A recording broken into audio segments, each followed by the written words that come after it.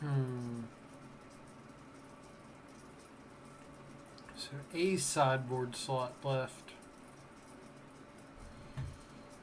What do I want?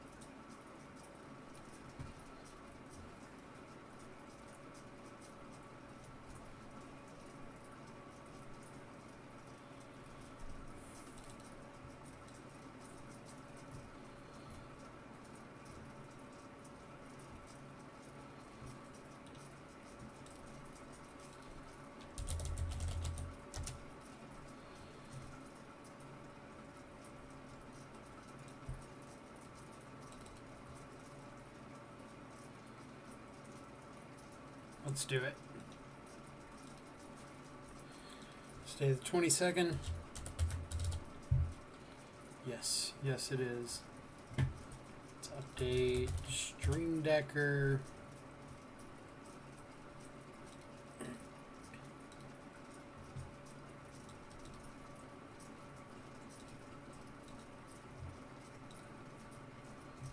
Set as current. Alright. So, a couple things I wanted to try out today, see how they go. Couple copies of Mystical Dispute and a couple copies of Aether Gust in the sideboard. Historically, I have not been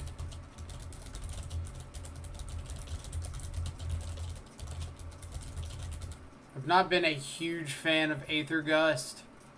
I think the cards that don't actually answer problems are typically not as good for us. But I can't really have an opinion if I don't try out the card or don't try it out more. So maybe it's a little better in the current meta than it has been in previous metas. We'll see. I know a bunch of other people swear by it and are all about it.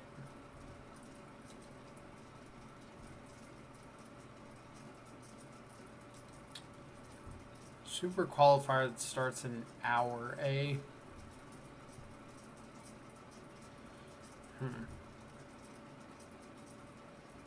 I really should pay more attention to the schedule.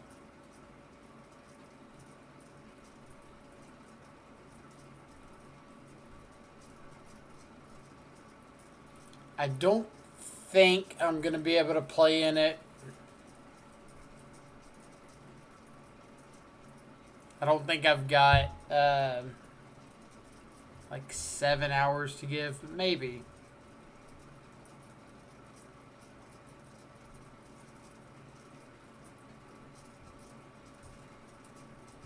Maybe we do. That starts at 4 o'clock. A little after 4, so we'll see where we're at. How about that?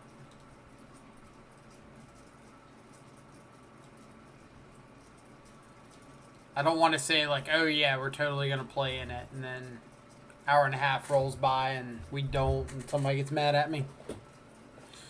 So we'll just say we'll see where we're at 4. Because I haven't updated deck lists or done anything relevant to feel like I am prepared to play in a PTQ.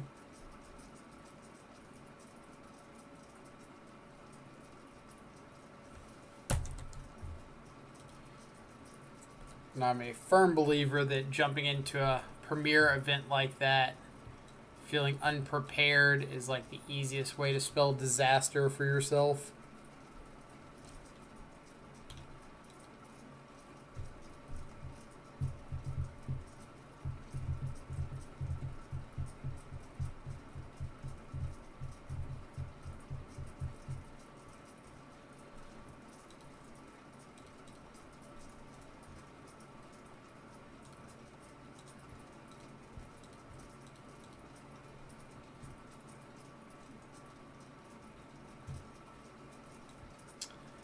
Little to fairy, big to fairy, growth spiral.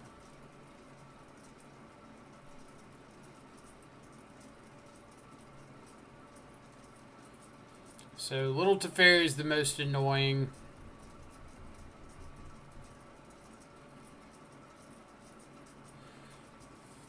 I don't want them to fire off this growth spiral.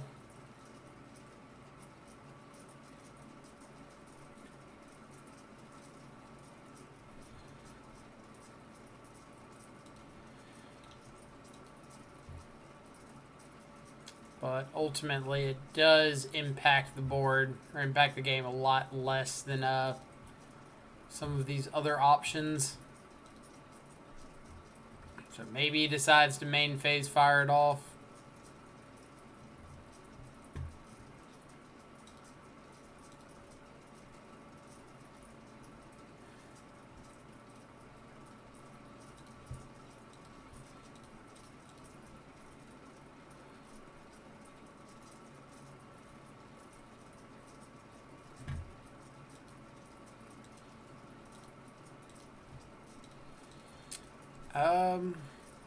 I do think that I'll stubborn denial growth spiral. The reason being, if he wants to force a negation and give up another card, like if he wants to give up force negation and like to fairy to resolve this growth spiral, sure, you got it.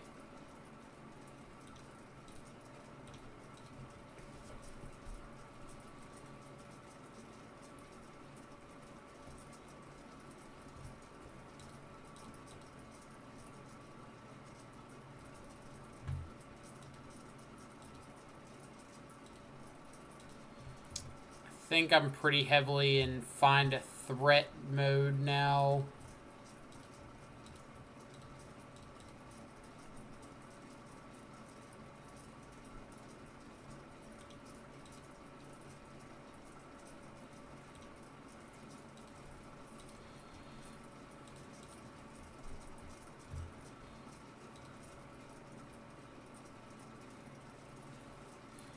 So Omnath would be a little annoying here.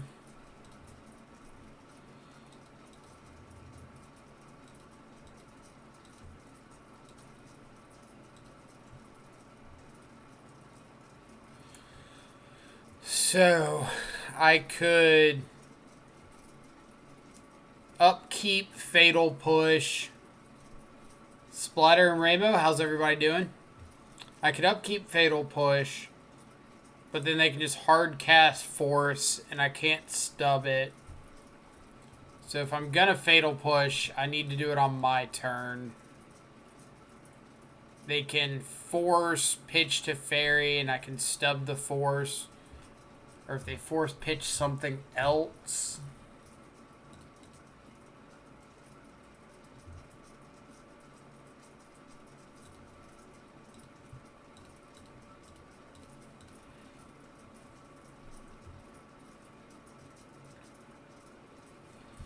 Like, the worst case scenario is they force pitch something that's not to fairy and then get to just resolve to fairy. I don't think I have a good chance of winning from there.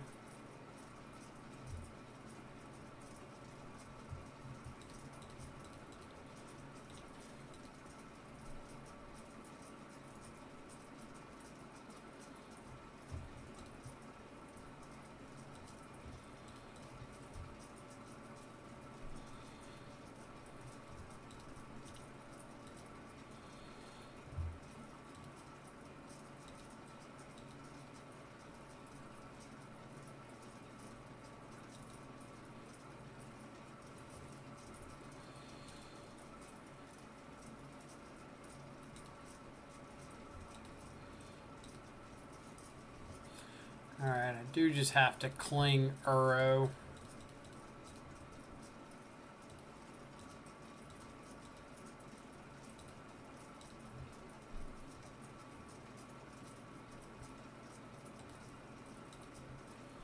Can't really afford for that to be coming back.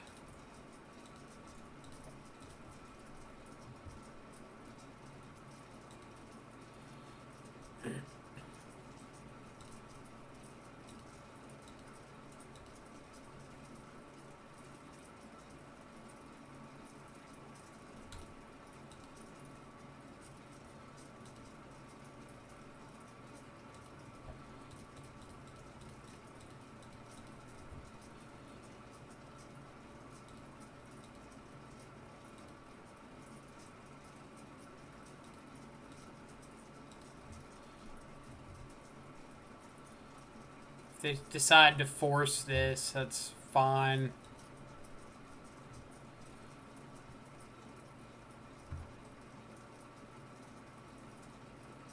I think I am dismembering my own shadow, because it does reduce the clock pretty substantially. So with this fetch, it becomes a 2-turn clock.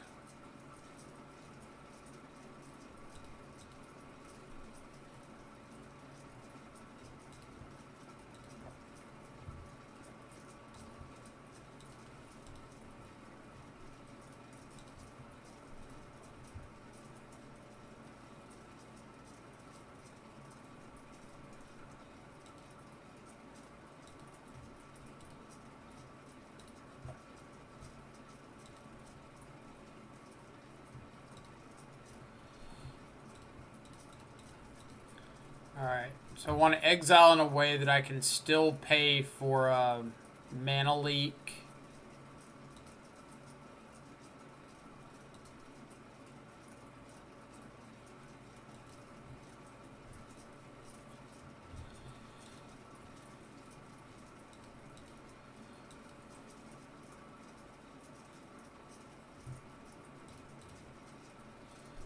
Renin 6.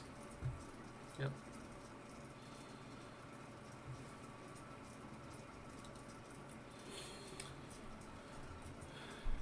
So I can Mystic Sanctuary back path now, which is a little annoying. Doesn't Mystic Sanctuary back path.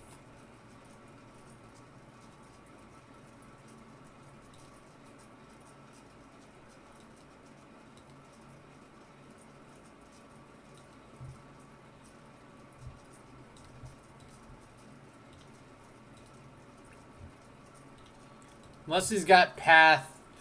If he has another sanctuary, he can rend back path to fairy draw into it.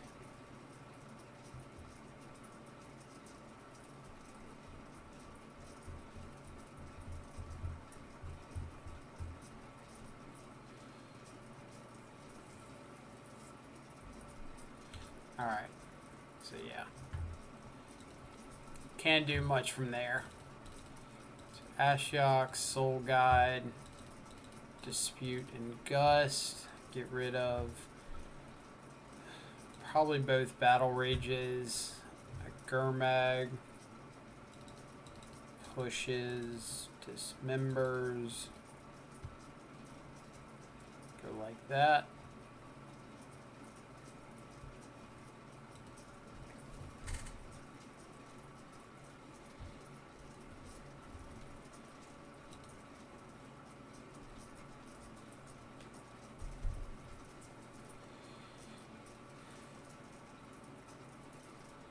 So if we find a second land, the hand's fantastic. If we don't find a second land,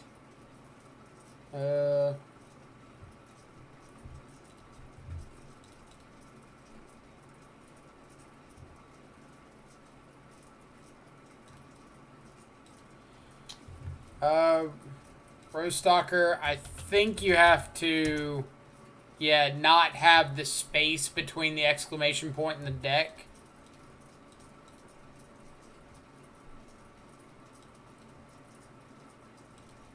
Alright.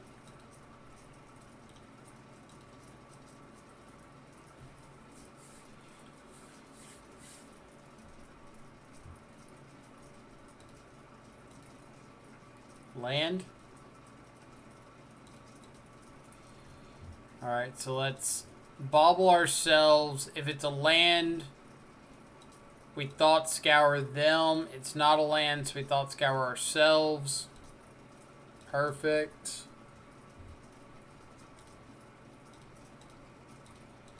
Go ahead and get down a shadow. Say go.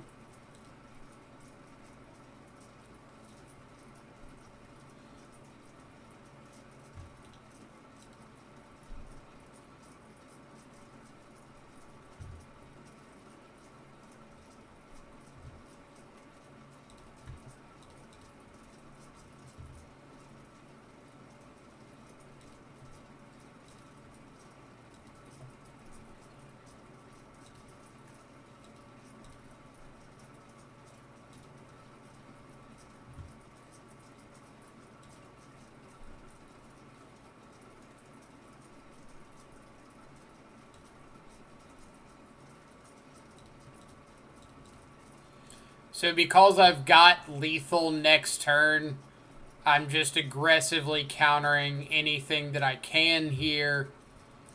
So the next turn I'm just swinging in for the kill. Alright. Like countering that growth spiral when I have the extra counter just kind of says like I take Jace off the field completely. I take Uro as a possible like draw, not Uro, Omnath as a possible draw plus chump blocker off the equation, and just kind of make you beat me with like Teferi or Archmage's Charm or something like that that I can counter. Like you don't get Supreme Verdict isn't out, stuff like that.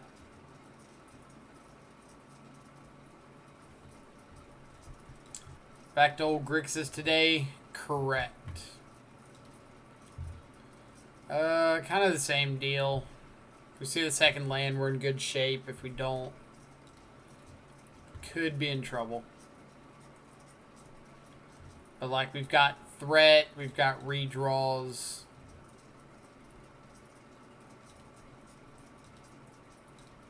We hope they don't have a Veil of Summer.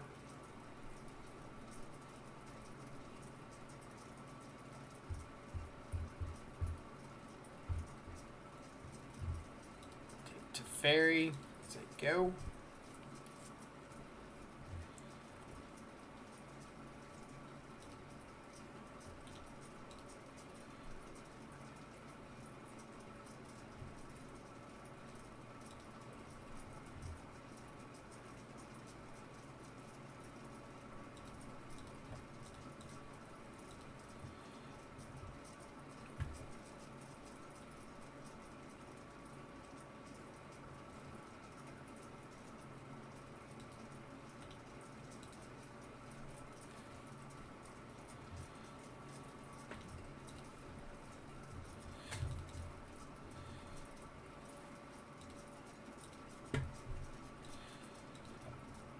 And so close.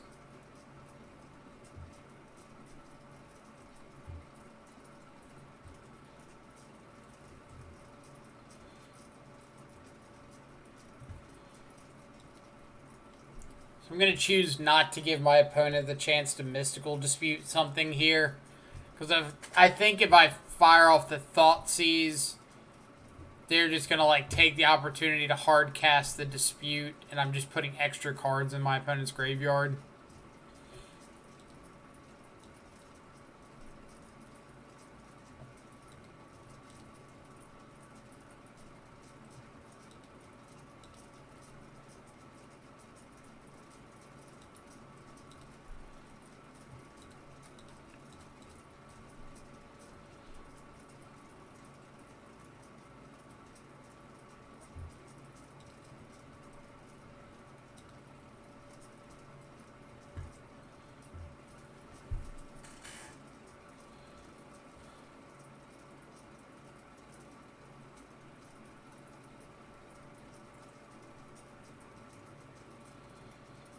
So now it's, what am I doing to set up Ashiok for next turn?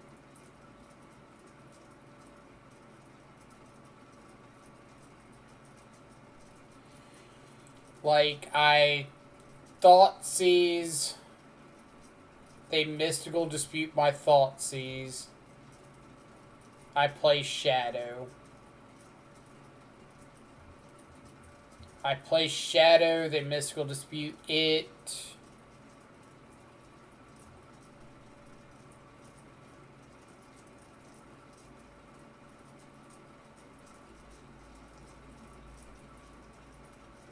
Or we play Gurmag, they dispute the Gurmag. We Thoughtseize the Teferi. They go to their turn, get back Uro. Aether Gust the Uro. Plus play Shadow.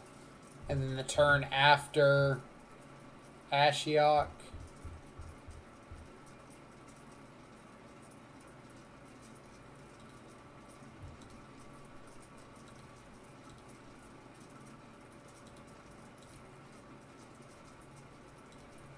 Basically, I don't want Uro on board, and I don't want Teferi on board.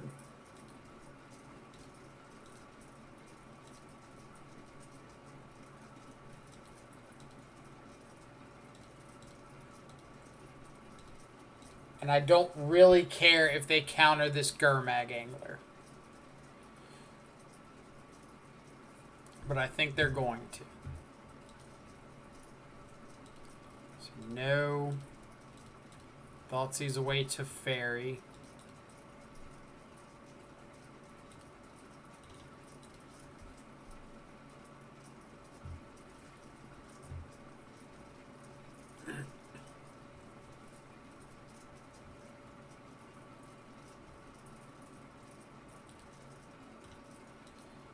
They get back Uro here. JP, how's it going?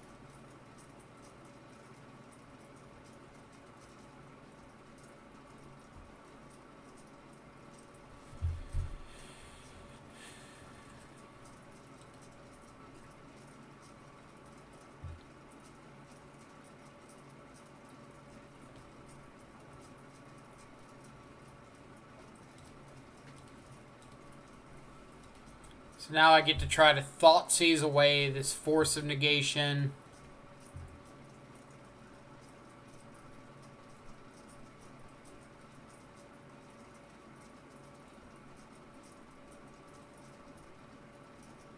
I've got to take the Force, right? So I can resolve the Aether Gust.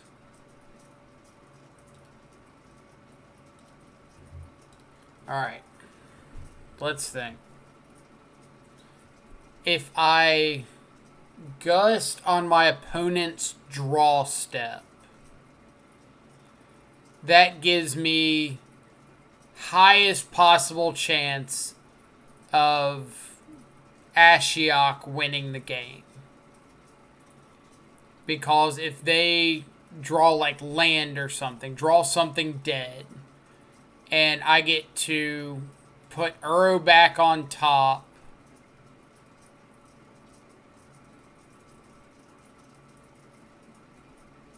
and they don't get a trigger right away.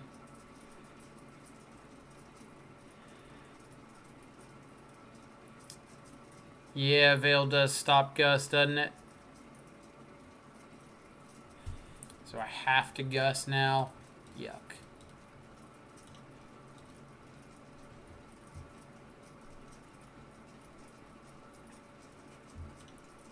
Like, the part that wrecks me here is they just get to, like,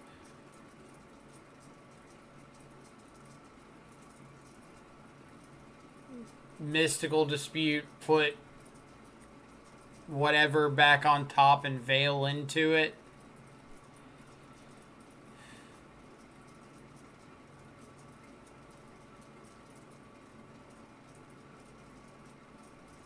Like if I play Ashiok, they just get to veil or fetch up a mystical or mystic sanctuary, veil whatever back on top, draw into it.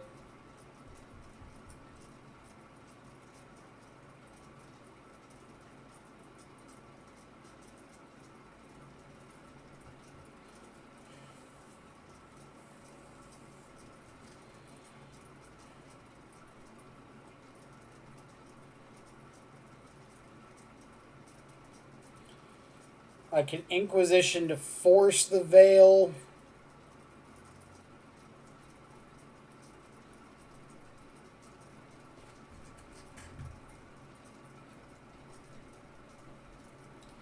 I guess we just hope they don't see the line.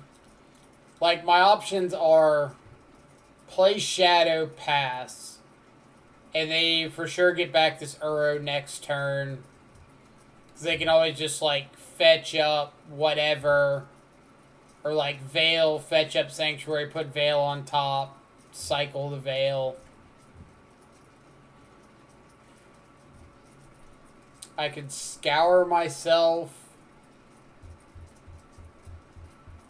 but I don't really know what I'm trying to hit with it.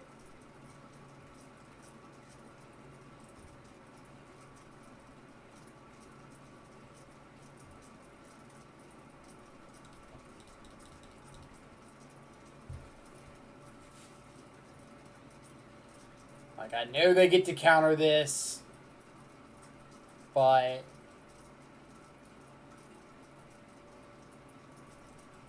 it's kind of all I got. So this should be Sanctuary, put Dispute or Force back on top, veil into it. Yep.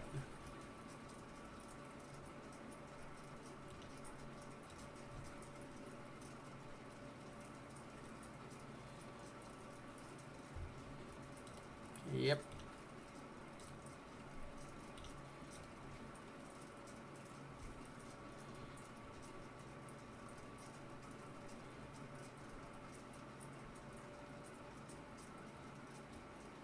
Sure.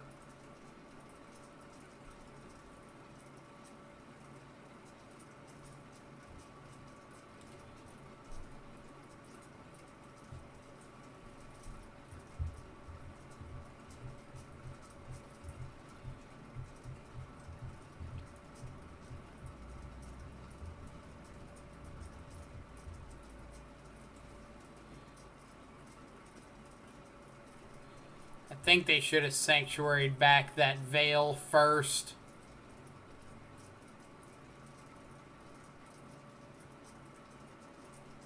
Like, I don't think playing Ren here really accomplishes much.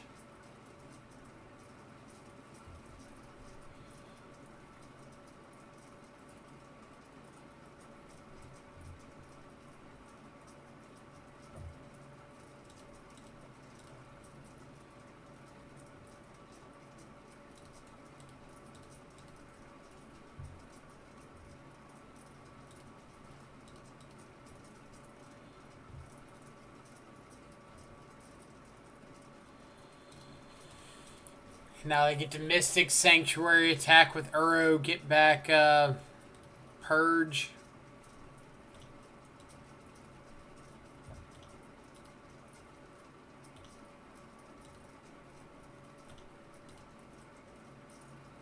Yep. Rough.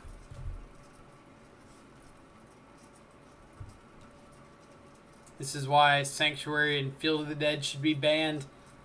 So I kind of talked about it the other day. I'm a pretty firm believer that I think Field of the Dead needs to be banned, and I think one of the cards between Teferi Time Reveler, Mystic Sanctuary, Veil of Summer, and Uro, one of those four I think needs to be banned. I think for the most part, it probably could be narrowed down like, Uro, Mystic Sanctuary, or Veil of Summer. Like maybe Teferi's not in the same category.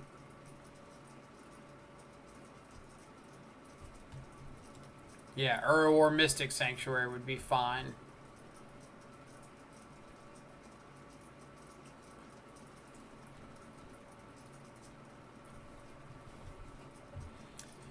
But like Field of the Dead for sure is an issue.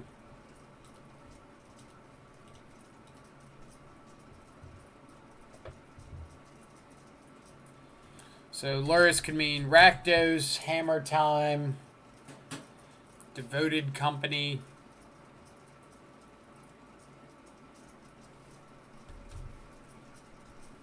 Yeah, Field of the Dead is just like a horribly oppressive card.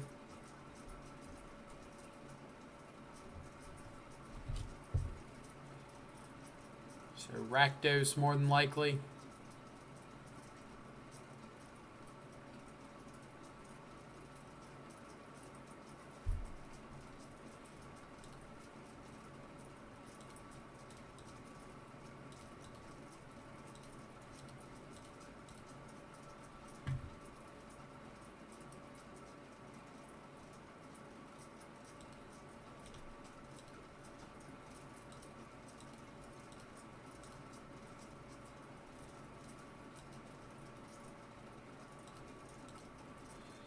So drawing a Thoughtseize and a push next turn. Sure.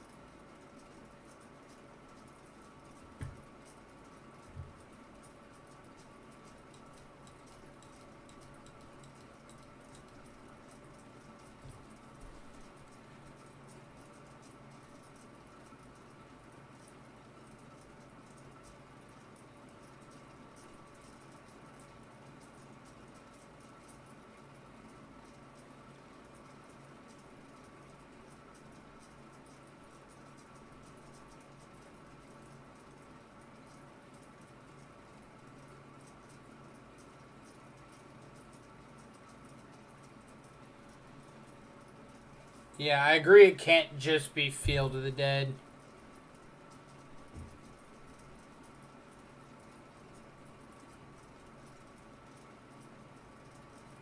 Watching me and my opponent at the same time.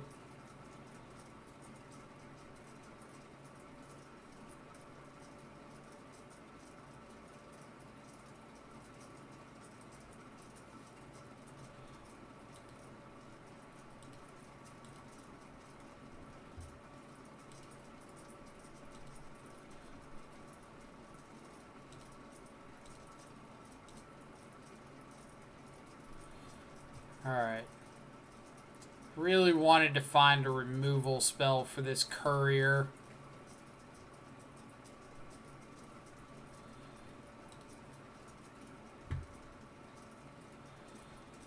So I know their last card is Bloodstained Mire.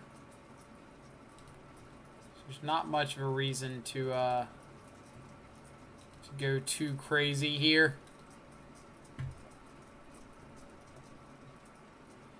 And I know they're drawing into Fatal Push off of this.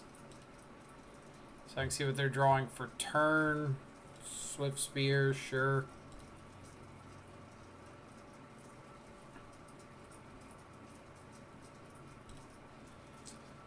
Do you think if Field of the Dead was legendary, we would have the same issue, or is just one still problematic enough? I think one is still problematic enough. Because you think about decks like Amulet Titan or the Uro decks playing Hour of Promise, they're typically getting one copy of Field of the Dead off those if they can't activate both of them at one time. And one is typically enough to like overrun most opponents.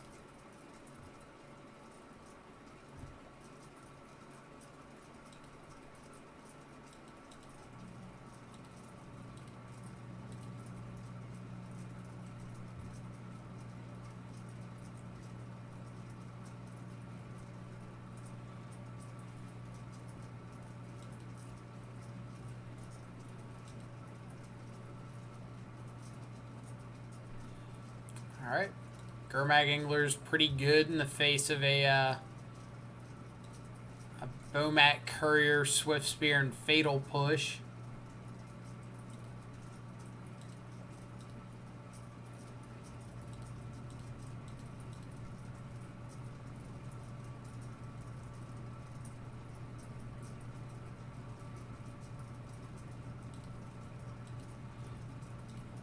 So I'm going to hold on to both Inquisition and Thoughtseize. Because my opponent's going to have the ability to crack this Bomat Courier. So I want to save both of these in case they draw into hand disruption and then want to put Luris in hand. I can hold on. Fair enough, makes sense. What adjustment in terms of card text would it make, or would make it fair / not super impressive? Or do you think they missed the mark too much and the concept is problematic? I think the concept is problematic, but if you wanted to keep the concept and adjust it, it would have to be like raise it to 9 or something. 9 individual land types. Or land names. Or maybe you couldn't have snow basics and their counterparts count as 2 different land types.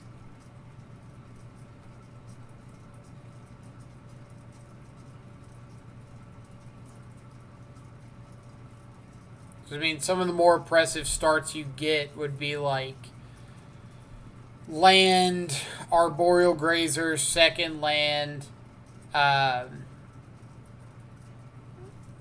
Dryad, land, amulet, and then just like bounce land, Titan, haste up Titan, attack, get Field of the Dead online.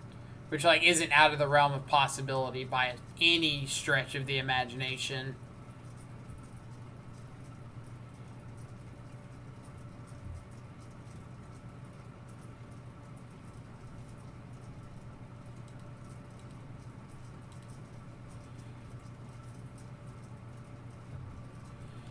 Alright, so this has got to be a pretty easy Bomat crack.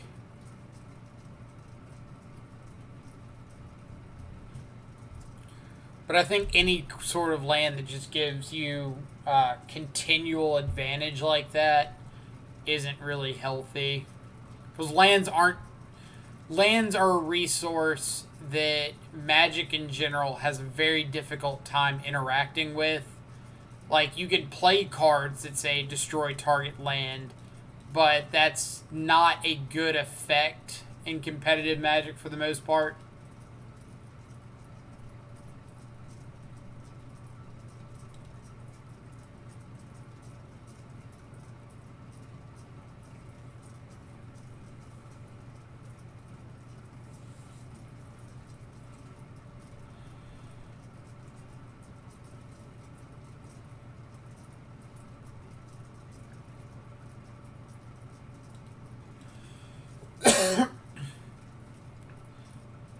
Did I miss the Fatal Push?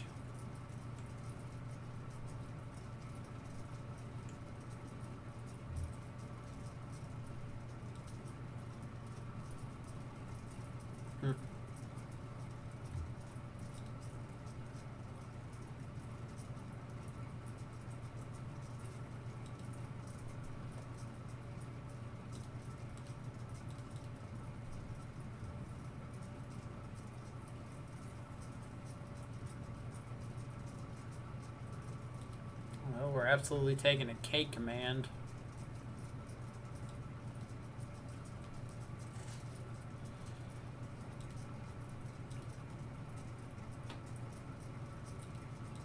So we need to find, like, a Fatal Push pretty quickly.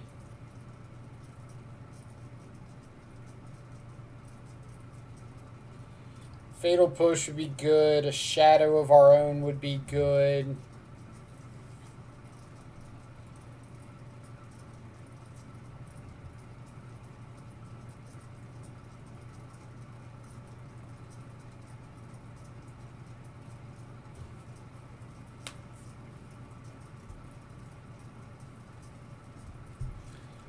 I will disagree on the destroy land thing as a depth-drawn player. Sure, it's annoying, but I mean, what are the most oppressive land destruction effects in Magic in Modern?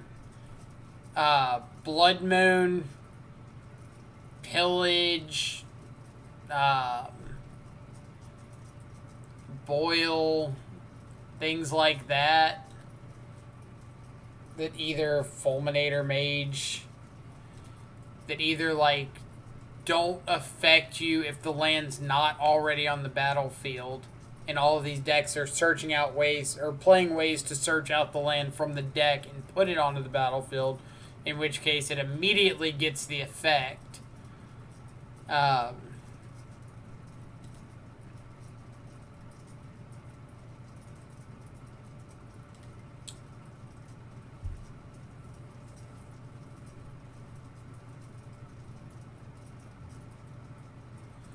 So this has got to be Luris into the hand.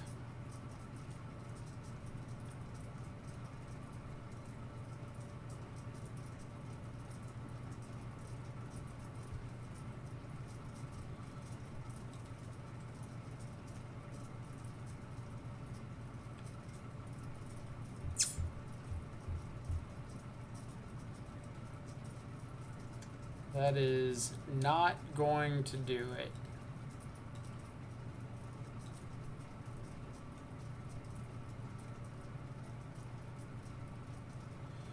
Yeah, there are very few land destruction abilities in the game that I would characterize as unfair. Right. So when you have lands that are getting some really good effect just by entering the battlefield, it's hard to compare them with land destruction effects that are getting an effect after the land has already gotten its effect in most of these cases.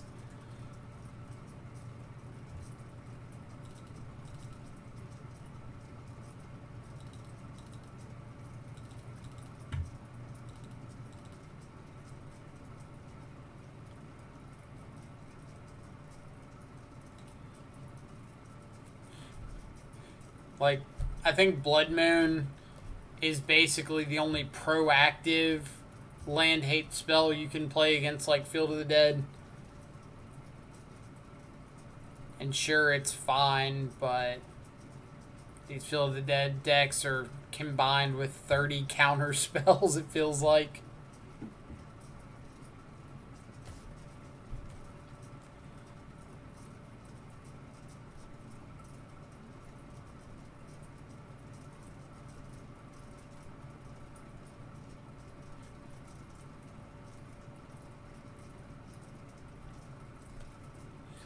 Alright, so boarding in some of our grindy cards like K-Command.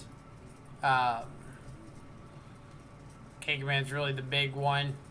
Go for the Throat, Soul Guide Lantern, interact with the graveyard a little bit. We don't want to overdo the grave hate, but Soul Guide Lantern being able to sit on the battlefield and like draw a card later is also nice. Helps around Thoughtseize and Inquisition. Go for the Throat, just good kill spell to be bringing in. Boarding out like Stubborn Denial because it's going to be a removal attrition war. So you don't really want to have a bunch of cards that rely on having a creature on board against decks that have heavy removal. And then like Temur Battle Rage coming out because we don't want to get 2-for-1'd.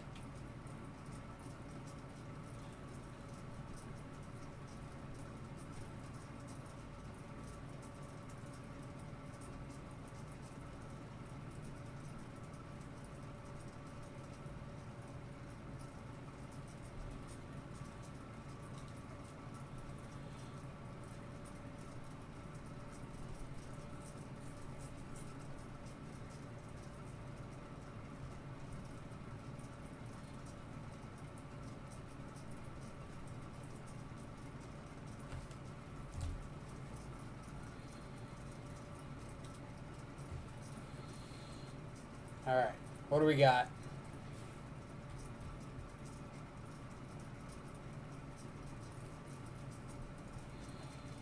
Not that. This is acceptable.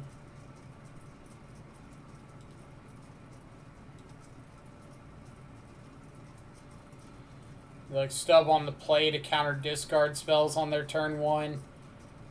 I don't like using stub on discard spells. Like sometimes you have to if you really need to protect something. But if my opponent starts off with like an Inquisition here, absolutely. They got it. I'm not stubbing that. Because there's a chance they just take Fatal Push. They probably take Fatal Push, so maybe I do. We'll see.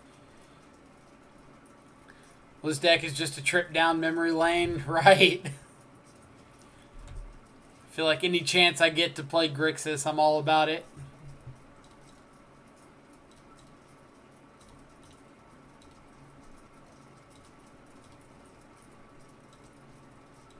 Scourge off the top.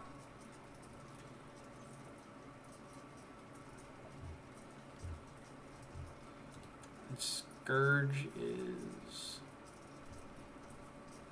Let's see what they do.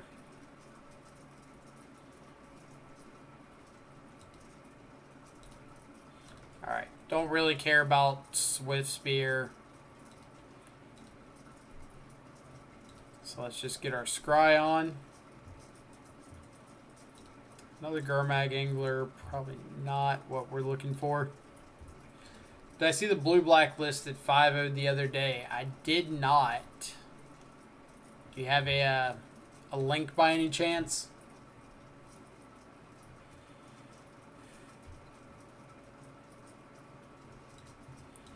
I think I'm going to be greedy here. Paid off.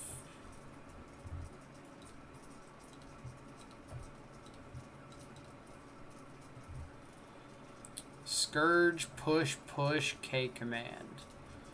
We'll say goodbye, Scourge. Was it bench doing bench things? Alright, so let's see this blue-black list. Is Raging Tilt Monster. Oh yeah, we played against them. I don't know if it was on this day, but I remember playing against the Lilies and the Jaces. I wonder if it was the same day they hit this 5-0. They absolutely beat us. I think we were playing Rakdos. And like just having Liliana and Jace and we having no counter spells, it ran us over pretty good. Brutality's a throwback. Mana Leak's in the main.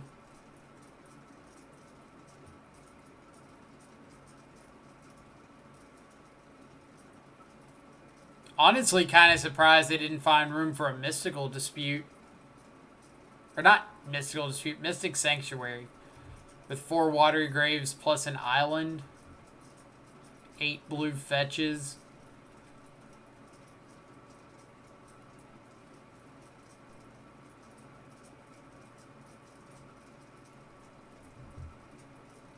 That's pretty sweet, I'll admit.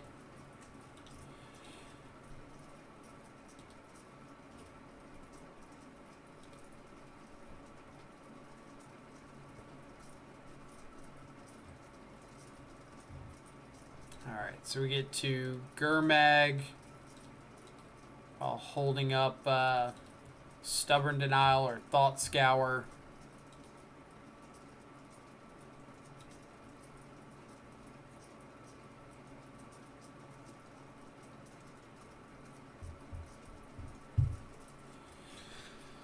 Typically, Rakdos has like 2 Dismember, maybe a copy or 2 of like Feed the Swarm out of the board. And that's going to be about their only ways to interact with Gurmag Angler.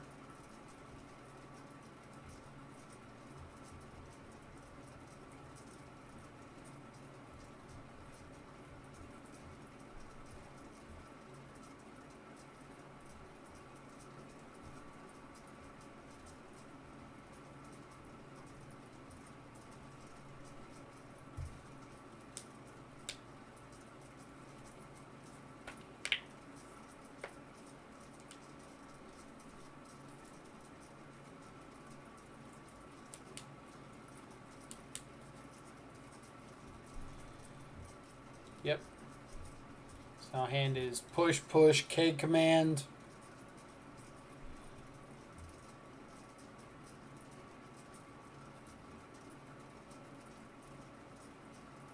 MTG bot is always so quick on those bans. It's kind of hilarious. Any Kaldheim cards that you're considering testing or pretty meh on the set. Let me pull up Mythic Spoiler. And I can mention a couple of them that I'm at least going to give a shot to. I'm not sitting here like expecting the world out of these cards, but they could be fun.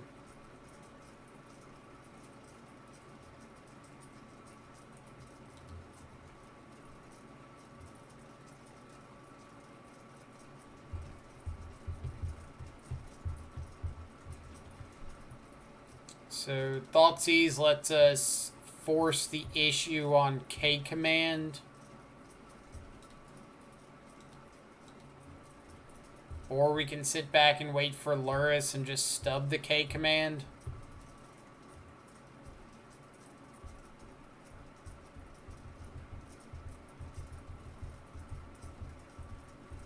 Could also take a push to plan on like push plus or stub plus shadow next turn. I think I'm on board with just forcing this K command.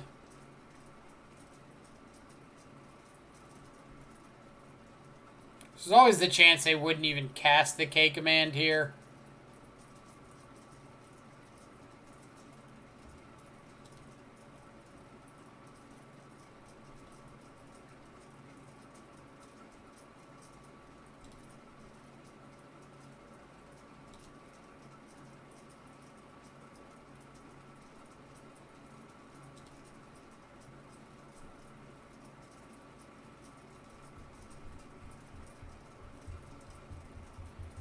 Make you discard, get back Scourge.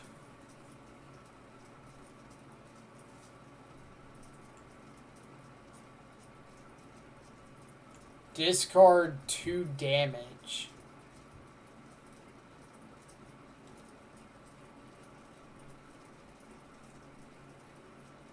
I think I might just say okay and pitch the Shadow.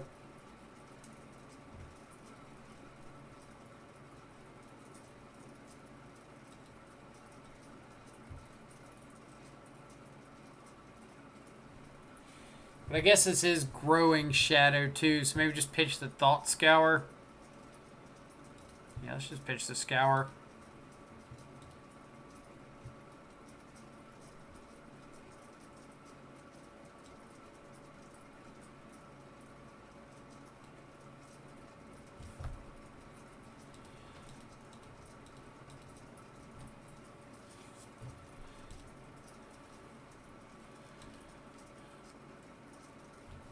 Kind of surprised by that.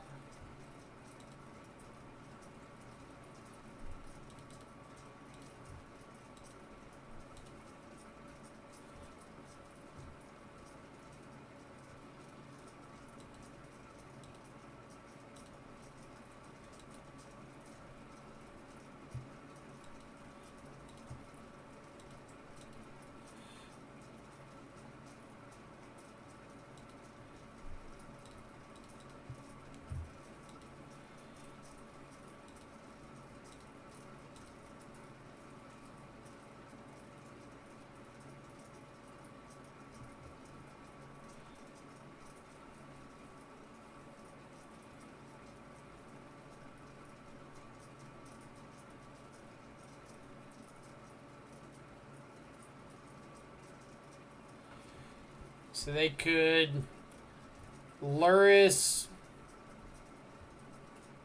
plus Swift Spear.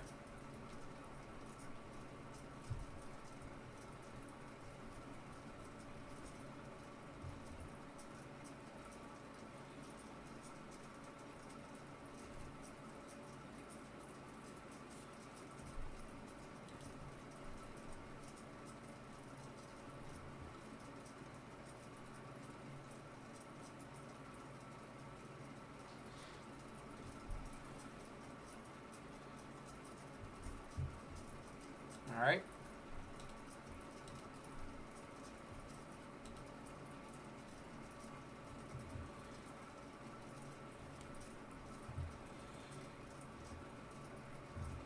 So if we go for the throat, Luris.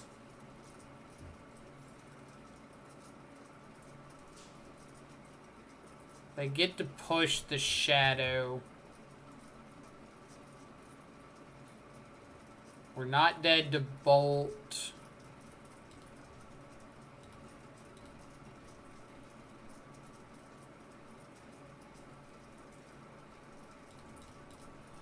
Do think we have to go for the throat Luris.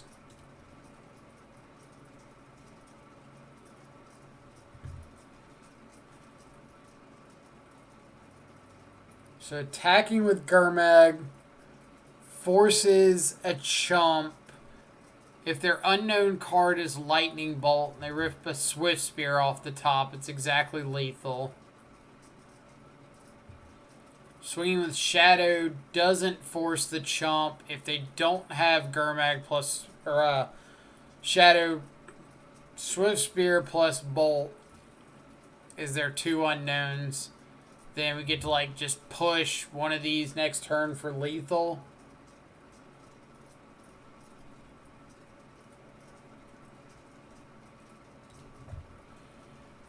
All right.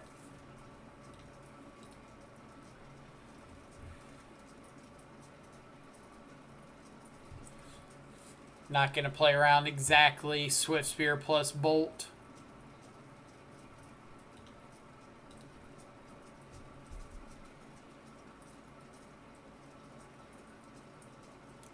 Did I get punished? Did I get super mega punished?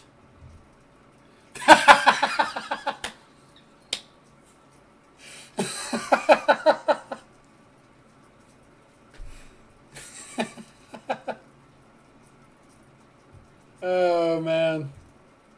That was great. That was great.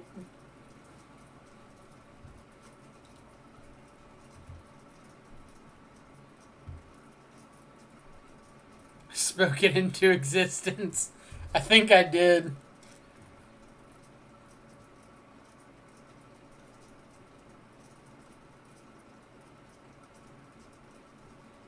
You couldn't see him holding both Bolt and Swift Spear because he had Fatal Push in hand and one unknown. So he had to draw into the second one.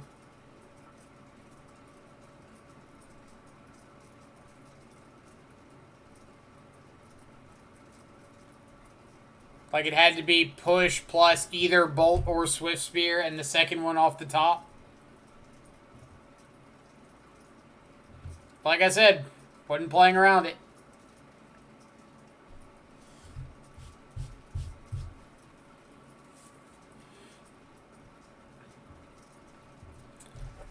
My playing in the Super starts in 37-ish minutes.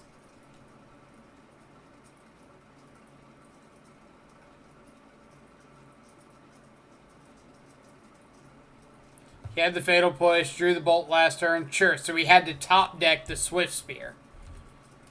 He didn't kill me with just Bolt, Fatal Push, Swift Spear. He had to have second Swift Spear to get the extra haste attack and the prowess trigger.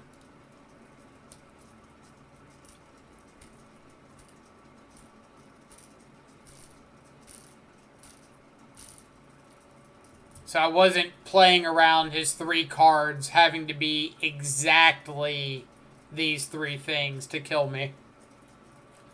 Alright, somebody asked about Kaldheim cards that I was interested in trying. I might try out Valky, however you want to say it.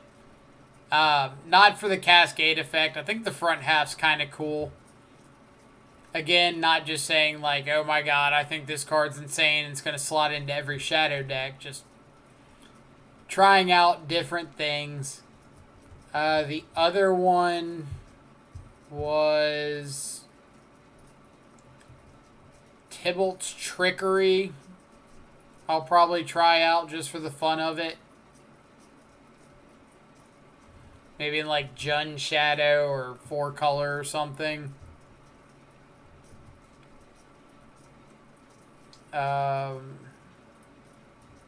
Egon, God of Death.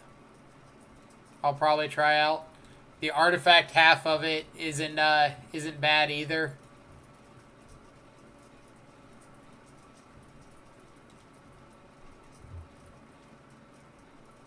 What were the other ones?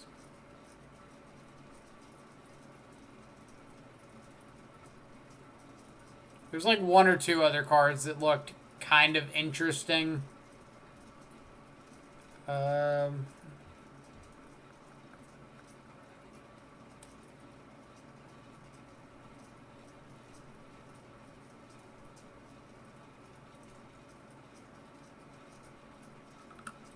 What were the other ones?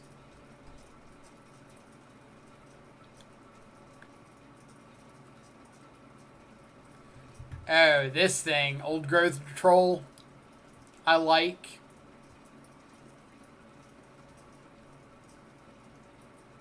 Maybe like a heavy green-black based Sultai build. Or heavy green-black based Jun build. Like, he just is a 4/4 and makes 4/4s. What more can you want in your Ferocious deck? Rise of the Dreadmarn's pretty cool. To replace all your or some of your stuff after a Wrath effect. Not that Wraths are extremely popular in Modern at the moment, but you never know.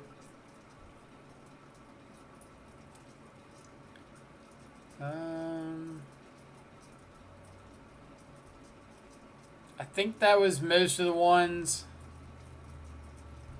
Bench mentioned Blood Sky Berserker. It could be kind of cool. If you're able to like play Blood Sky on turn 2 and then play a Bauble after him, he's just a 2-mana 3/3. And then the turn after, if you go like Thoughtseize Tarmogoyf, then he's a 2-mana 5/5 attacking for 5 on turn 3.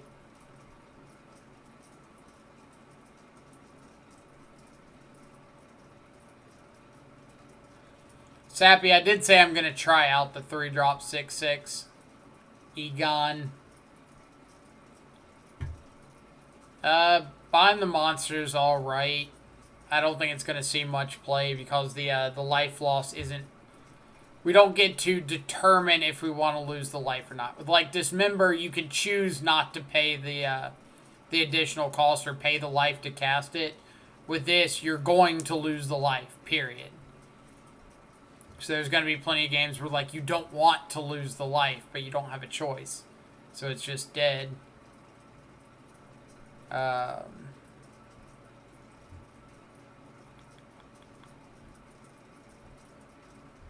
didn't know they were reprinting Disdainful Stroke. Haven't looked at the spoilers in a few days.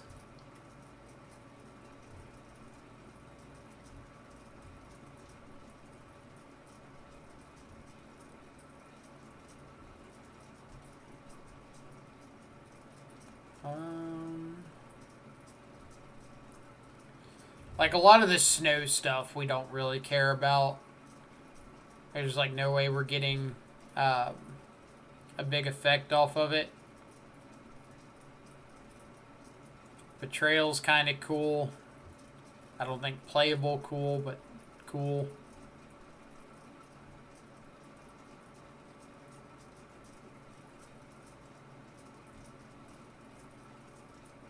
Most of these are just, like, too expensive.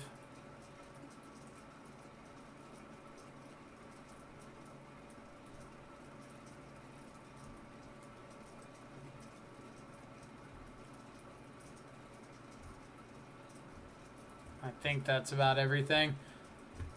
If they had made some of these, like, a basic land type, I could see them being interesting. Again, not like, oh my god, I'm playing this, but interesting.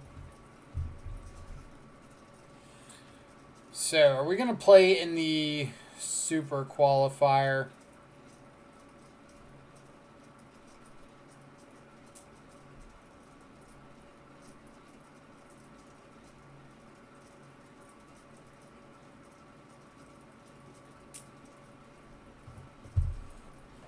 So it starts in 30. Yeah, it starts in 30 minutes.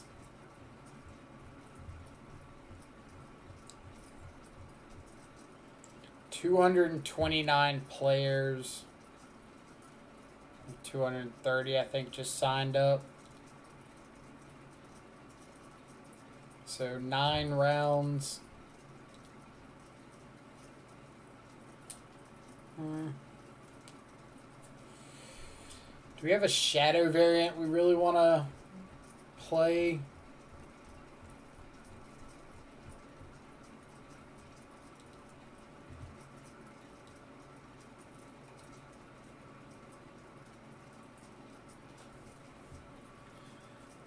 Huh.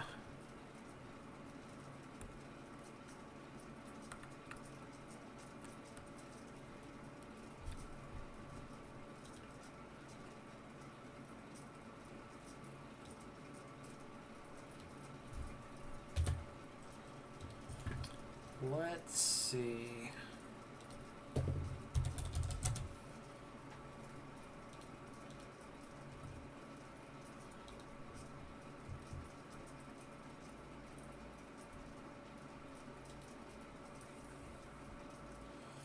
What does chat think? Should we play in it?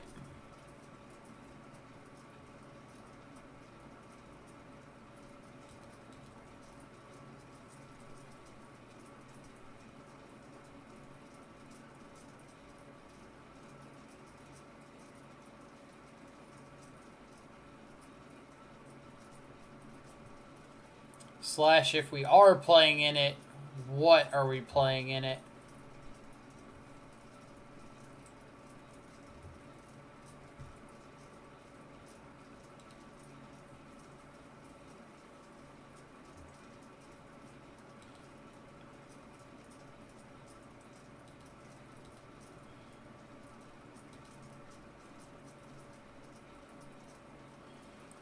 Form 1 with Grixis Green again. Lost to Parrot on taxes. That'll happen. They do play a lot of taxes.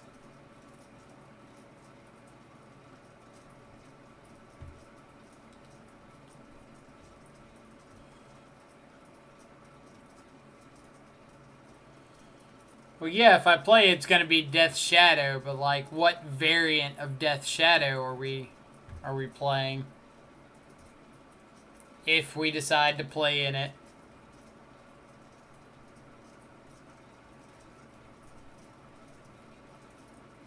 Can I interest you in your Primeval Titan Overlord? I don't know about that one. I don't want to steal Fran's thunder. How much does it cost? Well, you can enter with like championship qualifier points. So like it would cost 40 championship qualifier points, of which we've got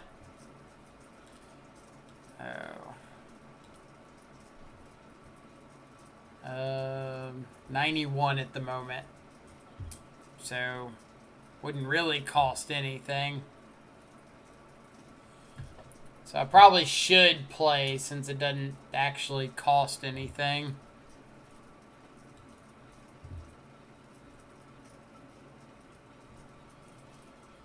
So if we're playing, then the question becomes, what are we playing?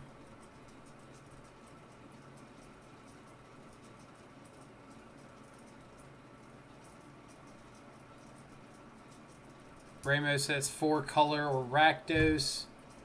How do we do a poll?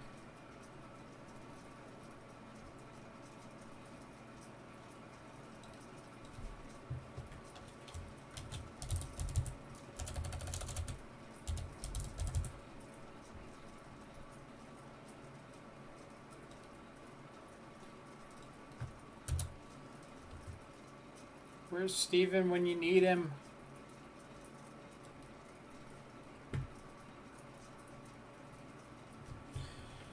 What gives us the best Field of the Dead Uro matchup?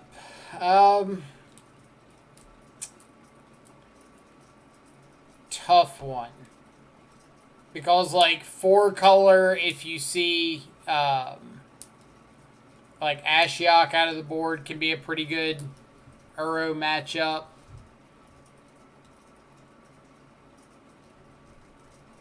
You're a little more threat consistent.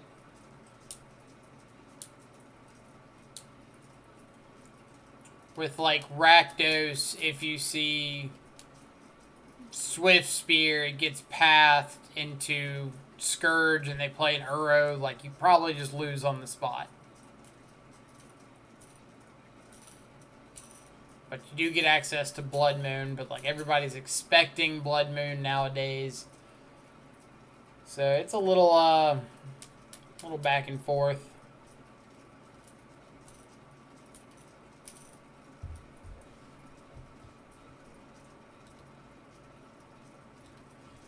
If we're expecting a lot of Uro,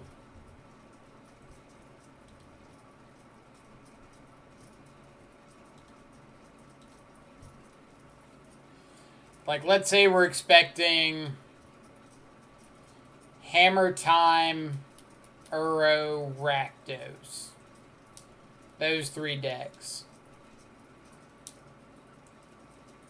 What are we playing that gives us the best chance against those 3 decks? Hammer Time, Uro, Rakdos.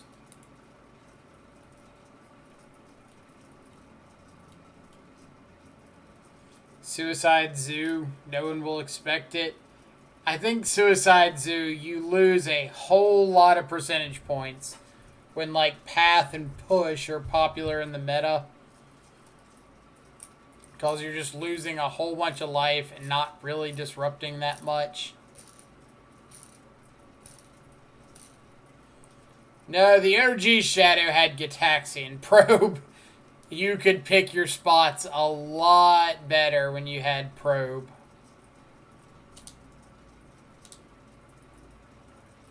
I think people underestimate how much that card impacted the Suicide archetype.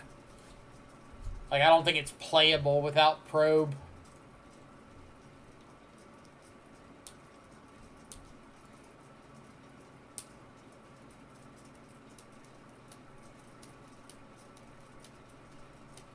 I don't hate 4-color.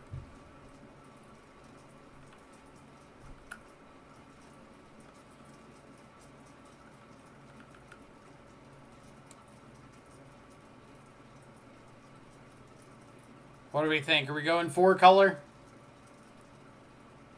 4-color is the chat option. I have no idea what that's supposed to mean. Is that good? Is it bad? Is it...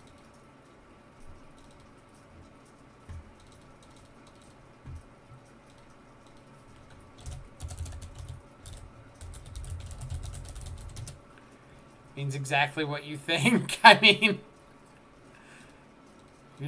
you're not helping me out here.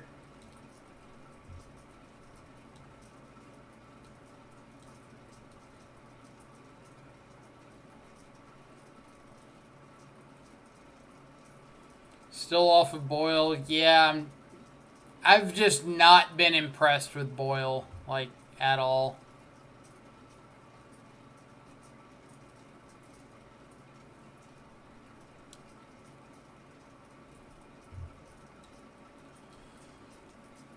Recently, I added a Gurmag Angler to my 4-color main board. I used to run a Tassiger in the main board. It was usually pretty solid.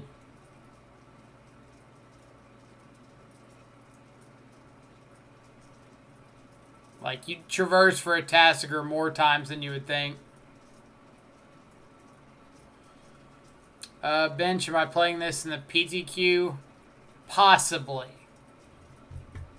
I don't want to say yes, but it is an option.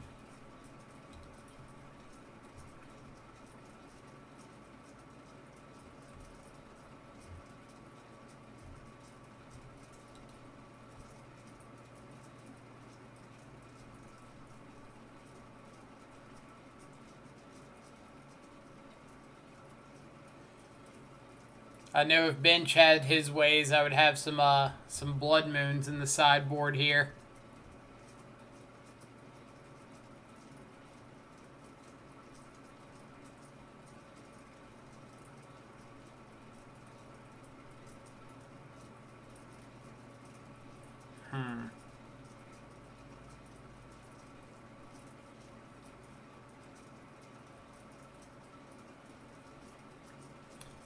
Add Kroxa. You don't want Kroxa when we only have one red source. So we just like never actually escape it. And I don't want to add a second Stomping Ground if I'm only playing red for 2 copies of Battle Rage. Don't think Blood Moon is good in 4 color. Bench would probably disagree with you here.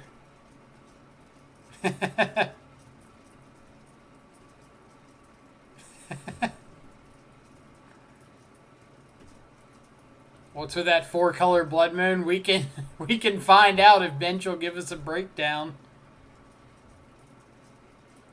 We can learn all about it. Bone Crusher Giant. That's the one I want to know about.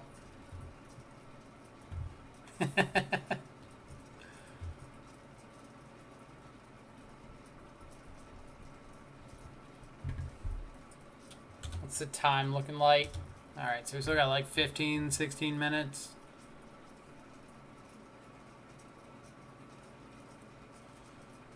I don't even like it in red-black. Are we playing different formats? I was gonna ask you about that. Now that you mention it, I think you tweeted a red-black list with like triple Boyle in the board. And I haven't been impressed with Boyle. But it seems like people either love it or absolutely hate it. It's like every time I go up on Boyle counts, I just run into like Tron nonstop.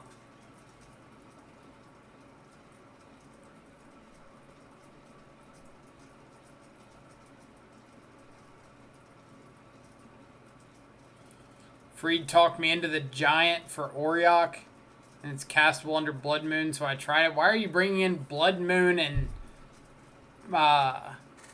worrying about Auriok in the same matchup?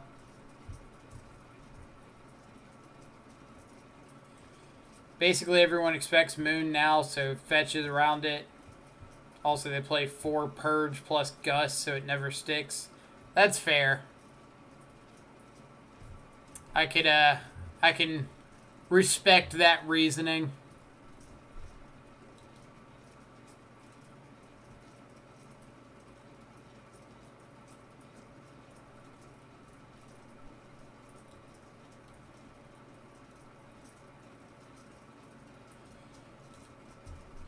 I do kind of want to just run Grixis, but it's probably a terrible life choice. Alright, let's flip a coin between 4 color and Rakdos. So we've got heads. Heads. And the great state of North Carolina for tails. So heads is going to be Rakdos. Tails is going to be 4 color. And the winner is... I can't tell. I think that's Tails. It is Tails. So we're going 4 color. Now let's adjust to combat what we think we're going to have issues against. So again, Uro, Hammer Time, Rakdos. Those are what we're aiming to beat. Yeah.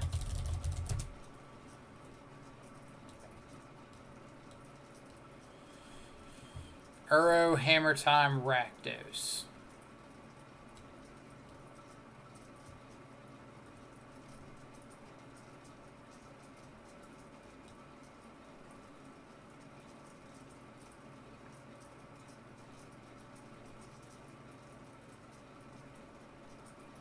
A lot of the Karn Amulet deck.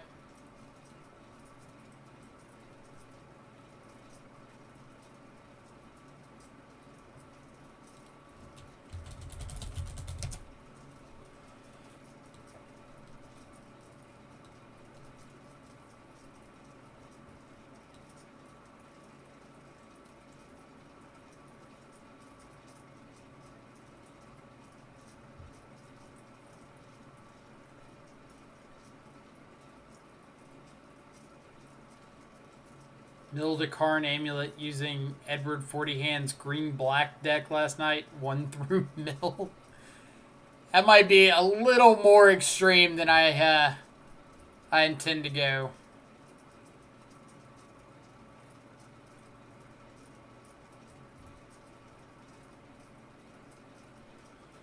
I really wouldn't mind like one more threat in the main deck.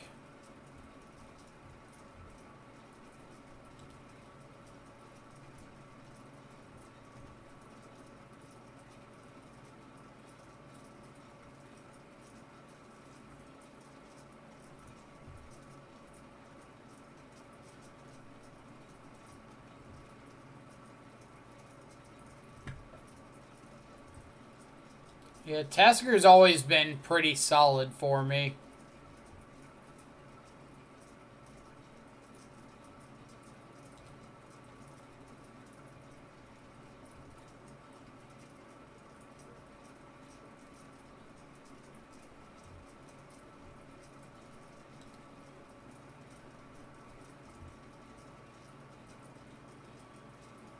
Hex Drinker, Scourge are options.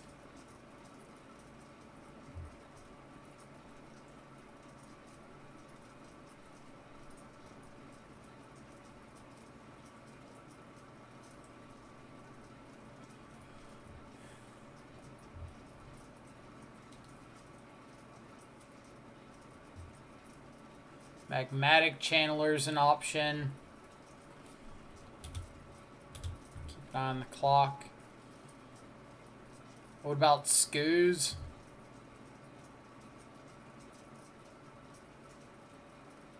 I'd give Skoos like the solid 5 out of 10 rating. Like, it's okay. It's never really going to be phenomenal.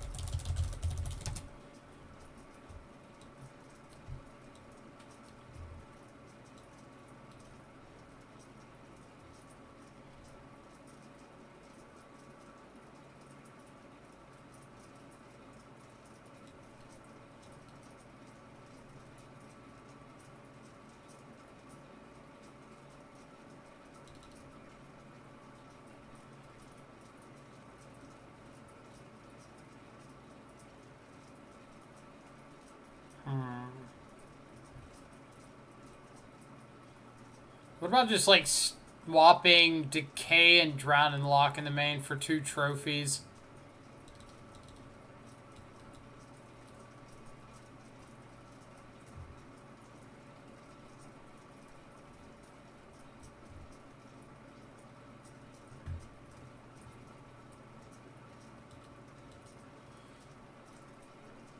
So this is going to be 4-color Shadow Moon. Nah, this is just going to be a normal, boring 4-color.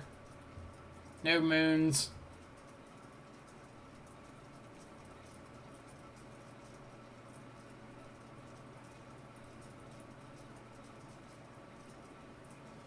You know you want Virals? In the words of my ancestors, hell no, that card is terrible. My ancestors were very specific.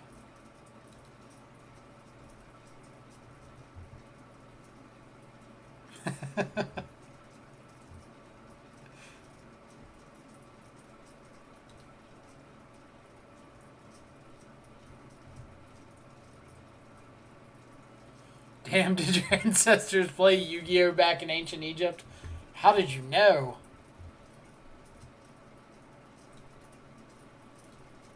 Scourge. If we ran Scourge, we'd have to rethink a few of our card choices.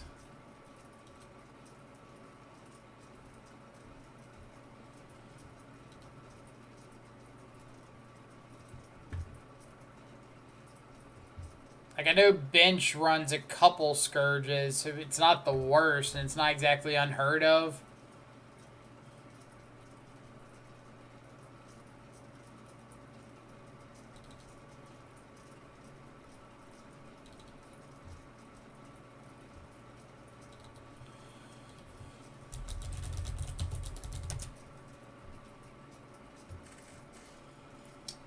Probably have to go up Stomping Ground. No, I'm just going to skip out on the Scourge.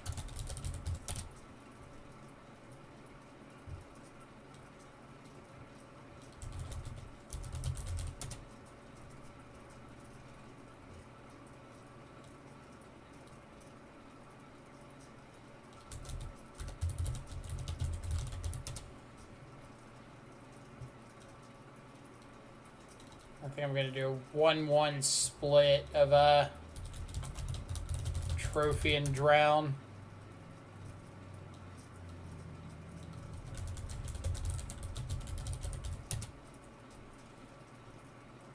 Maybe we'll play one Scourge. How about that?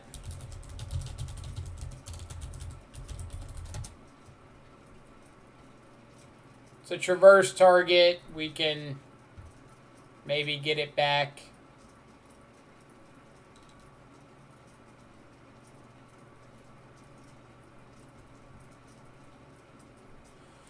Been liking Bomb over Lantern unless you're scared of Oops. I wouldn't really say I'm scared of Oops. Just for the most part, like, most of the times I've played against Oops, the losses have come to, like, random Charbelcher.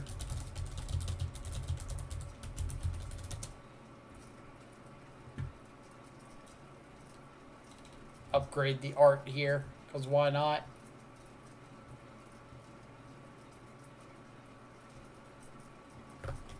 What's time looking like? So we got like 5-ish minutes. 6 minutes. Still have another sideboard slot.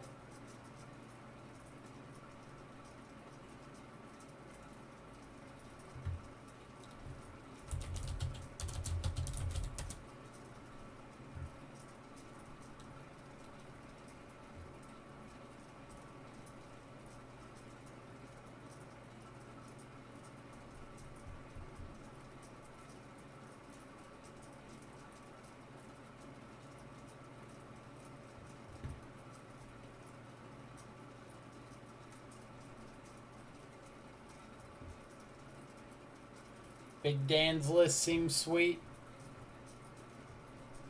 I would have to find it. Is it a Rakdos list or Jund list or what? It's Jund. Found it.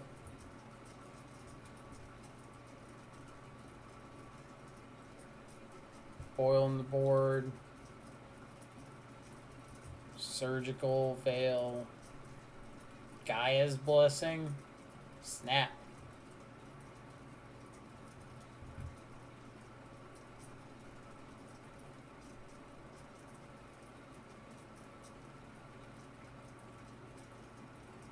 Croxa, Seal of Fire.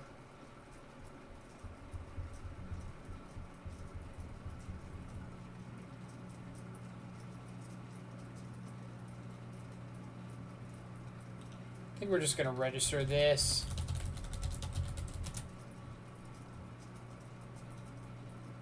Like, I'm not paying for the event, so if I lose some points here and there, it's not the end of the world.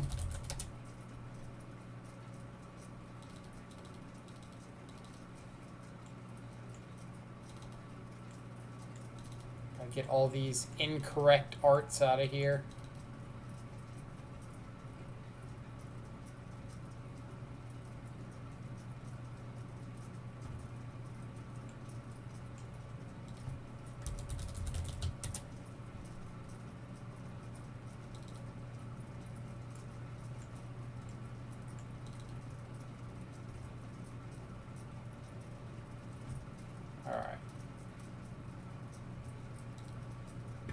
Super Qualer, yeah, Super Qualifier, 4-color shadow. We're going to run to the bathroom real quick. I will be right back. Don't go nowhere.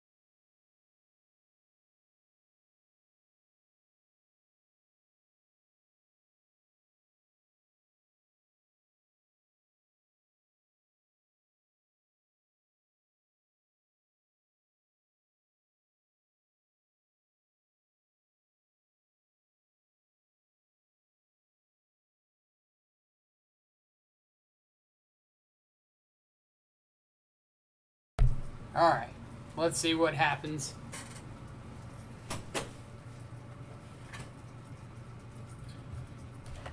As always, we play until we either win it all or 3 losses. Whichever comes first.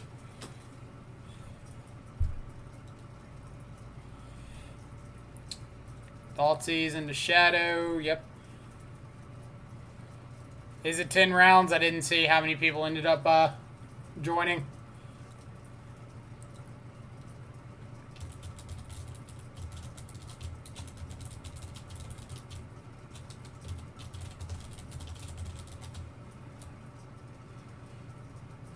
Update the record. Or the stream title with the record. Wagner, appreciate it. We'll need all the luck we can get. Inquisition on top. Nah, let's just try to get this Shadow online as quick as we can.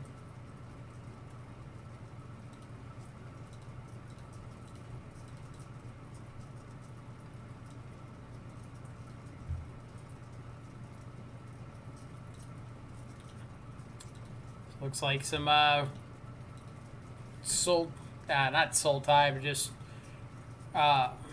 wilderness reclamation. So we could play Tarmogoyf. Yeah, I think we're just gonna go ahead and play Tarmogoyf. Next turn, instead of Shadow, we might go like Luris plus Bauble.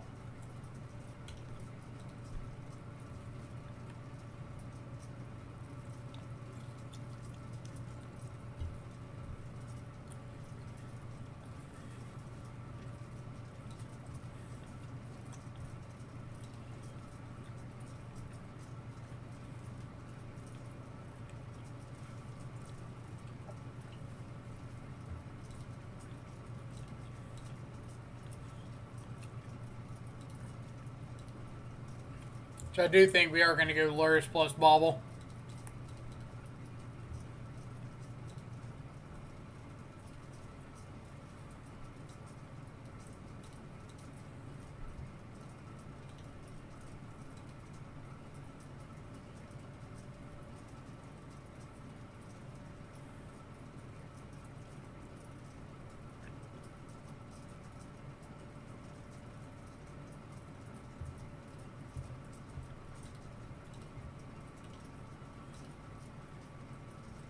Another Remand off the top, sure.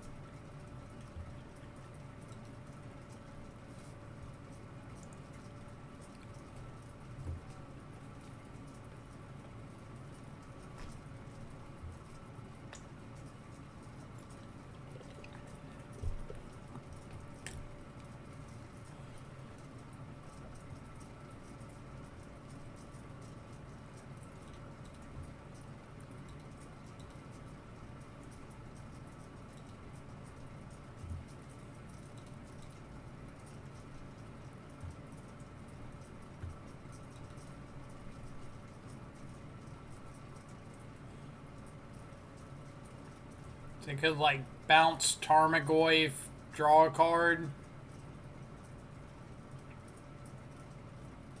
Sure.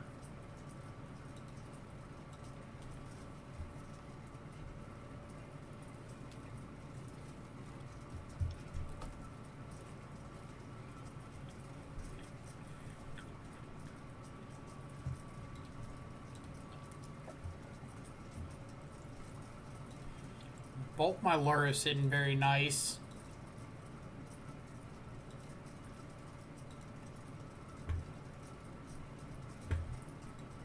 Triple Fatal Push isn't very nice either.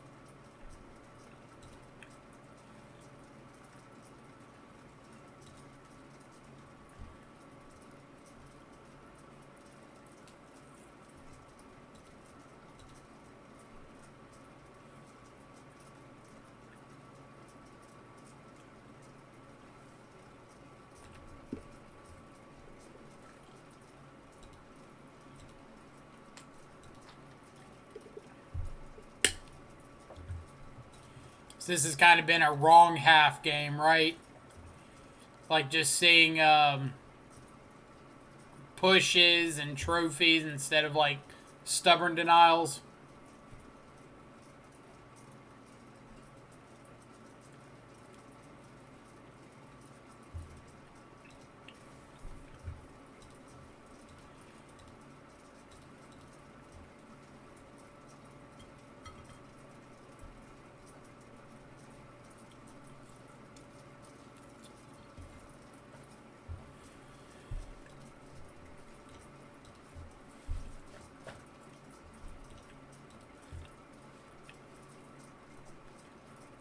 Even like a land would be pretty nice.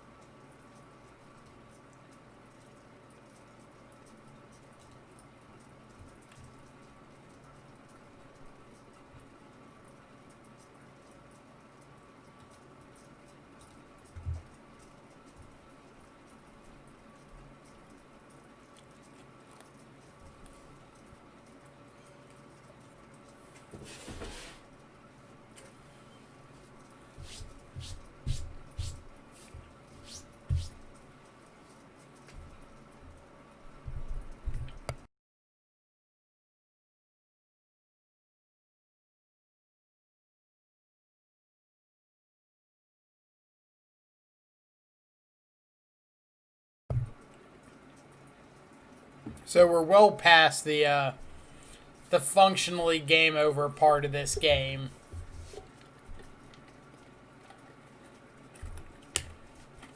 We can't battle rage. We're not forcing multiple chumps. Then get back fetch lands each turn. But really, I just wanted to finish my food.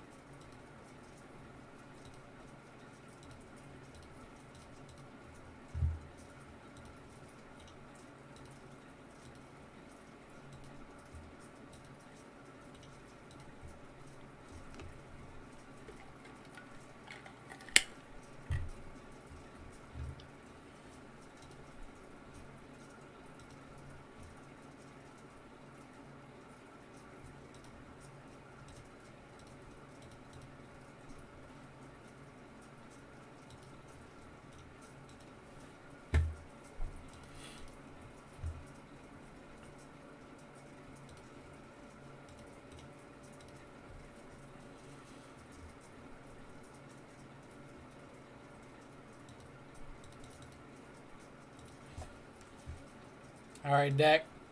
A few less lands would be okay.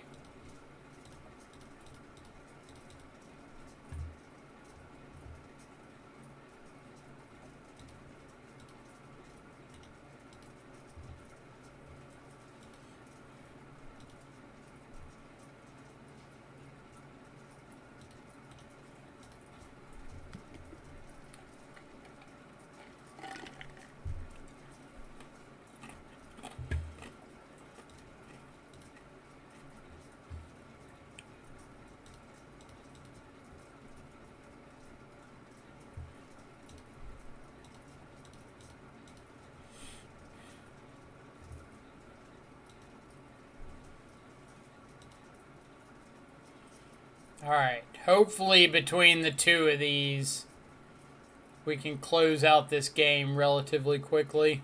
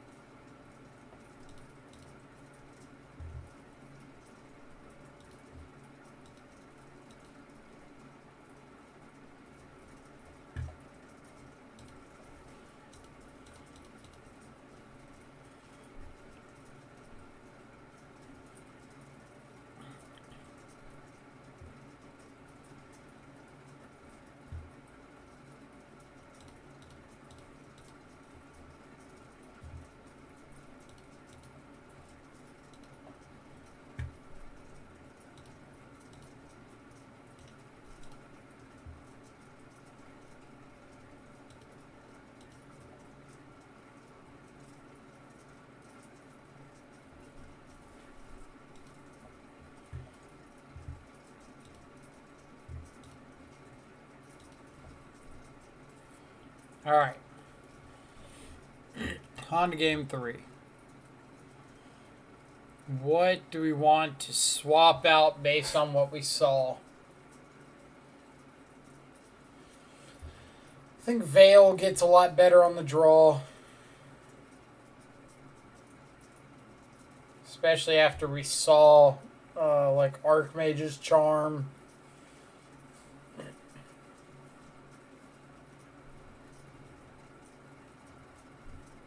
Hand Disruption's a little bit worse on the draw because of Vale.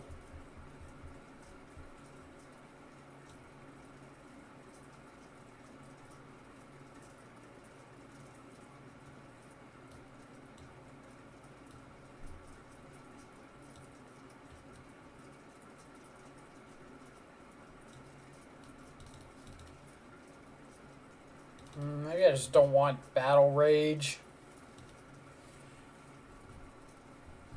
We've got Field of Ruin, so the chance of them being able to take me off of red mana is pretty high.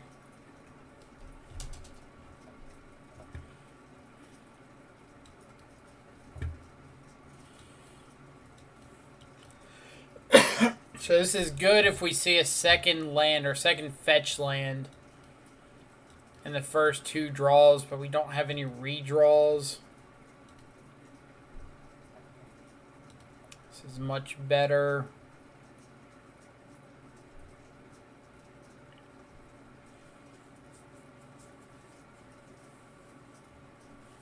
I think we're just bottoming second Shadow, honestly.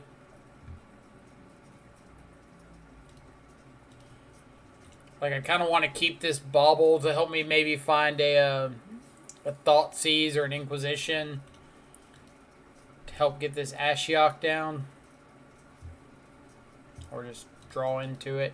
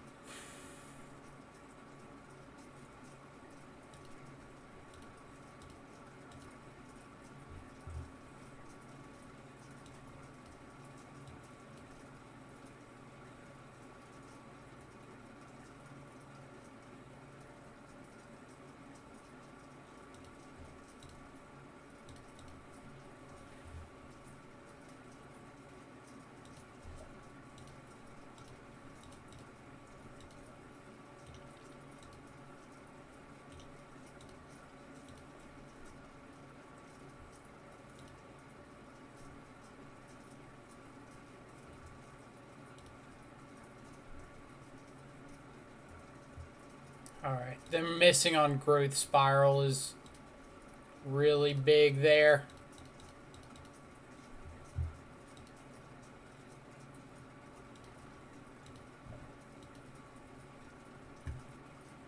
Misty, I don't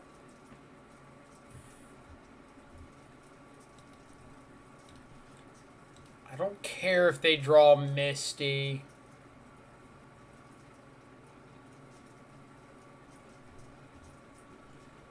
Well, the problem with milling myself is they have Wrenn and 6 in their yard, which is growing Tarmogoyf currently. I have Delirium, so I don't really care about getting more card types in the yard.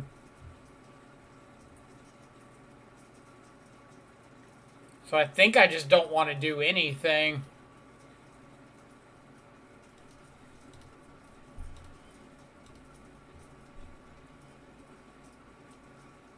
Just let them have the Misty that doesn't do anything.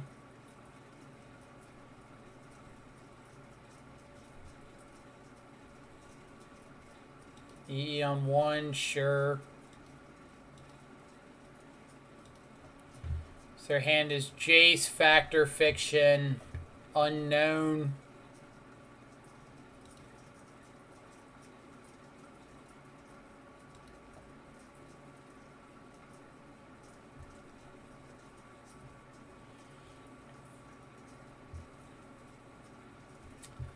So now, because I drew that, I don't even think I want to Thoughtseize here.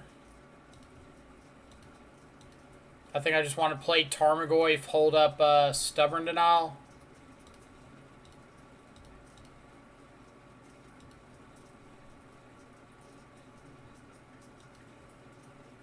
And again, like, it's on them to find a way to deal with what I'm doing.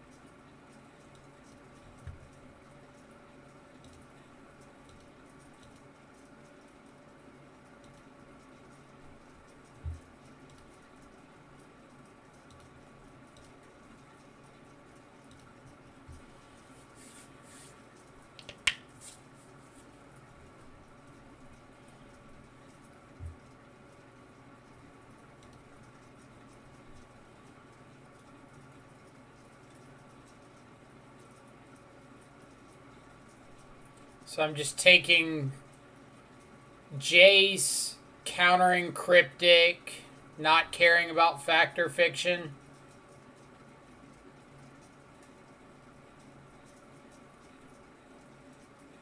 So take Jace, play Spell Bomb.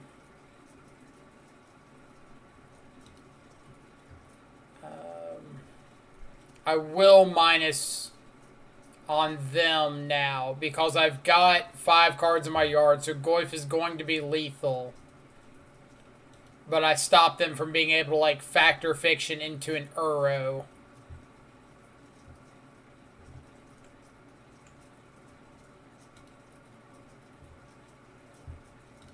Charm versus everything. So I don't care about any of these.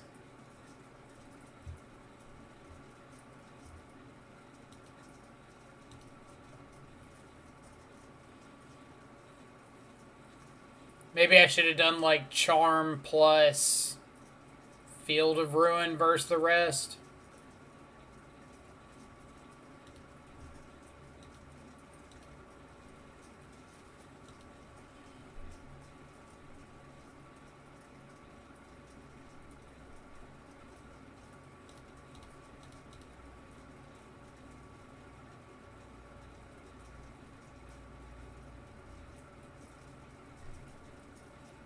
Alright. Want to know. Let's edit a title. Update. Alright. What did I miss out on in chat?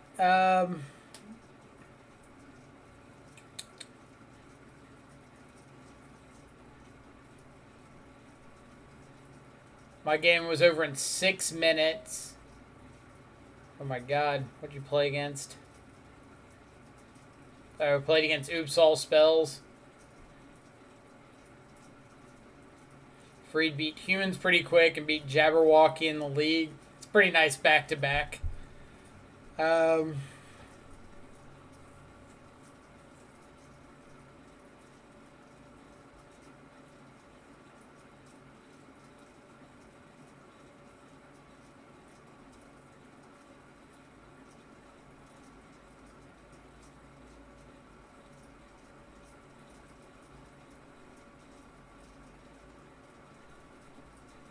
Cut. Oh, Jack's talking about our match, getting to bully their lack of removal. Right. Bench 1 against 4 color Uro. Very nice. Thomas giving an Eminem salute.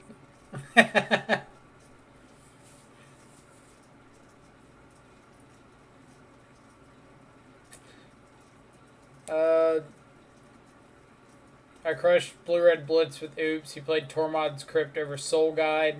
Oh, so you won in 6 minutes playing. You were playing Oops. Got it. Or you won in 5 minutes. 5 minutes, 6 minutes, something. Something insanely fast. Bench, of course, still running Moon in the 4-color to beat the other 4-color. Wagner, yes, we did win the last one. We beat Blue-Green Blue-Green Wilderness Reclamation in 3. Thomas, am I going to win this? We'll see. We're going to give it a shot.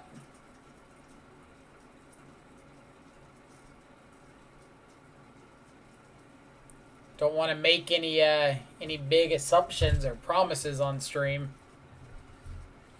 I'm sick of watching you lose. I'm sick of watching me, period. Oh, yeah, what you got now? I burned myself.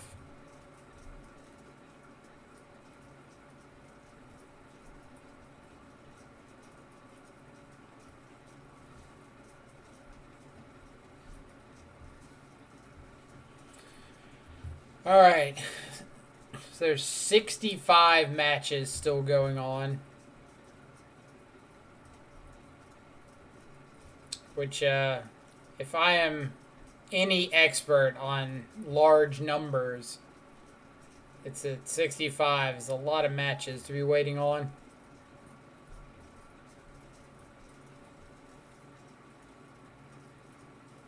Not my style, and I feel bad playing it, but I'm tired of going to time playing my Euro decks. That is very fair. Like, the Euro decks are going to have pretty slow matchup times. So I could absolutely understand, like, not wanting to sit through it.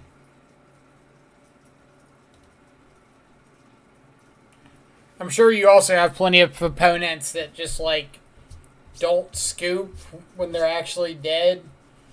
So you have to play out several more turns just, like, waiting for them to scoop. Like, I didn't scoop my game 1 earlier because I wanted to finish my pizza, but I was functionally dead for a few turns before the game actually ended. There was maybe a turn or two where we could have drawn a Stubborn Denial and had a good chance, but for the most part, pretty unlikely.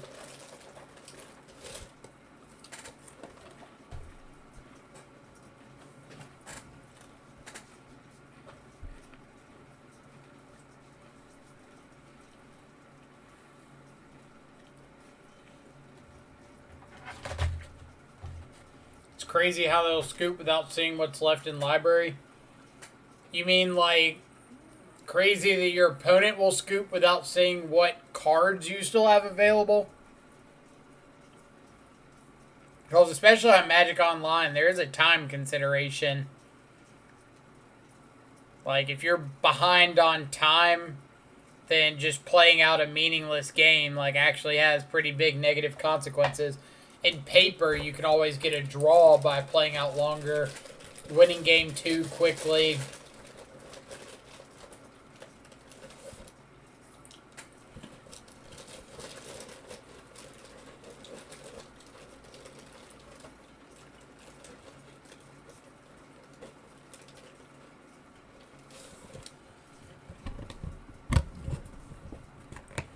They'll scoop and you won't have the kill. Well, then it comes down to, like, are you actually dead or are you functionally dead? Like, if I'm sitting here, no cards in hand going to my turn, and my opponent's got, like, a Jace the Mind Sculptor on board, but they don't have a Field of the Dead or an Uro in the yard, but they have a fetch land on board, then I'm functionally dead. Like, maybe there's a chance my opponent could have an aneurysm and, like, fall over.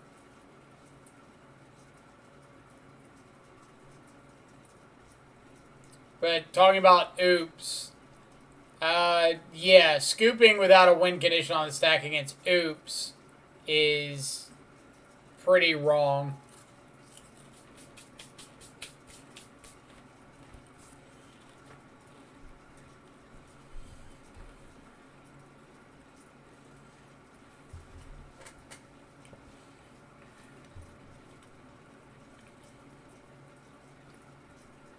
never play Euro in these long tournaments, like some free time.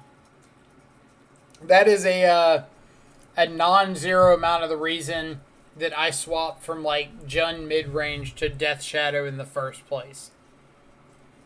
Like going through long tournaments and having no time between rounds, always rushing to pack up your stuff and go immediately to your next table is rough.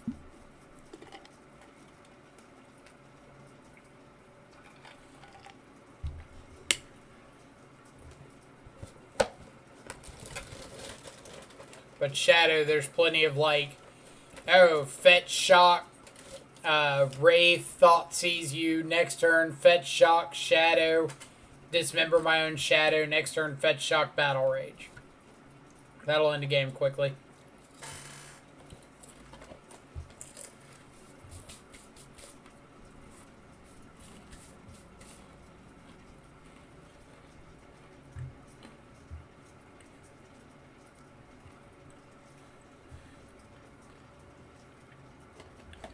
Imagine playing Jund and not having time between rounds. Literally can't. Literally can't imagine it. Playing a mid-range deck in Modern and not having at least 45 minutes to sit around between rounds because you just got destroyed by the combo deck that top decked the win 2 games in a row. Couldn't do it.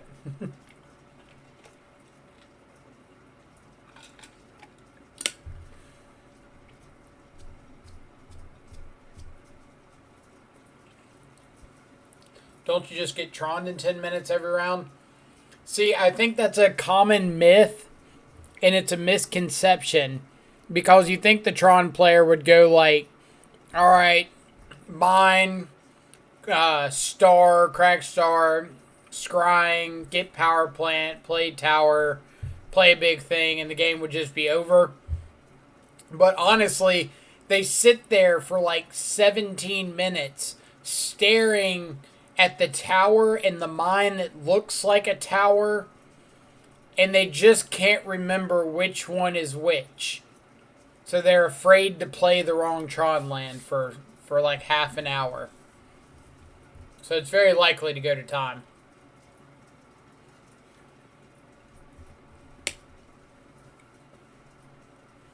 I remember day 2ing with Jund and having 30 plus minutes between each round to trade in a bunch of cards.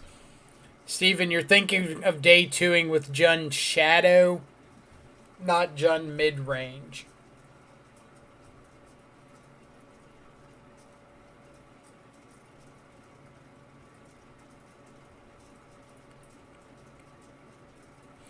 Oh, I'm not memeing at all. I've watched these Tron players.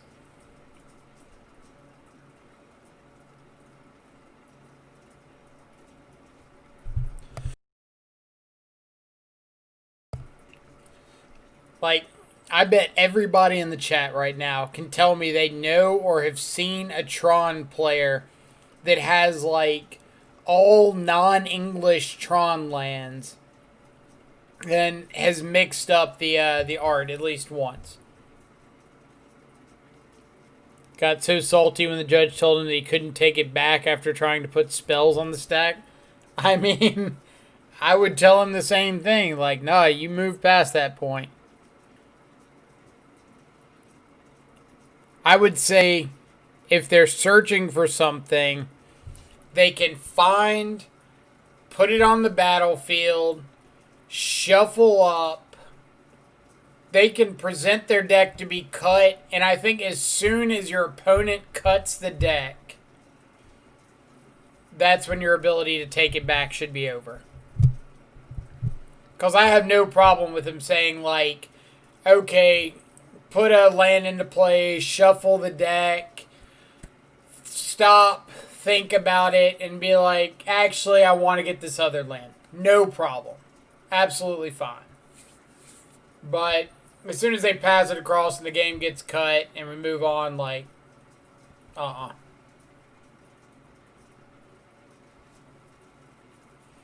your decision has been made. Exact words the judge used, we're way past that point.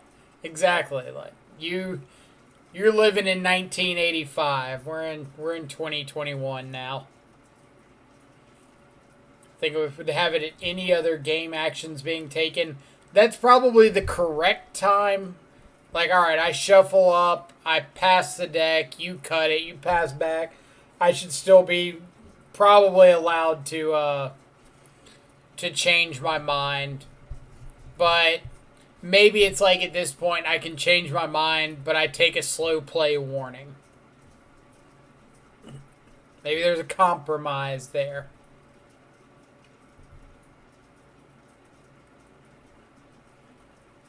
I've had people try to stack their lands to where I can't see them and count them. What do you mean? Like, I get the land stacking part.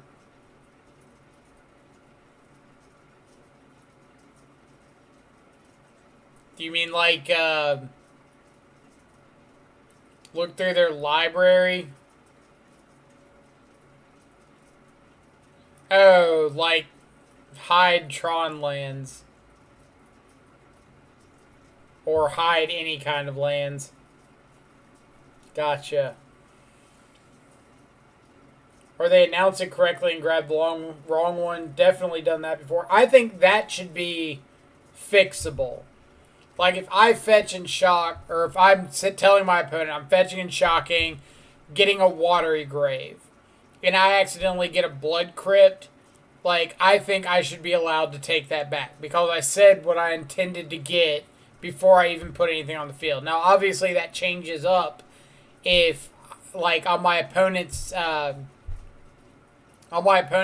I say like I'm gonna fetch shock and get a watery grave. And then my opponent plays something, and I just put in a blood crypt, and they played something because I said I was getting a watery grave. Like then it becomes a bit of an issue. But if it's just like nothing has happened in the meantime, I think it should be fine to take it back.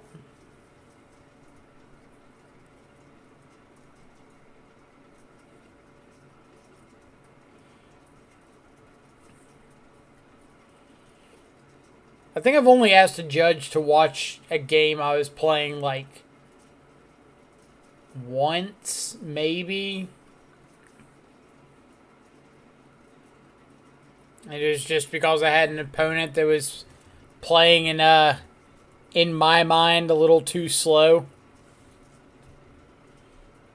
Wasn't like a big deal, but I don't want to go to time.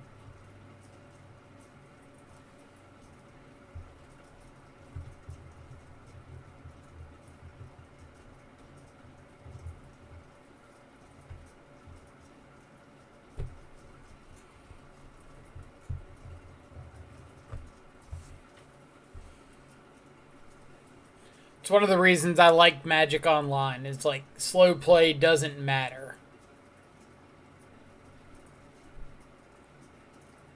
Like, cool, you're just eating into your own clock. Doesn't affect me in the slightest. I was against an Amulet Titan player, and he was the most conniving player I ever seen. Were you playing against Freed? Freed, I feel like, is a pretty conniving player.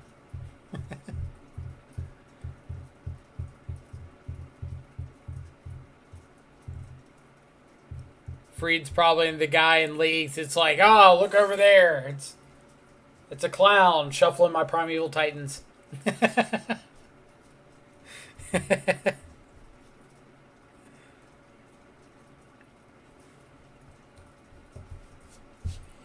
What's that? A unicorn on a rainbow. Beast within, beast within, beast within.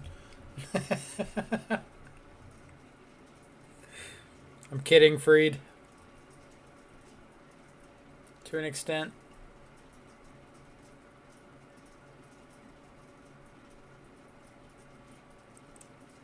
I mean, I feel like I have to give some amount of a hard time to Freed because he has literally tried to stream snipe me in the middle of a league, and he deserves this disdain for it.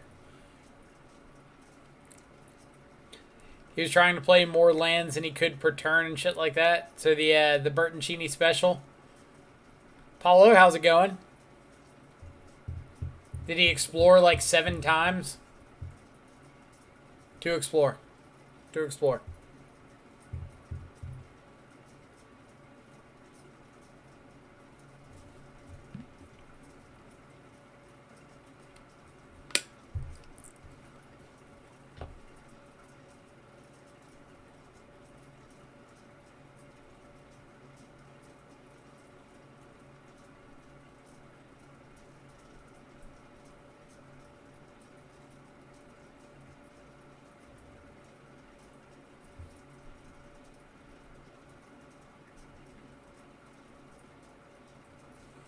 Then he tried to float 4 mana off 1 amulet trigger. The math, it doesn't act up.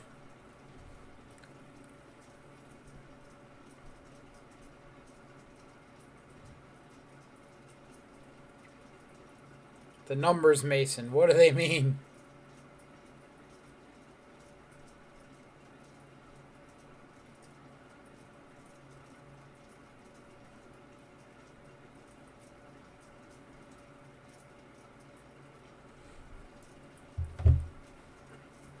I love seeing all of these emotes getting used.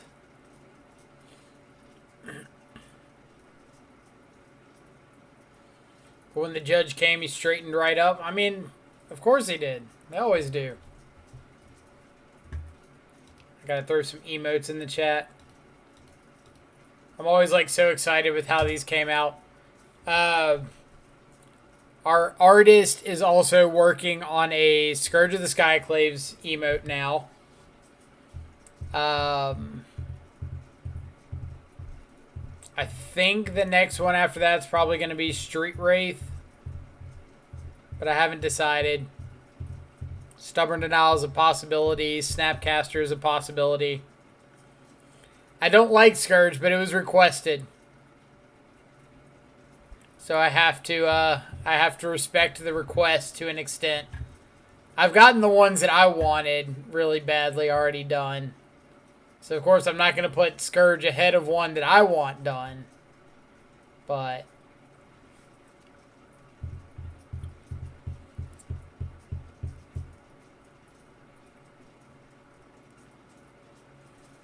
have you ever seen one of your friends playing and cheated and didn't realize he did? You mean like have you seen a friend cheat and you didn't realize at the time that he was cheating, but like found out later? So the issue with the Tarmogoyf emote, and I'll show you. Let's pull up the art for Tarmogoyf. So we wouldn't want like one of the new Goyfs, like how are you going to make an emote out of that? We want the OG Goyf. It's really tough to tell details about what's going on here in the picture. Like you can tell jawline, like eyes maybe, head of the Tarmogoyf, like legs. But is this like mandibles? You know, he's holding a guy, but is it like a 3-finger claw? Like what's going on?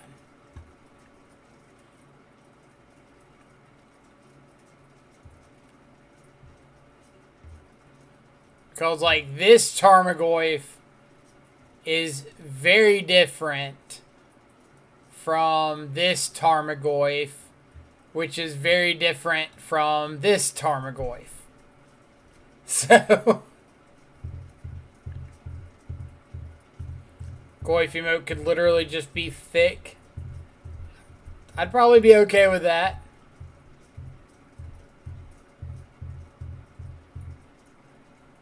Just like a really artistic, thick.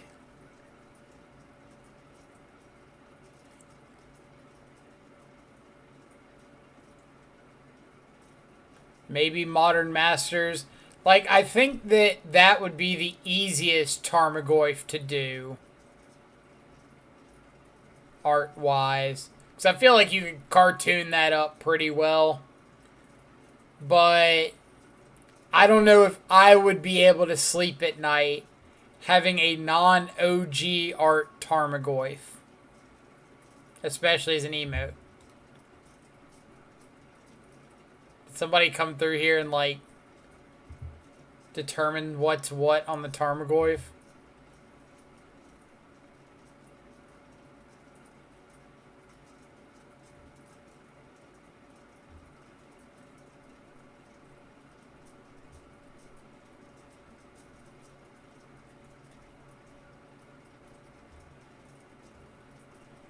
Oh, do we have... No! No!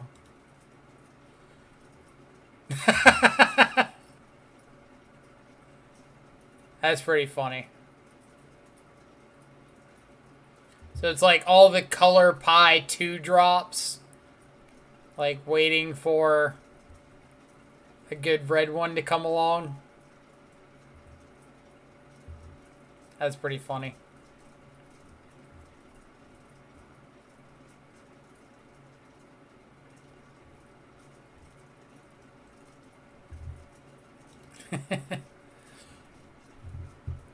Let's see. Like, your friend won, and I realized he didn't when it was going on in the match. Like, I remember my buddy scape shifted and had an Omen in play, and he told the guy it was lethal, and you realized it wasn't. So, like, your buddy, hypothetically, cast scape shift, had an Omen in play. I'm guessing Prismatic Omen, told his opponent that the damage was lethal, but it wasn't. Yeah, like, I think I would have to call them out on it.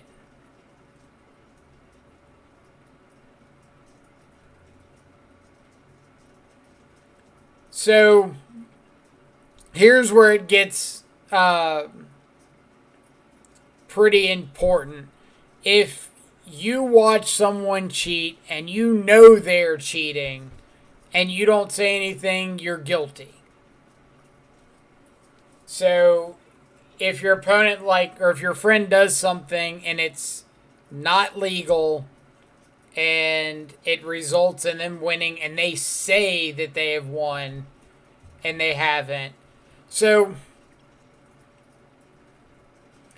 I think that your opponent or your friend can say whatever they want to say. They can say, like, this is lethal when it's not lethal. And it's kind of up to the opponent to know if it's lethal or not, or be able to work it out.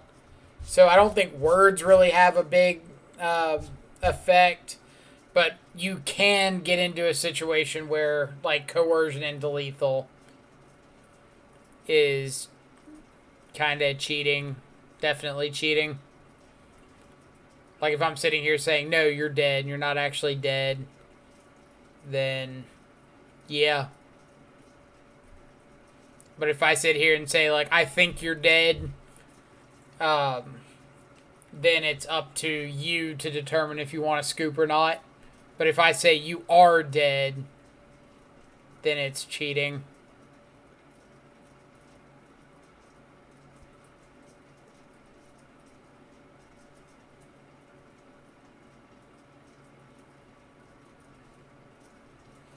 It was hard for me to cost my best friend a game. You mean you called him out on it?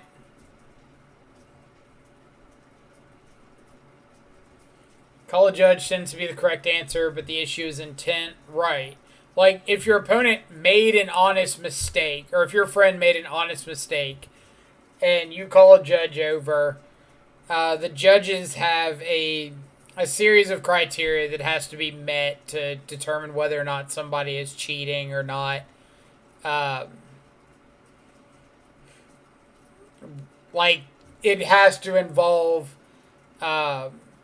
gaining an advantage, intentionally breaking the rule. Like, if they did it accidentally, it's fine. But intentionally breaking it, there's a few other criteria, but you kind of get the idea.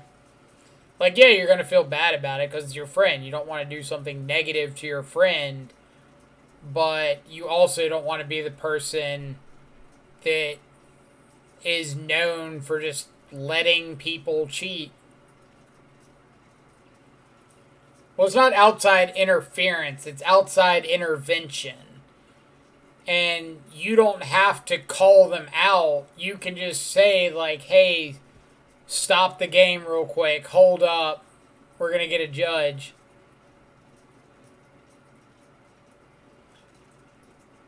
Ramo, thank you for coming in with the 2-month resub. Welcome back to the subscribers. Thanks for all the great content, advice on Shadow, and generally being a cool dude. Well, I appreciate that, especially being the cool dude. I've always wanted to be cool growing up. Maybe I'm finally getting there. But I appreciate the continued support. Yeah. Stubport. Stubport. I don't know if we want to find a pun for that one, but appreciate the continued support. See, really dumb and cliche, but holding your friend accountable is being a better friend than enabling cheating. Correct.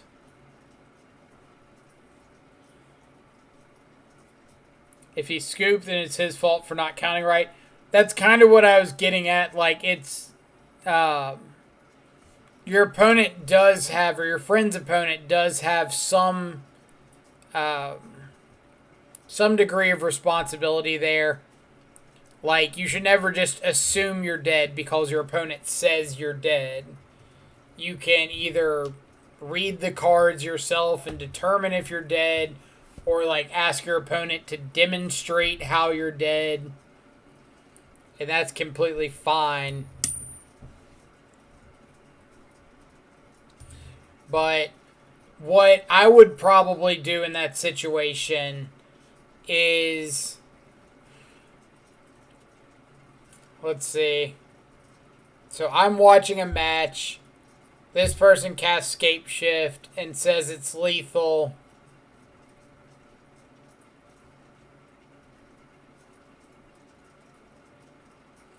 What I would probably do, honestly, is walk away from the table, find a judge, like maybe stop the match, walk away from the table, find a judge, explain the judge or to the judge the situation, and ask them to just like watch the match and see what happens. Like, say, hold on. Can you stop the match for a second? Go find a judge. Explain to the judge, like, hey, this guy just said, or cast Escape Shift and told his opponent it's lethal. It's not actually lethal. I don't think he did it intentionally. Can you just, like, confer, see what's going on?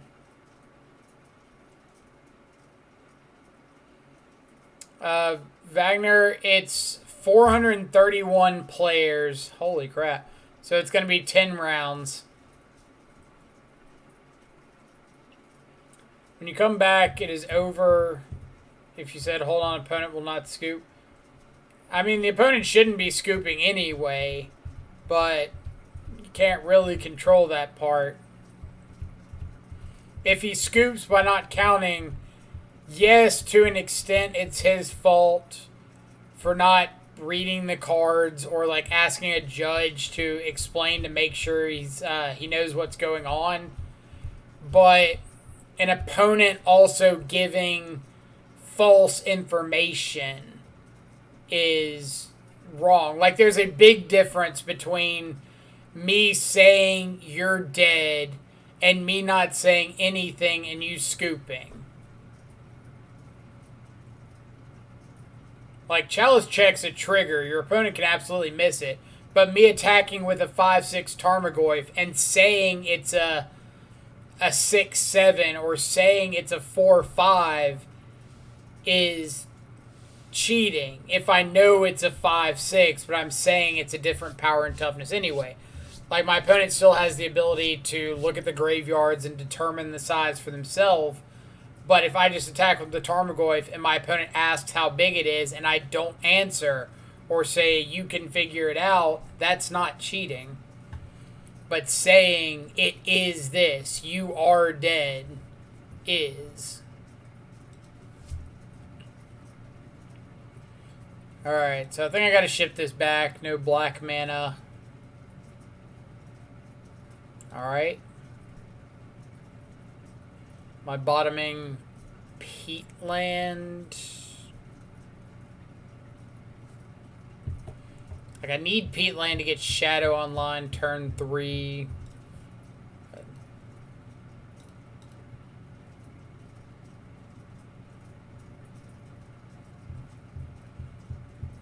Going to assume my opponent's Karn liberated.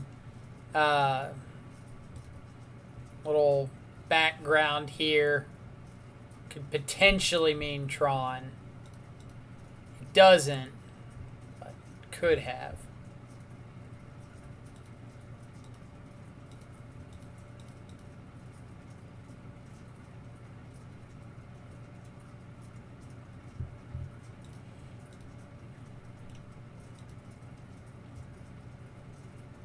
Thoughtseize Inquisition. Neither.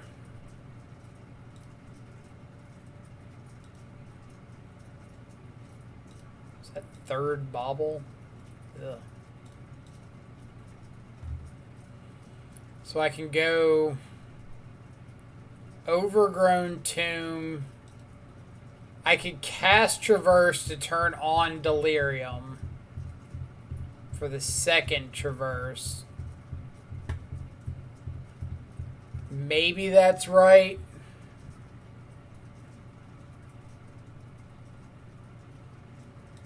I think I'm going to.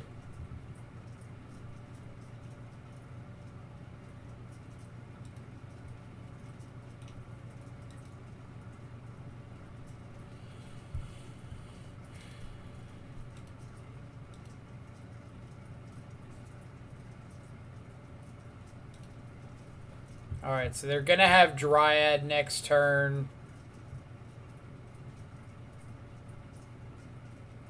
Then again, maybe they don't have Dryad next turn.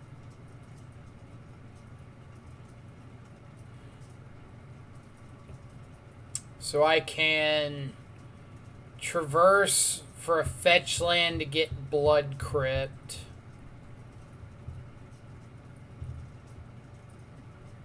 I could Traverse for a Street Wraith, so I could play Shadow.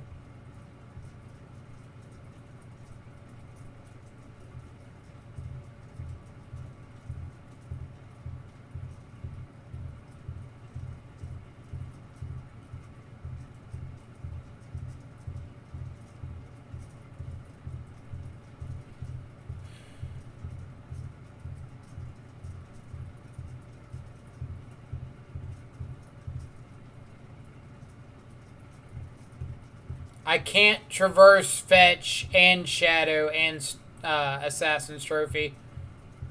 It's more mana than I've got available.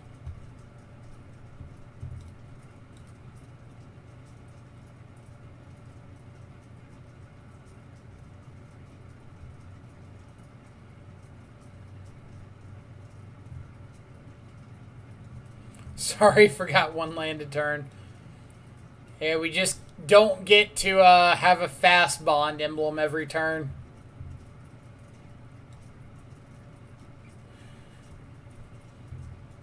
It's like Street Wraith wouldn't be bad.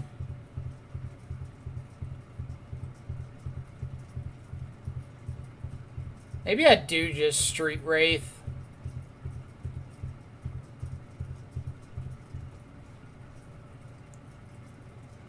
Let's do it.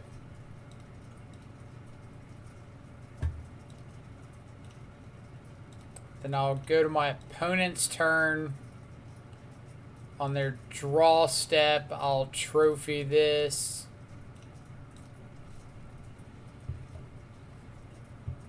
Give them a chance to draw all of their basics.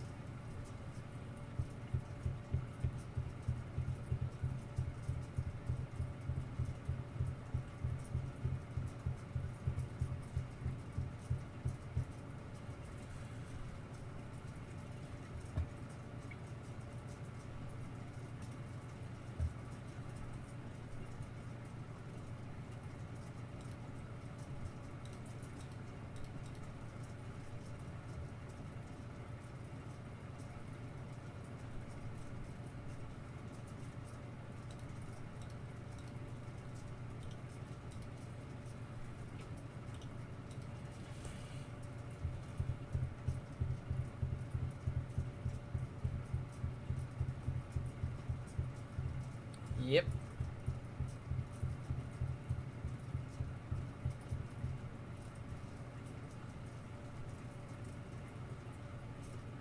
It's a bunch of lands getting into play.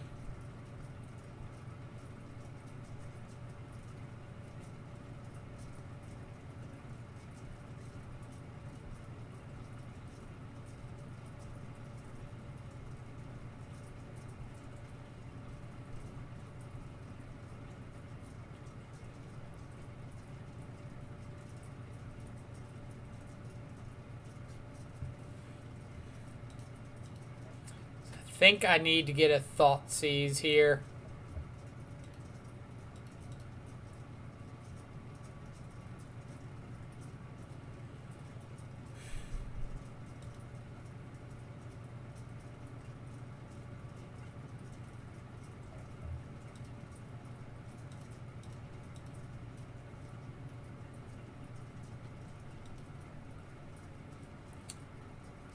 Not that many battle rages, please.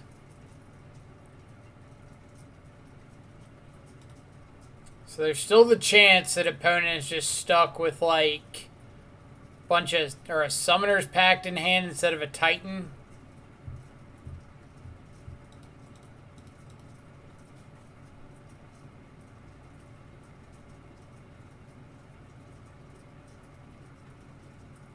They just have the Titan Karn. Okay.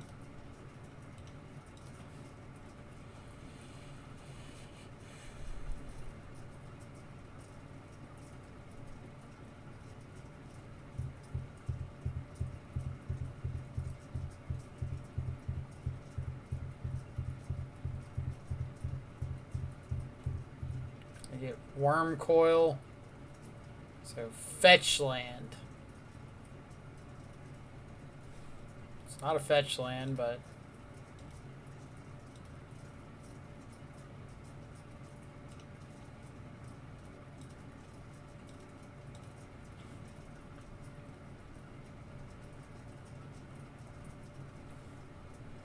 so this is 3, 9, 14.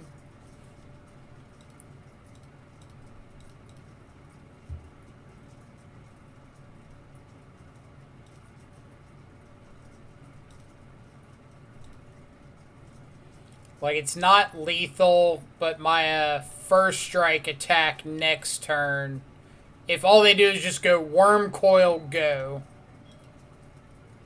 I should be able to kill them. Not a Worm Coil. Hold up. Door.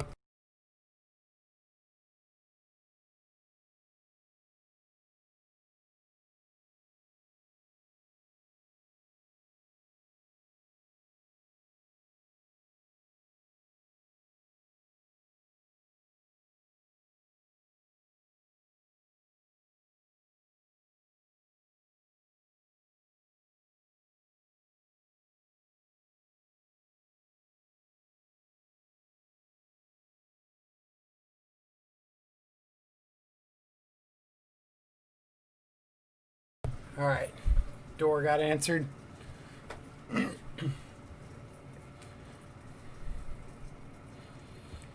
Yep.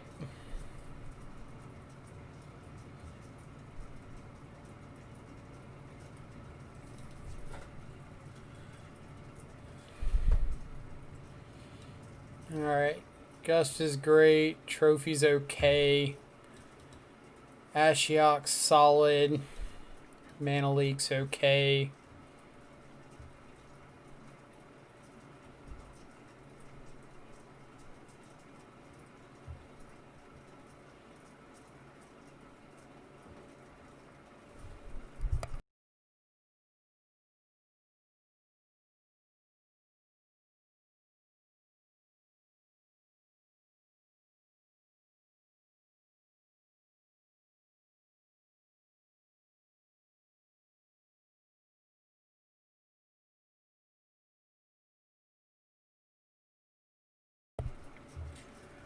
Alright, so kind of boarding out some of the stuff that's bad against, like, Bajuka Bog.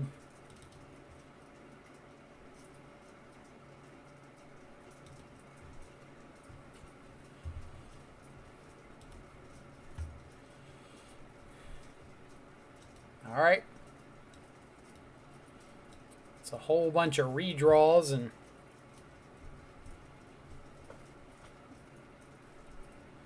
if we can find a like another fetch land or something. Not sure if you know, but there's a guy in your room. Oh my god. I got ghosts. Nah, it's one of my roommates.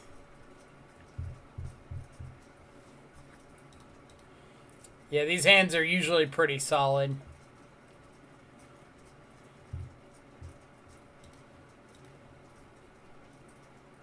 So there's a shadow on top. Alright. We've got all the shadows, apparently.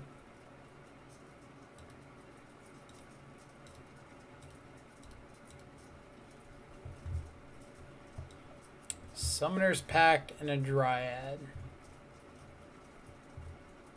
So I think I'm just going to take the Dryad there because if my opponent like ends up turn 3 or something wanting to pact for a Dryad, I'm pretty A-okay with that.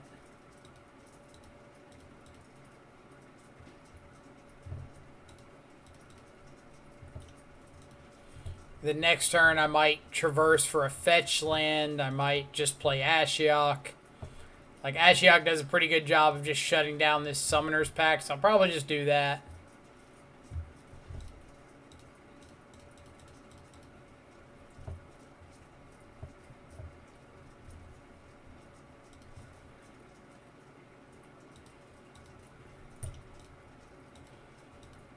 Then we just have lethal next turn with a traverse for a fetch land.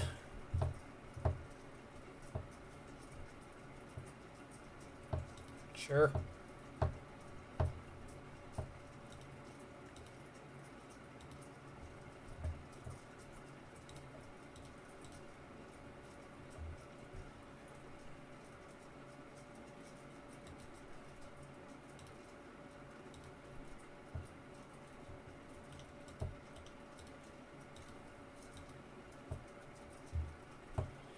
Why no down tick on the Ashiok there? For the same reason that we didn't do it against Uro. This is growing Tarmogoyf.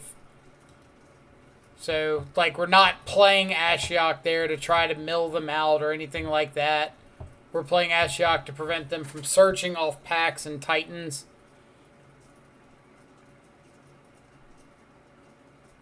So, like, minusing there doesn't really do anything for us.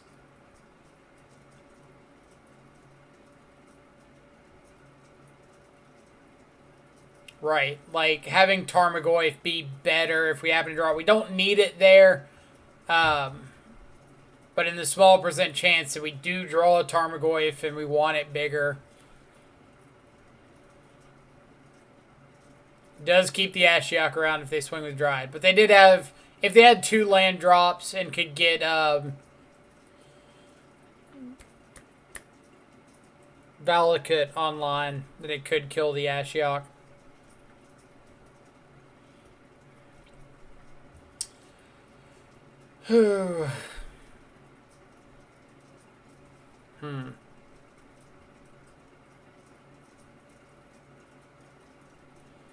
Also, in Ashiok, loyalty matters. Like when Amulet is able to attack it down, it's more important not to tick down. Right.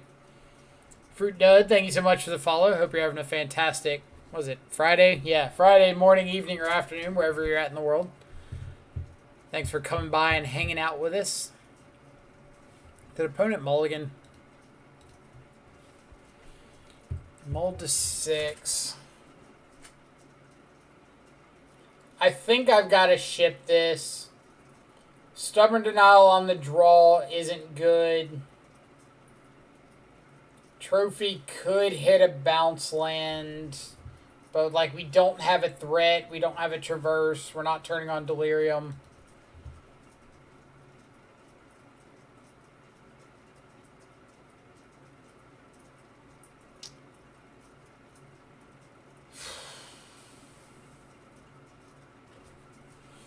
Opponent mulled to 5.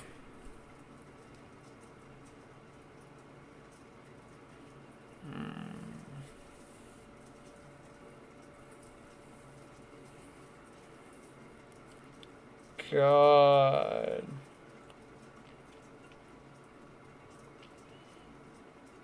I think if this Blood Crypt were a green source or a fetch,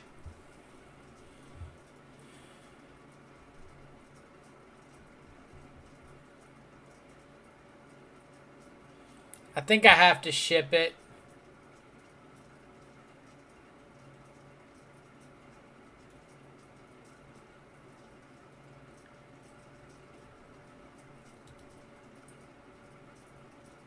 All right.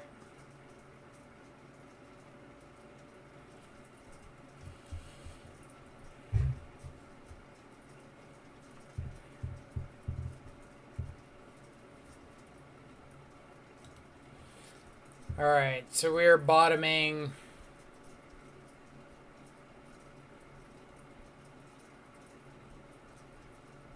Dismember Goyf.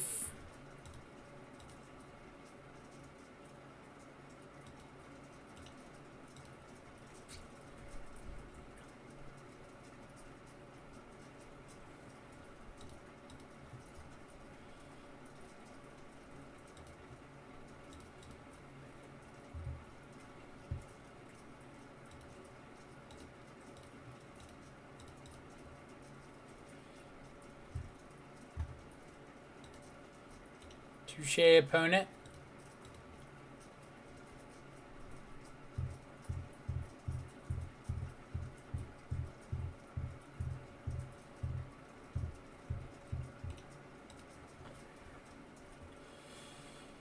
So preferably here, I can wait until the turn before an amulet would likely come up. Or not an amulet, turn before a Titan would come up. Cracking Bauble on their turn for just such an occasion. So now I've got Revolt.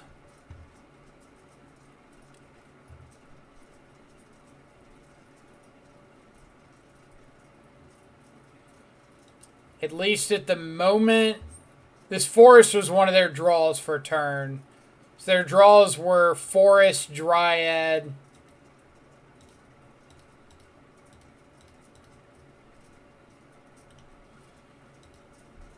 So we know they don't have a Titan in hand right now.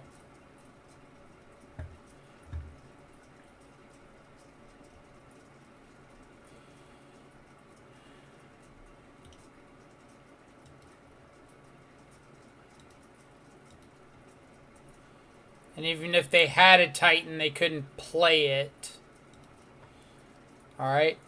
Mana wasn't an issue, so Amulet's fine. Fetch land. It's not a fetch land, but it allows us to play Shadow, dismember our own Shadow.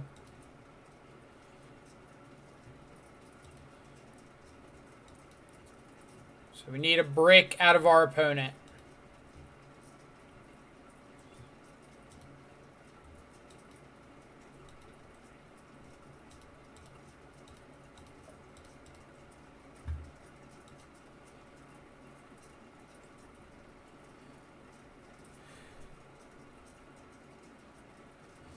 Are we supposed to play for second brick?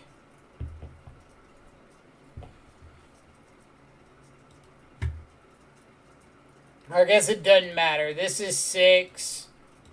We play out second Shadow, and next turn we can Thought Seize.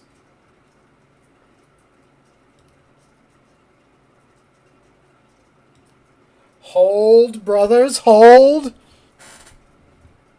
Just slam that pact. Zeus is fine.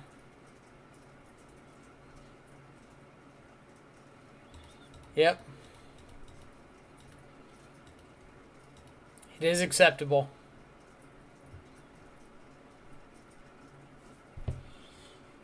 Fetch land now one time. Would also accept just Blood Crypt.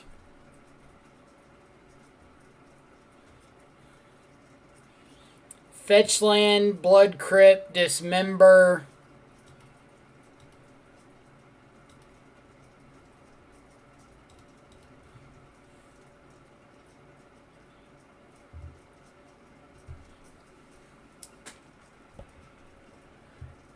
If I see Titan on top, I might cry.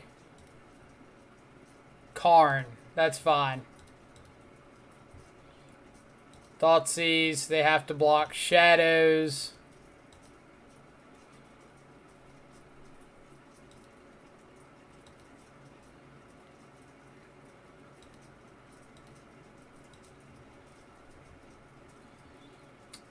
And we're not going to mess around with seeing what they might get off Karn. Just let's move on with our day. 2-0.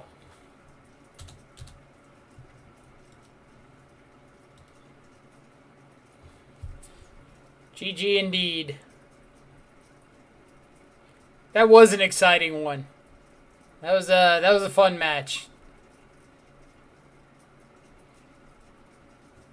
Stub emote. So I looked at stub emote earlier as a possibility, and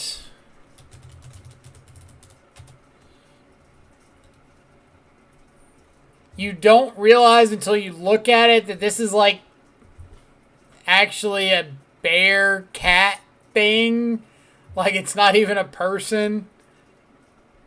Like I always thought it was like a hunter in a winter coat. Nope. So I don't know for sure how well the art would translate. Deck is spicy indeed.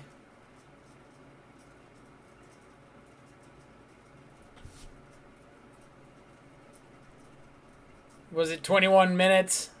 Sweet. We're doing good on the clock. Okay, chat, so I'm well past 45,000 channel points, meaning I get to make Mike play a deck. Should I do a poll in chat for which deck? I got some spicy ones picked out from the latest deck dump. Ooh. I mean, it's your channel points. You get to decide how you want to use them. For anybody who doesn't know, one of the channel point redemption options is 40,000 point or 45,000 points, and we run whatever deck you want through like a day's worth of leagues.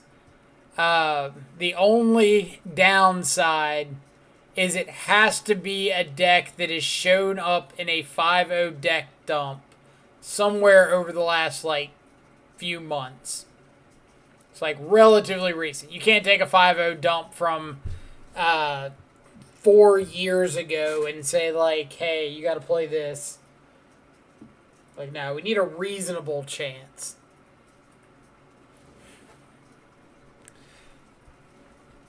Bear man pig. No, it's man bear pig. Man bear pig exists. I'm super serial, you guys. Super serial. Why doesn't anybody believe me about man bear pig? Frostwalker. Is this the 4-1 that like you targeted at sacks? Yeah. Why aren't we playing more of this thing?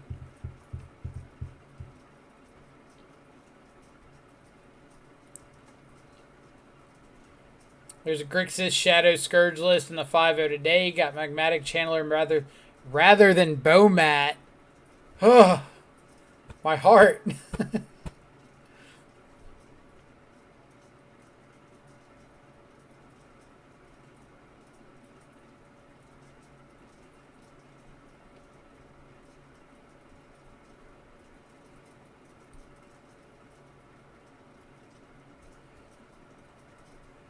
See, if that was the case, you'd play Scred for sure.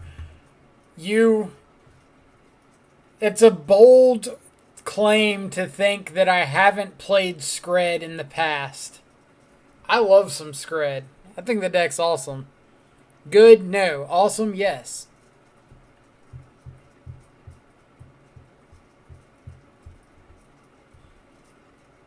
I've cast quite a few Outpost Sieges, Tezzeret's Gambits.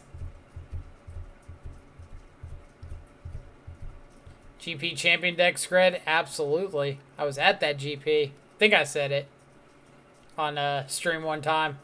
Talked about how that dude just like metagamed the entire event.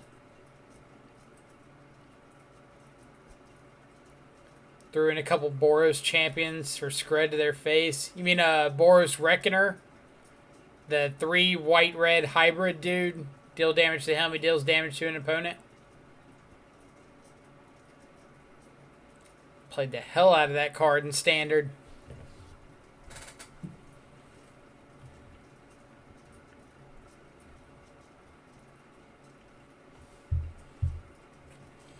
But yeah, 2-0 starts a good little kicking off for our deck.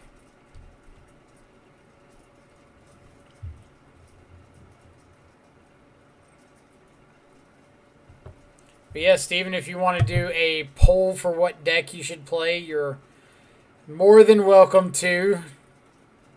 I will begrudgingly allow it.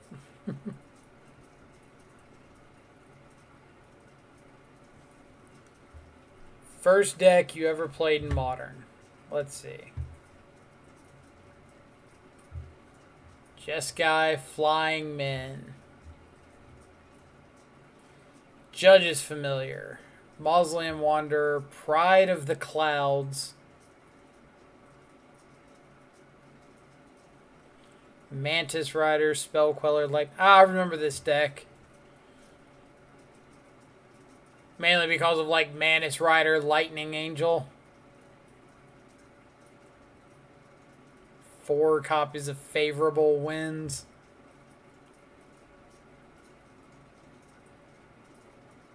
Crumble to Dust. I remember how much how much play that card saw when it came out because Tron was everywhere. It was oh, you just get to exile a tower or something and get all of them.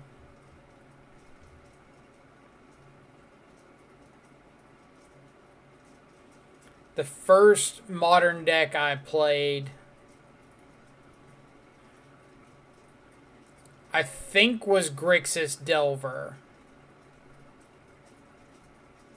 So, I played Standard and Extended, and then when I want to say it was M11 came out, I took a break from Magic, jumped back in when Scars of Mirrodin was in Standard, and played a ton for a few months there, and then jumped out again, came back, and Modern was a thing. So I went to sell off all of my old stuff and build into a Modern deck. And I had a whole bunch of Karn Liberateds.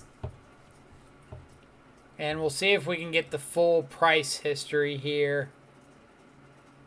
But yeah, I bought Karn Liberateds in Standard somewhere over here and ended up selling them when I got back in Modern somewhere over here. And selling off those funded Modern for me. And I got Grixis Delver and obviously selling off more than just Karns, but ended up buying into Grixis Delver and Jund and Burn. And played those 3 for a while. Naya Burn with Wild Nicodles. Jund with 4 copies of Abrupt Decay and Rending Volley in the sideboard because Twin was everywhere and Grixis Delver.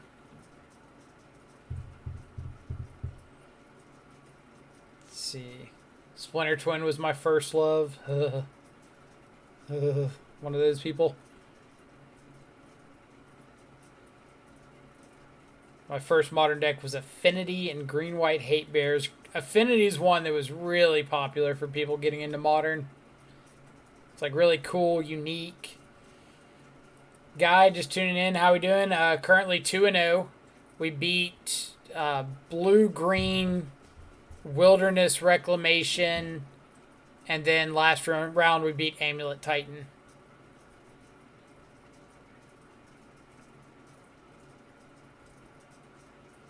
Then went to Elves, E-Tron, Jeskai Control, JW, Blue-White Control, I'm guessing. Grixis Shadow, Blue-Red Phoenix, Mardu Shadow, Bant Snow Control, now back to Shadow. Going all over the place. Yeah, I played like Jund, mainly Jund and Grixis Delver online.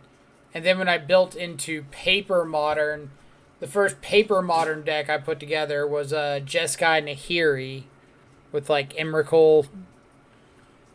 And played that for a while, built into straight Jund. And then when Shadow came out as a deck, I didn't play a ton of like the original Suicide Shadow list, like Ataxian Probes, Step Links, Plated Geopede, all that stuff. But the second iterations of them, when it started becoming more like Tarmogoyf, Death Shadow, before Traverse, I'd have to remember like what all was in those variations, and then Grixis I played. First modern deck was Junk Midrange. I hope you mean like the little kid variation with like Wiltleaf Liege, Loxodon Smiter. Because I played that one a ton.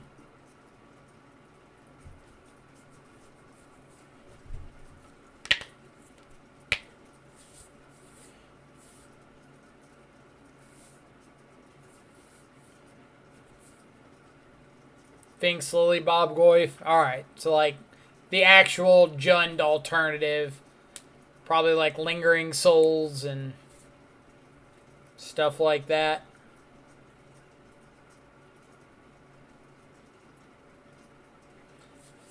Goldfish is bugged with Lurrus when it's not your companion.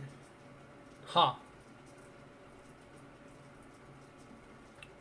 Haven't tried to build a deck list on Goldfish in a while.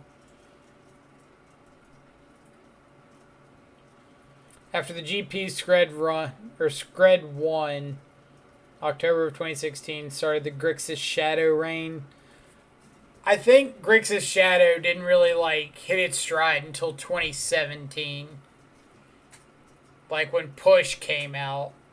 Before that, it existed in variations, but I wouldn't really call it a reign yet. Just kind of like a, oh, this is kind of cool. Get probes and shadows and stuff like that.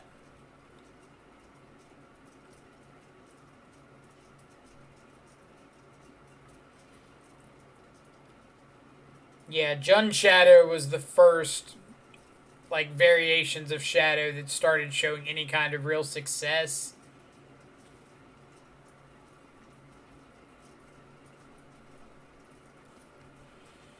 Best I've ever done in tournaments was with Shadow. However, I did once win a PPTQ with Jeskai Control. Very nice.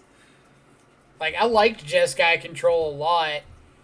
It was just kind of that issue of there were a lot of times you didn't feel like you were doing anything. So you're running like 4 Remands and 4 Cryptic Commands and just trying to live.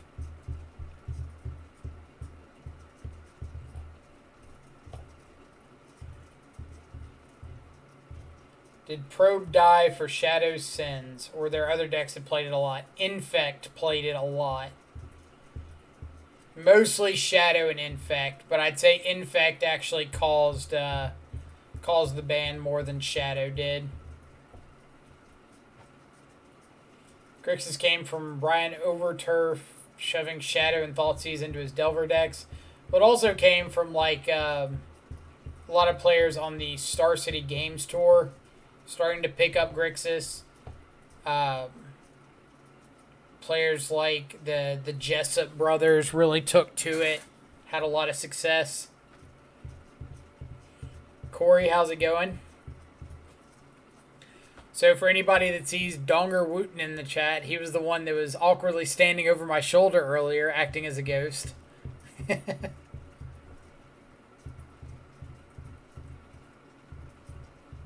Yeah, Corey Burkhart played Grixis Control at a bunch of really good pro tours.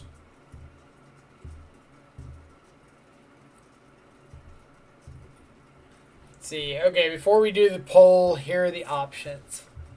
Let me check these out.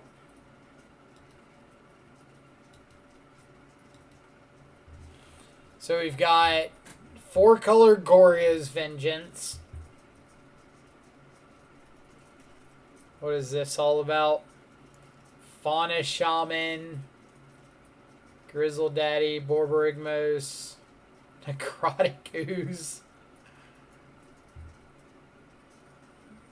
I love the 4 copies of Veil on the sideboard. What is this?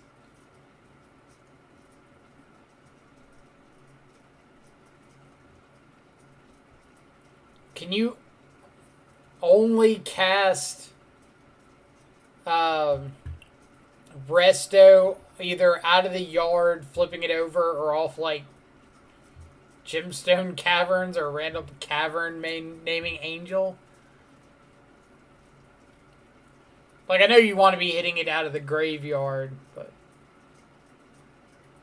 So, for anybody who doesn't know, the idea of these decks is you want to, like, ramp up to Garuda, or, like, Heartless Summoning to get out Garuda, play it, flip over an effect that copies Garuda, and keep copying it.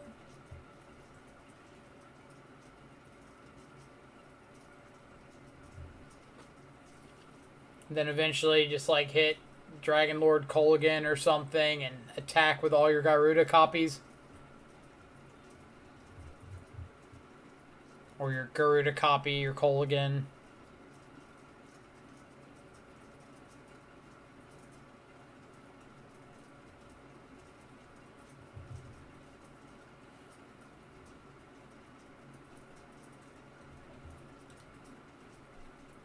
What is this?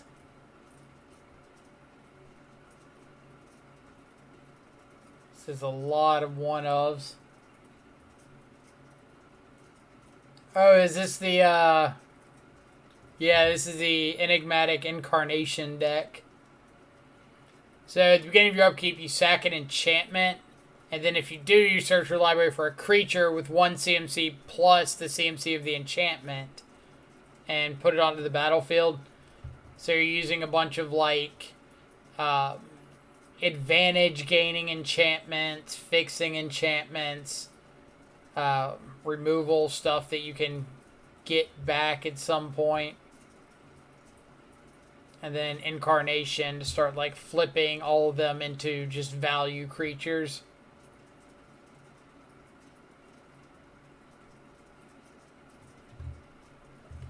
And then the last one. So this is what, Zoomer Humans?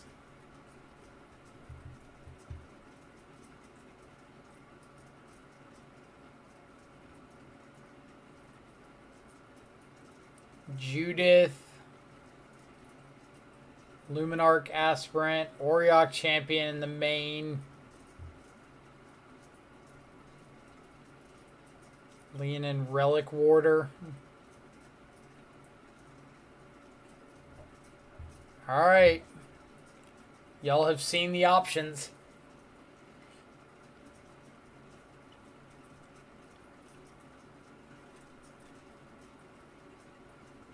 Don't forget Ben Freeman. Oh, Ben Freeman did a ton of work on Grixis. Ben was the one that started getting the deck utilizing Mishra's Bauble. Getting into the, quote, Turbo Angler builds. I got to play against Ben Freeman at a GP. That was pretty sweet. Alright, it looks like Steven has started the poll. So if you want to get your vote in between Zoomer Humans, Enigmatic Incarnation, Garuda Cannon, and Goryo's Vengeance pile. Make sure you cast your vote.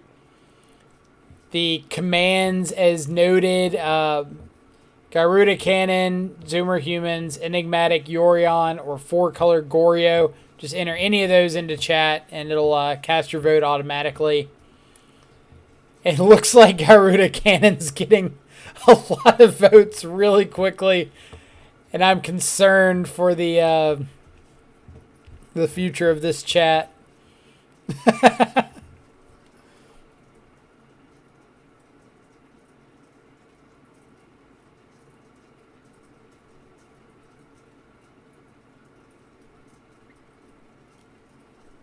Yeah, Ben Freeman was a fantastic dude. Like, I felt a little bad because it was the height of, like, the humans and spirits popularity. And I'm playing Grixis Shadow. And it's, like, round 1 of day 2 of this GP. And I see on the online pairings that I'm up against Ben Friedman. So I'm like, oh, well, crap, this dude's about to, like, absolutely school me on Shadow. He just put out an article, like, a couple weeks ago. He's going to completely destroy me and then, like, go home and talk trash about me to everybody he knows. But, like, oh, yeah, this dude thought he could beat me on Shadow. Psh, loser. And then, like, game 1, I start off with a fetch land pass, and he goes, tapped Valakut go. And I'm sitting here like, I don't want to say anything, but I'm pretty sure he's dead as shit. And I end up like 2-0ing this match.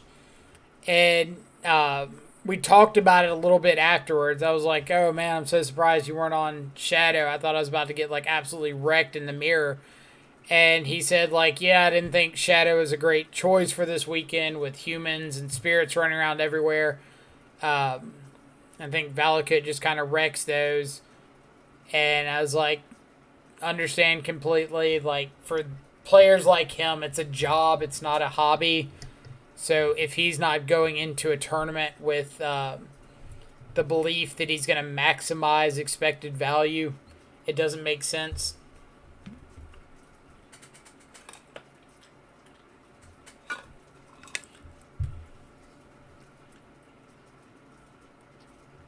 Steven, did you redeem points for the right one? Did you mean to redeem for the sub challenge? Or did you want to redeem for the deck? Whoops, you get 5k extra. Fair enough. Fair enough. So, let me save this list. So for those of you who don't know, we have gotten our channel point redemption for a Garuda Cannon day. So this is what we're going to end up playing.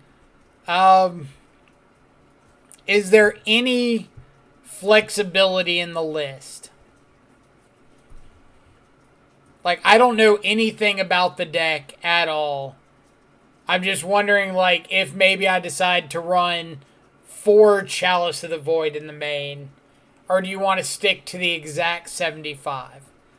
Like, it doesn't look like a lot of people are putting up big results with the deck, so.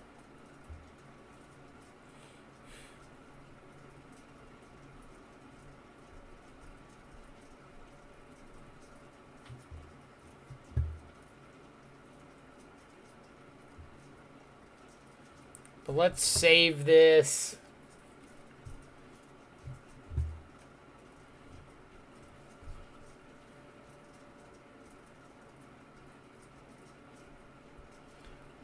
If I win this super qualifier, unmod Steven and mod me. I mean, you're going to have to talk to my mod about whether or not I can do that. Alright, let's go ahead and add this in.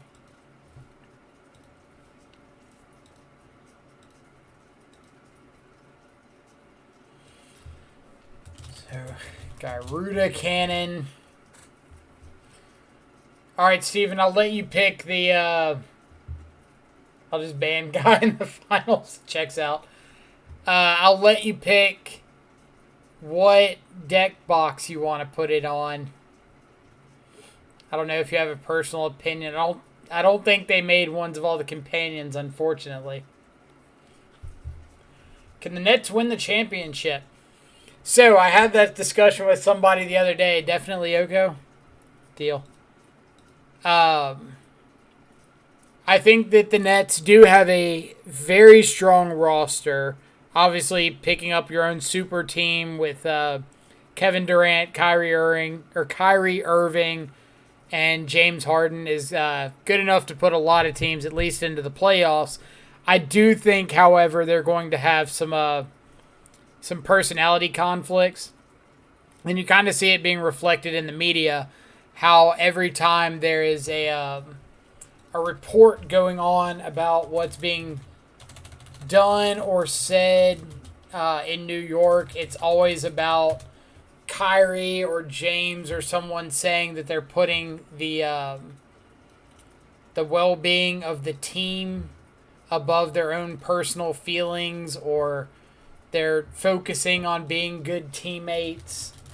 So even they recognize that the biggest detriment to their success is going to be incompatibility on the floor.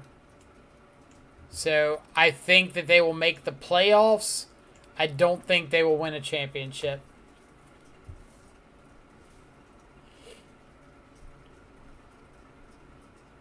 Let's see, if we end up cashing this deck, I'll be quite impressed. Makes two of us and absolutely fixing the artwork.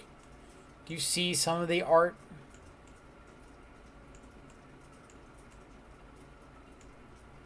For the record, I have never cast a Heartless Summoning in Magic. I'm kind of excited because there was a Heartless Summoning green-black value deck that ran around for a little bit while Todd Stevens' green-white value deck was around. But I never got a chance to play it. But it was running like Wayward Sword Tooth and the Obnixilis creature that like drained 3 life and drew a card or something when the land entered. It's like 6 mana. It's nuts expensive, but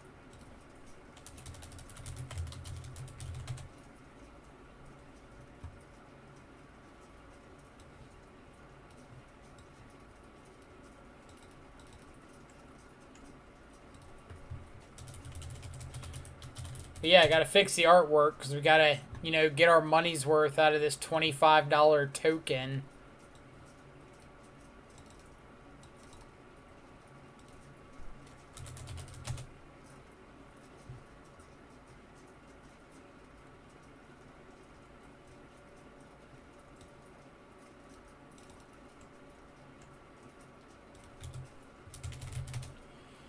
Let's see, bench lost to Mill game 1. And game 3 was super close. As a matter of a single card more to let me swing for lethal. So you ended up losing that one. Rough.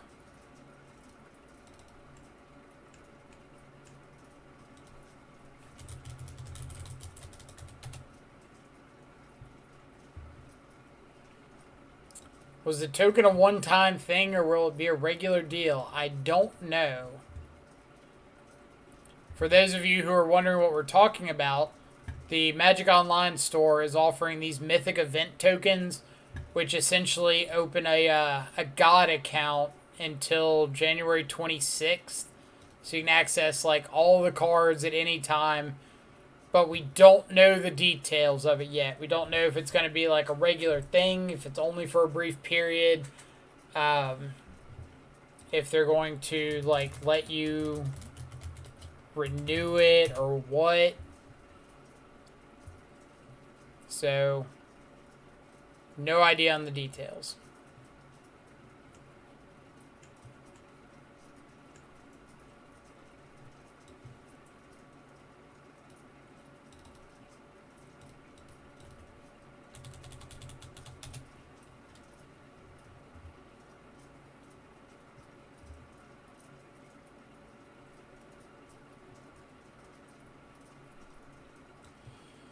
think it would totally wreck the market. I don't think it would wreck the market. I think we discussed it a little bit the other day. If you already have like mana traders, like one of the higher subscriptions, and you've been using it for a few months, it would be cheaper than the Magic Online option if the Magic Online option only ends up being $25 for 2 weeks of availability. If it ends up being $25 for a month, then yeah, it makes like no sense not to go with the Magic Online option.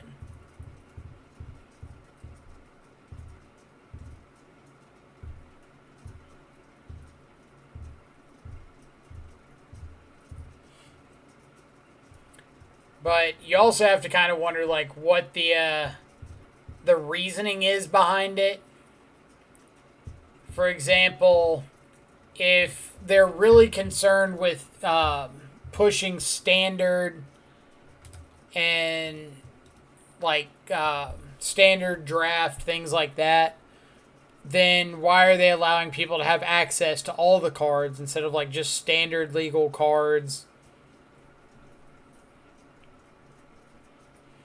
What stops you from trading the cards away to bots for money? So you don't actually get ownership of the cards. All that happens is you are allowed to enter events with cards that aren't in your collection. Which is why when I'm going through and like editing decks, let's see. Let's say I wanted to add like snow-covered mountain. You see it says I have 0 in my collection, but I can still add it to the deck and play with it. But I don't have physical possession of the card.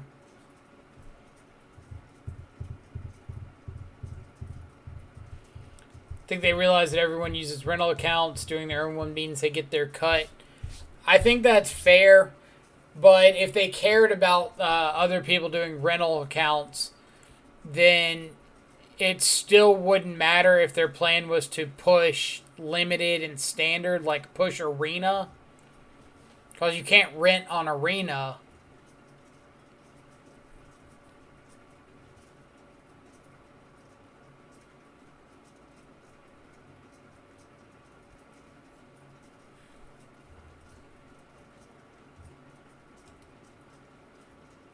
Alright, what do we got?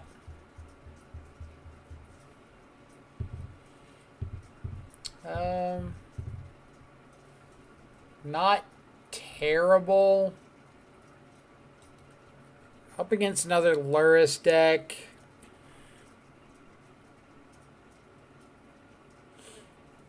Like, it's not terrible, but it's not great either. We're taking a bunch of damage to be able to do anything. I guess we'll keep it.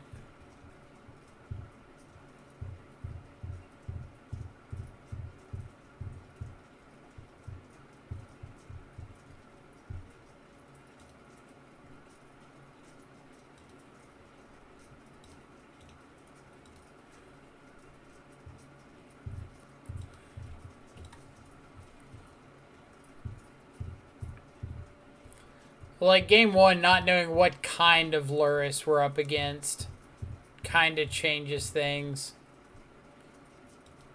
So that's kind of worst case scenario, is Luris burn.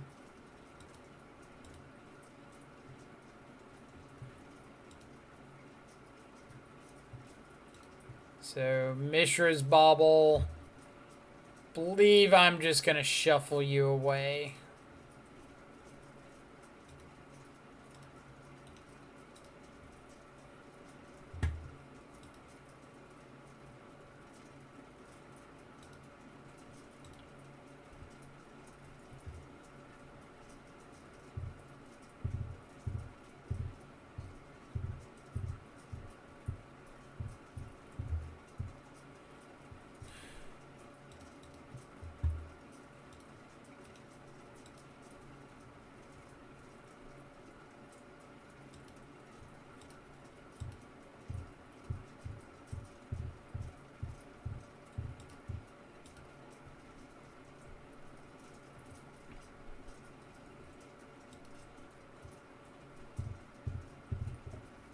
Don't want you, Mishra's Bobble.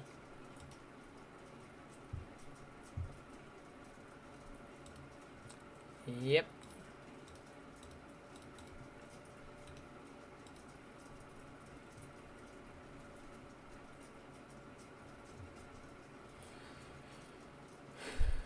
Let's see. So let's bobble ourselves, because if this is like Tarmogoyf or Shadow on top, we want to draw it now.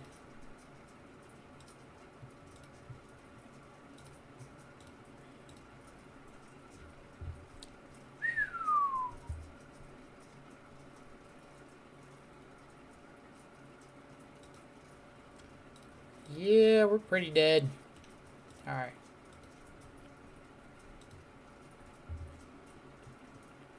So let's get these things out. Bring in some of these things.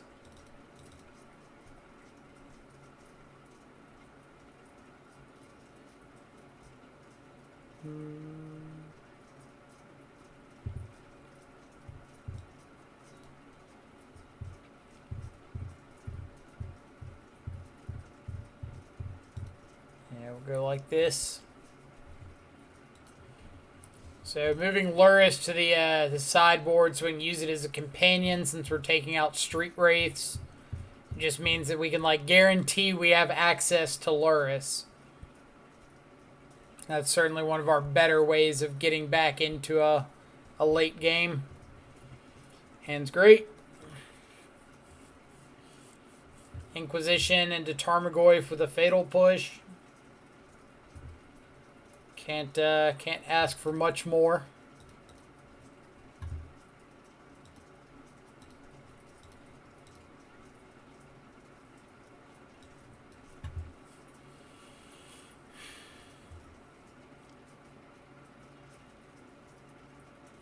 I think I'm on board for just taking Swift Spear. Yeah, like I'm gonna Tarmogoyf next turn. My opponent can play Eidolon, and I get to Fatal Push it and just like start swinging away.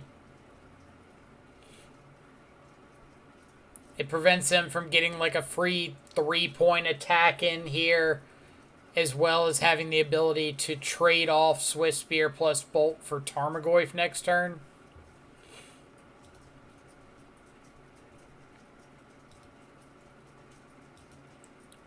Oh no, they still have a Mountain in hand. They drew Arid Mesa for the turn.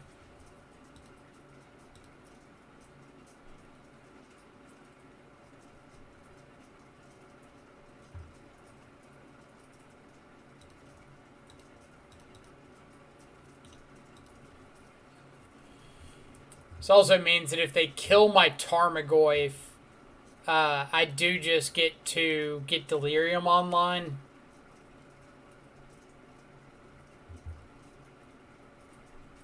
Yep.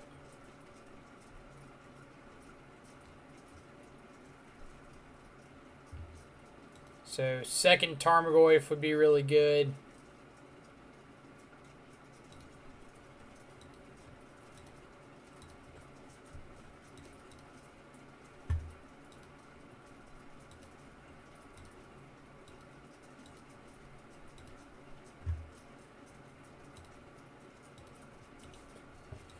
Steven, where are you at with the Tarmogoyf call out?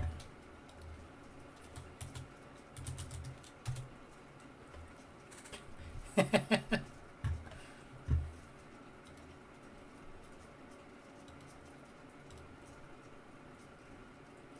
right. Sounds pretty okay as well, right?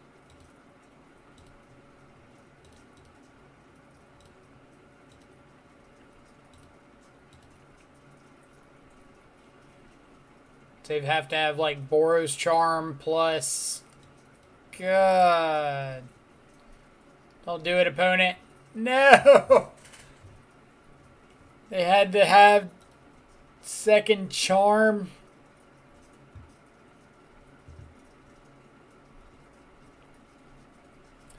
I swear, burn players always have multiple charms when you don't need them to.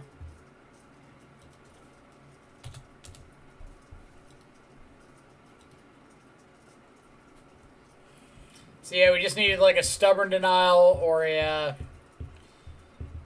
cling to dust, something there.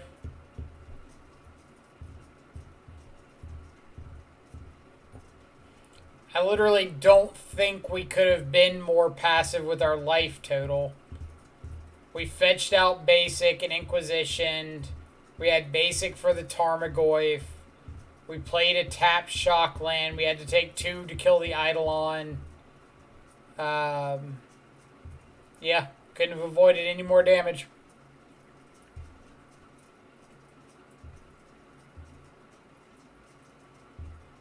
OP's hand was beating a lot of decks. That's why you play burn.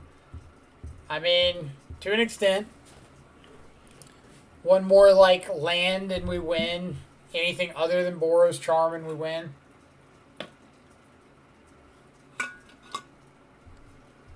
But it happens.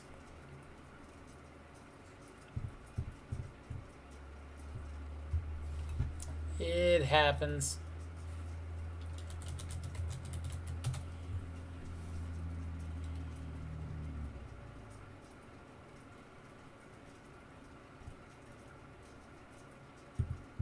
I always like looking up players after I play them. Just to see like how they do with the deck. And I think we found our opponent's preferred archetype.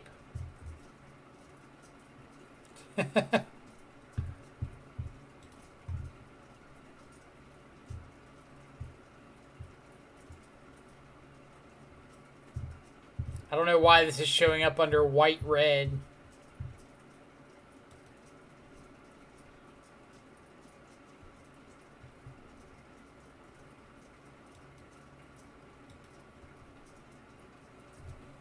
I keep telling everybody we're going to do it one day. We're going to have a league where we're just going to like search all of our opponents ahead of time and just like play completely off guesses.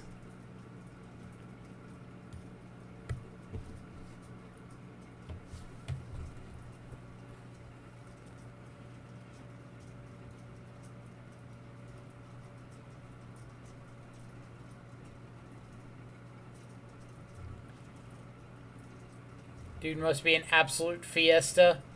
I mean, if he enjoys playing burn, fiesta and siesta are 2 very polar opposite ideas.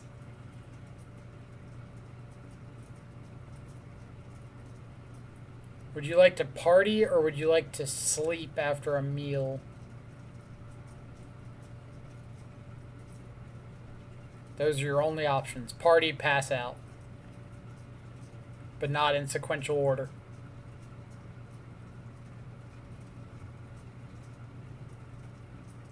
You want to sleep after a meal? So do I. Like, I want to sleep before a meal. I want to sleep during a meal. Like, don't tell me what to do.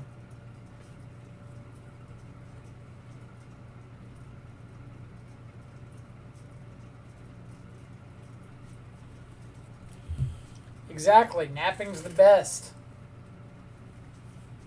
Maybe I'll just skip the rest of the event and go nap.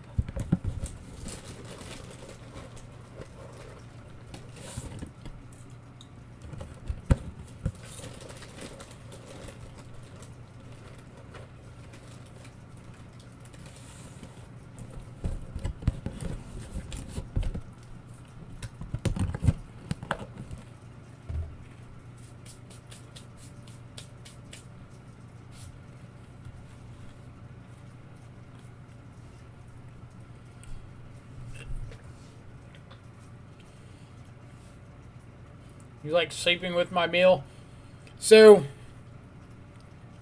I get the sexual innuendo of the comment, but I've seen you sleep with a pizza box.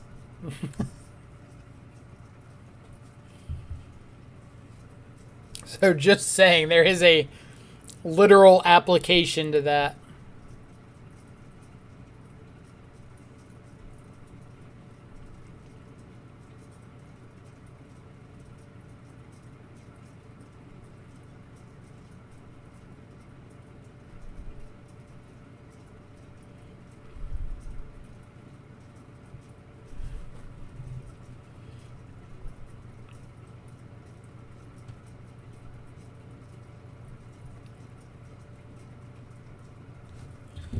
Alright. 3 rounds down. 2-1.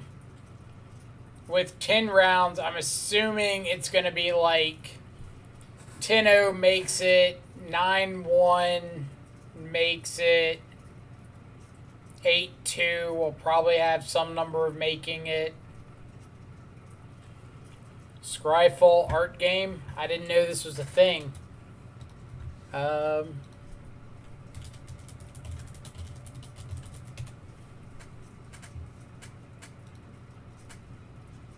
god. Oh god, this is a thing. Oh, Voracious.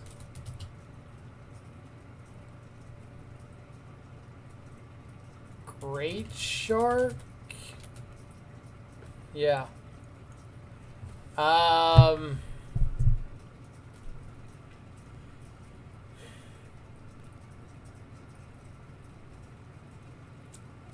I do not know. Wait.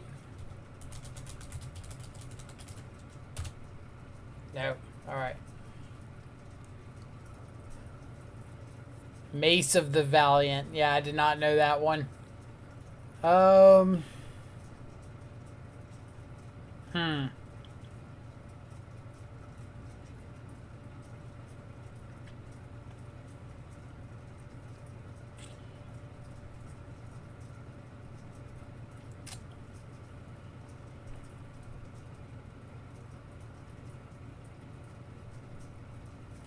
I don't know this one.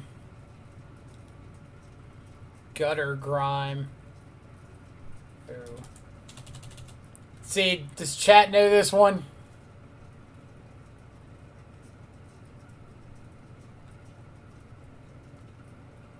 Come on, chat should know this one.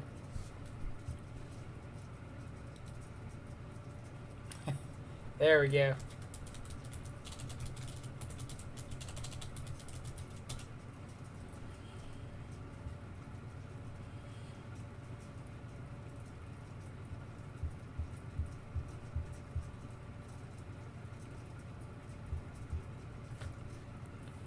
Huh.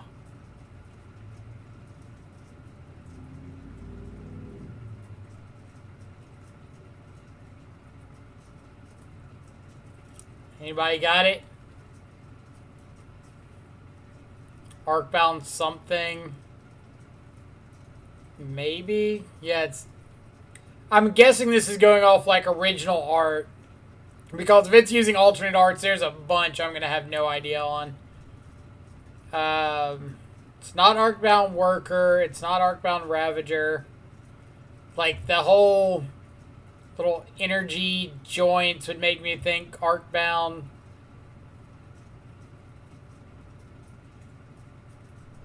Arcbound Scrappy. Arcbound Reclaimer, sure. Good call. Or did you guess? Did you look it up? You better not have looked it up. Warcry? Oh no, I'm thinking of a different card.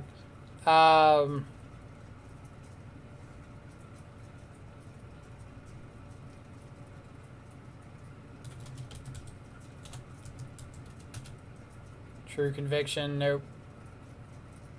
How would I have looked up an image? You would have looked up Arcbound and just searched through.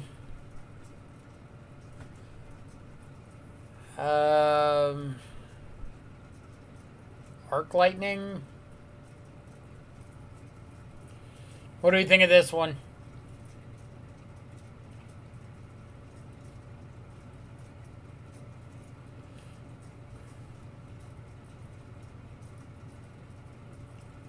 I don't know the red, or I don't know the art on Rooftop Storm. Bolt Bend. Is it actually Bolt Bend? I could go with that. Command the Storm. You were so wrong. Oh God, I know this one. Oh, God, I know this one.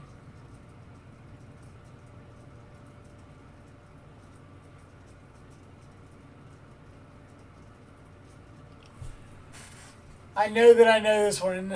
I'm gonna be so mad when I miss it or miss it.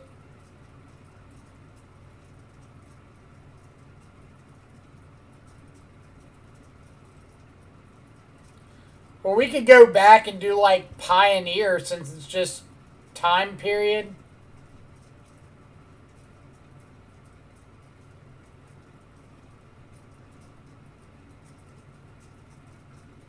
I mark of eviction. God.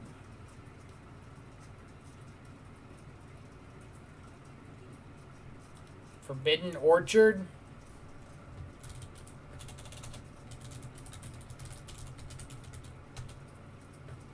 Boom. Alright. Yeah, let's try Pioneer. Azusa. Lost but seeking.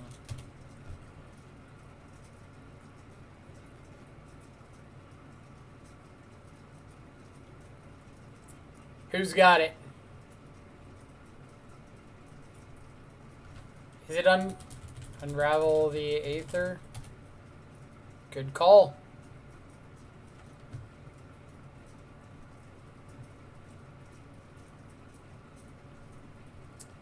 I have no idea on this one.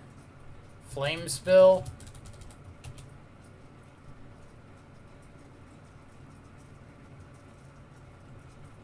Yeah, y'all gonna have to carry me on these.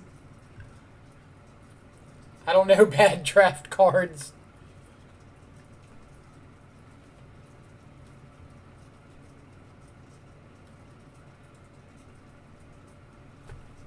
I don't have a clue. We'll give Ruthless Ripper. Good call, Dunbar coming in clutch. Some sort of elemental, I would assume.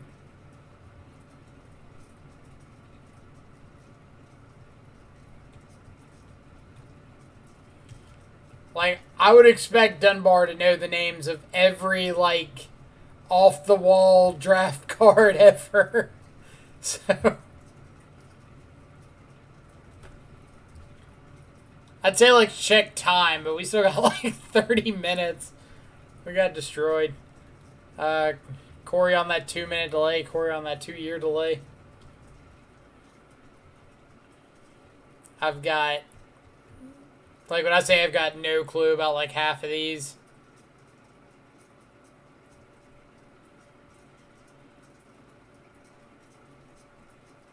Let's just move on to the next one. Oh, Baffling End? Is that it?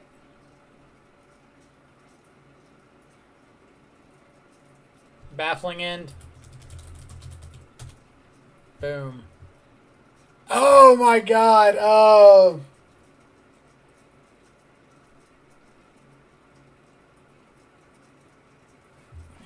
Canopy Bailoff. Nice. The Naga, something skin Naga, I want to say.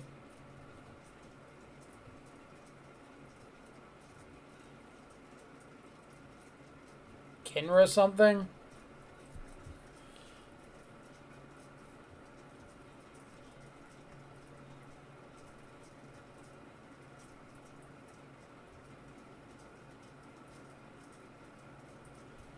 We got Kinra something and we got something Naga. Like, I was pretty sure it was something Naga. Like snake skin Naga or something like that.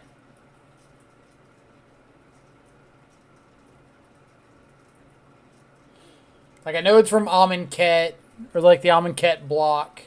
Whichever one Eternalize was in.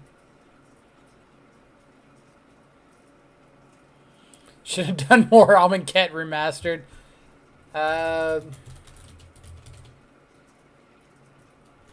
Snakeskin sounds pretty... skin...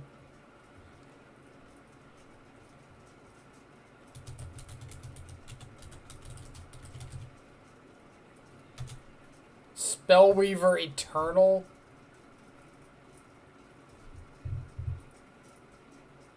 I could have sworn that one had Naga in its name. Alright, 5 mana, the Brainstorm dude. Corey, where you at? Yeah, Cavalier.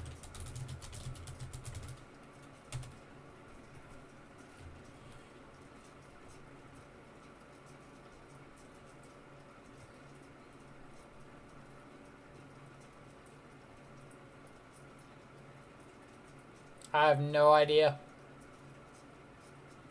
Like, it's not a gremlin. I feel like I know a good bit of the gremlin cards.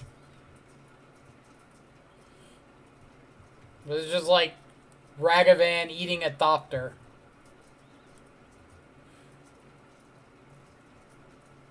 Appetite. Does it have appetite in the name?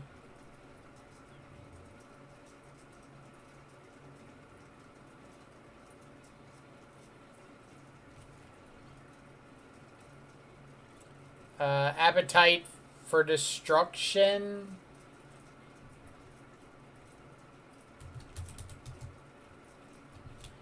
Appetite of the unnatural. Appetite of the unnatural. Good call.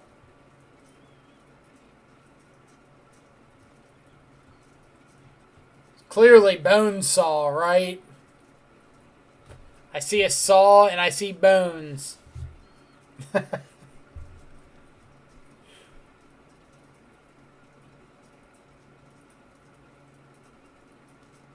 Coward dude.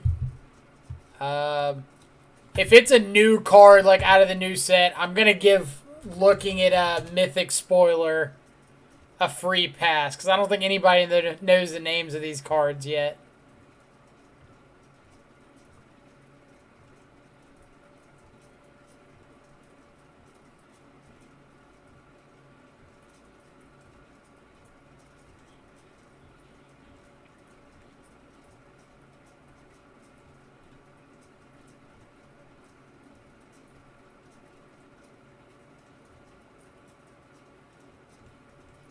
But I don't see it on any new cards.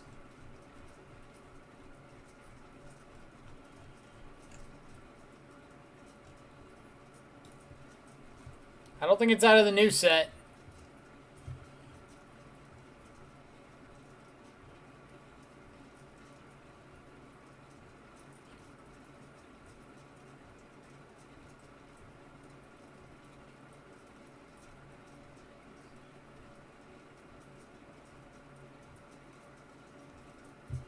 Nope. It's a Zendikar Rising card.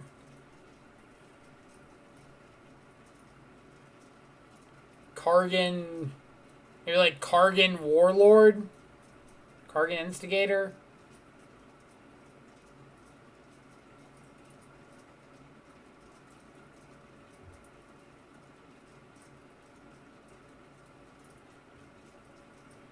What do we think? Kargan Warlord or Kargan Instigator?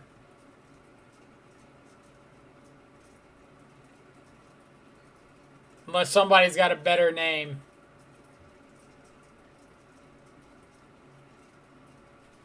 Instigator.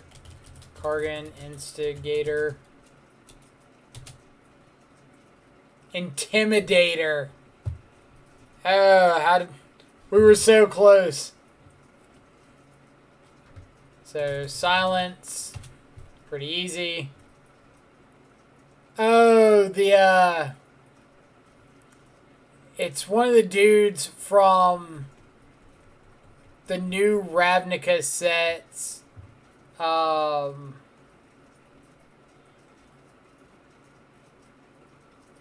Yeah, it's not Harpooner.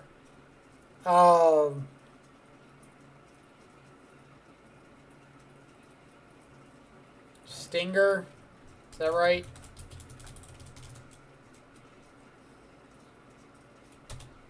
Good call. Easy.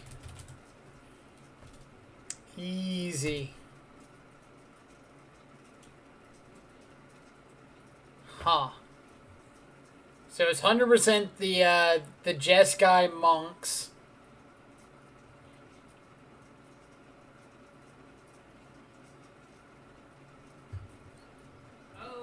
Fuck. I know this one. It's Whirlwind Adepts, I think. Whirlwind Adepts? Whirlwind something.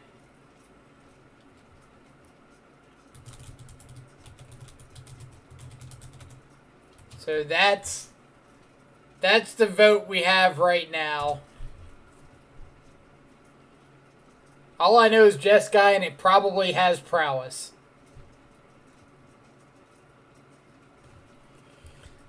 Let me change the title so nobody let's see. This is Scryfall art game between rounds. So nobody comes in and wonders why we're not playing Magic at the moment. We'll give it a shot. Ojatai's Summons. Somebody was off.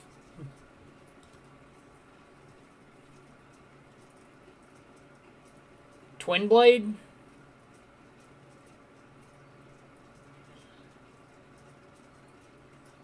Bench is in a tough one against Doomwake. I can see where that would be a tough one.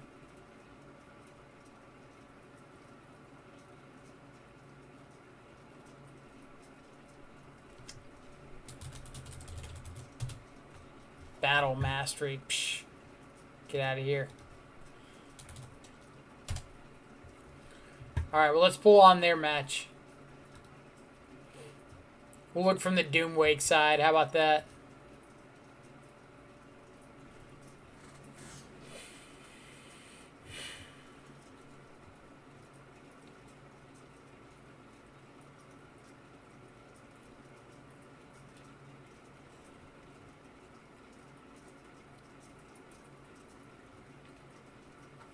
Alright.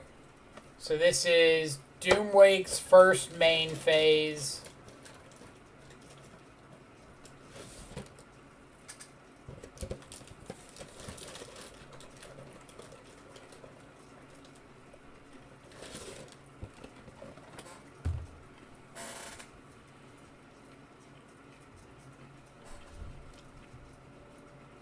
I gotta make sure Bench doesn't have the chat open so he can't hear me.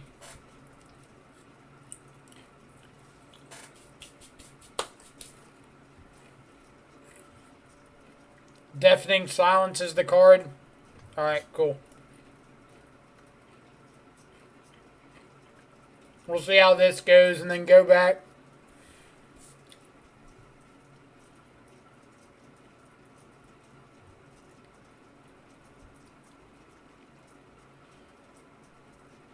So,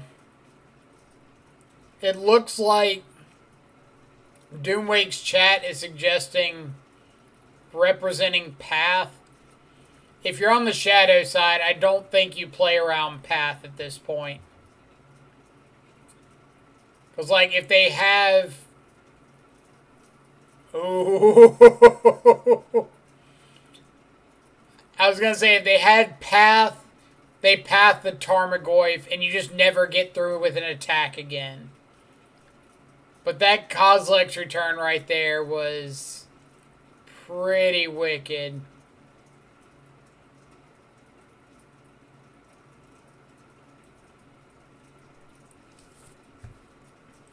So now you have to chump block with the Spike Feeder.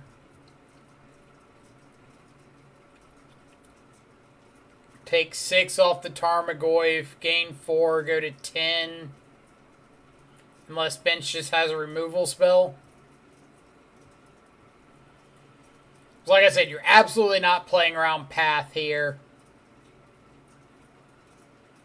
And if you have a Battle Rage, there's no reason to go for Path. Like, Doomwake has to block.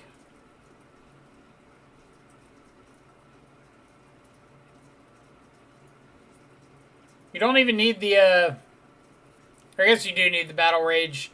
No, if you've got Dismember, you don't need the Battle Rage. You just pay 4 life for it. Dismember the Spike Feeder. He gains up to 16. You're attacking for 17 with an 11/11 Shadow and a 6/7 Tarmogoyf.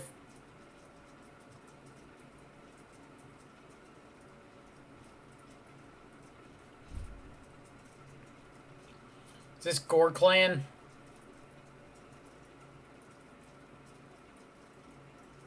No, you can't Gore Clan.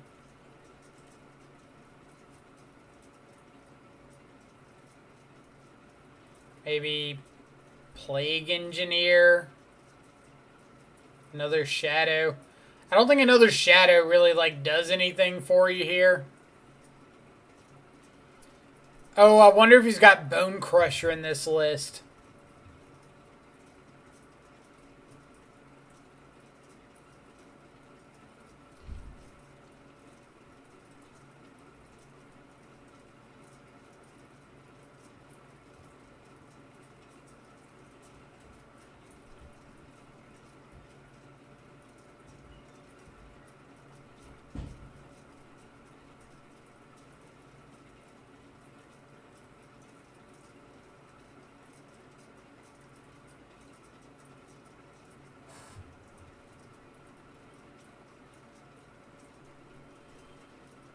Well, like, you want to end the game this turn if possible.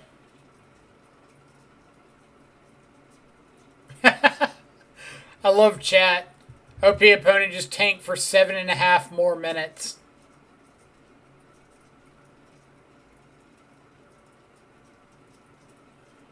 Love how Freed's over here, Antis is over here, talking up Doomwake.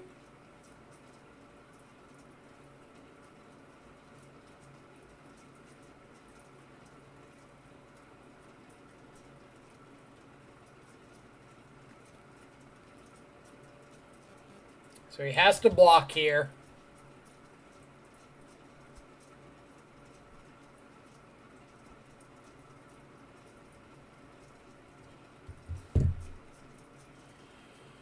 And I think, however he blocks, I think you just don't crack the fetch here. Traders. Watching you watch a streamer while streaming it. Streamception.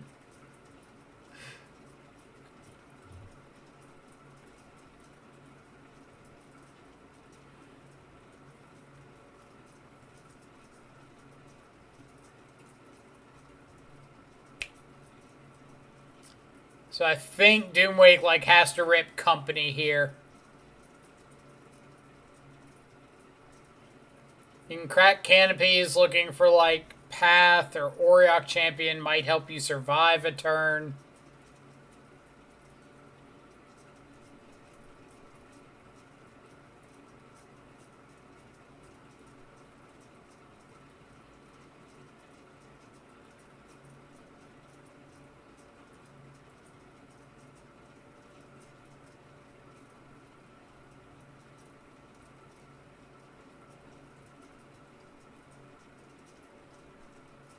Hell yeah, bench.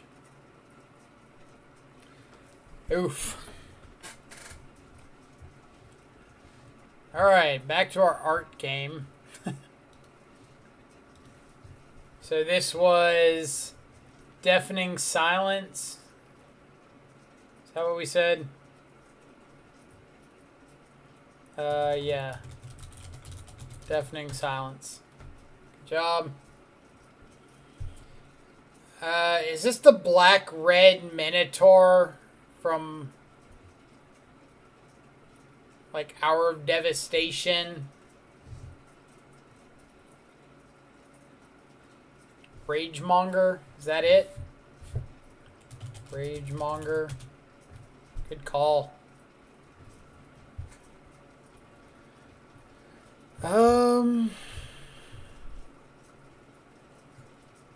No clue.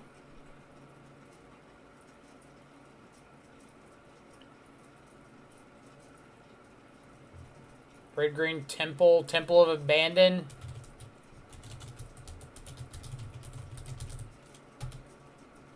Good call again. Oh, man. The art on this is sick.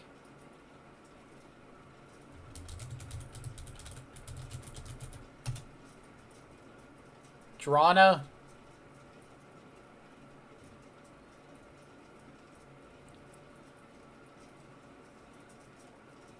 I'm guessing Drana, but I have no idea, like, what comes after the Drana part, if it is.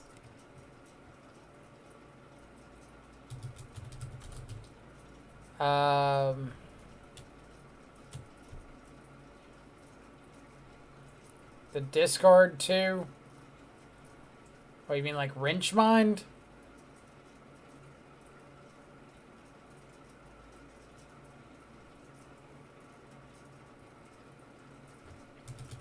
Drana, Liberator of Malakir. Mind Drain. We were off.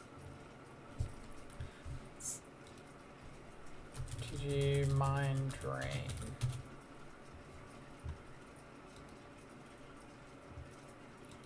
Target opponent discards 2 cards, mills a card, and loses life.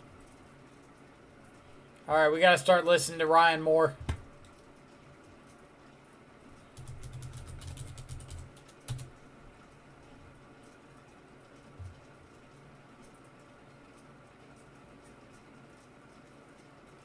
No clue. Something cowl.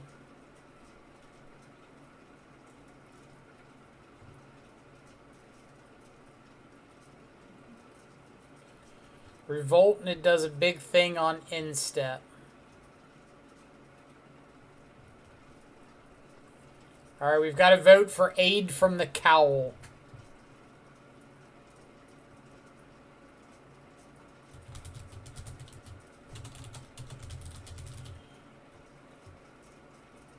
Is it COWL or COWEL?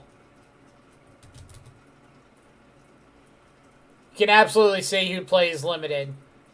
Like Dumby Door up there, if you see his name, plays a ton of limited. And knows a whole lot more of these card arts than I'm going to know. Half these cards, like, I have never seen in my life. Like this. No clue.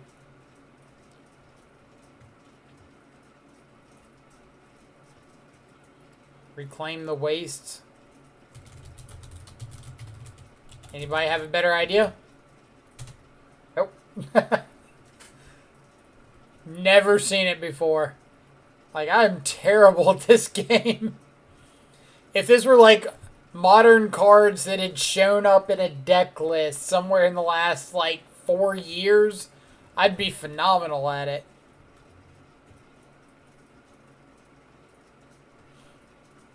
Set green and a kicker for 3 to add 1 or 2 basics to hand. Right.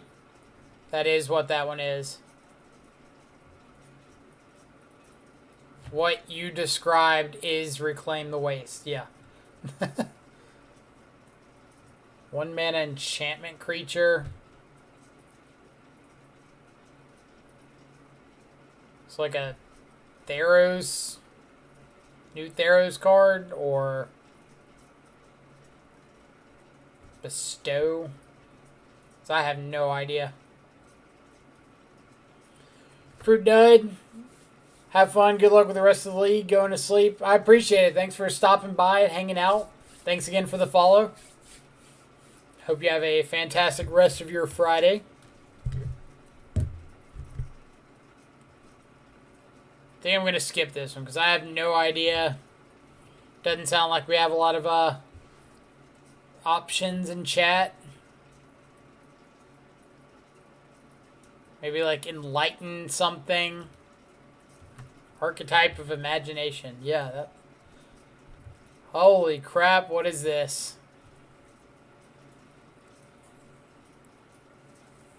It's I'm guessing Orzhov.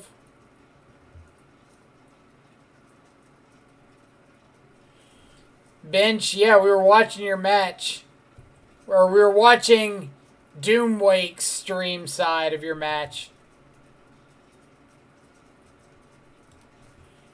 That Kozilek's return was killer there at the end. Maw of something.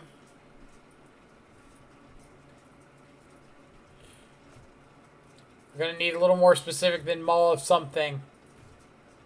Unless the actual name is Maw of something.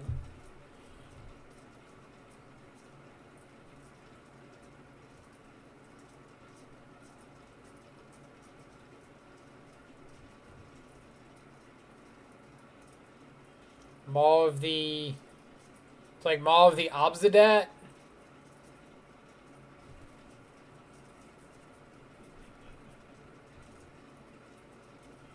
Singing to play it in my turn for more damage because you know I'm so aggressive.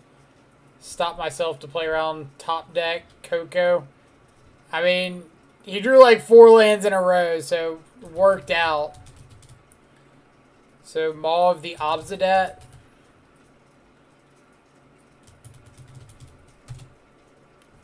Good call.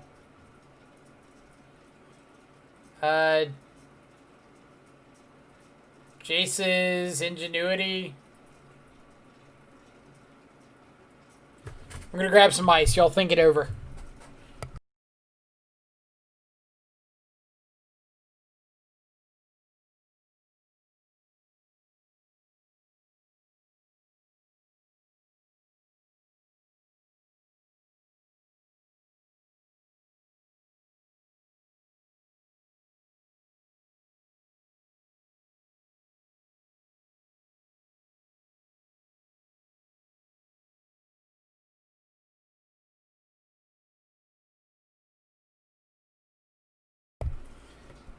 Is it Spark Double?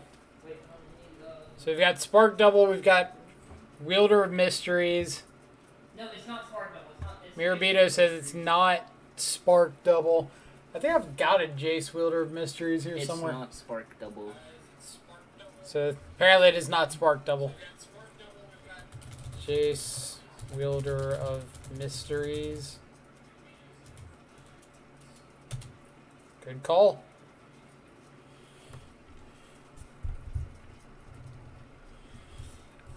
Bench, I lost to Burn.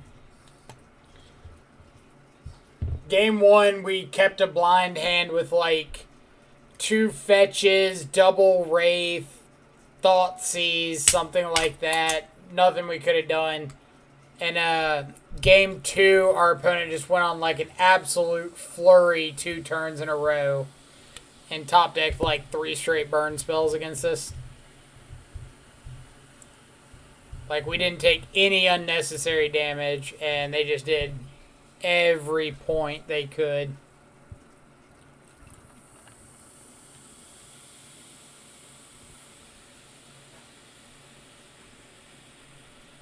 Rogue's Gloves. Is that an actual Magic card? Like I'm telling you, y'all could be making up cards. I'd have no idea. But if there's something I've learned, it's not to underestimate Ryan. Good call. Oh. I know this one. Cry of the Carnarium.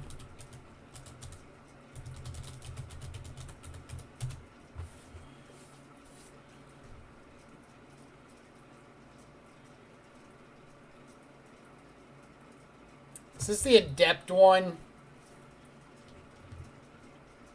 Zagana? Zagana what? And their words after it? not Prime Speaker.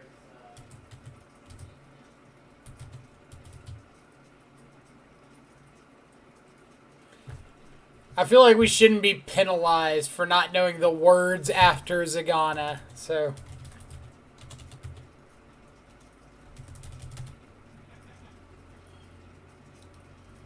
I'm gonna look it up, but I'm not gonna tell y'all. Zagana the Mind Sculptor. So I have found it, but I'm not gonna enter the words until somebody guesses it.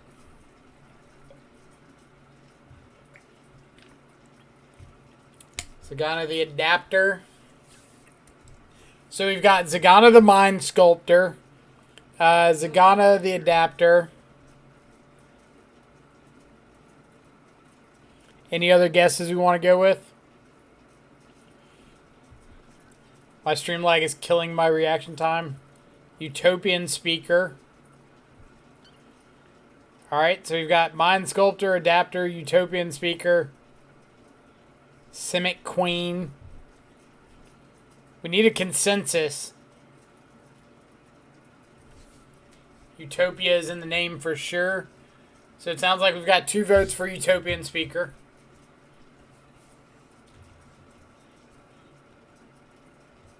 Fish Lady? Ah, Zagana Fish Lady. Got it. Alright. We've got a bunch of people voting for Utopian Speaker now, which is correct. Oh, familiar. Oh,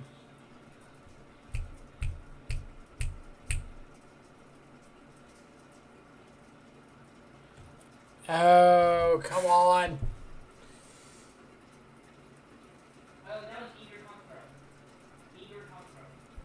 Alright, Corey says Eager Construct.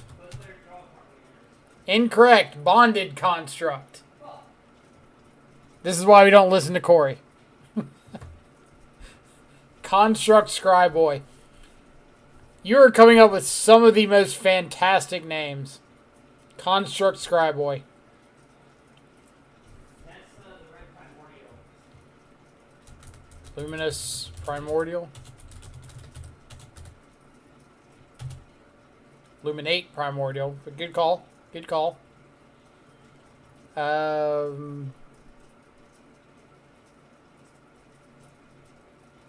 it's Chandra.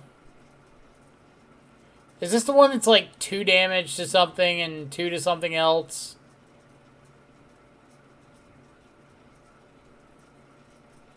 Fiery Temper. That would make sense. That was from Origins, wasn't it? No, Fiery Impulse.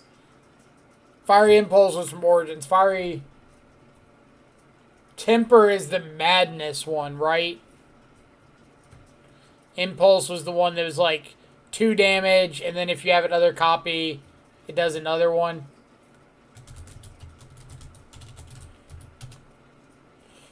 Be back in a few. Sounds good. We're going to have the next round starting in 5-ish minutes. So, something to do with Ixalan.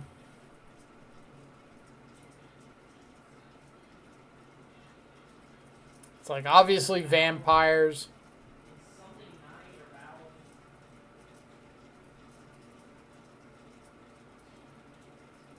It's vowel or something. There are really a ton of unplayables in Ixalan.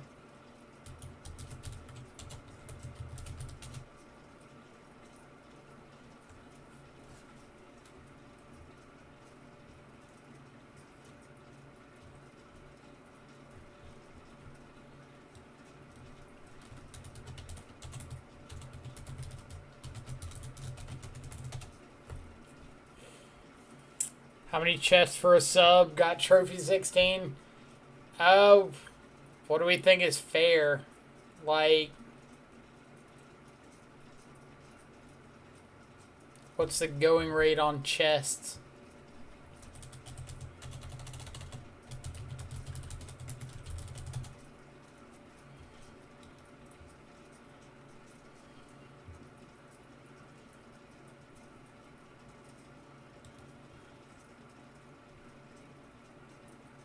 So if chests are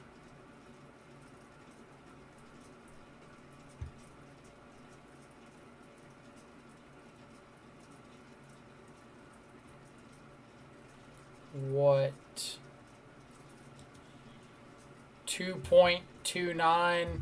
So 3 chests.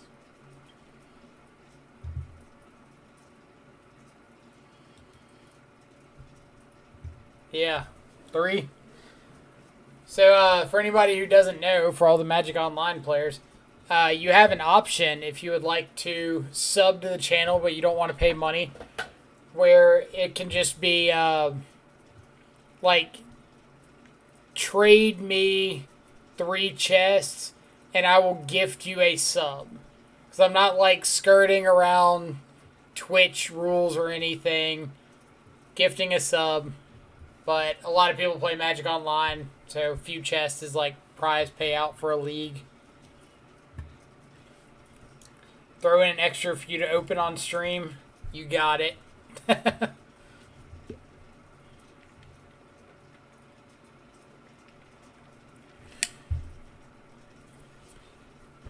What about, like, if we open something that's worth more than 5 tickets, we'll gift another sub into the stream.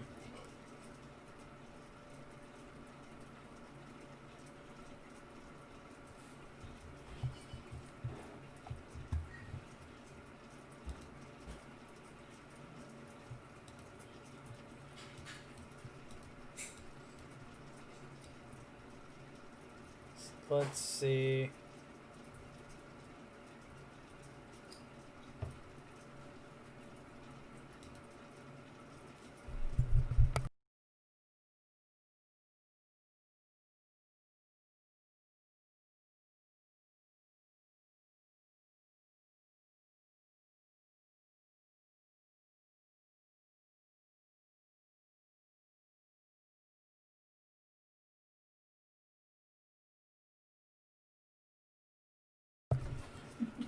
Alright.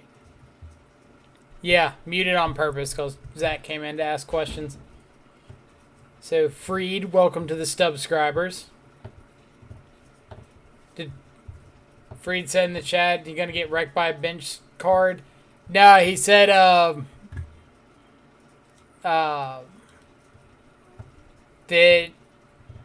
I believe he said that Doomwake had to top deck like a company right there. Or just kind of dead.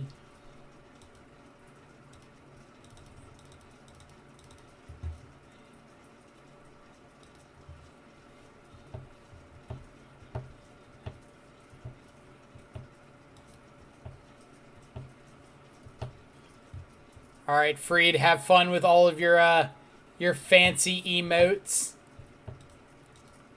For anybody that is a subscriber, feel free to spam some in the chat. For anybody who doesn't know or is curious, all of our emotes are custom done by a graphic designer friend of mine. So they're all exclusive to the channel. No other Death Shadow player is going to have access to them. Nor are any other Death Shadow player subscribers going to have access to them. We currently have Teamer Battle Rage, Thoughtseize, Gurmag Angler, Death Shadow, working on Scourge of the Skyclaves. And I want to get like Street Wraith, Stubborn Denial, all of like our stereotypical Death Shadow cards. And it's going to be hot fire.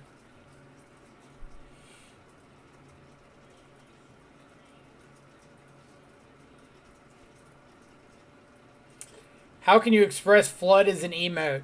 If I could get one of like me turning and throwing a microphone across the room, then that'd be pretty good.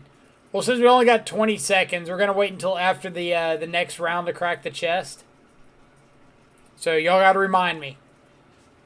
Don't let me forget. And like I said, if we open up something that is worth 5 ticks or more, we will open up or gift another sub on screen.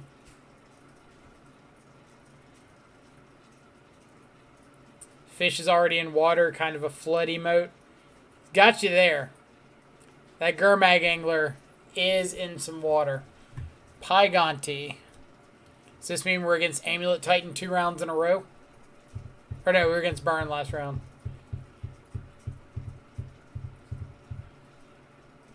That is a great flood emote. Opponent has revealed Luris, which means I think I'm going to keep this.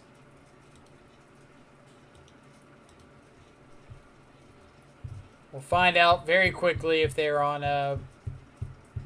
Oh, is this hammer time? It is.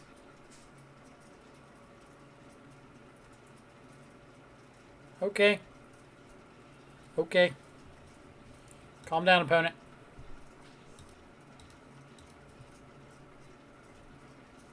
It's just a joke. It's just a joke. So, are we thought seizing or are we killing something? I think we're just thought seizing.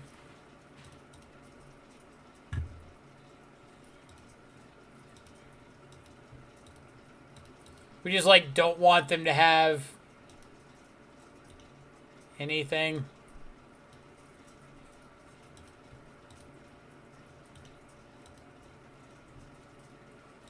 They've got hammer, sure.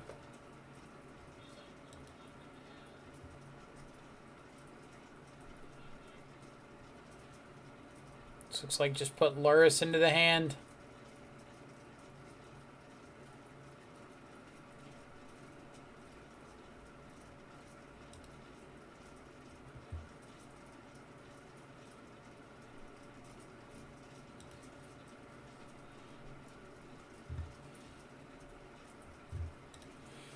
Alright, so let's push you.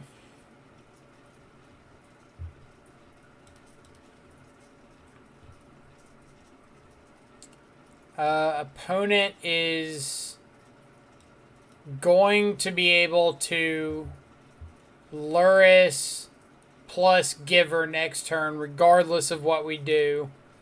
So let's just go ahead and get our shadow. Say go.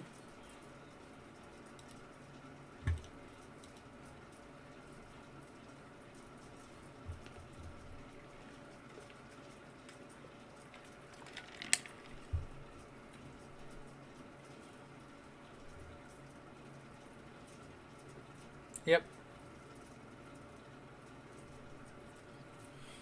Mm-hmm.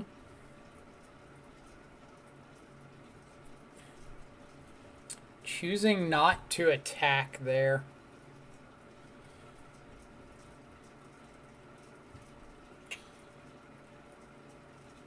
So what's our game plan? We know that they've got Silent Clearing Colossus Hammer in hand. We could fetch Shock a Blood Crypt, Inquisition the Hammer, play the Shadow, hold up Dismember. I think that's probably best line.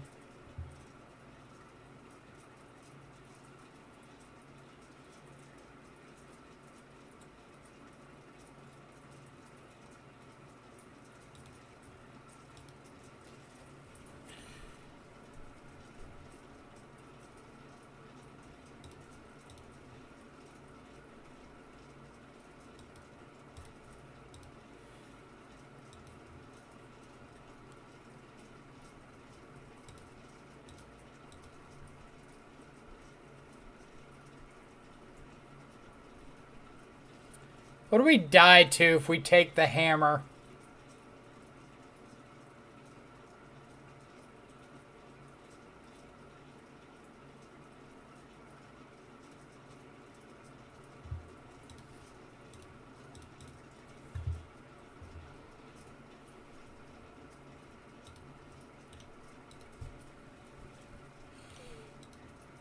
Well, it would have to be like aid into crack this, draw exactly hammer.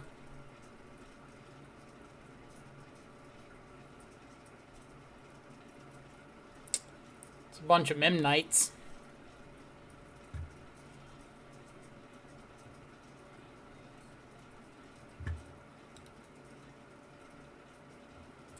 So opponent could have just killed themselves.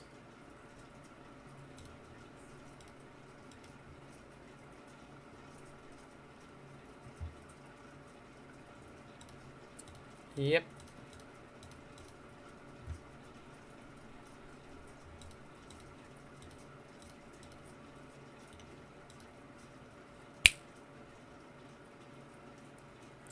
That's a big old 20 ball to the face. Alright, so Plague Engineer is great. K commands, trophies are great.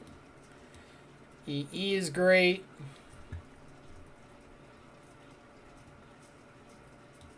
Think that's about all we want. Things we do not want.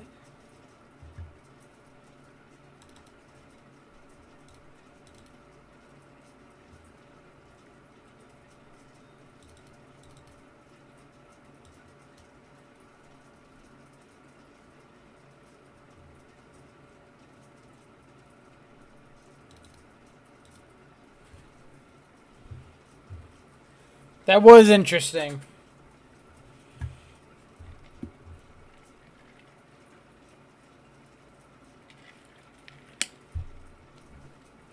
They did make me have it. I'll give them that for sure.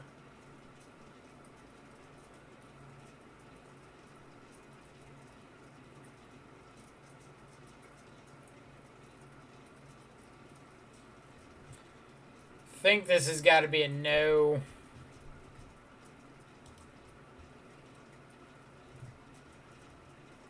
This is a yes. Bottom Battle Rage. So now we've got like turn 1 Inquisition, turn 2 Tarmogoyf, or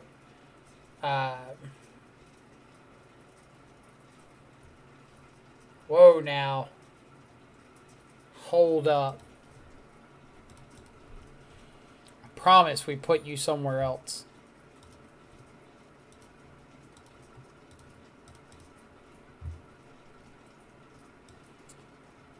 Double Hammer, Pure Steel, Fatal Push.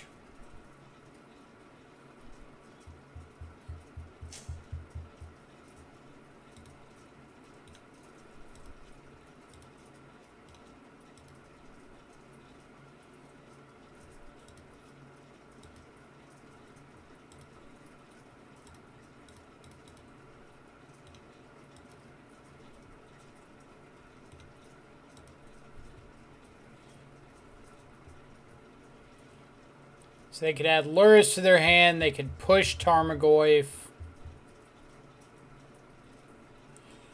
How come 4 color for the super over Grixis today? Not a ton of reasons behind it. More or less just like felt Grixis was a little underperforming recently. Like weren't really hitting our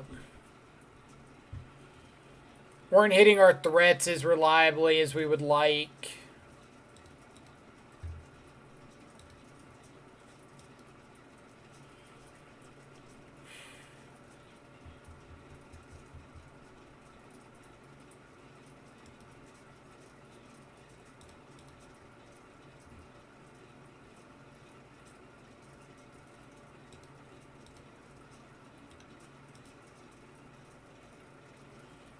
There's also a lot of paths over pushes. That's fair as well. But for the most part, I just didn't think we were hitting our threats reliably enough. And I wanted to make sure that if we were playing threats, we were hitting them.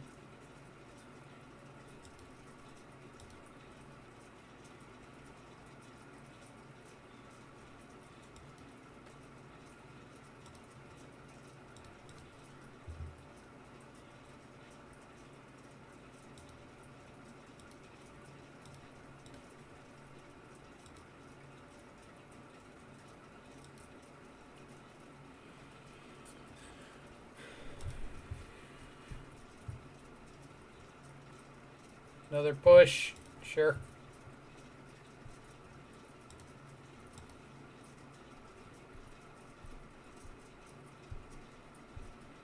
So this is Luris, Get Back, Pure Steel Paladin, I'm assuming.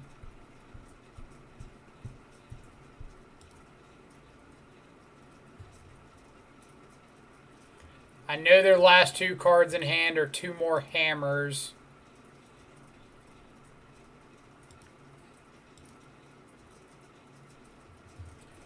So, how do I want to approach this? I could K command, shoot Luris, get back Shadow.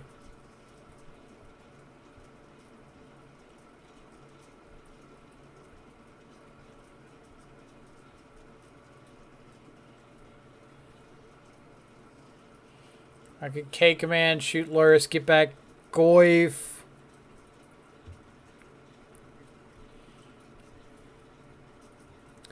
So I guess the real question is, am I planning on EEing on my turn? Probably. My opponent's got 2 hammers in hand. If I let them untap with Paladin, it's play 2 hammers, draw 2 cards. EE does just answer all of the hammers, but they're just drawing a ton.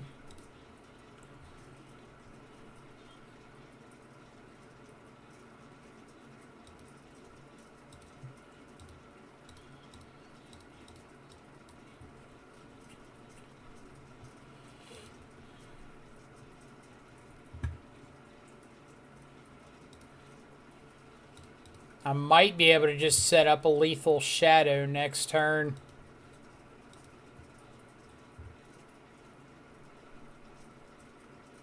Like, Shadow's currently a 5. This is making it a 7. So, like a fetch land. Need more than the fetch land, right? Yeah. Oh.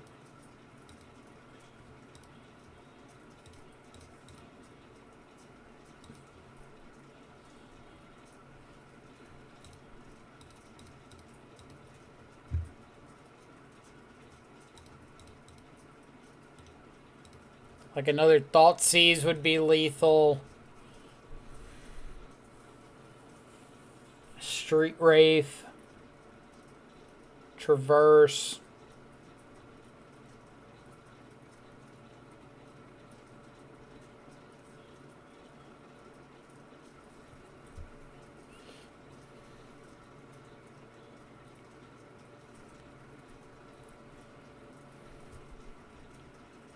Yep.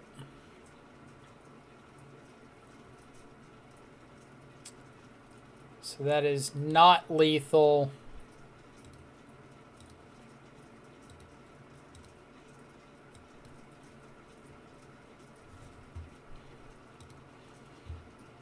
Is putting them down to 1 worth it? No, I'd just rather have the Battle Rage for next turn.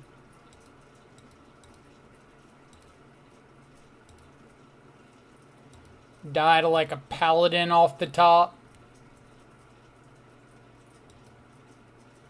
Also die to that.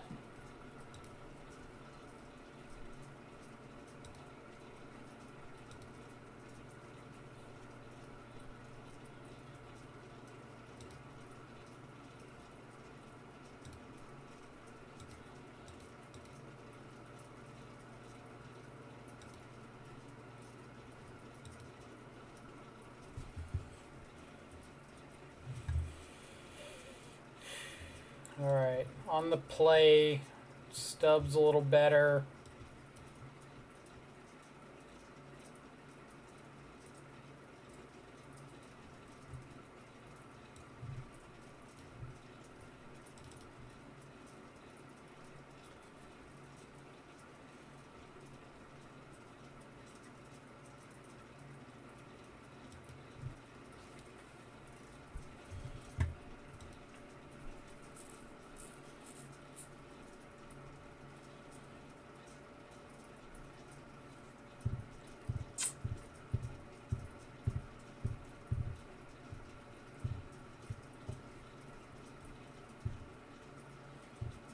A green source and it would be an easy keep.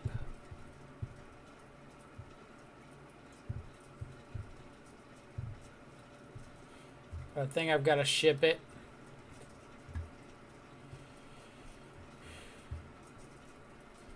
Alright.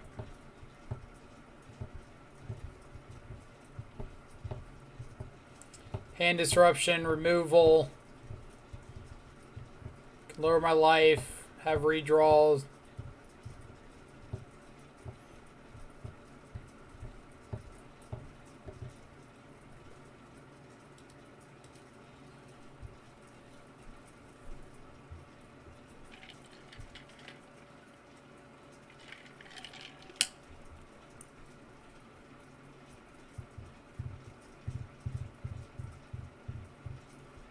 See if opponent's keeping 6 or going to, or keeping 7 or going to 6. Keep 7. Let's bottom peatland. We'll just get blood crypt.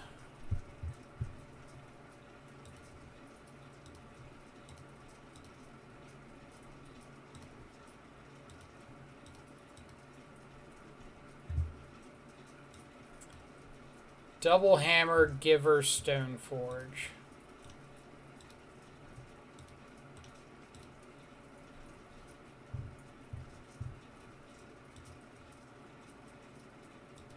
Yep.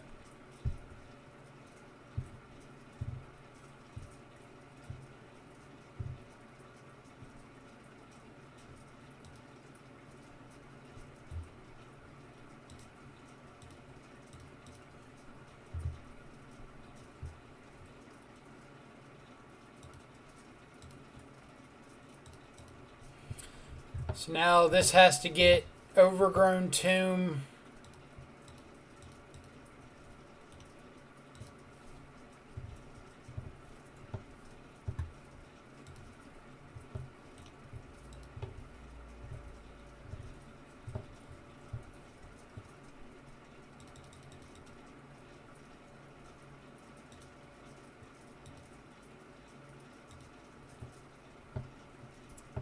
On fetch land.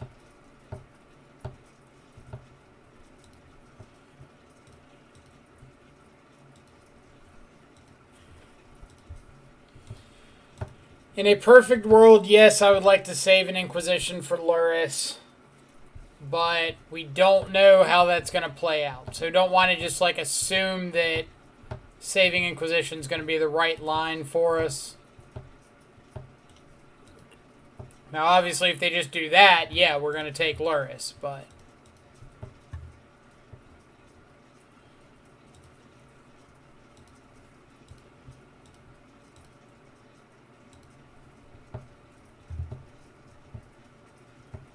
And they've got the aid.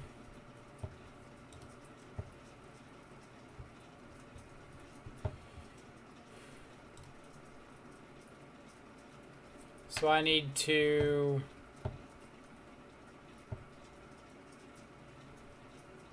pay a life here, and then every other turn I can start or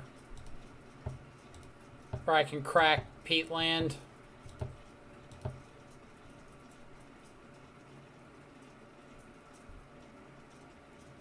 Yep.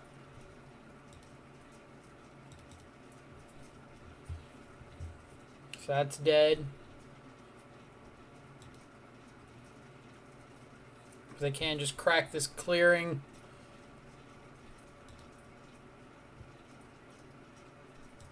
Yep.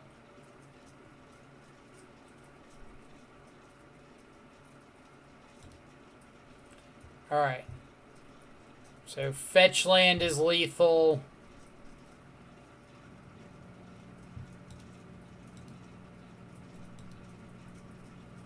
K command is lethal.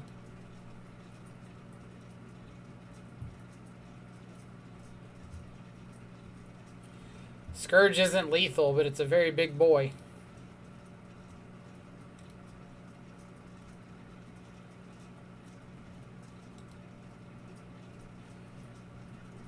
What am I drawing into?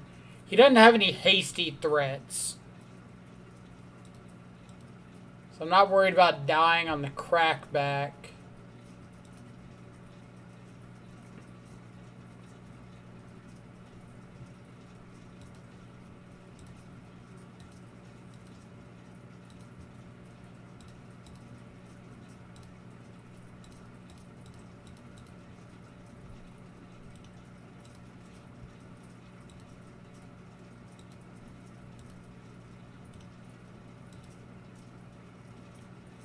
Ornithopter's fine.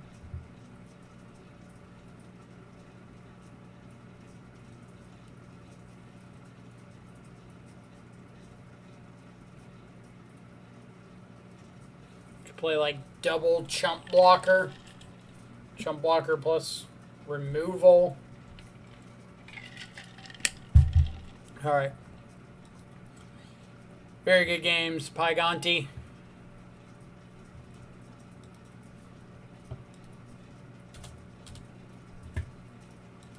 So let's update the record. Freed, you just played versus Hammer 2. Pyganti, I had a Fatal Push in hand as my last card.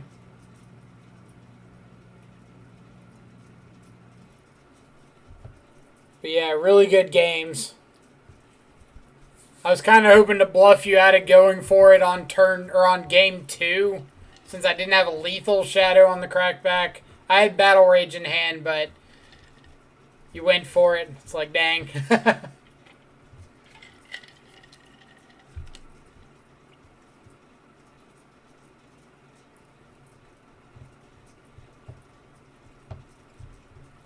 Yeah, I usually won't play around Swiftfoot boots because, like, a couple decks play them, or a couple of Hammer Time decks, but not everyone. So it's kind of like you're going to have to make me respect that card before I'll play around it. Like, you're going to have to show it to me game 1 or 2 before I'll play around it game 3.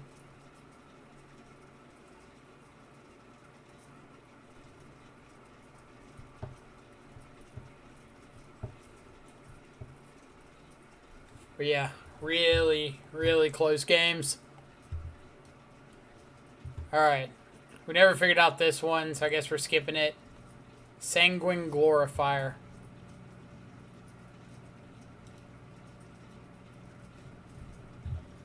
Where all my windows go into.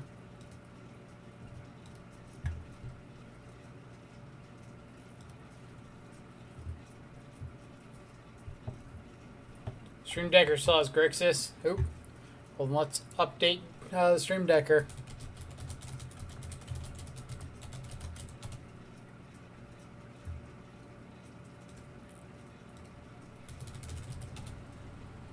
Yeah.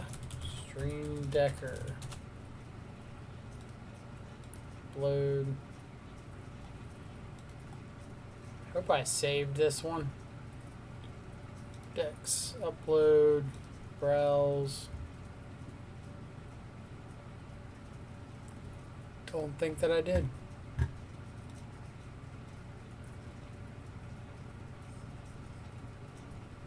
I was too enamored with Garuda Cannon to save my own deck list.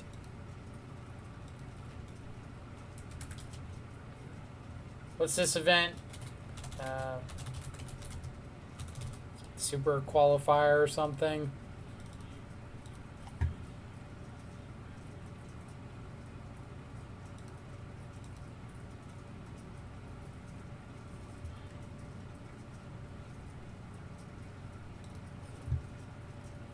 Set as current, so let's see if that makes it work. Boom.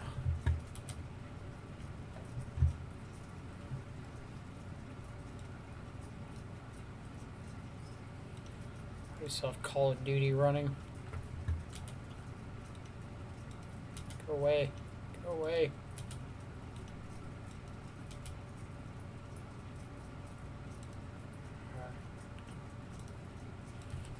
So yeah, this is Experimental Frenzy.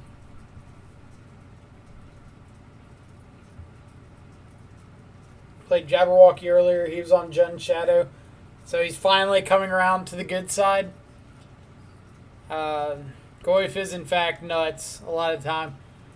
So it's not released the Gremlins.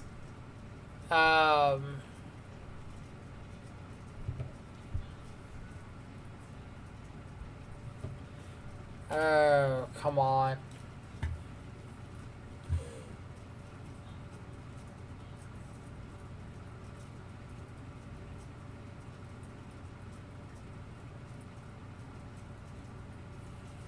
Still Jund, of course. I don't know if he's allowed to play anything else. You're probably right. I think he's like contractually obligated to only play Jund. Ravenous Gremlins. Is that it?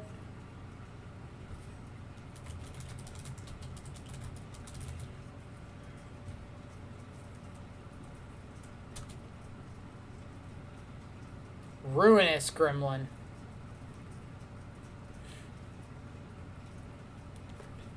See, Cabsy, hey man, when I think of Shadow, I think of you. Aw. Thank you. On that note, how do you think Rakdos Shadow is these days? Tempted to build, trying to butter you up. I think Rakdos Shadow is good. I think out of these Shadow variants at the moment, Rakdos is the most likely to have competitive success because Blood Moon and Boil are in a really good spot right now. I would not fault anybody for playing Rakdos. I think it's a very solid choice. Like, obviously, I have a soft spot in my heart for Grixis, so if I have, like, the decision to make or it's up in the air, I'm more likely to go with Grixis just because I have more fun playing Grixis. But I think that Rakdos, for the most part, is in a better position. It's less susceptible to opposing Blood Moons. It's better at utilizing, like, Boil and Blood Moon itself. Still grinds a lot better than people give it credit for. Gaia's Revenge. Good call.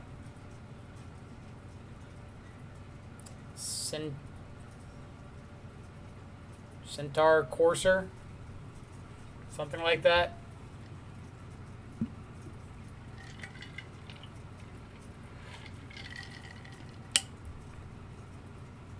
Oh, chest. Why are y'all doing this to me?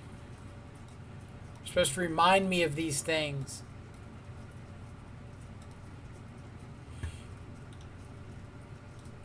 Alright. Again, remember, if we open something worth 5 ticks or more, then we're going to gift another sub to the stream. Who's ready?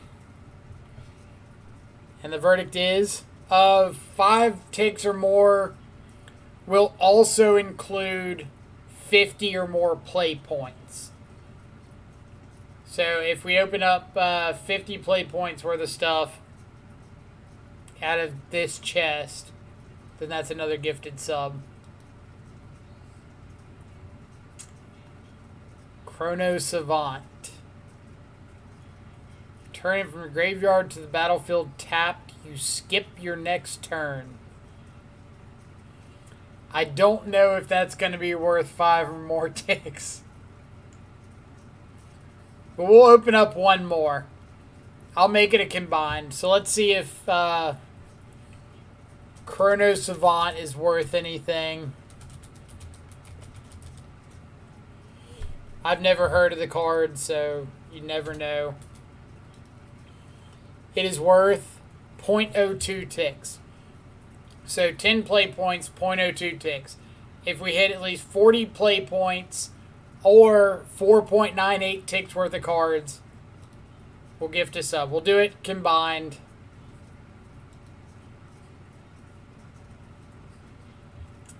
Oh, I don't know. I don't think Search for Azcanta is going to get there.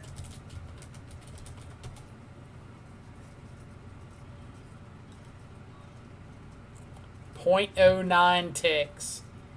And then Punish Ignorance. Played that card in Standard. 0.01 ticks. So we did not get there. Unfortunate.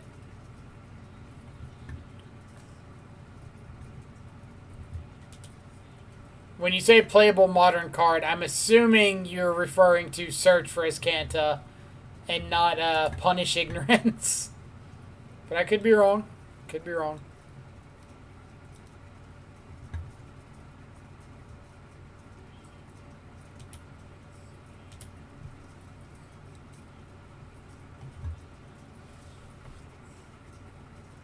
Corey B did have it in his Sultai reclamation list. It was good for a while. So we're going with Centaur Healer. Nope. Laguna Band Elder. Oh, Brimaz. Words after Brimaz.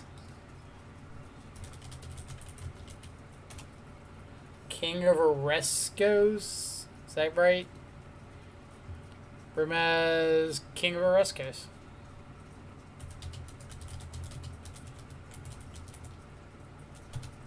Boom.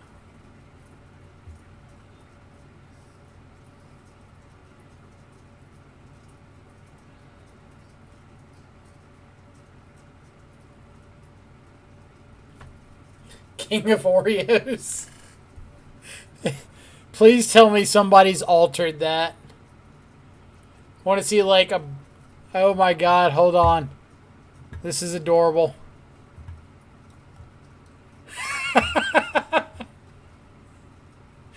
It's Brimaz tokens.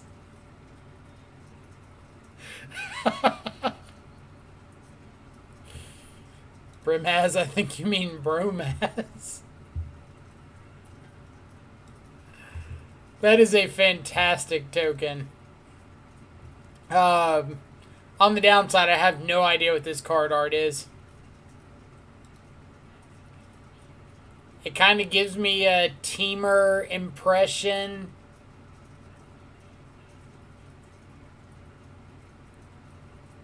But as far as specific cards, I have zero clue.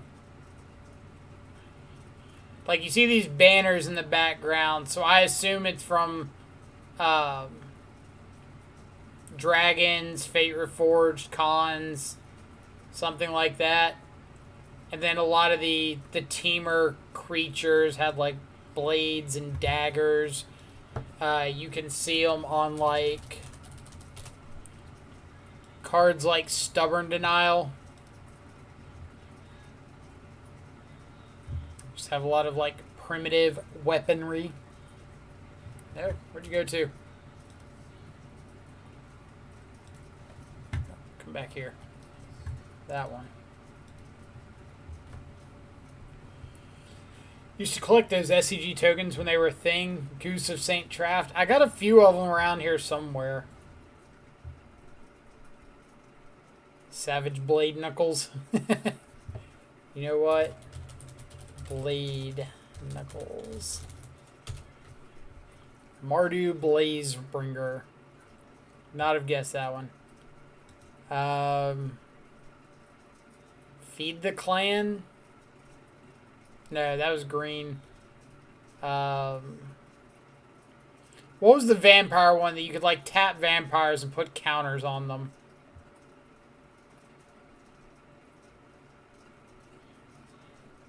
Come on. Come on. Oh, is it, was it Incorrigible Youths? Was that the card?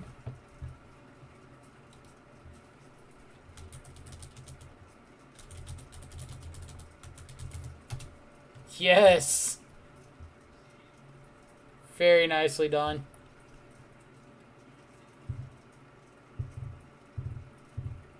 Looks out of Kaladesh. A lot of fancy metal work.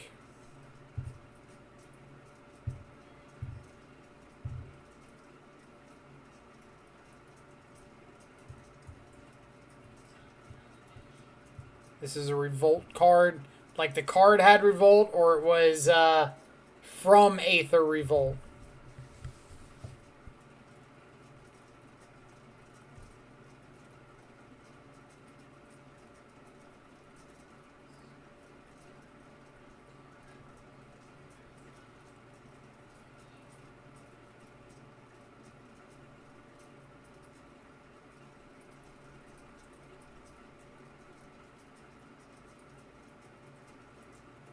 Was the Double Striker?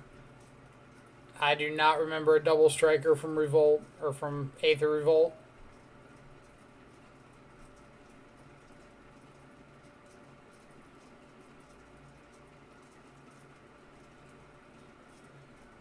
One white CMC.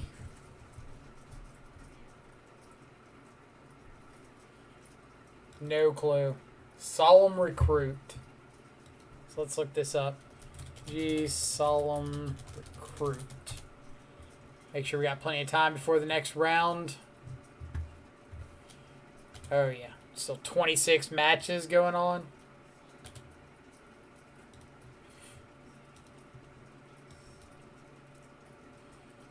Double Strike, Revolt. Put one counter on it. Oh, is this the counter one? Ulamog's Nullifier? No. Yes.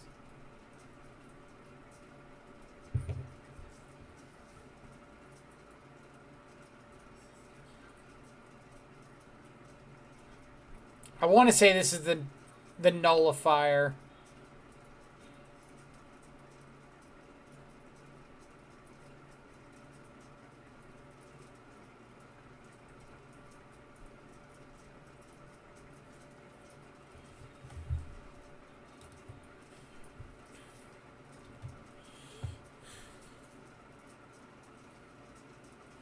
Isn't this the Flash 1/4? Isn't that the Nullifier? The what was that mechanic? You put stuff from the exile into their graveyard. Process.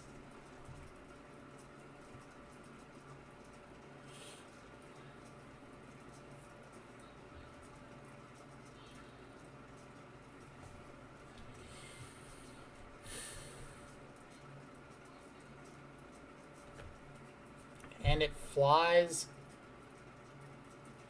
Are you talking about the one that, like, they lost 2 life when it attacked? Or something like that?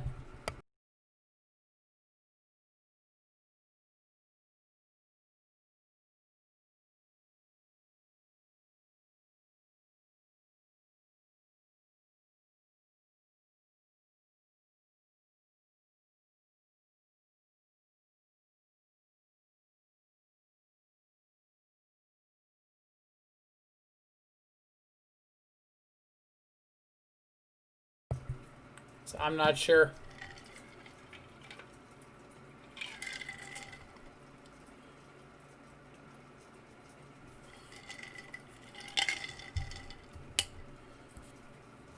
Let's see. I'm gonna cheat a little bit on this one and look up Eldrazi. It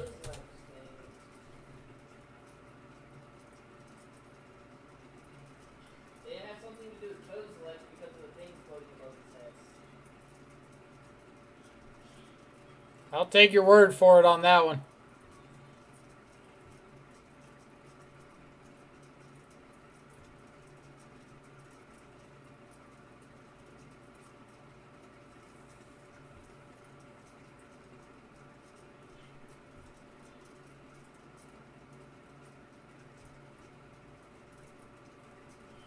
I've got no idea.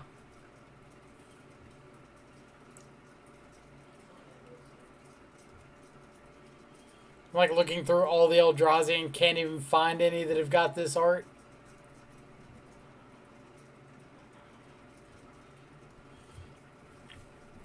So obviously this was a draft chaff Eldrazi. But I need more specific than draft chaff Eldrazi. Watch it not even be a creature card.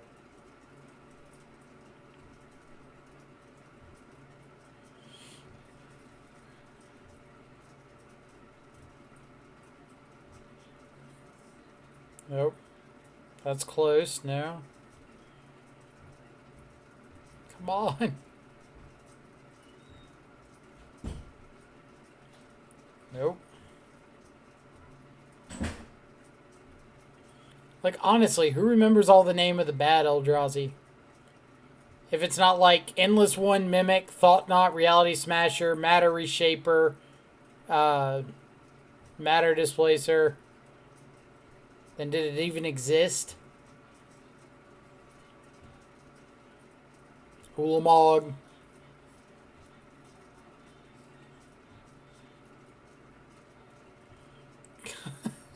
These are all like so close.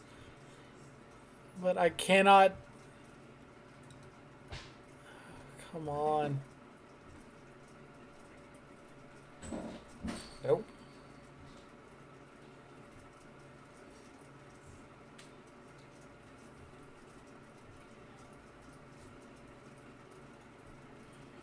I found it.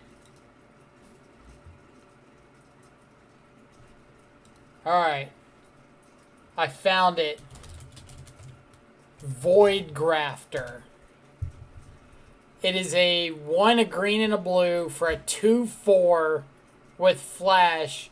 When it enters the battlefield, another target creature you control gains hexproof until the end of the turn. I don't know how y'all didn't know that one. Oh, is this the Sapperling Lord? It's like 1 in a black, made a Sapperling, buff Sapperlings.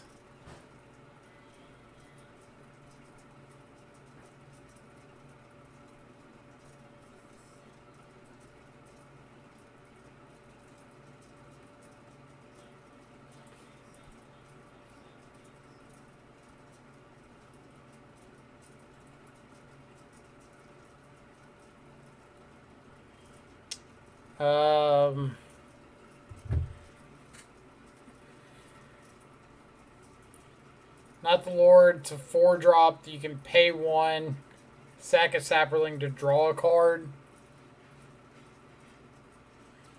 Ah, yes, Mushroom Head. Obviously. The only Sapperling thing I remember is like Slime Foot. Shroom the Hegemon.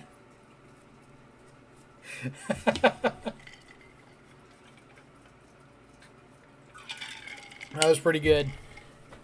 I'll give you that one. Shroom the Hegemon.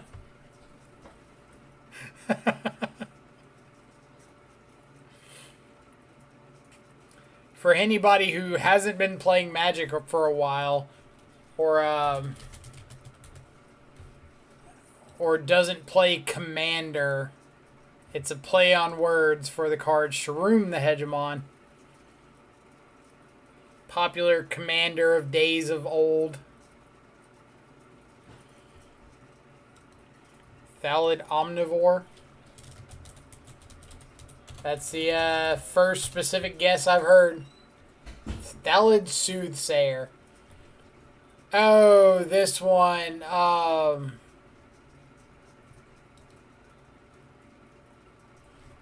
No, don't do this to me, brain.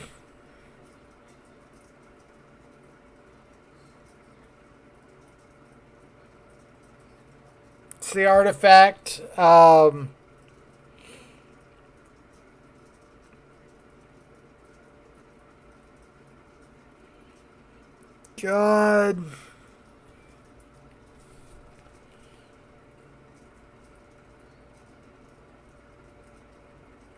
You were really close, Ramo. Closer than we were getting. God, I know this card.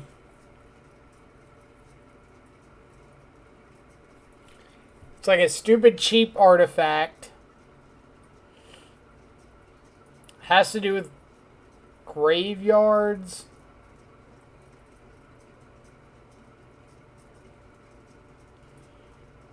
Is it the one like when a creature enters a graveyard you gain a life?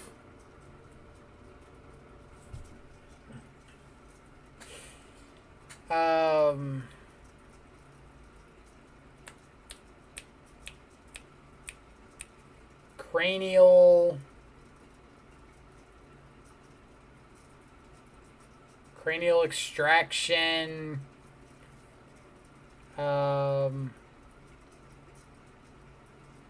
Skulls McTubehead, yes. That was it.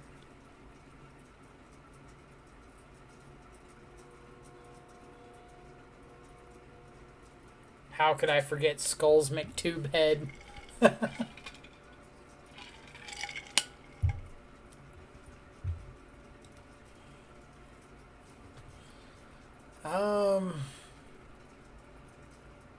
I really want to say it was something like cranial extraction, something like that. Not that exact wording.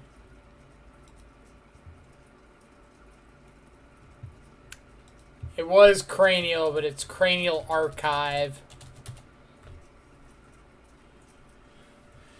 50 years after thought scour. Still scouring thoughts. Looks like a human from Ixalan. That's as far as I can get with this one.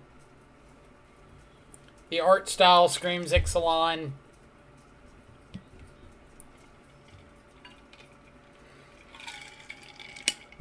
Watley's something. Lost game 3 against 4-color Uro. Did not draw my moons. That'll get you. That will get you.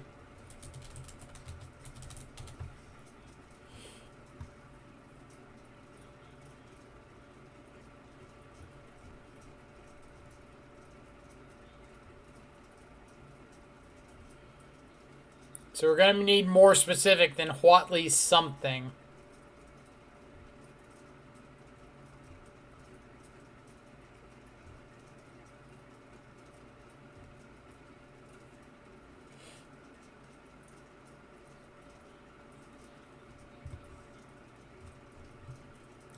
Watley's Sunwing.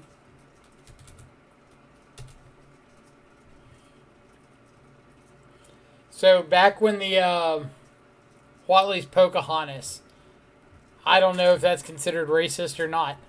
Back when like the Ixalan pre-release, or I can't remember if it was Ixalan or Rivals of Ixalan. I think it was Rivals of Ixalan. Because it had the Watley Planeswalker. Or did they both have a Watley Planeswalker? One that like tap dudes down or something. So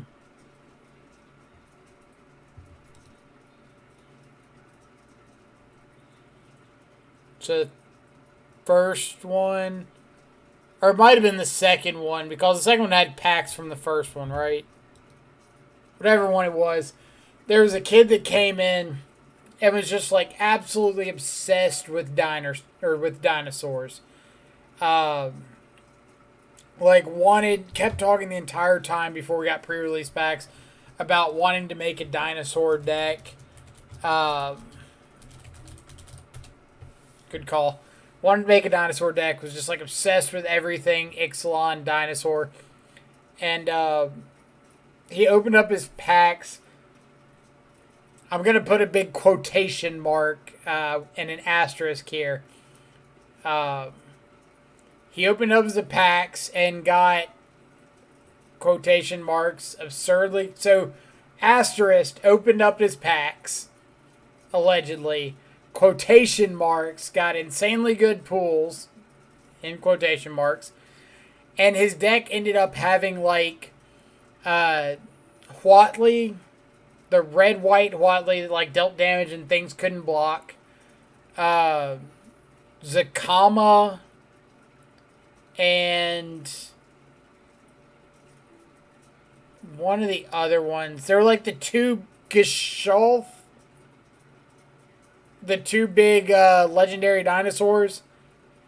So it was like the third or fourth pre-release of the weekend. And so I was like, are you sure you opened all three of these in the same pool? You got the Planeswalker that dealt with dinosaurs. You got like the two legendary mythic dinosaurs. You've been talking about being obsessed with dinosaurs all weekend. I'm kind of questioning the legitimacy of this pool here.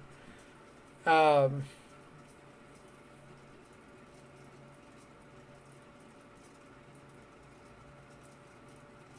are we on to this one? Played the red-white one in my 5-color Planeswalker deck in Standard before a tune was banned. I feel like there were a lot of people playing some 5-color walkers before a tune was banned. Unexplained Disappearance. Good call. Oh, easy one. I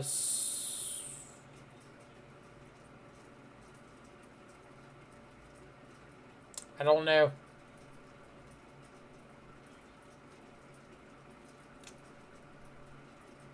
Don't have a clue.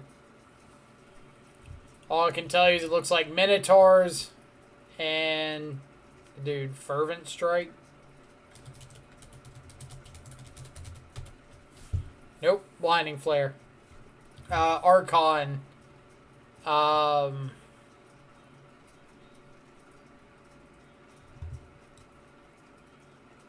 Was this like the M21? The one that was like a 3/2 flyer with protection from white or something?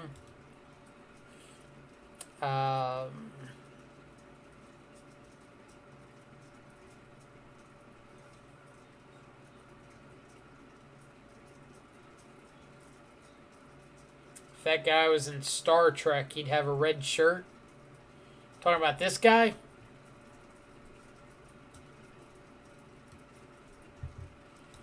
Archon of Absolution. Good call. Guy who's having a bad day.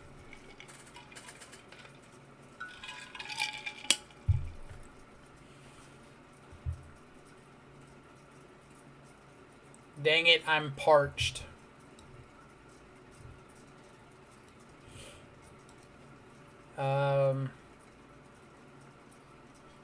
Hold on, wait, this isn't water.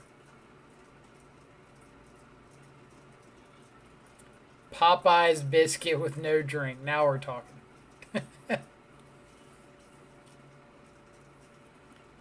The guy with the fire coming at him.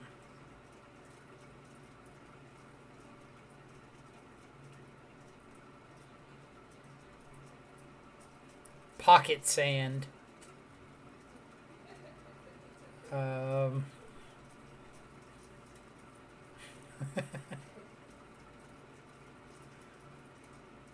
Choking something something.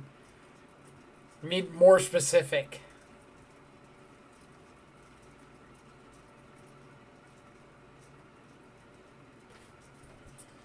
Choking on pocket sand. No, it was Ancestral Vengeance. Come on. Is this Tower Gargoyle?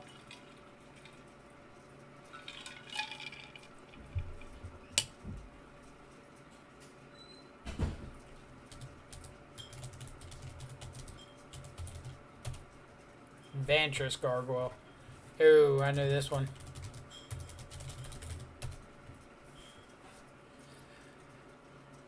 No idea. Yeah, y'all had the Vantress. I just sped up. I was so sure.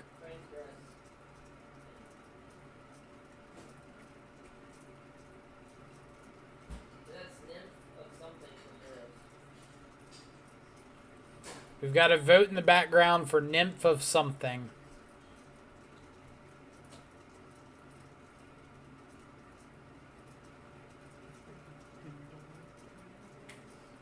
But Nymph of what? Yeah, Transgress was easy. Recognize that one right away.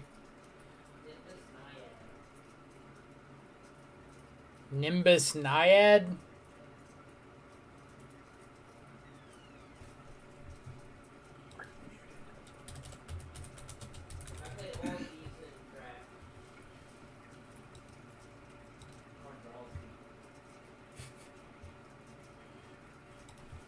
Had to look up how to spell Nimbus Naiad.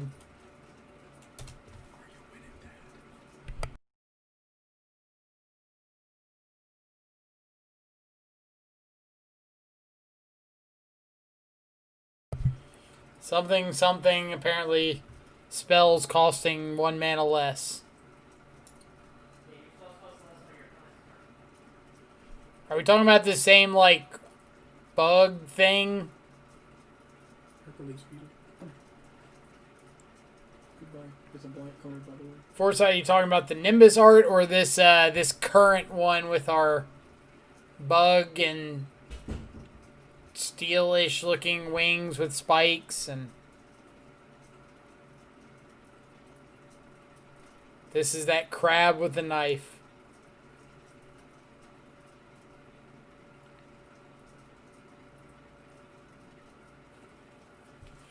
This crab.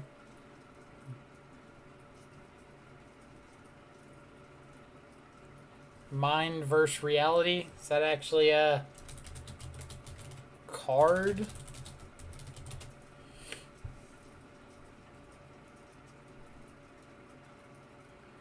That's not a card. You're over here lying to me. Are you talking about this is the crab in his mind?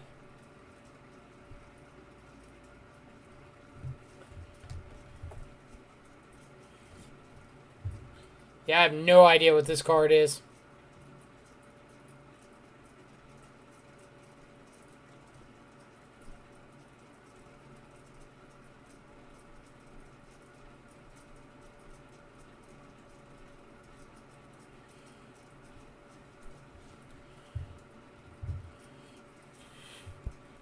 You're in 69th right now?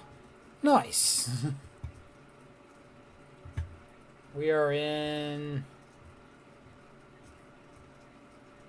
97th. Or this is last round, right? This isn't updated.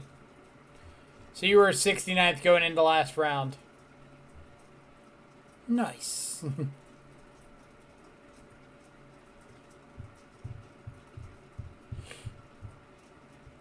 I think that means you're like legally allowed to not have any more results come in. Just have to stay 69th.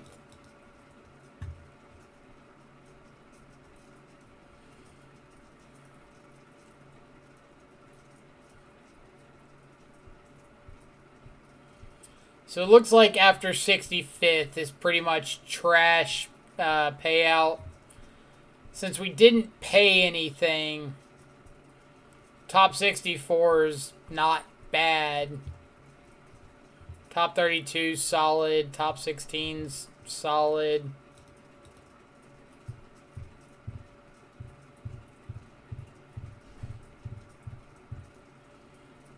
Currently playing Purple Rain. Purple Rain, Purple Rain. I'd love to play first. Alright.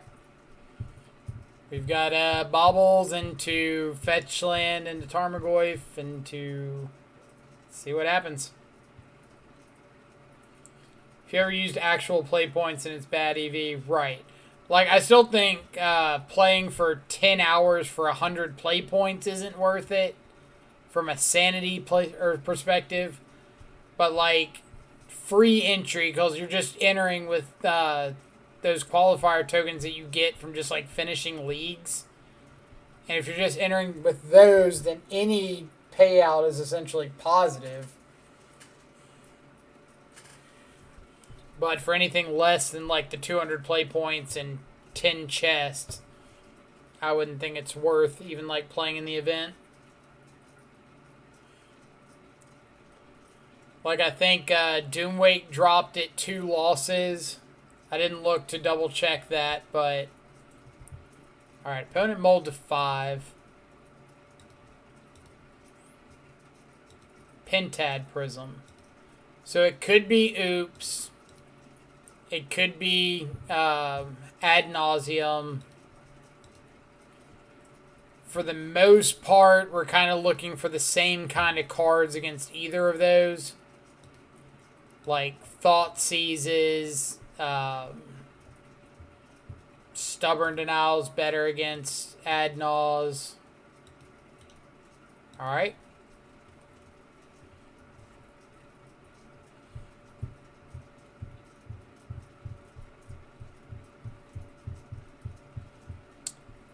So this is probably going to be a double hand disruption turn.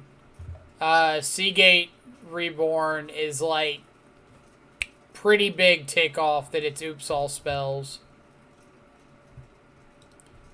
So if that's the case, let's go Thoughtseize, and if they have 2 payoffs, we'll Inquisition the second one. Otherwise, I want to get this Shadow down. Alright, they have no payoffs. So if that's the case, we're taking what? Smashing, so they can't just, like, smashing our Shadow? Or do we care if they smashing our Shadow? Like, if they've got to waste a bunch of resources, like a Pentad Prism plus a counter on it and a Spirit Guide to smashing our Shadow, are we just, like, okay with that?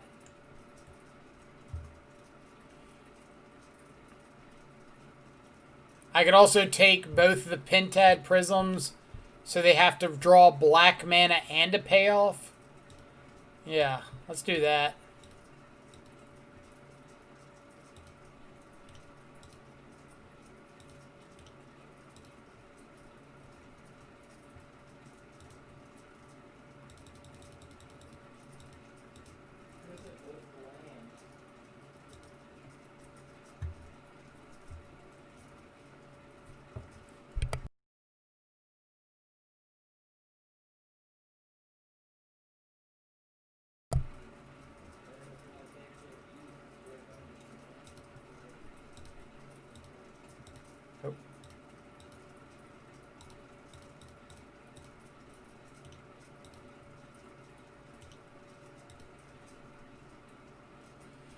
Alright, so from here it's a race.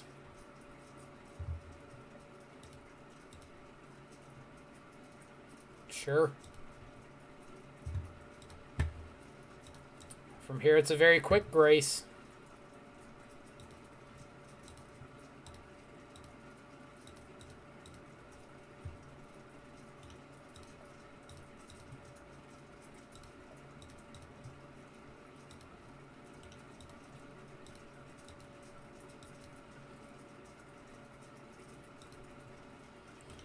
Alright, opponent. You're going to be dead next turn if you can't kill me here.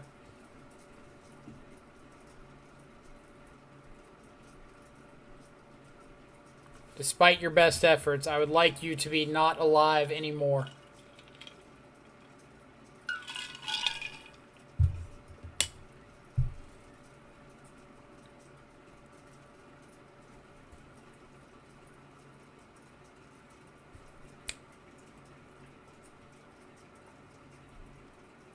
And the answer is...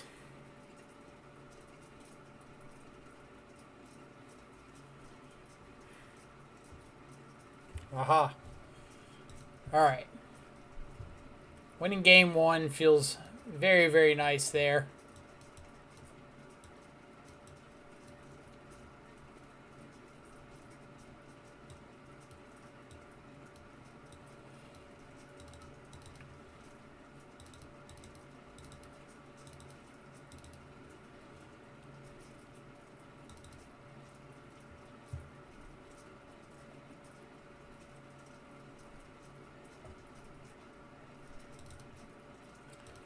I feel like I remember somebody before this event started. Oh, I know who it was. Are you still in the chat? No, he left. Ben Jones was saying he preferred Nihil Spellbomb over Soul Guide Lantern. And unless I was scared of Oops All Spells. And I said, well, I'm not really scared of Oops All Spells. But I mean, there's not really like that big of a downside to Soul Guide Lantern over Spellbomb, and then immediately went and changed to Soul Guide Lanterns, or changed my Soul Guide Lanterns to Spellbombs because when's the last time we ran into Oops All Spells? It's been a while. Silly me.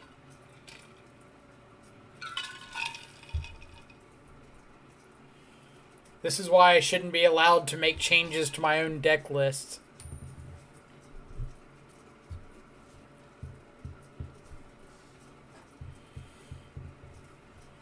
Maybe I want the extra Stubborn Denial in case of things like Charbelcher.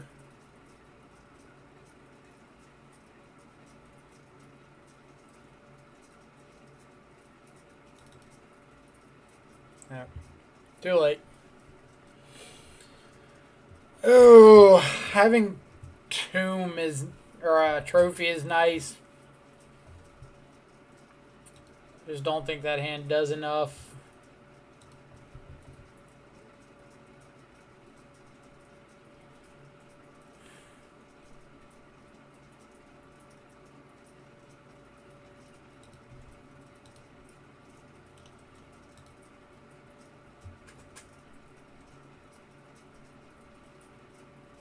Much better indeed. Still need some help.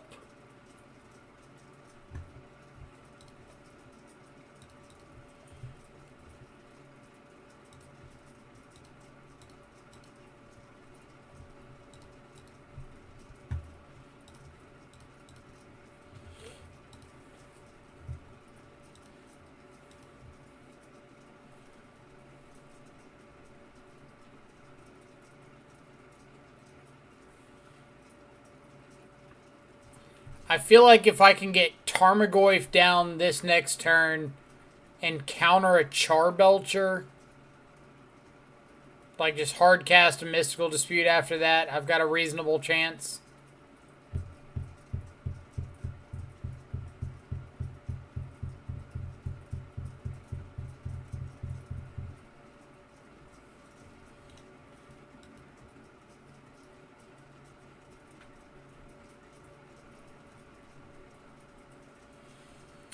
Or is playing Shadow with Cling better?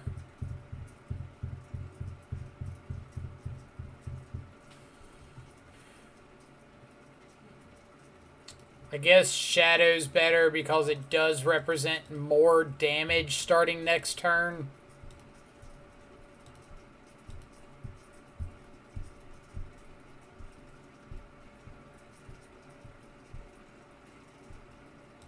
Yep.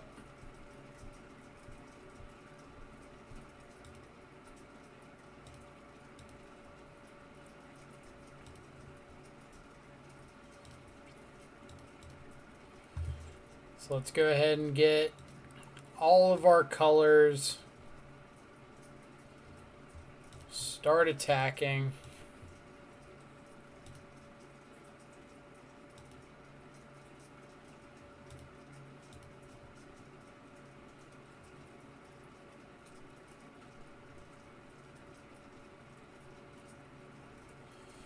Since we have the Spell Bomb, we might need to just like aggressively cling one of our own lands.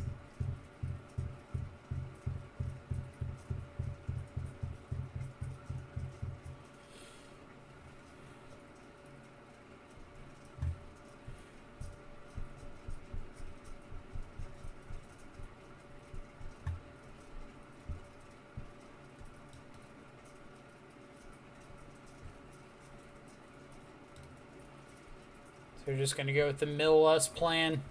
Sure.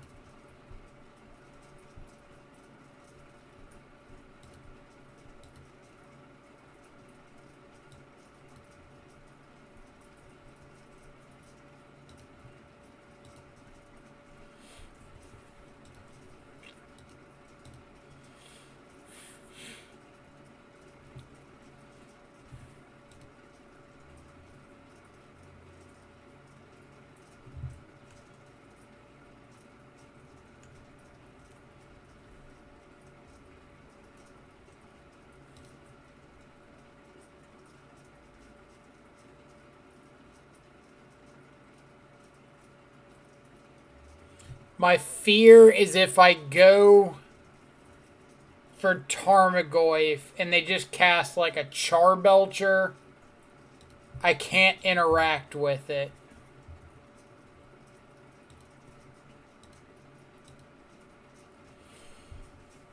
Like anything else I can interact with.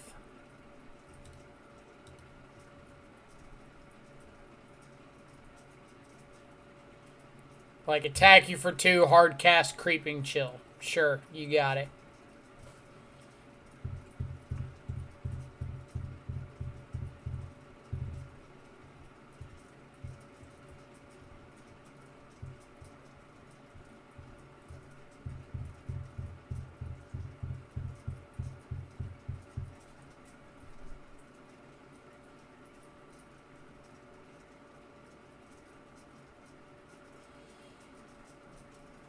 they could play... It kind of looks like they were going to play a Vengevine.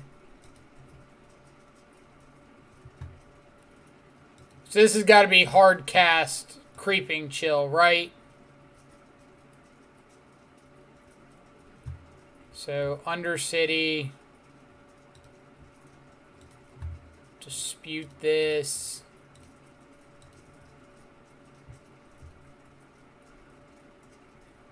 Do you have a Veil? Hardcast Narcomoeba.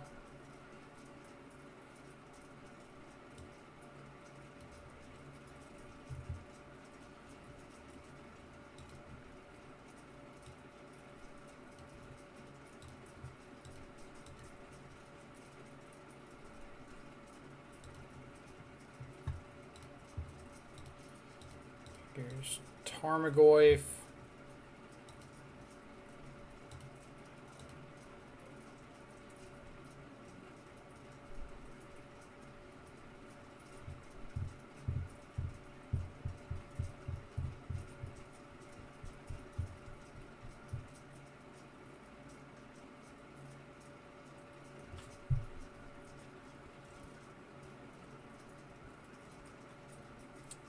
Second Spy, sure.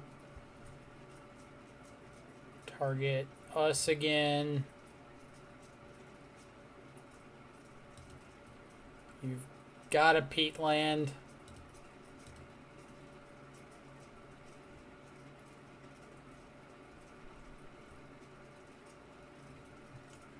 This thing has flying? Go figure.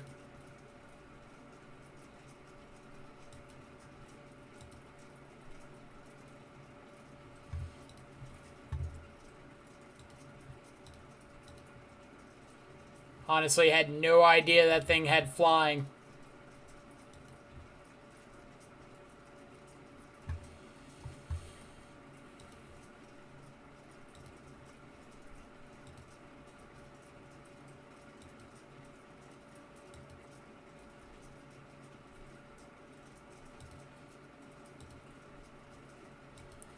So this means that I'm not dead to a hard cast Vengevine or Creeping Chill. Why does this thing have flying? Makes like no sense. Flavor fail.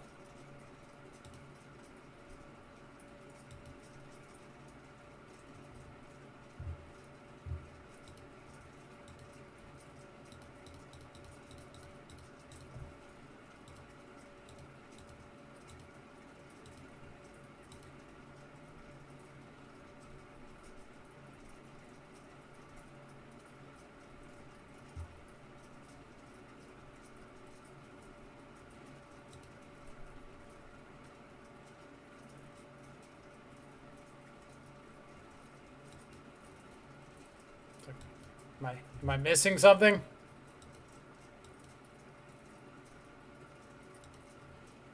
Huzzah! Alright, cool. GG's. Look at them. Look at the one nurturing peatland. For the love of God and all things just and holy, look at the peatland. Oh, man. I don't think we ever figured out what this thing is. The artwork is a dude floating up to a window. Let's see. Is it?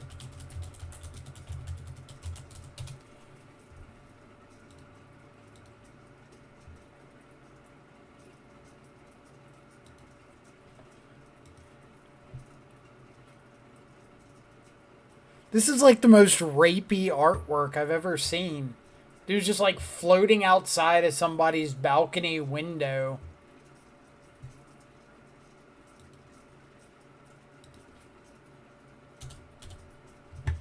And just kind of... Sappy just got back. What's our record? Currently 4-1.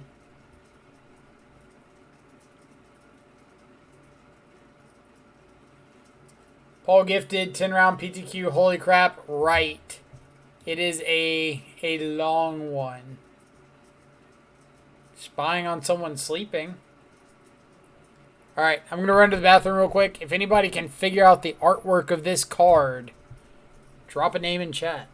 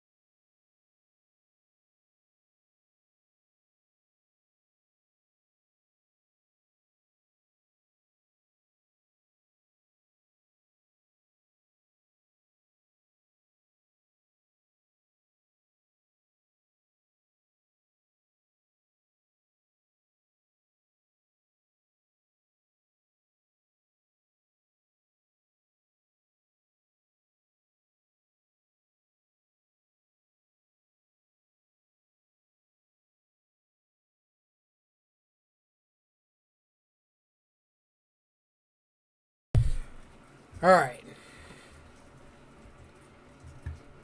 Googled metal lobster with no leads. Sounds like metal lobster is what we're going with. Armored Cancrix, obviously. So, it looks like some sort of golem. But what kind of golem? Is it a golem? Also, I gotta look up what Armored Cancrix is. Cancrix.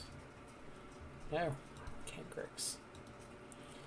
Magic 2011. It is a vanilla 2/5 crab.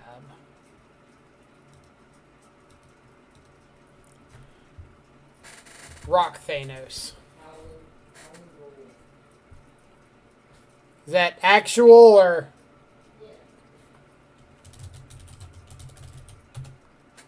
Good call.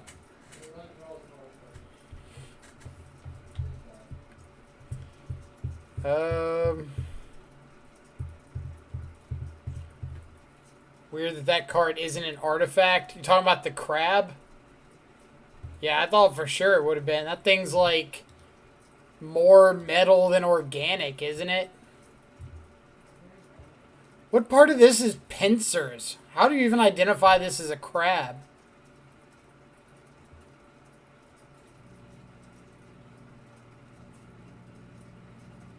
That's like a dung beetle at best.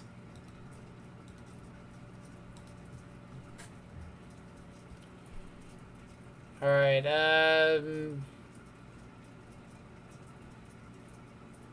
what's that head? Knights. Knights on birds.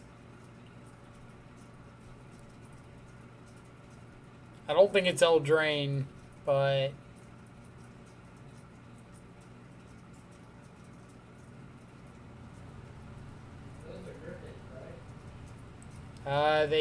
Yes, they are griffins. Wings, beaks, legs, long tail, griffin rider. Sounds good. It's not Griffin Rider. Griffin Rider art is old as fuck. Well, I don't have a lot of guesses here. I don't know these terrible crab cards. Armored Kankrix number 2. How about that? Give it some Yu-Gi-Oh names. Just start throwing numbers at the end of everything. Giovanni, how's it going? Yeah, we're playing some 4-color Shadow today. Currently 4-1 somehow. Paladin.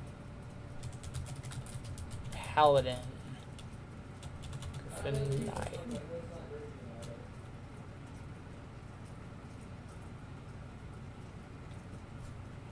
We'll go to the next one. Silver Wing Squadron, obviously.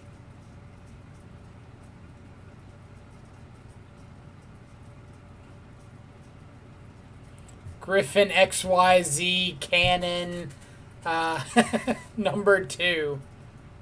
There we go. Griffin XYZ Cannon number 2.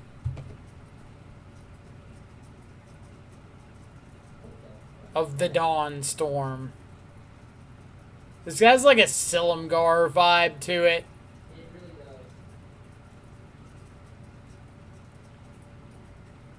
Like, the banner up there on the shoulder, is that the Sultai Sidisi banner?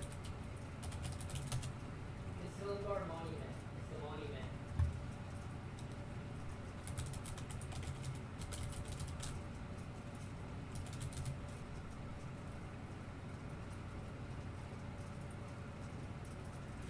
Is that an actual card? Silumgar's monument?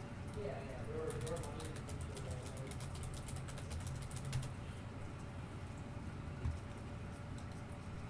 shit like That is the card. I didn't know that was an actual card. that. Yeah, they're like the keywords or whatever. 4, a blue and a black, becomes a 4/4 blue and black dragon artifact creature with flying until the end of the turn. Huh.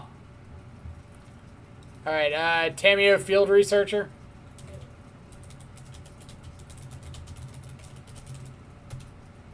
No. Oh, this is the new one. Crap. I should have looked at the border. It was like green and blue right there.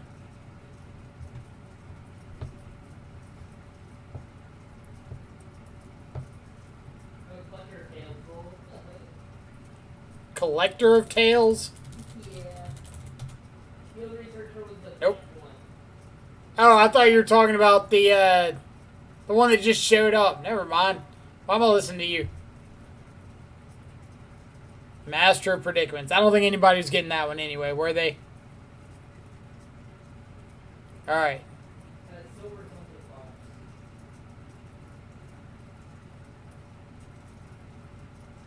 We've got a Nourishing Fox. We've got a Silver something Fox. It might be Nourishing Fox. It's not, yeah, I think it's Silver Fox. Nourishing Fox. Vulpine Goliath. We are... Vulpine Goliath. That is a 6-mana, 6/5 Fox with Trample. Yeah, I was close. Were you? Were you?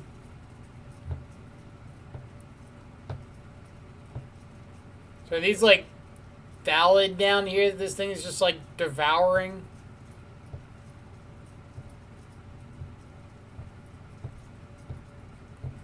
I kind of want to go back to the modern ones.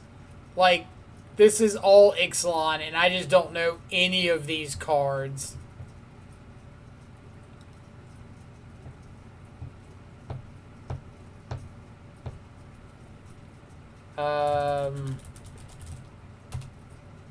Bad deal. Oh. Who knew this one? Who knew this one? Be honest. Oh my god.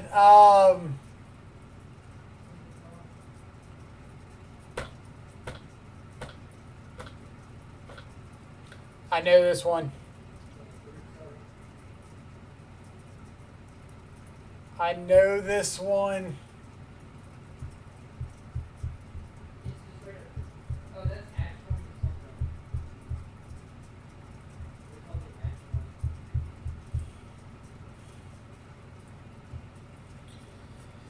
It's from Shadowmoor.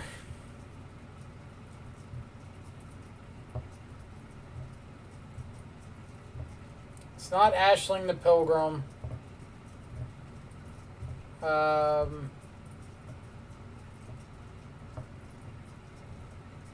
It's not Ashling's Prerogative.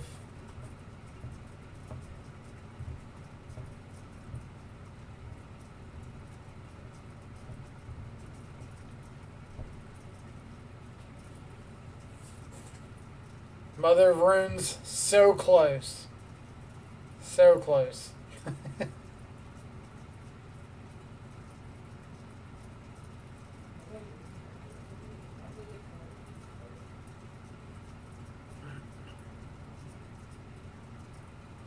God.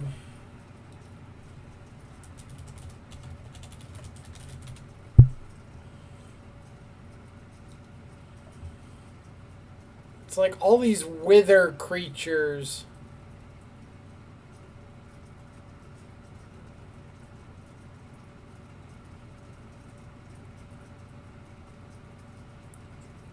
It's gonna bug me so much. Like, I think this is the enchantment.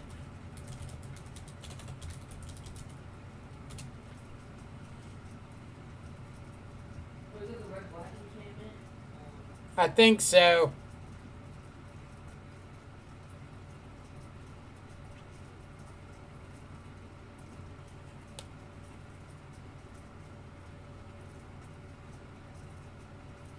Like, I know it's red black.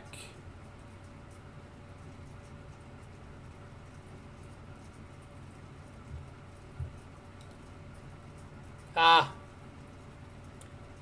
Found it. Soot walkers.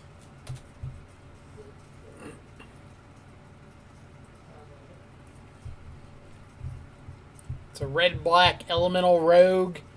2 and 2 black red hybrid for a 3/3 can't be blocked by white creatures.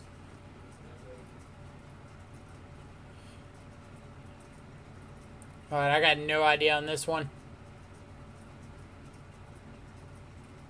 Plated something, armored something.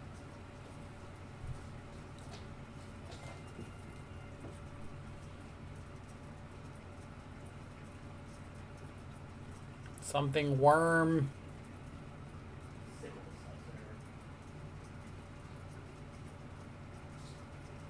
Who's got the worm name?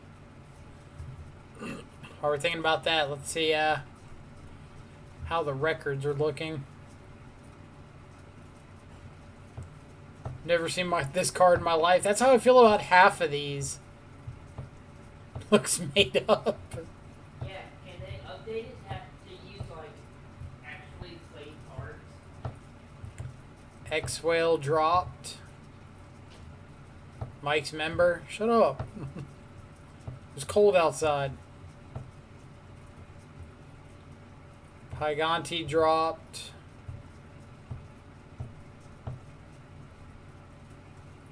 Soul Strong out. Is there an option for playable card art? There is not. I wonder if there's any good Sporkle quizzes. I know Reed Duke does those all the time. Yama Killer's out.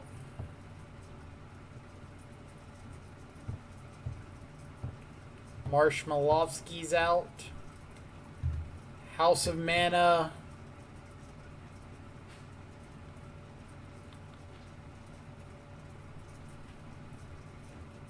Bunch of people I don't know. Continuing. I don't know, like 95% of these people. How many more rounds? How many more matches are still going? 23 this round. I'm about to walk to the store. Think you have enough time?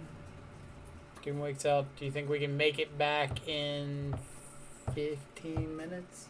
15 minutes? Yeah. All right. I'm going to walk down to the gas station real quick before the next round. I'll be right back. So if you decide to go nowhere, just know we're starting the next round in probably like 20 minutes. But I'll be back as soon as I can.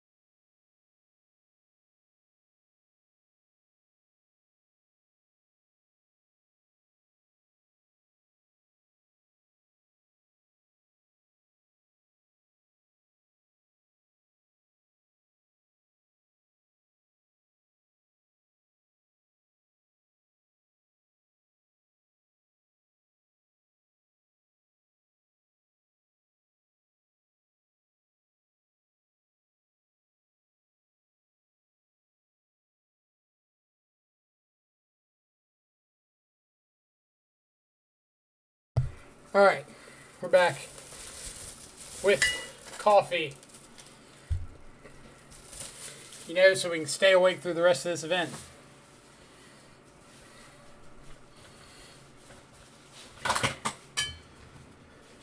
to see if these are as good as they were in my childhood. Ice 9 at 2 and 3. Ugh.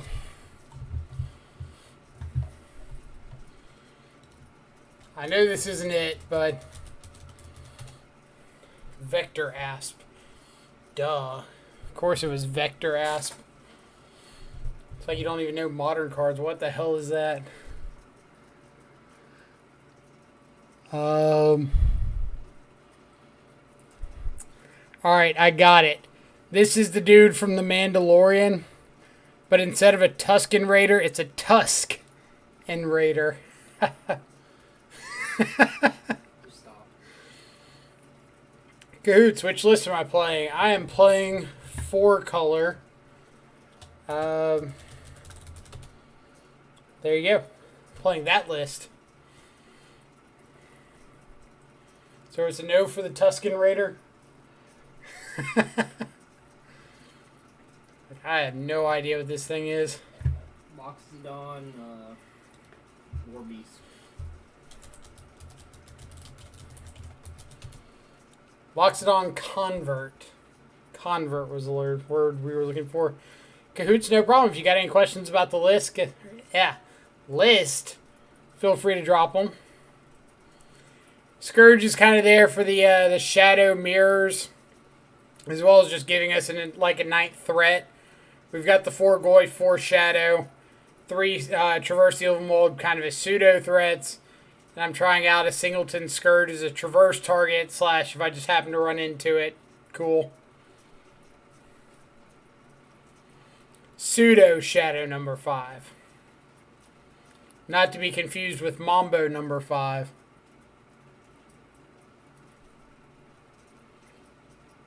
So it's something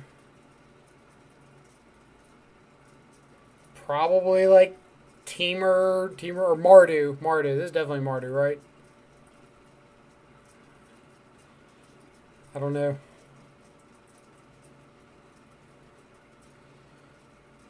You beat the streamer Sneaky Misato. I don't think I've ever seen their stream. What were they on? Roar of Challenge. Oh, Tifkin. I know this. I know this. Dingus Egg. Rock egg, please. God, I know this. Oh, good. Now I'm going to have Mambo number 5 stuck in my head. He had an interesting build of green-white Heliod with Vile and Nobles instead of Sprawl and Arbor Elf. But much worse versus Karn. Yes. Yes, I would imagine it would be. Oh. Alright, I gotta cheat.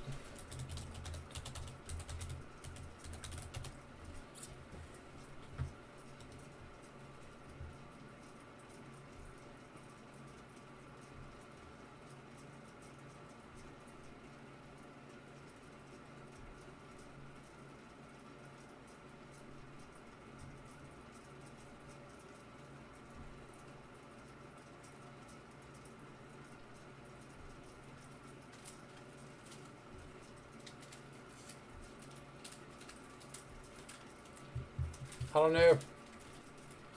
It's gonna drive me crazy. Augury Adept. Would not have remembered the name.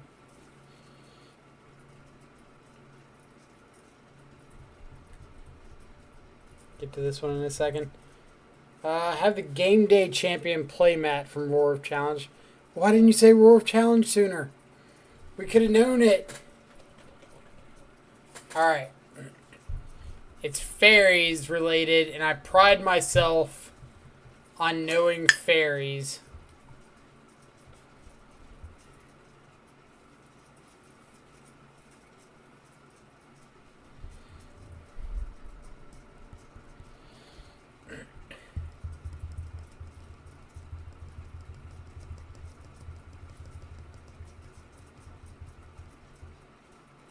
Not.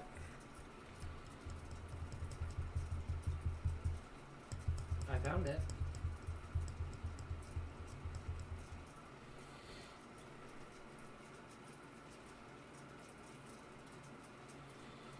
I'm down to like 3 options in my head.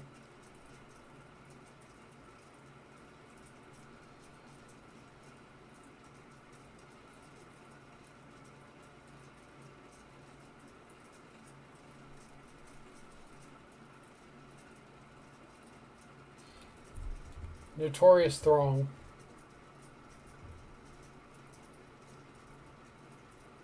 I found the art, but it didn't give me the name. Son of a bitch.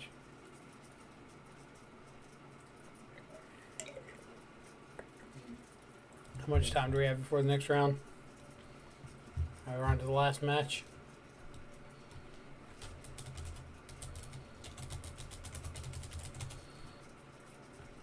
Not Notorious Throng.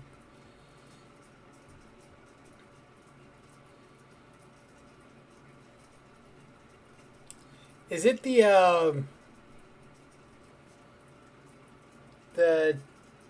take an extra turn prowl? No, that's Throng, isn't it?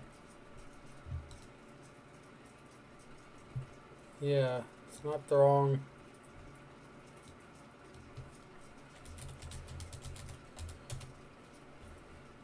Always the 1-3 still playing? Is that who it is?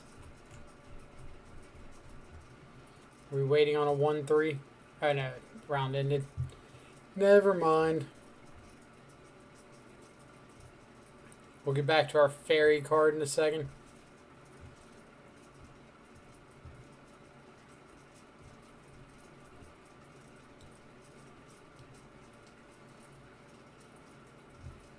Fairy card that's going to drive me crazy until that round starts.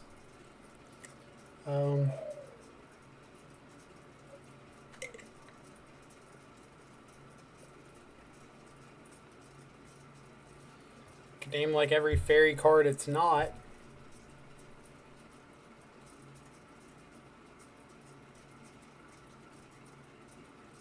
It's literally the art on the fairy wiki page. Fairy wiki page.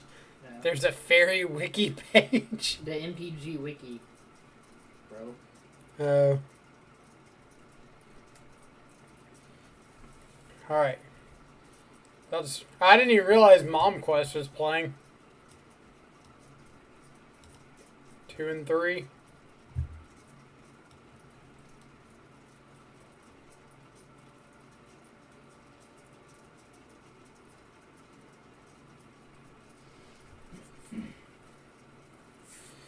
Alright, 7 seconds till round 6. I'm gonna find it, but I'm not gonna tell you. Deal.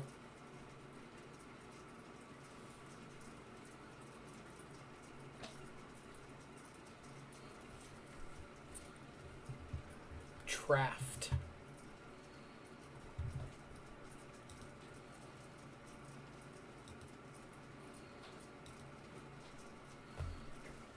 What do we got?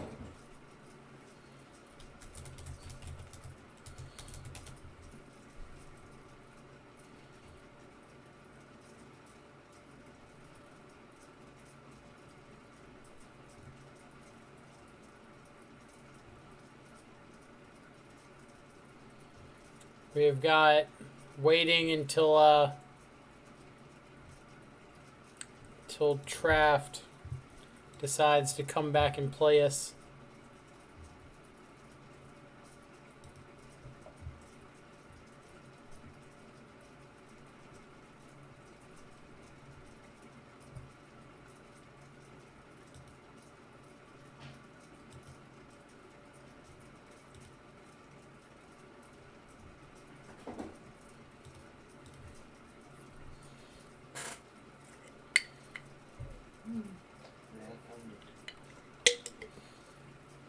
Well, Tony might come back eventually. Maybe.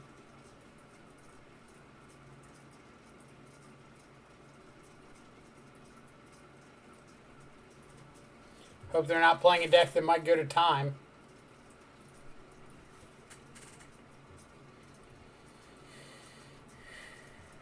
I guess on the slightly optimistic side, winning by opponent timing out is still winning. But I don't really want to win by opponent timing out.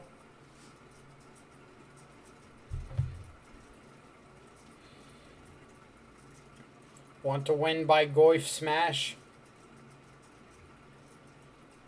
I believe that's the technical phrasing. There we go. So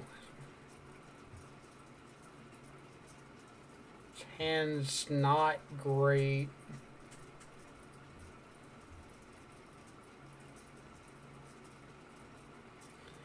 Like, what decks is this good against?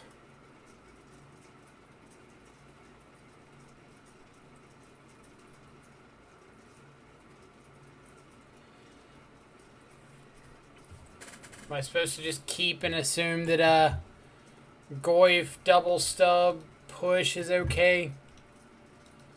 Maybe like keep this as a game 1 in the blind hand. Well, if it's Adnos, this keep is great.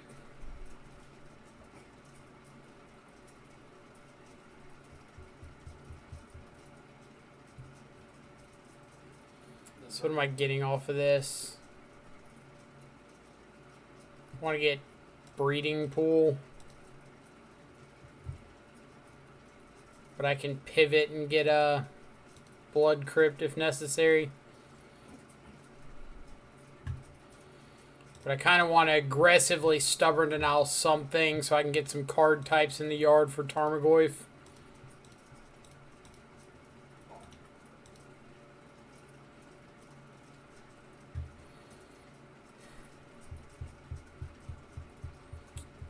Am I trying to counter an unlife?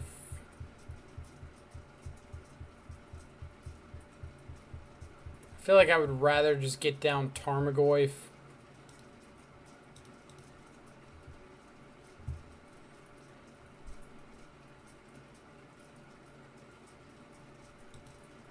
I mean, they would have to have basic planes or a white-blue fast land. Or Gemstone Cavern. Gemstone Mine. Yeah. Cavern's the pregame one, isn't it? There's a gemstone mine. Alright, so sorcery in the yard grows Tarmogoyf. So, thank you, opponent. Best draws here would be like Scourge, second Tarmogoyf. Shadow wouldn't be the worst.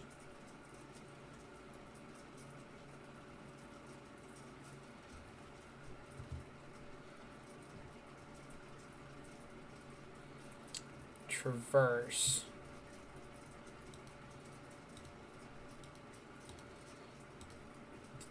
I think we'll just play Peatland, plan on cracking it into their turn. Few card types away from Peatland being relevant.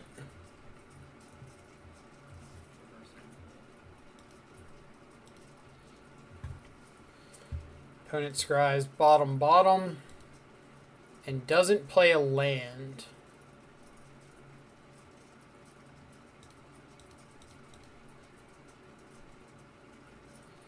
Alright. Pretty good draws off of our draws for turn there. Hit Delirium.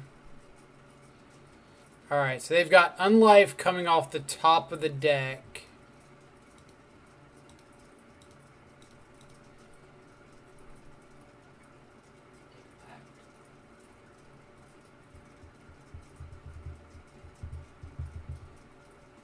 Spoils, Grace, Unlife, Lightning Storm.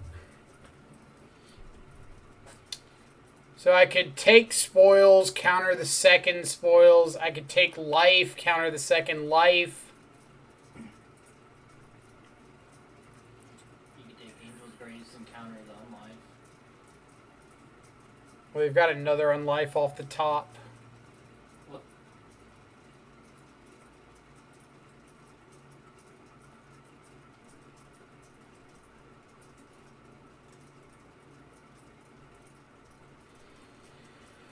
So if I take spoils,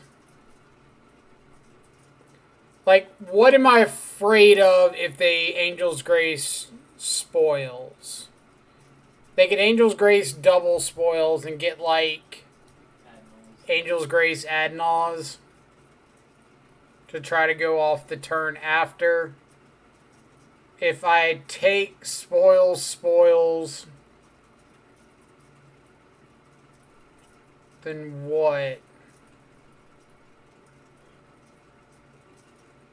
You could take the coin flip that they don't have Oracle or Labman in the deck. Lightning Storm.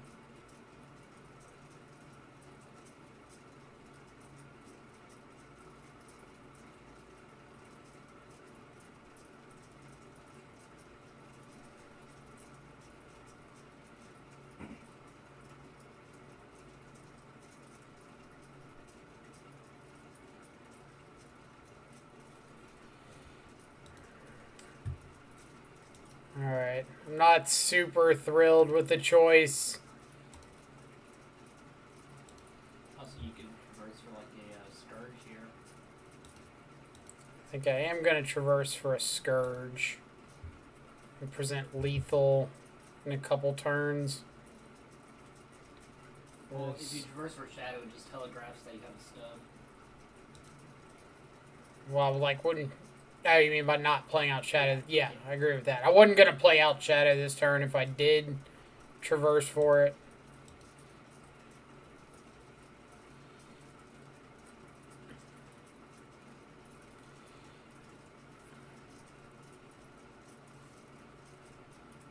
How big is Goy? 4 or 5. Turning into a 5/6. If you sub this.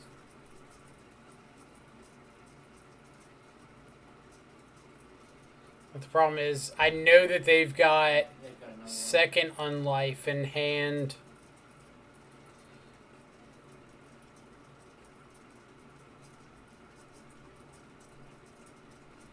But I feel like I just need to save this stub for spoils.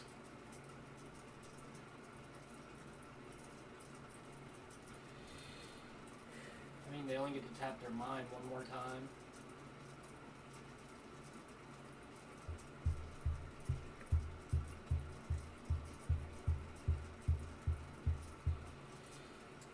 So if I counter...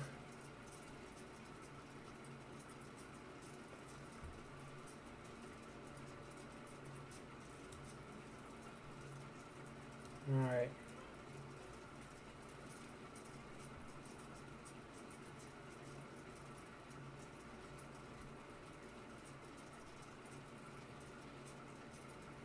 Like, a big part of the problem is if they just go for spoils right here, I have to start making decisions.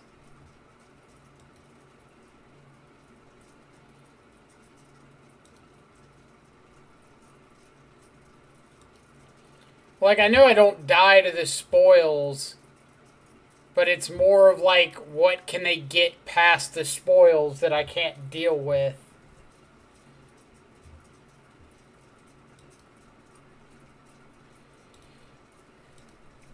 You did traverse for another street rate.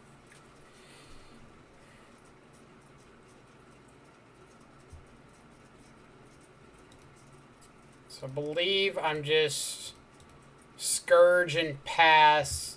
Not playing out this forest because I know they have Lightning Storm and I don't want to get just got by a backdoor Lightning Storm.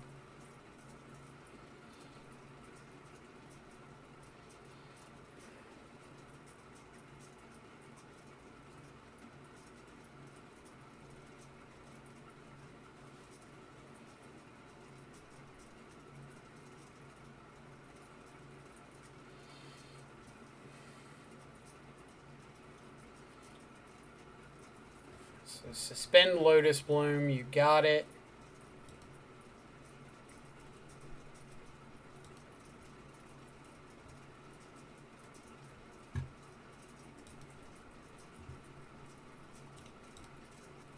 Assume they go ahead and fire off this Angel's Grace here, so I can't put them down to 0. Yep. If they do a better read.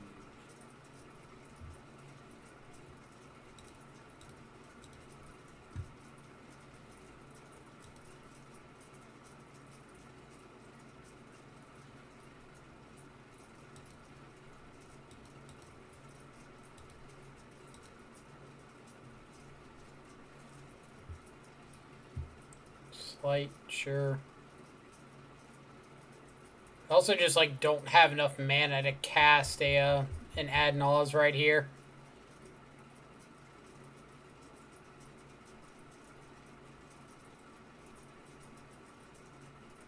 I wonder if I should just be countering. No, I don't want to counter this since I can't take advantage. Like, I'm not untapping and killing them. That'll read.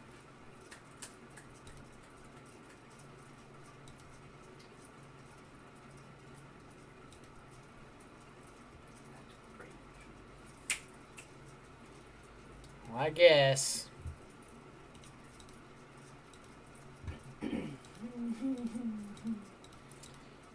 This one, opponent. Bonk. So now we're countering spoils because they could get Angel's Grace here. Don't care about Lightning Storm. Alright. Game number 2. Mana Leak comes in. Dispute. Trophy. K commands. Get rid of pushes. Dismembers.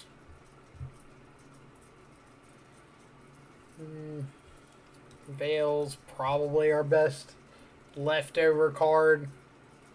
Give us a chance to win a Pact War. Don't think we really care about anything else.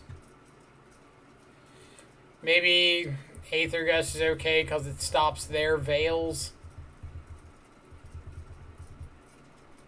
Like, I guess Aether Gust over Cling to Dust at least has text. Kind of. I think Kling has more text. Draw a card. I don't know. They're both pretty bad. You're bringing Ether Dust in for a card they may or may not have. Alright. You can convince me with EE. Oh. Maybe not.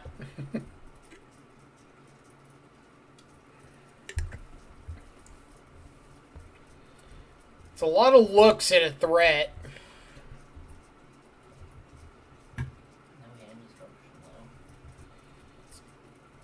Well, it's no hand disruption, but if they start off on Leyline, like this hand just doesn't care about Leyline. I think it's a keep.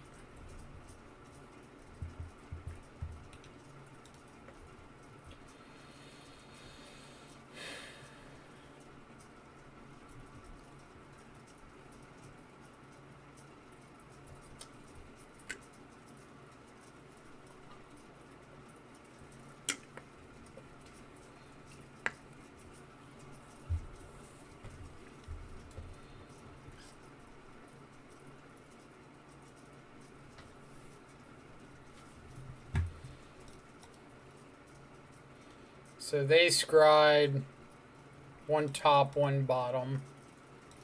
So we can see what they scryed at the top. Spoils. What we've got on top. Shadow.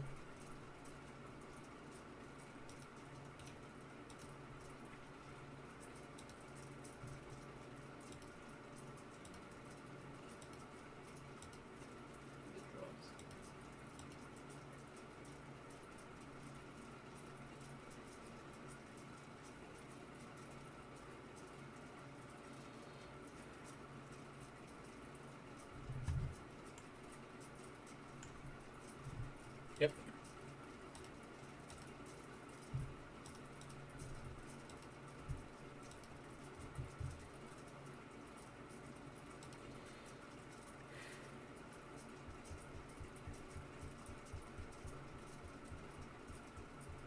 If they have bosses Oracle in hand, they could kill you. We know they have spoils. See, I guess we do have to respect Oracle.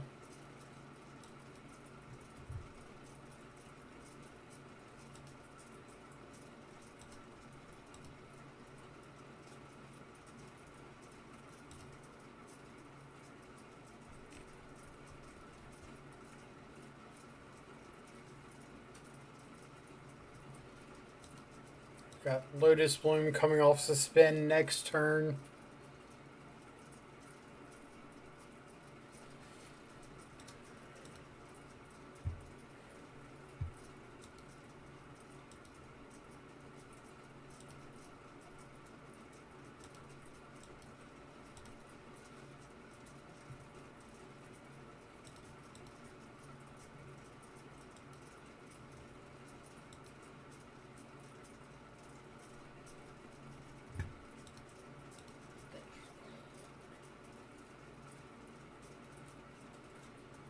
Trophy in response to an unlife could be pretty good. Or in response to spoils.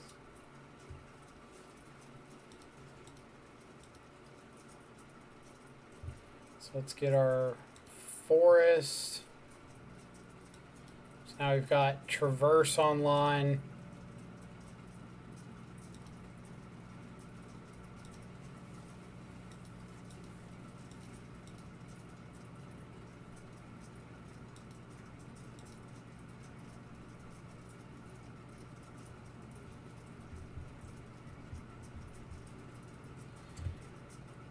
So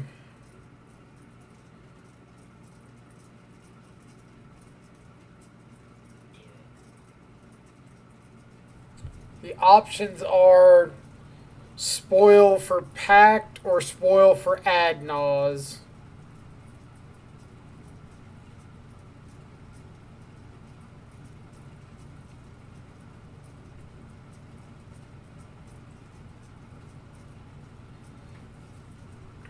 If you. No, because even if you mana leak it, they can pay and still cast Adnaz.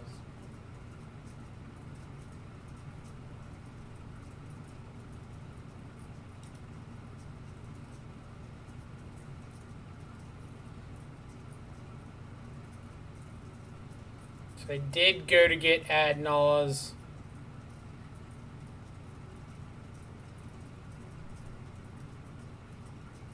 But they're at 2.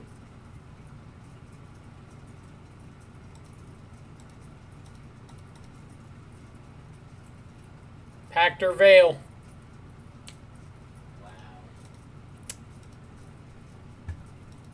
Yep.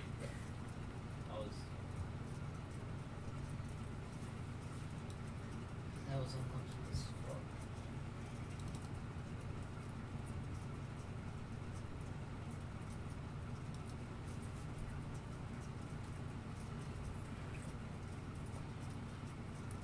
That's why I don't like the you only lose to this game. We've seen my odds today. I don't win that very often.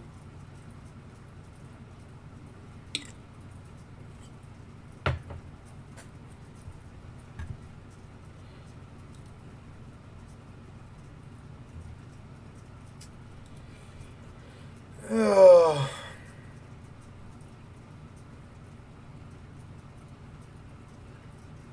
If they don't have Leyline, this isn't the worst. If they do have Leyline, it's pretty terrible.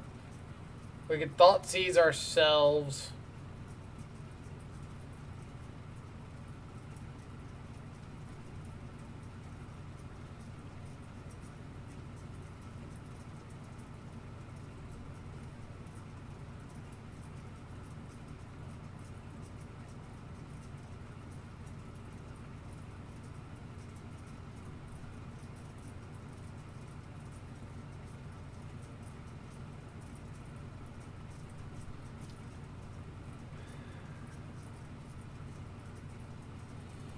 I think I'm supposed to ship this.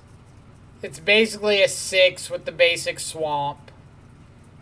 And then both of these shock lands are like barely getting our life down.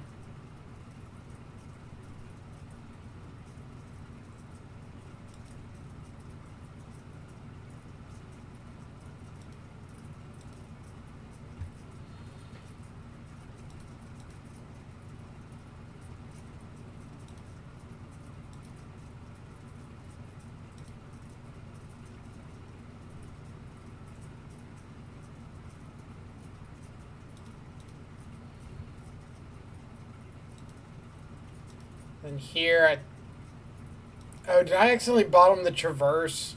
Yeah. Crap. Meant to bottom the Veil. Well, you get to cycle Veil if they cast like a Serum Visions.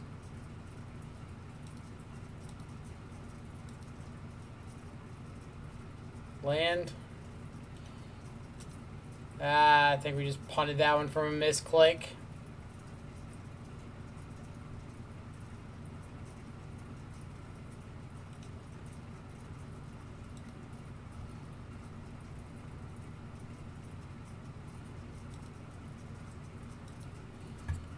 This is card with text.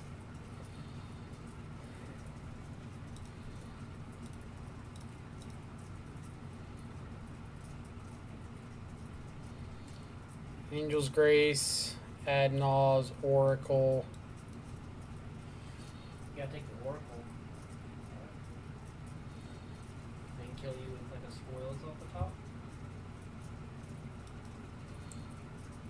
Well, they're killing me with Lotus Bloom in a couple turns. But you have Leak for the Adnons.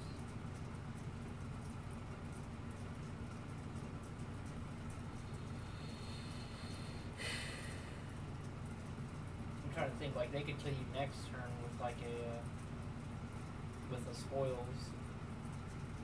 They can't kill me with the spoils. So they can go 2 for Oracle, 1 for Angel's Grace, but they have no mana for spoils. So yeah, I think it's Adnaw's.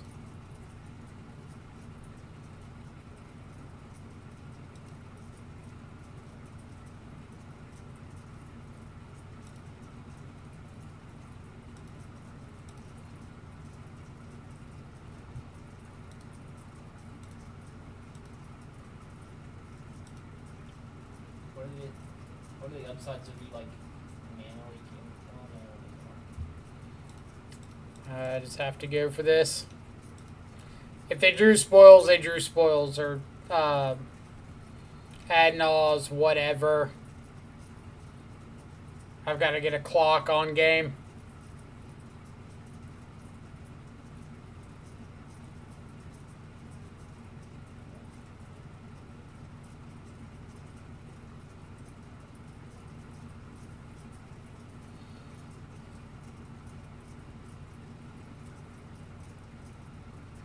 Did you draw it?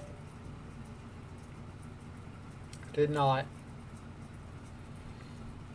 All right.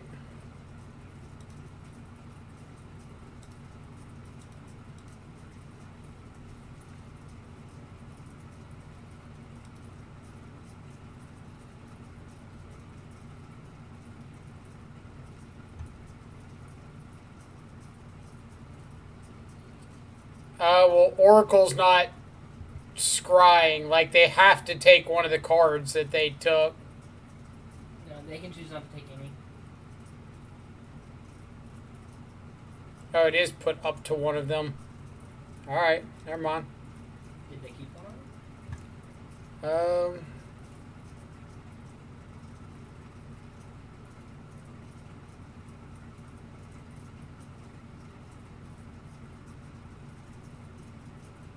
It doesn't say. It just says they put the ability onto the stack. They probably chose Nevin. So, Mana Leak's not doing anything for me here, right? Just run out the boy from Prey.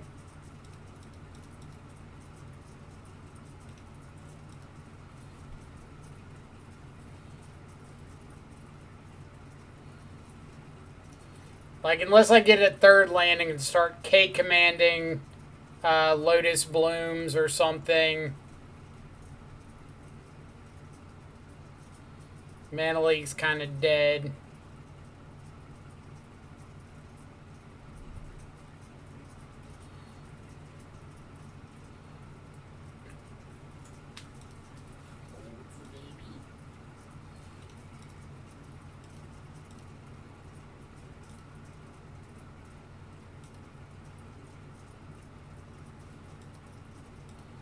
Alright, opponent, just draw dead this turn. That looks dead. Do you trophy one of the things first? I think I K command, blow up a bloom, make them discard. Because, like, they have to fire off an Angel's Grace next turn. So is that right? Yeah, discard, destroy an artifact. Yeah, they can go off instant speed if they draw Adnals, but, like, I can't play around them having Adnals Angel's Grace now.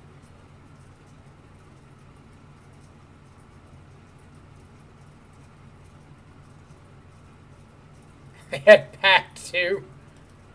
Oh, man. So, like, they have to fire off an Angel's Grace right here.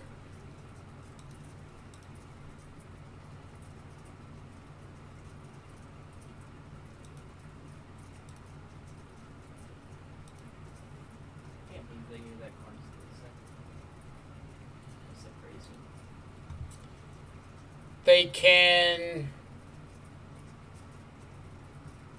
Angel's Grace, Adnals, pay for Mana Leak.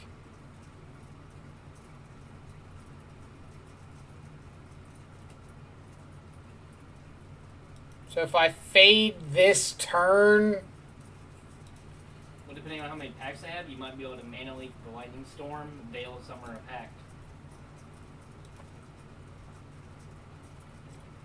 am I trophying Lotus Bloom?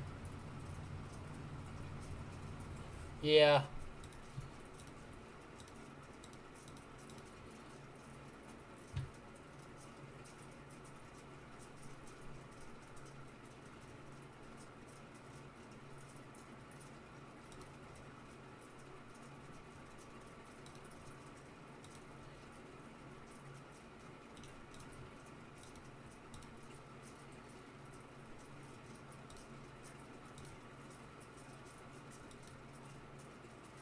I don't know why they didn't word Angel's Grace like Phyrexian Unlife.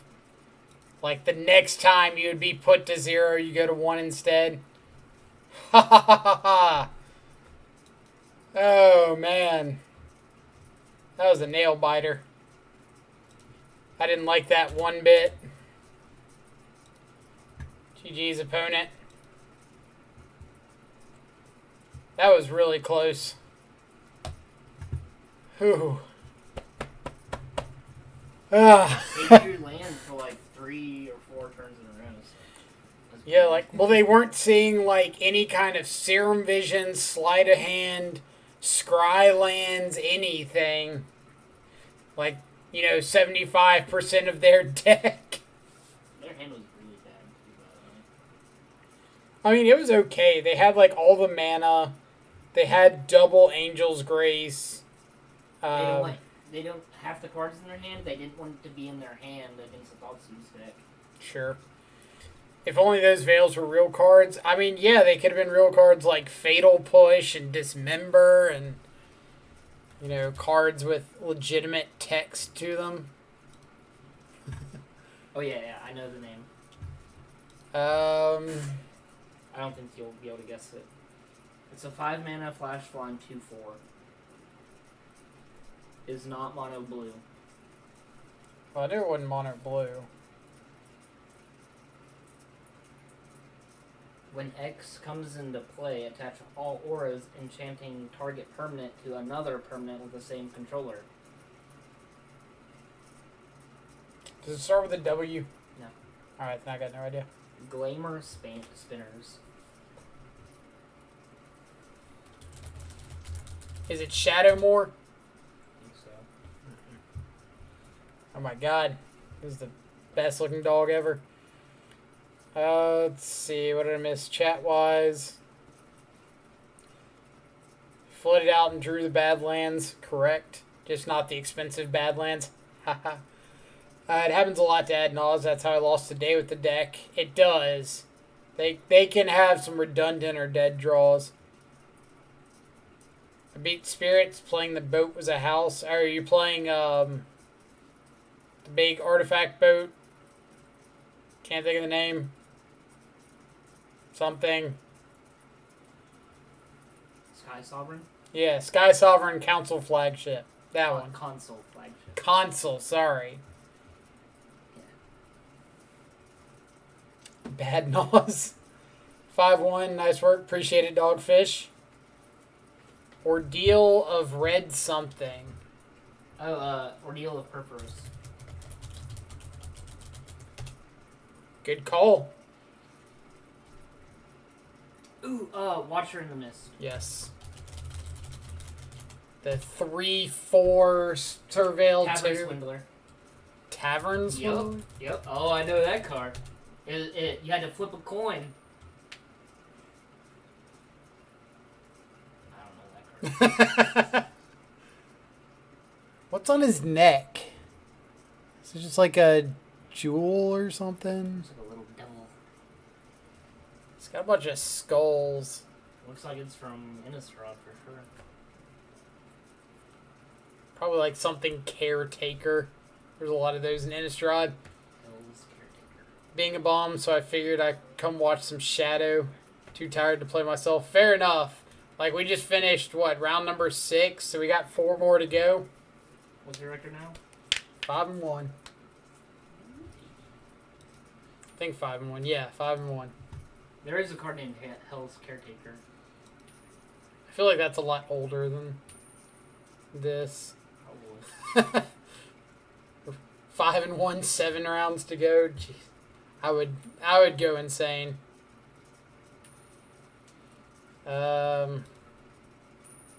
Tormentor's Trident. Yeah, why didn't we know that one?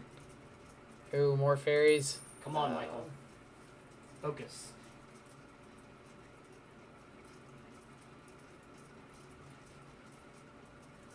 This one really doesn't look familiar.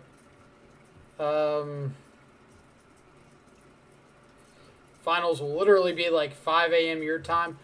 At the rate we're going, 4 more rounds of Swiss. This next round would start in like 20 minutes. 9:40, 10, 2. Finals would, be over like 5 a.m. your time. Oh, man. Well, shit, that's about the point I'd wake up. Might just be up in time to catch me in the finals. No doom switch, so the rounds go fast. Quick, somebody, what's this fairy?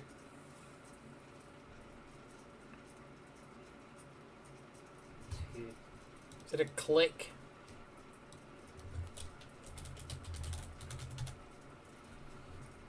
It's a bunch of fairy clicks. Might be one that's received new art. Do they do alternate arts in this? Steven, you're the expert. It's like I already said earlier, if they do alternate arts, I got nothing. Like, I know it's not Vendilion Click. I know it's not Mistbind.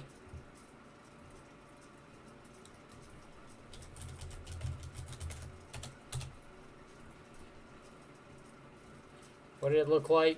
No, come back here. 2 fairies. One of them looks like an entitled douche. One looks like she's making fun of somebody.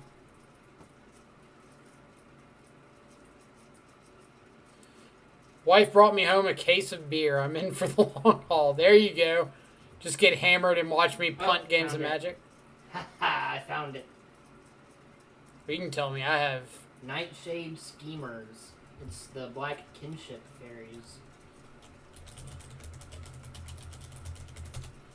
What's not going to get that one? Oh, that's it's a green sorcery from Amonkhet. It makes zombie tokens for lands.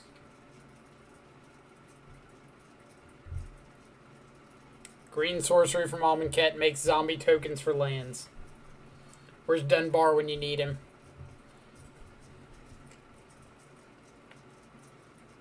It's a rare, I think, too. Literally never heard of it. Like, I thought I knew Magic cards up until I played this game. Apparently, I don't know crap. Harvest season. You search for X basic land cards, where X is the number of tapped creatures you control.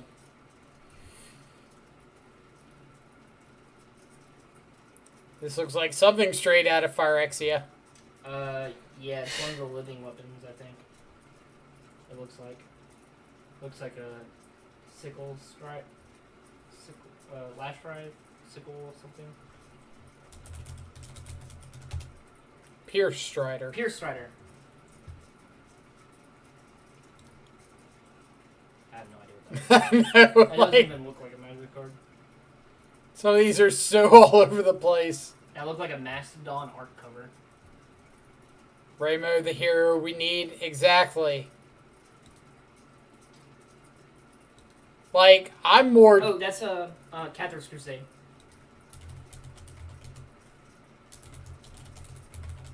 No, it's not. Overcome. That's from Amonkhet. It is... I know they're... What, manticores? Or is that the old name for it? Chimera.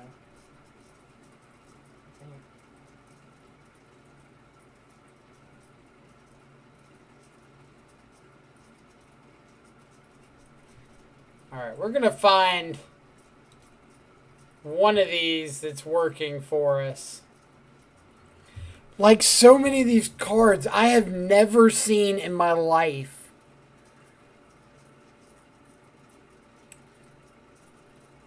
I'm pretty positive I have a reasonable idea of like what cards I've seen and haven't seen. Some of these are just all over the place. Death's Oasis. No idea. I know I've seen this. Is that not the Delve creature? Soul Flayer?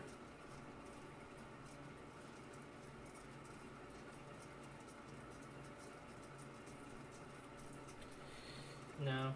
Looks like it, though. It's like high school all over again. I haven't known a single answer yet. Dude, I've played Magic for, what, 12 years, 13 years, something, and I've barely known like a fraction of these. I don't know. Baleful Eidolon. Like, no idea what this one is. Cryptolith, right? Oh. That one is... I've seen Cryptolith, right? I'm just... It's a 3-mana white. Leave in the dust. Like, just give me one I know. Are Alright, you not entertained? we're just going to Sporkle quizzes.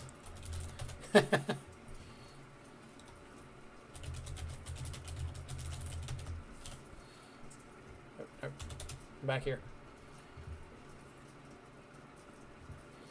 What do we want to do? Magic abilities, set symbols. Can we name the sets of Magic the Gathering?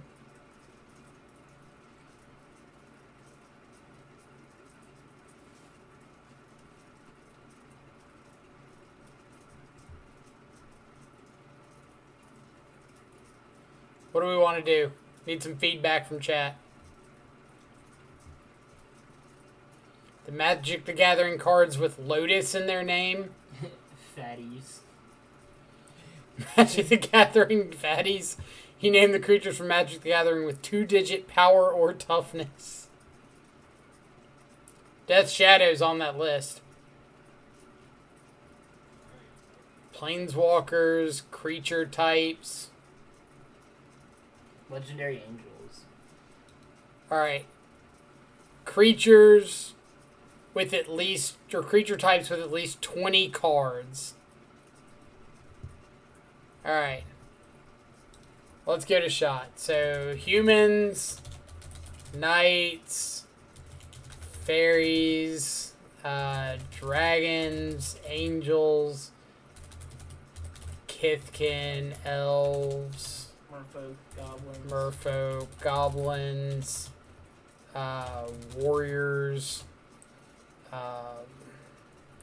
Loxodon. Is it not? Beast. Beast is a good one. Dinosaur. Dinosaur is a good one. Um,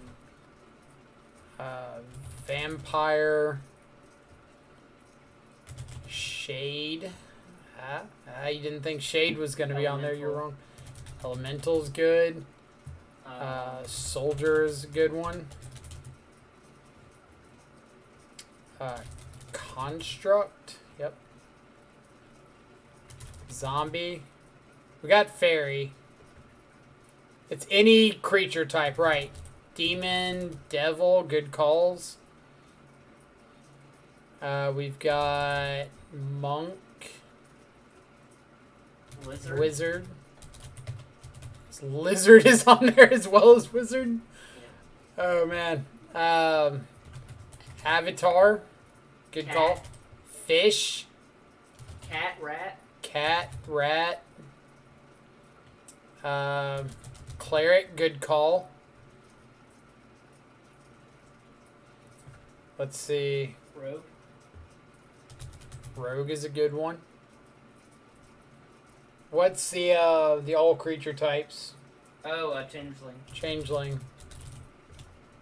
Or is it shapeshifter? Yeah, it's shapeshifter.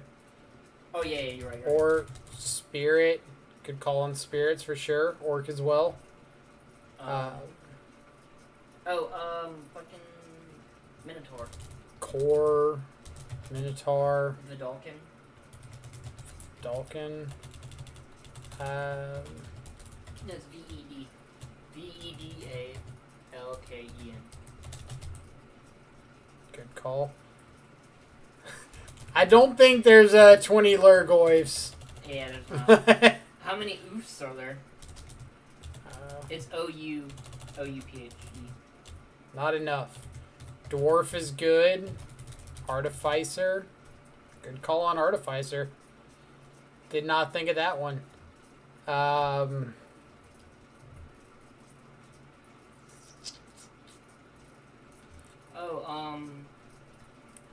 Yeah, we put Goblin. Advisor? Advisor is on there. Vehicle's not on there, unfortunately. But I like the guess. I like where your head's at.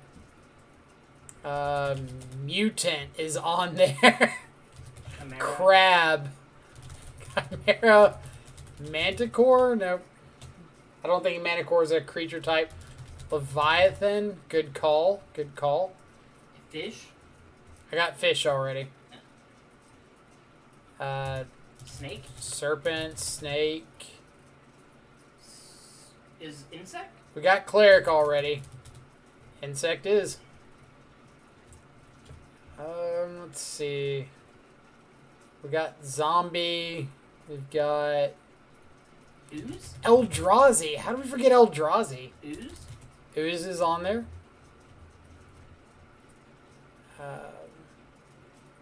What were bird? We've got spirit, right? Yeah. Yeah. Is it God? cleric, rogue, Good wizard? call on God. Noble? Nice. Wagner, what's the record now? We're 5-1. Shaman? Shaman. You lost to shamans before, as have I. Can confirm. Is crocodile a creature type? Crocodile is on the list. Bear, wolf, dog. Good calls. We do have dwarf. Bird. I've got bird. Oh. Wait, Drake. Drake. Nice. We got dragon. Is monkey? Nope. What about ape? Ape There is. we go.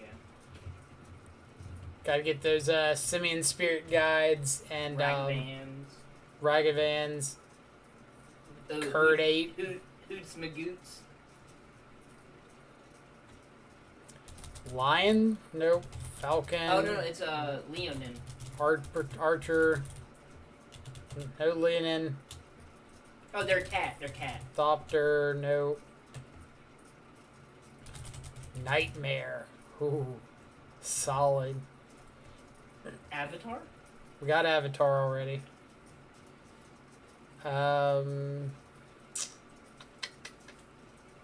Octopus? Nope. No, that would be, I think... We got Leviathan. Horde? Good call. Oh, giant. How did we miss that one? Squirrel? Nope. We've got a giant monk wizard. Weird wasn't on there. Let's see. We've got goblin, demon, aristocrat. Nope. That would be under noble. Let's see. Yeah. Not enough nymphs. They're Dryad. Dryad. Or druid. Yeah. Or Dryad is also a creature type now, right? Ah, that's cool. Don't forget elves. We got elf on here. It's right here. Just had to be singular elf. Ooh, illusion's good.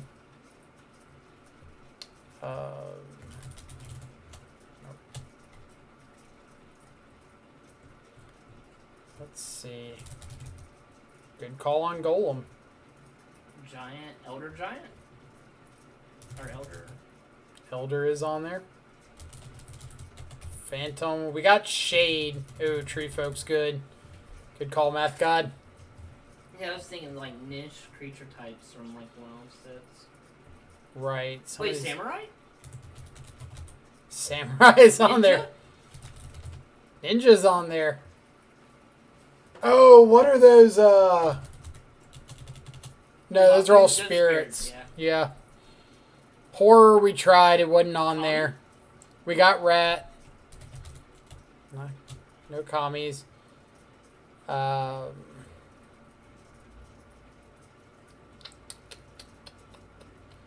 Worm. Yep.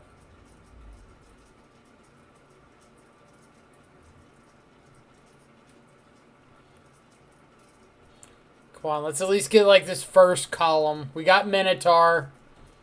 This elephant is a creature type. Go figure. So they're not all Loxodons. Apparently not. Yeah, they made dog a creature type. Troll's a good one. Kenra. Kenra. Or I guess those are dog. Or jackal. Jackal. What else? Shark. They made shark a creature type, right? Not enough of them. What are y'all trying to do? Name Creature all the types. Creature types. Oof. Already tried it. Not on there? It's not on there. OOUPHE? There's not enough of them. There's only like fucking 7 of them. Aetherborn. Good call on Aetherborn. Is it just It all wasn't on the creature types? official list. Yes. Factory worker? Minion? It's got to be at least 20 of these present. Minion? Monk? Minion is on there. Monk? I know monk. I got Monk already. What was Cat? Cameo? Is A there cat. any Moonfolk? Tog? Nope. Try Moonfolk. Moonfolk's Was one of it- the unofficial ones. These are like the ones down below 20. Oh, okay. So Aetherborn and Moonfolk were both below 20. Hydra's a really good one. Good call. Ogre? Oh, are you streaming? Yeah. Oh, hey. I'm just standing here. Ox? Okay. Not enough Oh, ox. it's OX. I mean, it would just automatically populate in. Are you sure? Basilisk. That'd be a snake. I don't. What are the like? Oh, you know what every set has that's a trash and draft? A crab. I already got crab. So what is? We got bear already. What are the Creatures that have more, like creature types. Viashino. Good call. I thought those were Vidalkin? dinosaurs. Sphinx. We've tried Vidalkin. Not enough. Scarecrow. There are 35 scarecrows. Brushwag. Brushwag? No. You know what we didn't try? Send Nope. There's a ridiculously obvious one. We got Elder already. Think of tribal decks, Aether Vial decks in Modern. 5 color. Elemental? No. We already got Elemental, I think. Yeah. I already Nope. know that. 5 color. Imp, good call. Slivers, people. Slivers. Spellbind itself. Spider. Oh, Spider's a good one. Come on, can we get 2 more for the first line? Kavu, good call. Oh, man. How much time do we have before the next round? Oh, starting in 8 seconds. What's your record, bud? Kraken. So, Scout, Wall, Pirate, Ally, Mercenary, Boar, Fungus, Turtle, Hellion, Barbarian, Mirror. Tell me Brushwag ain't on there? Brushwag is still not on Factory there. worker? Also, no.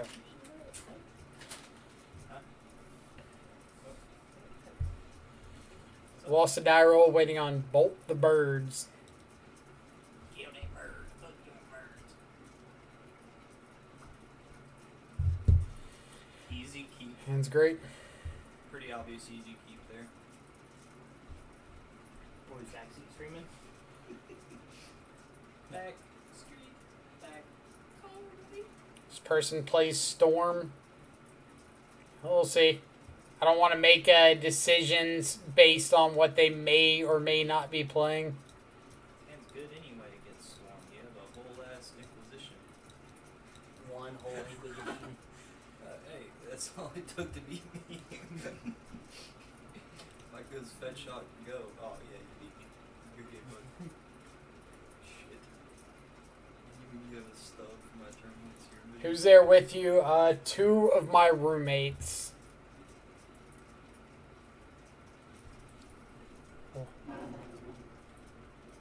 These people. What do you mean, these people? What do you mean, these people? Yo, is Mirabito in there? He is. I love Mirabito. Alright, I'm going to ask for silence from the peanut gallery for a bit. Yo, is he talking about us? Alright. Ritual. How do they scry? They scry 2 on top.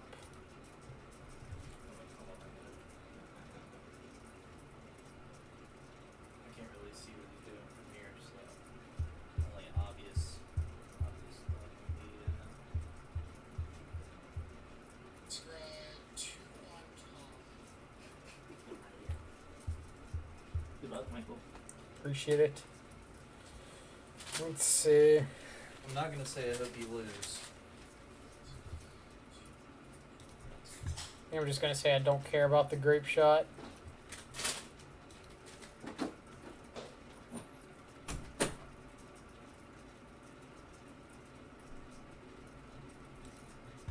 So, Which art of steam vents have they put in play? That one.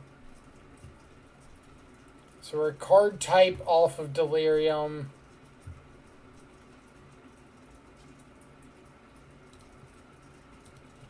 I think we're just going to take this wonderful opportunity to jam down Tarmogoyf.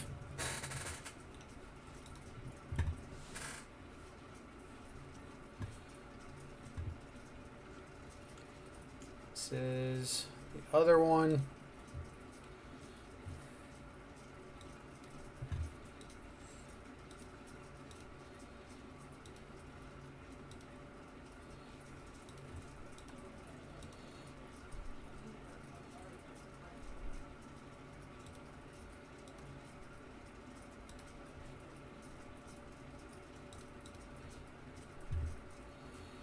So I think I'm just going to fire off this trophy here.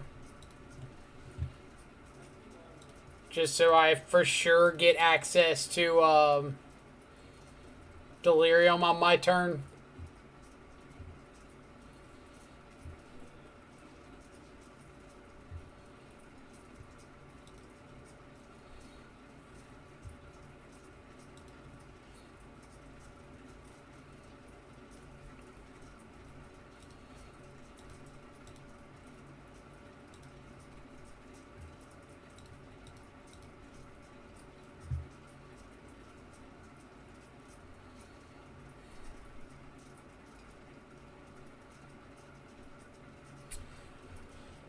So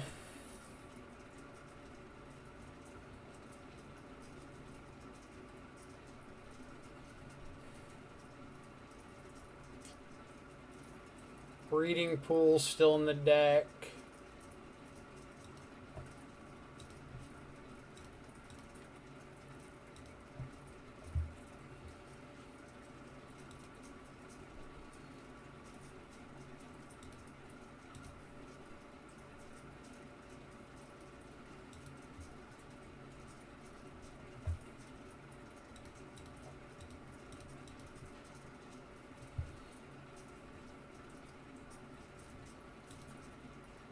All right.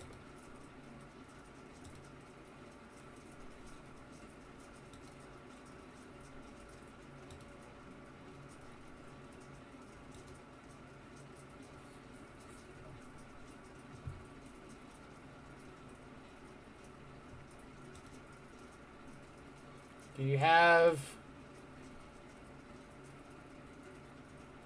Alright, so they can't pass in flames now.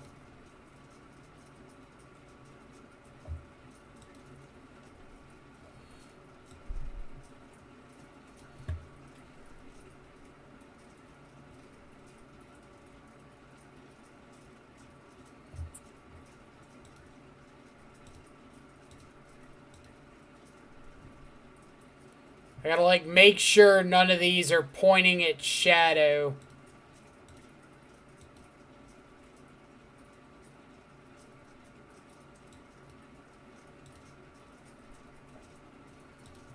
And now they just die.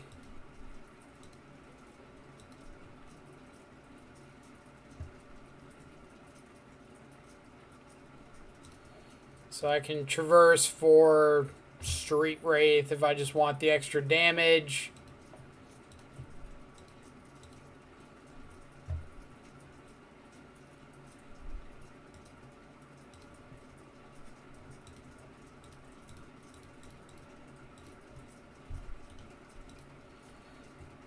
And death. Alright, game 2.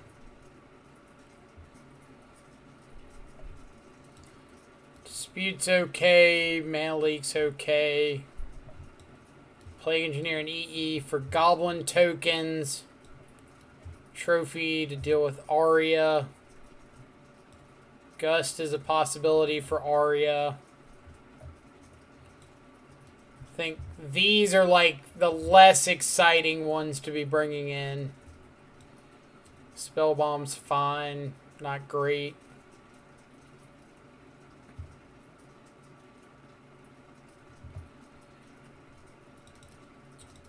Boarding out Dismember. Board out a push. Board out a Traverse.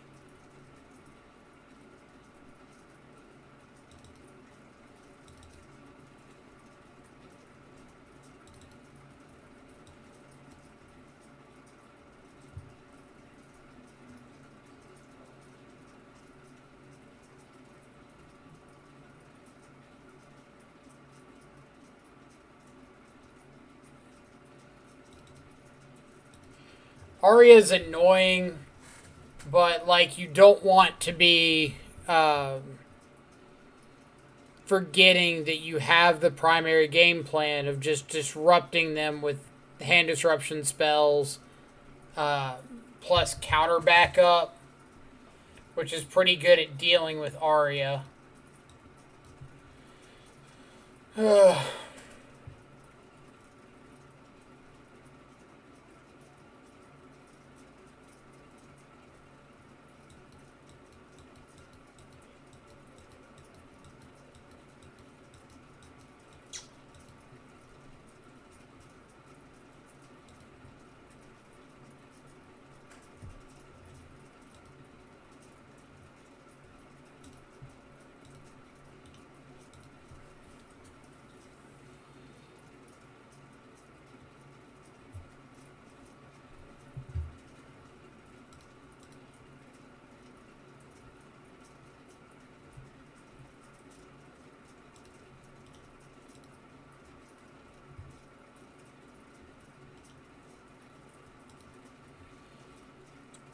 Fail stops Grape Shot if they cast a blue spell while storming off. No, Veil only gives protection from blue and black spells. They can still target you with non-blue and black spells. It doesn't give you just like blanket protection.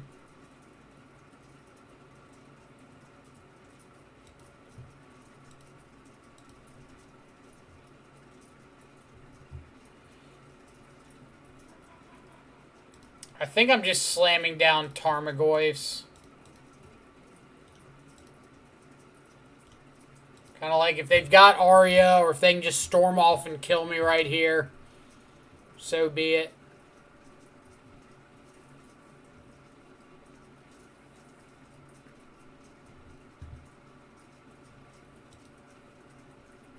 Did they just...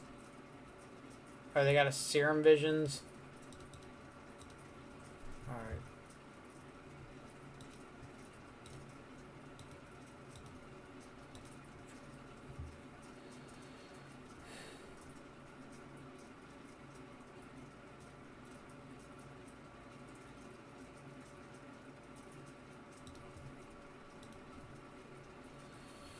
I wonder if I'm supposed to just hold up Dispute this turn.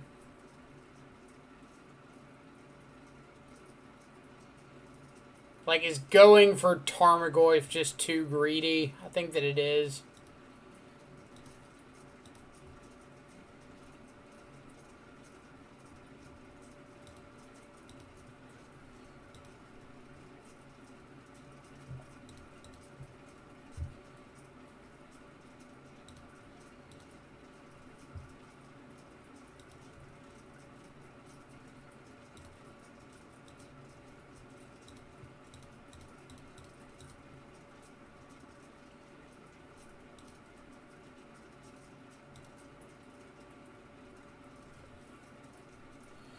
All right.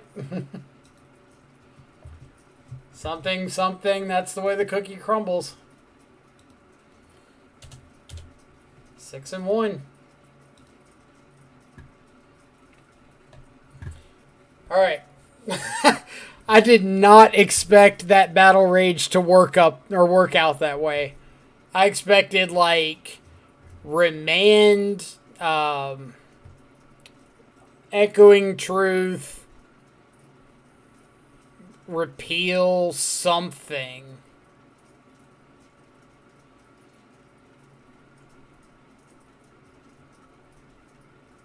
They have been really fast matches. So let's see. Let's talk about sideboarding a little bit there. Because it seems like there is some discrepancies in opinions. So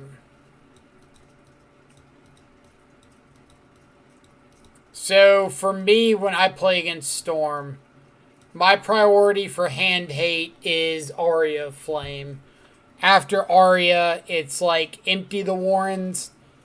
But I would rather have ways to deal with empty the Warrens after it's resolved, and more ways to proactively stop Aria Flame.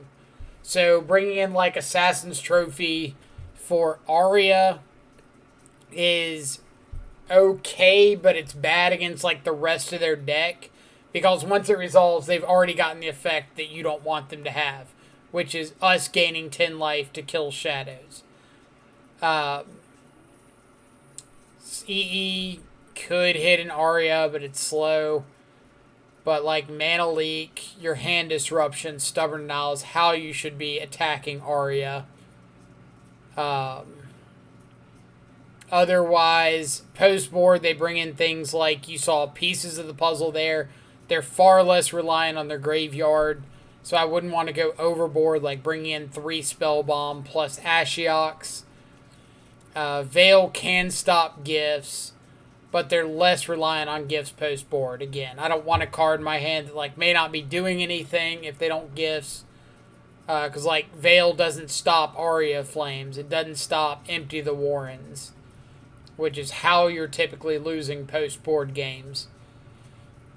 I board out Dismembers because if my opponent plays like Brawl or Electromancer plus Hold Up Remand, Dismember is not the answer to that creature that I want.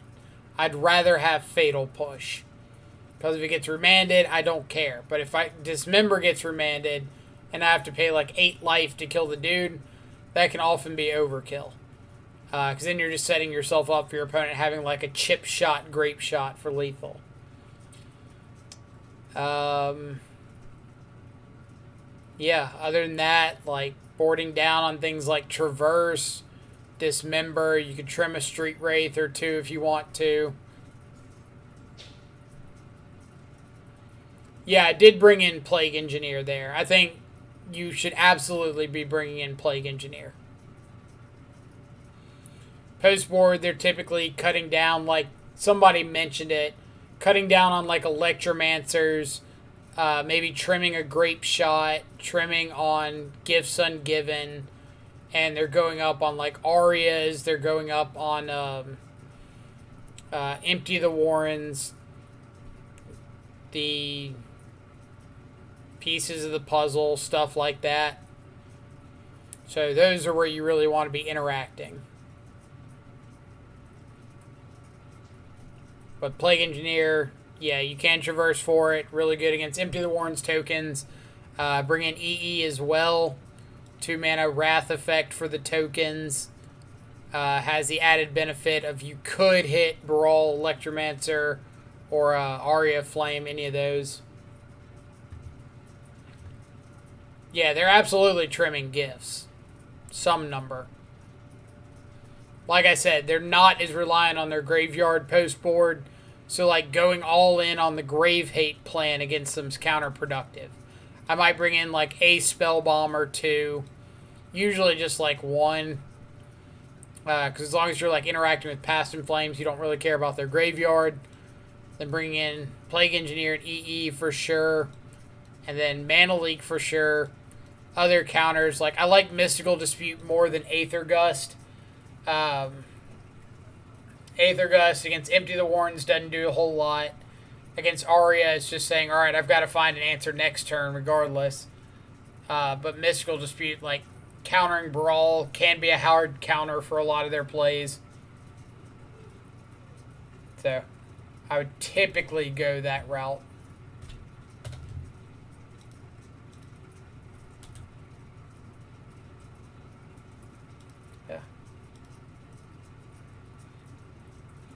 So we missed Naga, Rhino, Centaur, Drone. I have no idea what a drone is. Assassin. Skeleton, Griffin, Plant, Rebel, Fungus.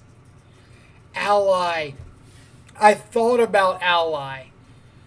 I did, because I was thinking about Zendikar. I was like, what about the dudes that get effects for like however many you have on the battlefield? But I kept thinking they were humans, and Ally was just like an ability.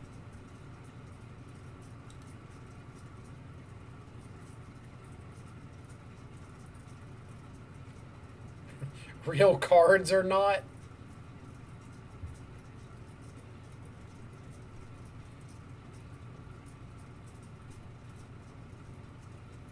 Red, white, or blue?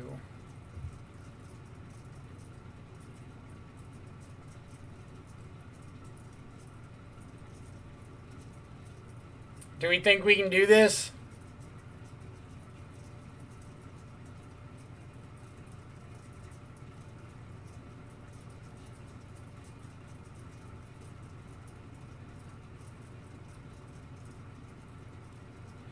I can think of like 10 or so of them.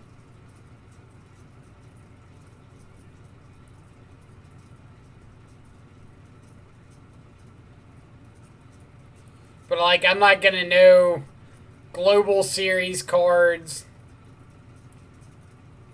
Portal, I can't think of anything. Yeah, we'll go to a better one. Magic the Gathering sets. That's a lot of sets.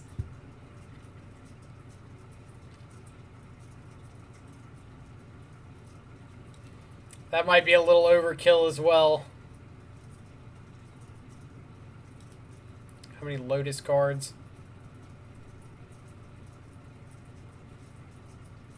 Let's see if we can do all the Lotuses. 4 minutes. So we've got like Blacker Lotus, Black Lotus, Jeweled Lotus wouldn't be on here yet. Lotus Bloom, Lotus Cobra, what do we got? Is Magic... Yeah, that's not Magic 2020. That's like the Commander set or something like that. Yeah, Lotus Field. Good call. It's Valley. It's not... It's the other, like, Lotus Field. Yeah, Veil. That's it. Gilded Lotus. Good call. Lotus Petal. Wagner, good night to you as well. Appreciate you coming around and hanging out with us. I'll need all the luck I can get. Fate Reforged.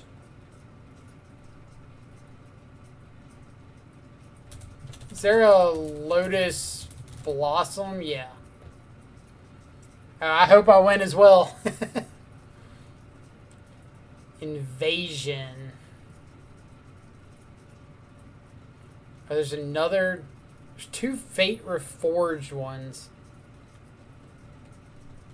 1 a.m. there? Yeah, you definitely need some sleep. Jonathan, what's the payout? Give me half a second and I will go show it. Or 2 minutes and 7.5 seconds. Fate Reforged with Lotus in the name.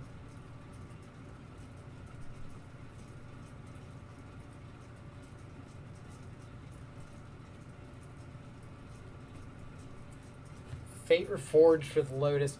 Missed a follow. Trip6KB, thank you so much for the follow. I think I tried Jewel Lotus. Yeah, I think that was like a Commander card or something like that. It was after Magic 2020.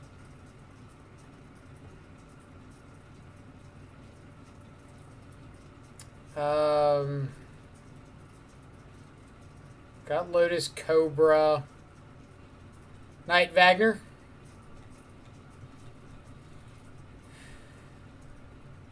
there a Blackest Lotus? I'm trying to think of like Unhinged.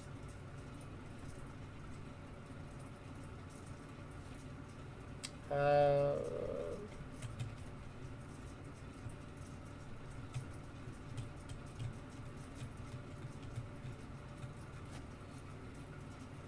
got nothing. I got like 4 more. And I don't have a clue. Fox Lotus. There's 2 from Fate Reforged. How do we not know those? Lotus Eye Diamond. Easy.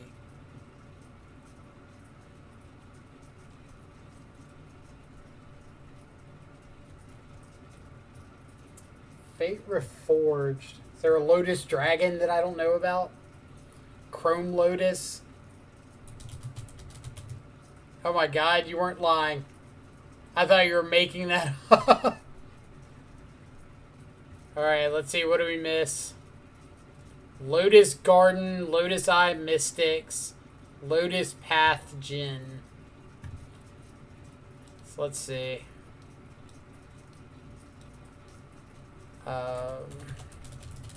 Lotus Eye, Mystics.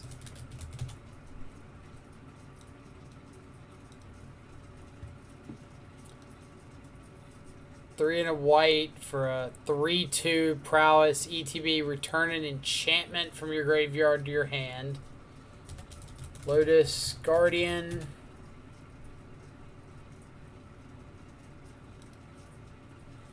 Flying, add a mana of any color. 7 mana for a 4/4 that taps for a mana. Lotus Path Djinn. Flying, prowess. That's it. I feel like we got the good ones.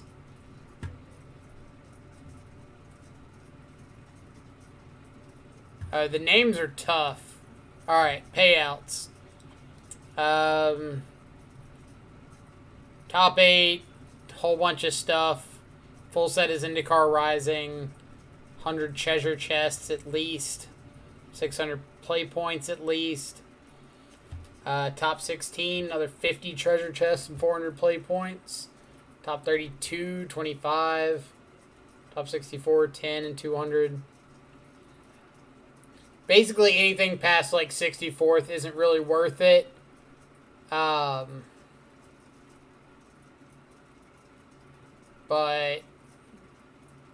it's not bad. Yeah, it's a big tournament. It's a PTQ.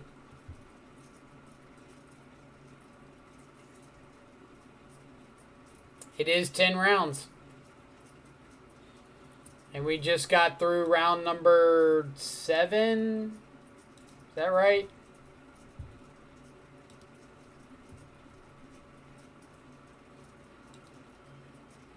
But we got through round number 7 and we're 6-1, so pretty good. 35th going into that round. Freed's at 5-1. Just got to follow Dalton Hibbard. Thank you so much for the follow. Hope you're having a fantastic Friday or now Saturday morning, evening, or afternoon, wherever you're at in the world. Appreciate you for coming by and hanging out with us. So who do we know that's up here on the list?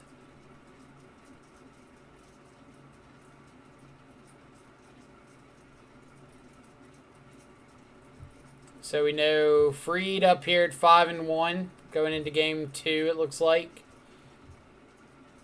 603, played a few times. Parrots at 4-2. Lord of Puntlantis.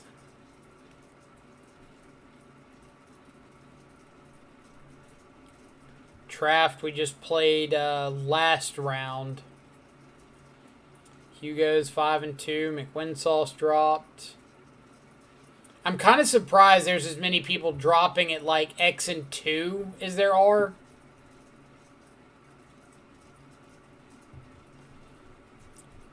So, like, Jonathan, this tournament, you're able to enter with qualifier points that you just get from, like, playing leagues. So, the entry fee was essentially free. And I'm sure that was the case for a lot of players that are playing in it. So, payout, you can kind of think of that based off of free entry. Which is why I'm saying, like, 64th and above is kind of worth it. 32 and above for sure, but below 64th, like, I wouldn't play 10 rounds for 100 play points. Even if it is a free 100 play points.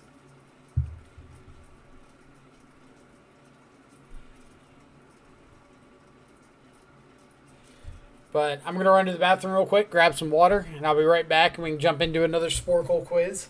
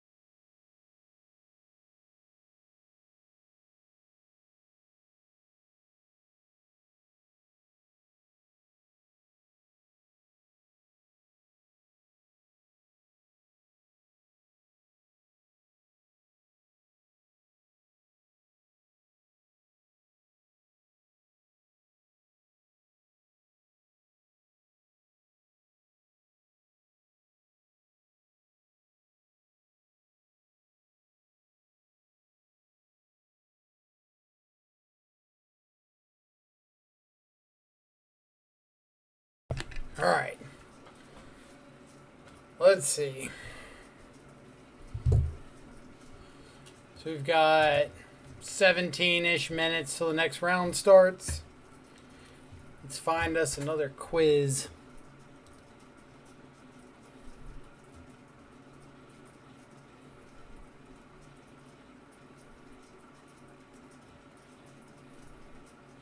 Vintage, banned, and restricted list.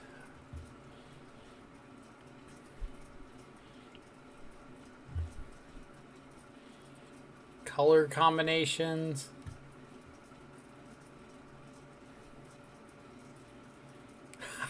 Highest CMC by letter. These are getting specific.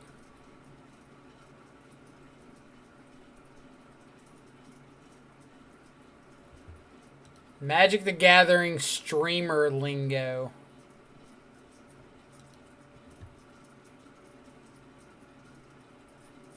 You attack for a lot of damage.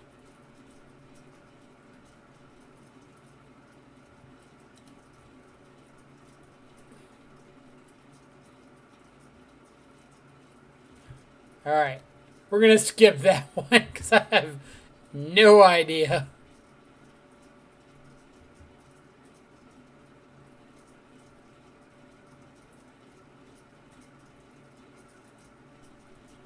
Can you name the Magic the Gathering card containing each word/phrase in its oracle text? So, Canton Blues, Platinum Angel, alright. Skip your draw step.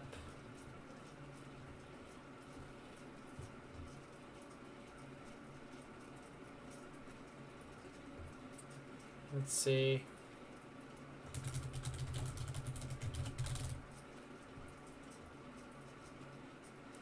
Two additional.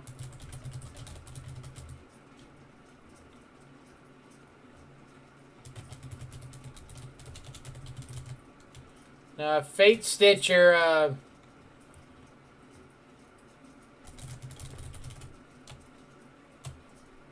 Fate Stitcher is the untap one, isn't it? Tap, untap.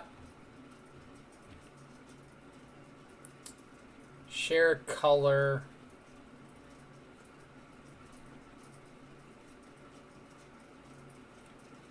So, are you thinking of Life Spinner? The one that like lets you choose upkeep, draw, or untap? No. Upkeep, draw, main phase, combat, and you gotta skip one. From combat, Mazavith? No. Thought it was like untap it, remove it from combat. Whenever a player taps, so that would be like Mana Barbs, Total CMC,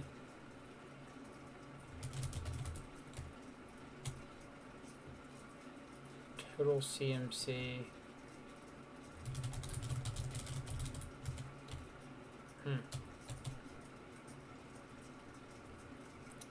Different names. Causes you to discard. What was that Tameo from earlier?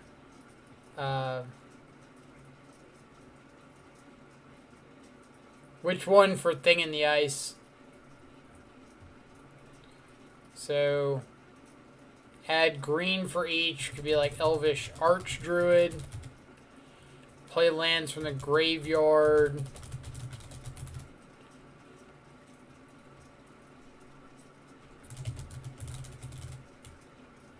All creature types.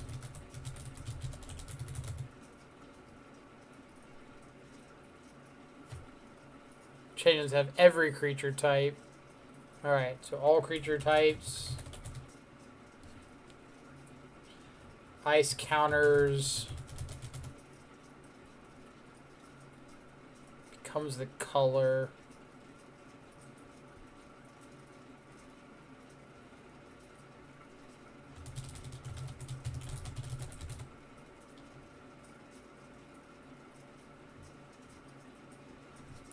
Oh, for ice counter. Yeah, that would have worked.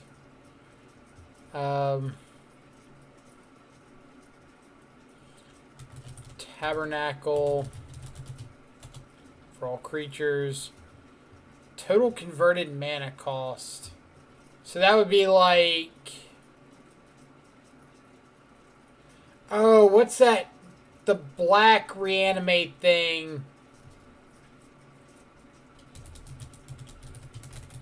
Good call on Spider.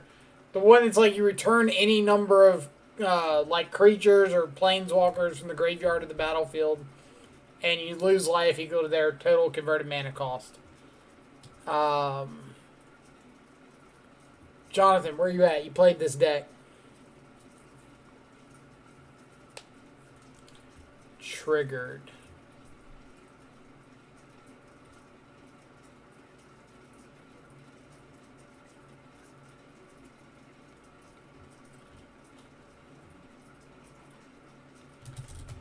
Command the Dread Horde. Yes. Yes, good call. From combat. Like, I thought Maze of Ith would have been the combat one. Regenerate?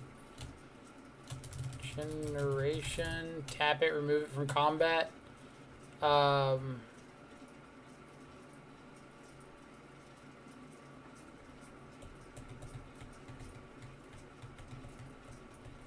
What are the Umbras?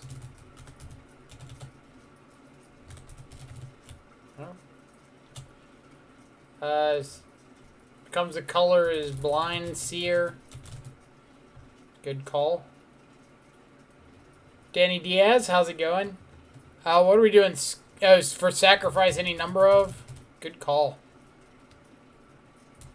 Labyrinth of Scophos. Labyrinth of Scophos. Go figure. Share color is Painter's Servant. I don't think Painter's Servant works because they just all become that color. Skip your draw step is Yogwill. Yawgmoth's Bargain is the one you're looking for. Yogwill, you just don't discard. They go to the grave. Grindstone, that's a good one for share a color. Deck list, if you in the chat hit exclamation point deck list. Stream Decker deciding to leave. Yeah, sometimes it just like decides randomly in the middle of a stream to not want to be connected anymore. There you go. Triggered. Stifle, yeah, so it could have been like Stifle, it could have been Panharmonicon, copy a triggered, activated or triggered ability. Could have been Rings of Brighthearth, could have been Nimble Obstructionist.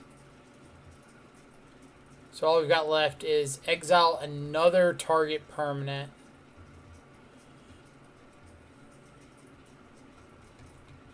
Another target permanent.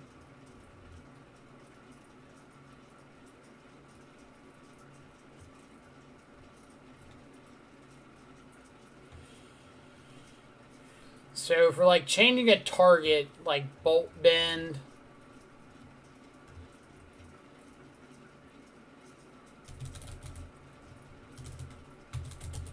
Good call. I wasn't even thinking about Flicker Wisp.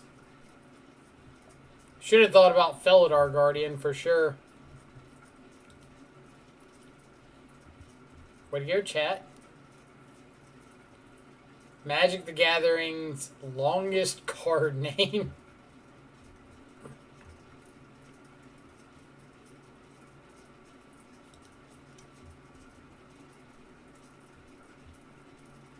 Do you have to guess symbols?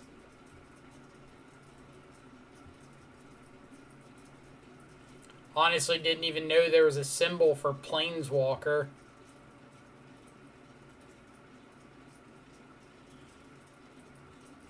I can guess a lot of these. But Planeswalker?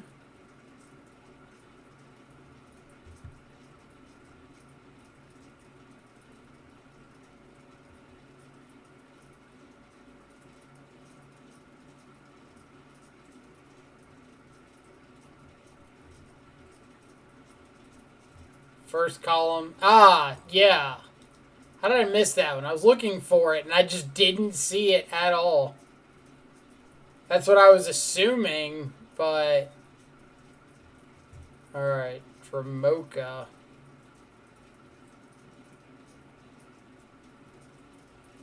Like, I have no idea about Dramoka.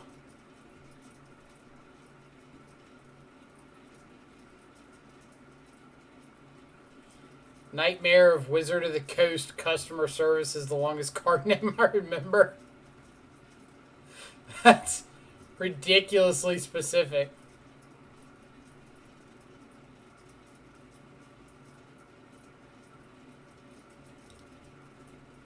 Oh yeah, of course, Dramoka. Alright, Demir. I saw you a second ago. Where'd you go to? There. Simic. Chaos.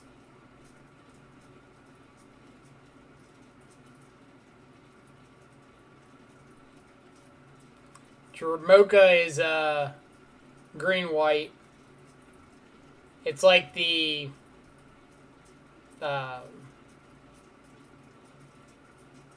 green-white dragon, but I don't think there's a black part of it. Chaos. Phyrexian. Creature, like, there's a symbol for creature.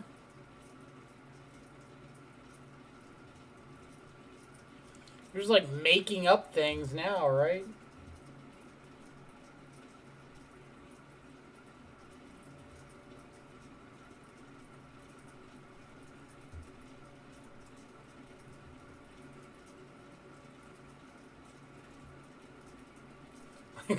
Which one of these is a symbol for creature?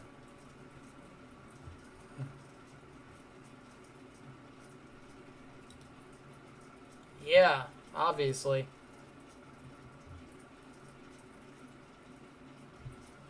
Alright. We're gonna skip that one because they make like 0 sense whatsoever. 0 mana artifacts. Spellbook.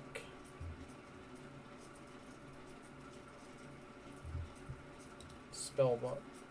Claws of Gix.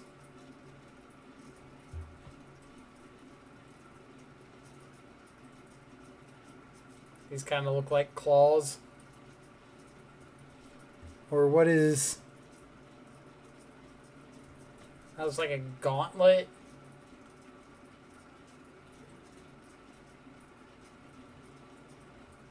So I'm between this one and this one.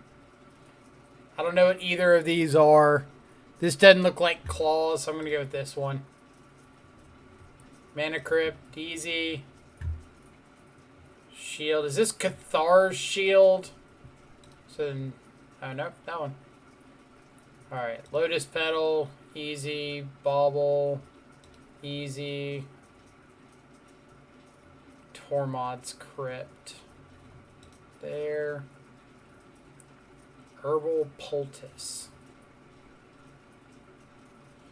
So I know, like, Mox Opal, Ornithopter, Mox Diamond, Black Lotus, Herbal Poultice.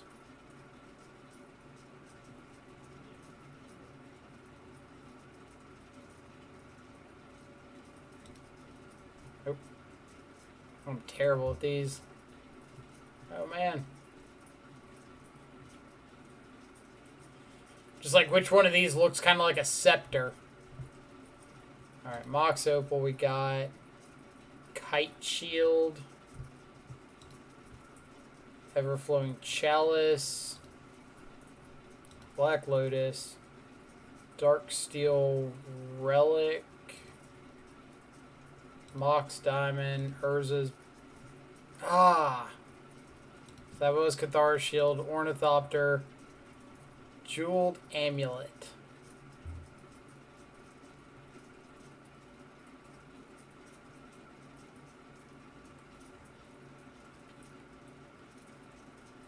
None of these really scream Jeweled Amulet to me. We'll go with that one. I didn't even see that one. Oh my god. Why are y'all letting me do this?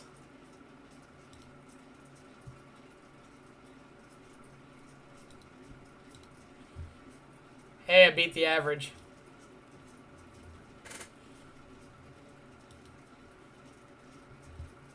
I beat the average. We got 2 rounds left, a few minutes.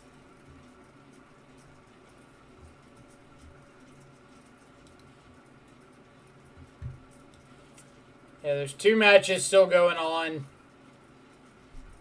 So it's only going to be a couple more minutes and we'll get to the next one. Magic the Gathering cycles. That's a bunch of cycles. Maybe we do that one. That one looked like it could be kind of fun. Bands, lands. Oh, man.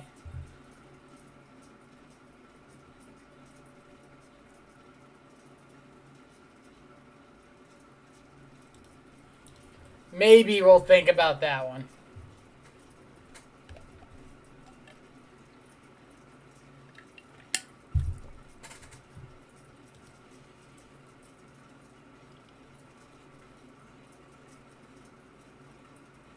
So for everybody hanging out in chat, appreciate y'all stopping by and seeing what we got going on. If it's your first time in chat, if you haven't had the pleasure of being around before, my name's Michael. Play a bunch of Modern on the channel, especially a lot of Death Shadow, which is what we are currently playing in the qualifier. Playing some 4-color Death Shadow. We play kind of all variations on the channel. Rakdos, 4-color, Grixis. We played Esper recently. We've played Mardu, Blue-Black, Sultai, Jund. Yeah. If it's a Death Shadow variant, we've probably played it at some point. Light's getting a little bright. So if you enjoy Death Shadow and you want to talk with some really competent Death Shadow players, there's a bunch in the chat. Don't expect much from me. I just cast the cards.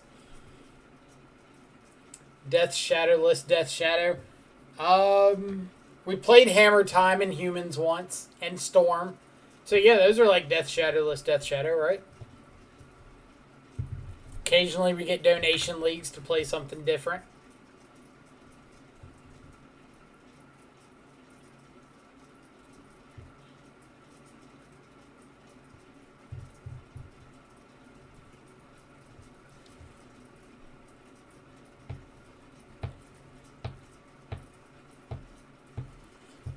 I wouldn't call that a dono league. But, yeah, we are going to be playing a Channel Point Redemption League. Obviously not today, probably like Monday. For Gyruda Cannon. For anybody who's not seen this monstrosity, you're wanting to ramp or cheat out Gyruda is your companion. When it enters, you flip over the top 4 cards of your library. Each you and your opponent mill 4, and you get to put a 4 or an even CMC creature from among them into play. So the idea is to get down your Garuda, flip over your cards, and just start hitting copy effects, bounce effects to copy Garuda. Flip over another one. Repeat, repeat, repeat, repeat, repeat. and you can either, if your opponent's drawn more, you might be able to mill them out, but probably unlikely. We can also get out like a Kolaghan. So like Kolaghan and Gyruda attack for 12, and then if your opponent casts anything that they flipped over already, they just kill themselves on the spot. The other option is things like Spark Double can copy Gyruda, and they're not legendary. So you can just get like another Gyruda, so you flip over, or play Gyruda, flip over like double, Spark Double, then a Kolaghan, you just kill them. But I believe, yeah, Gyruda can only hit things that it milled over right there, so you can't like stockpile bounce cards from your graveyard. But we'll see how it goes. It's going to be interesting, if nothing else. So the last match going on.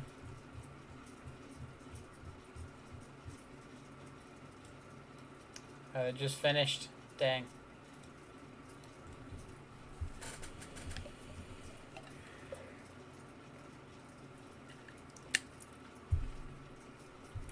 I like how you're explaining a deck you've never seen and kind of figuring it out as you explain it. I mean, I've seen the deck one time in a league. I played against it. But it was like it was before the companion rule changed, and it was like Gyruda values. They were running like Primeval Titans and all these big 6 drops. Had like Primeval Titan and Grave Titan, so it was just like get Gyruda, maybe copy it a couple times, mill some cards, hit like a Primeval Titan, go get some value lands, something like that. This one is certainly far more combo oriented.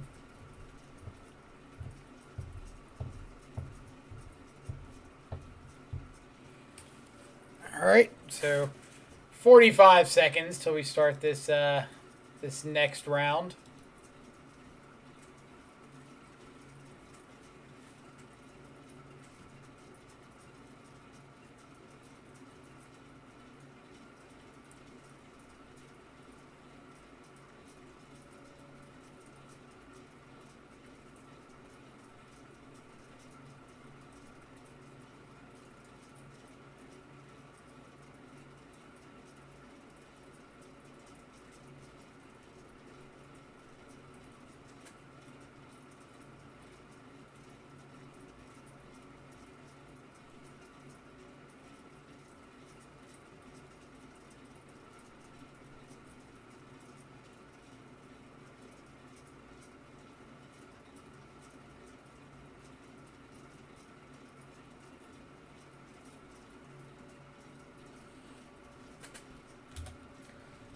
Alright. Get out of here. We have lost the die roll.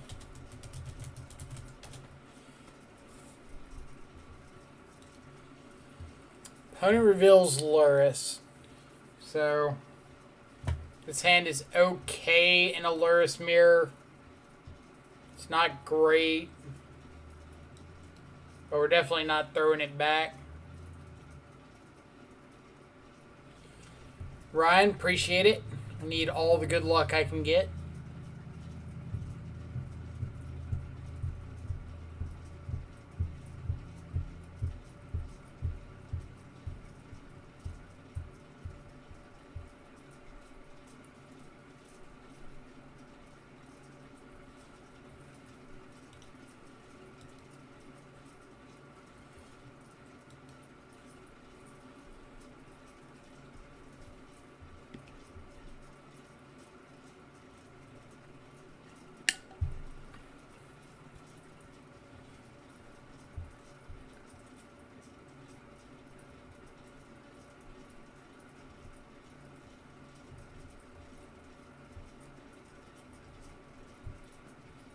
So, Could be Rakdos, could be Hammer Time, could be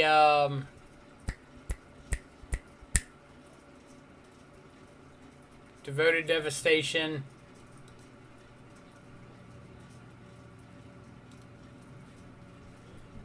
Mill. Not one of the expectations there. Alright, so I think we're on Kill the Crab plan.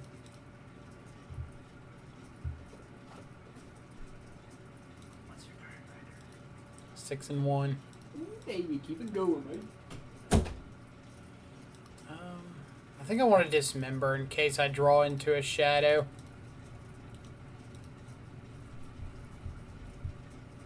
Trap me.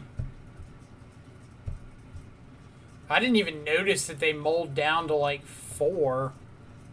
Oh crap. So they mold to 5.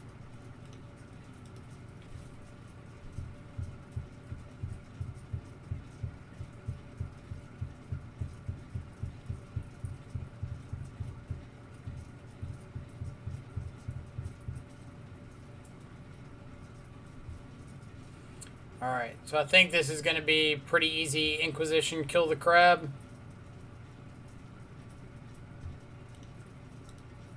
Surgical my shadows, you got it.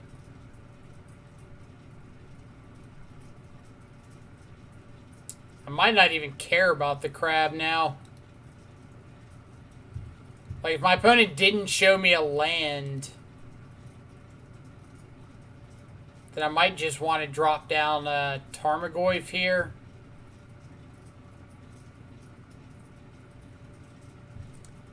Raul Magic On, thank you so much for the follow. Hope you're having a fantastic Friday morning, evening, or afternoon, wherever you're at in the world.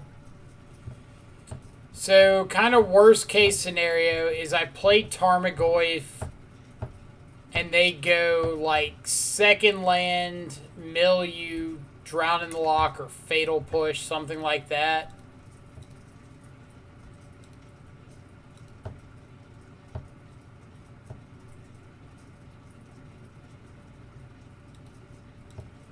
So I think I'm just gonna, yeah, kill crabs.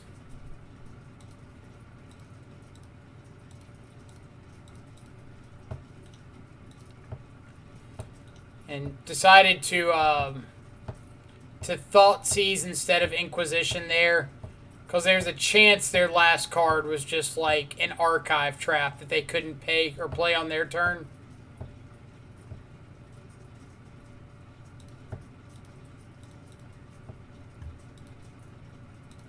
Go away, crabs.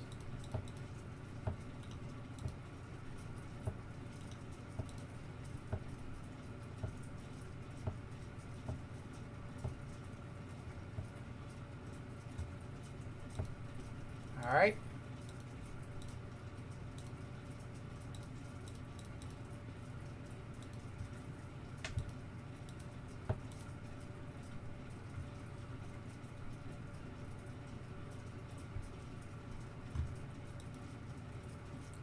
Taking game 1.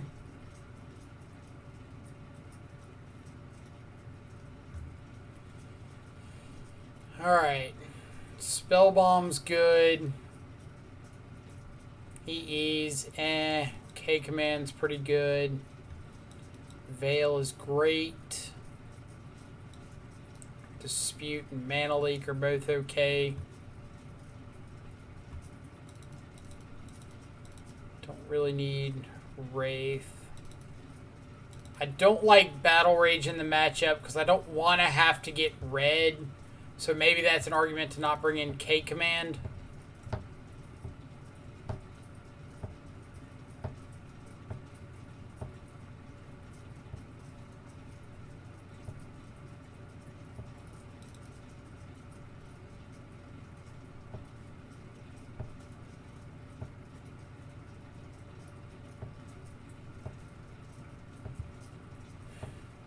But getting dudes back is pretty nice.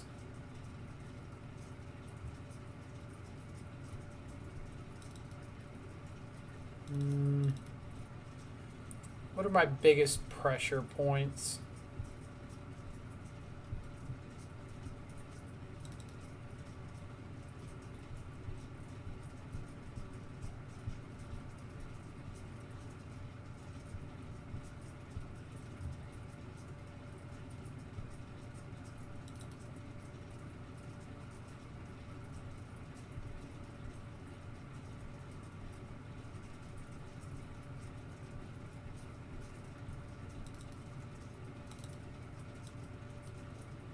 All right.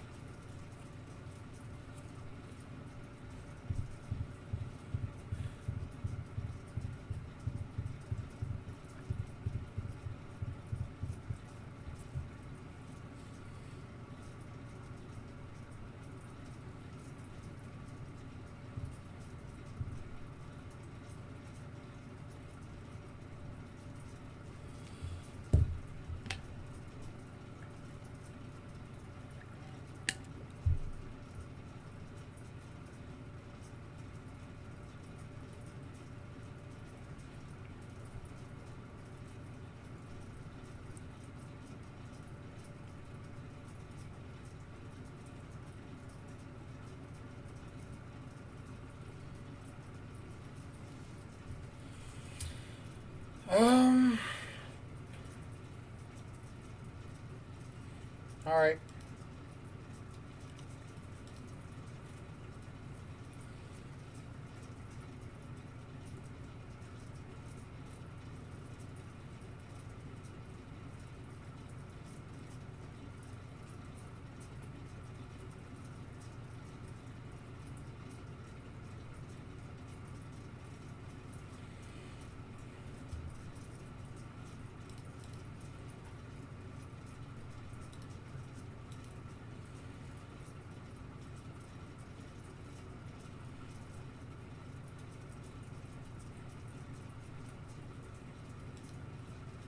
I think I'm just going to plan on countering the second crab.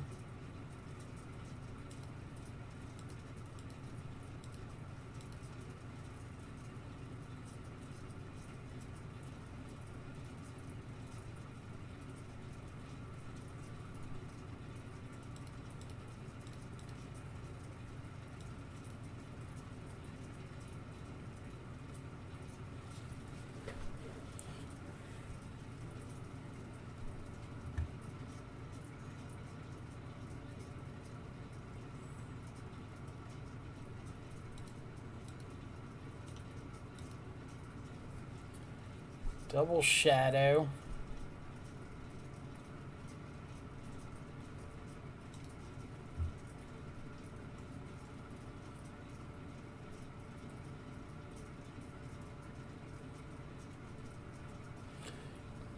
Do I pass with Mana Leak or Inquisition?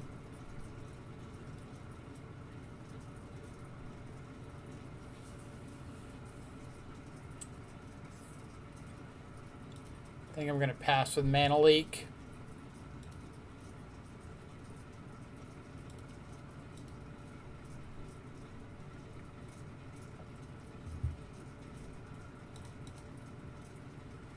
It's a lot of crabs.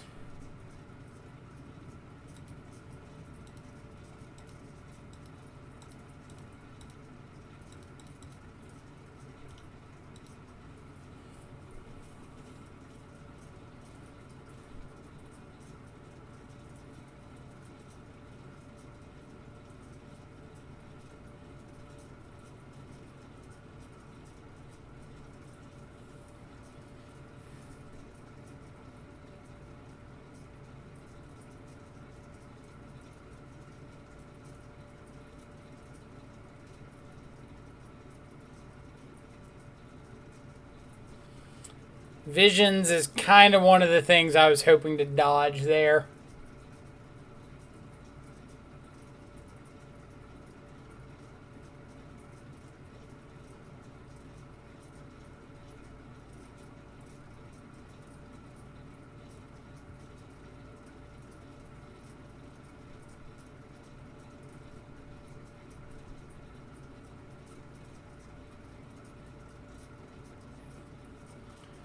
If they go to fetch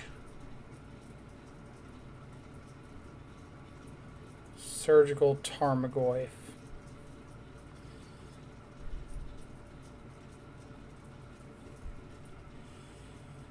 Sure.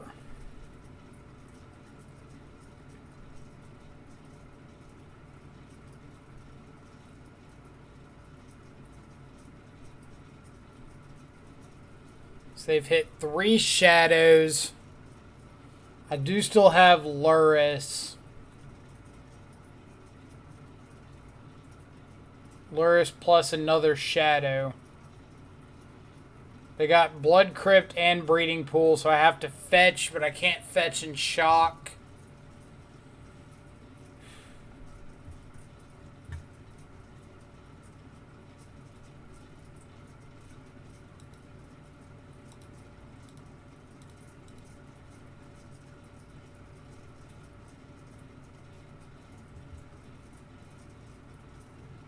So many crabs. Oh my god. Calm down, opponent.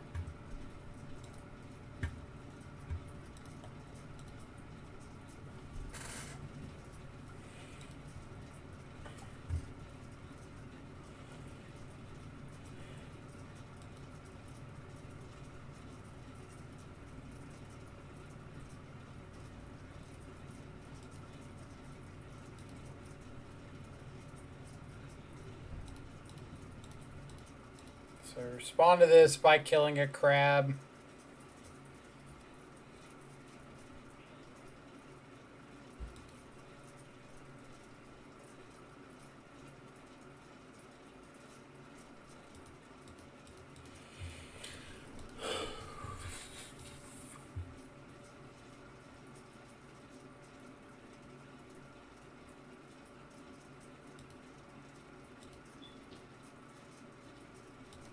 So here goes Luris and Traverse.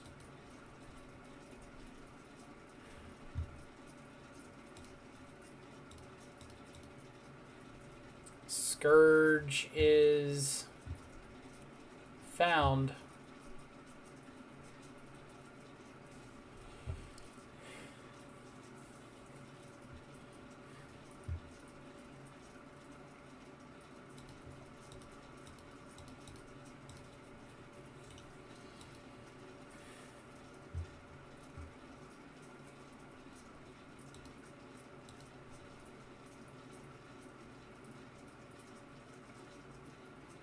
Top deck and archive trap. Come on.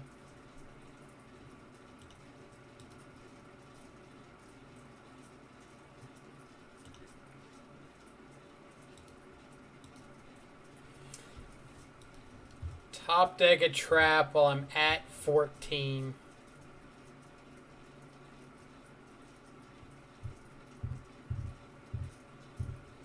Maybe I'm supposed to put Luris in my companion zone just so I can't flip it over.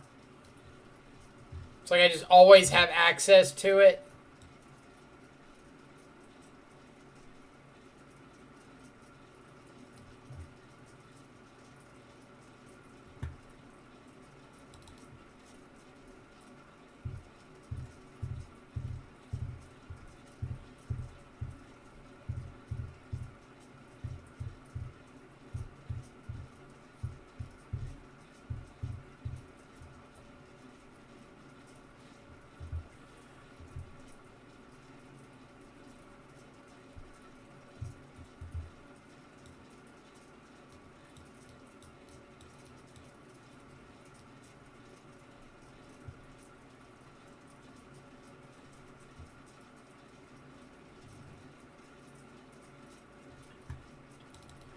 Still just respect Leyline too much for maxing out traverses.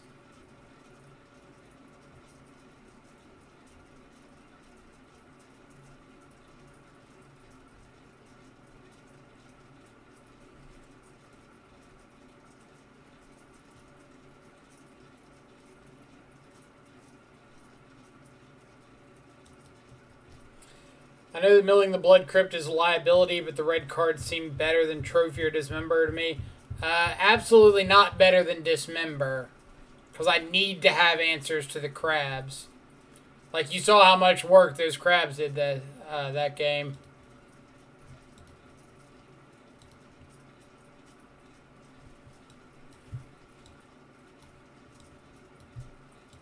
All right.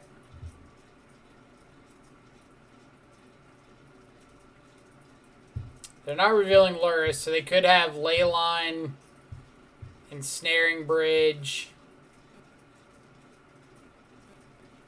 I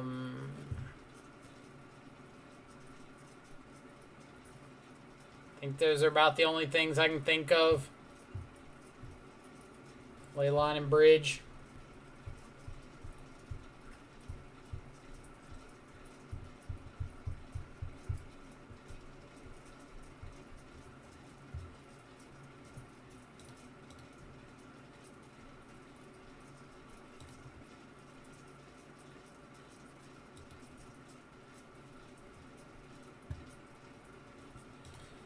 Rune Crab off the top. Alright. Crab and Trap. So if I take Trap, I can push a crab, dispute a crab.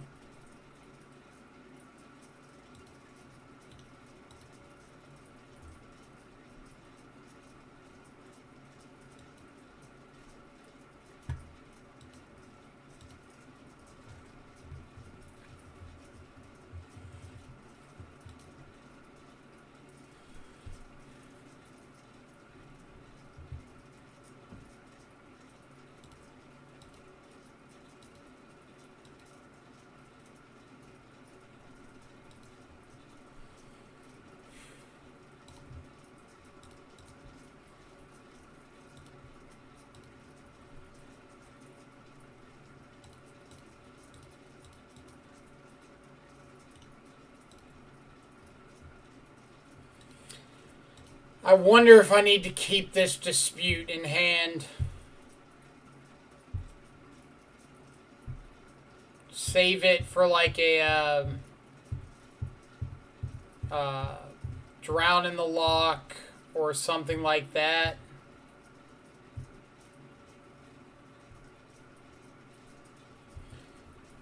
No. No, I'm just going to counter the crab. Get down Shadow next turn, like start clocking them pretty good. I can add Luris to my hand.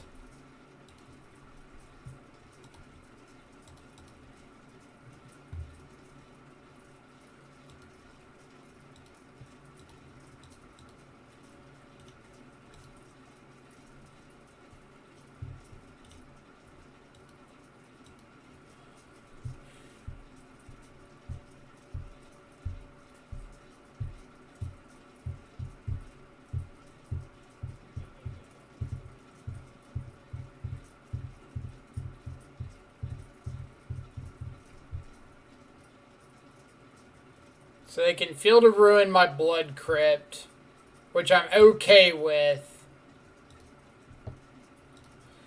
That's actually what I didn't want them to do, was start Field of Ruining my blue sources.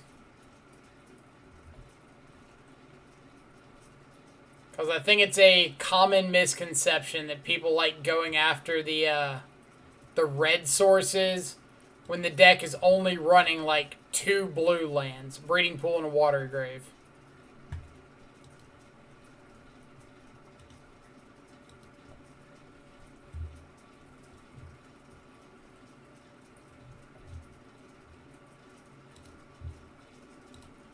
Alright, so I get Breeding Pool off of this because they didn't mill that over. Attack for 6, put Luris into my hand.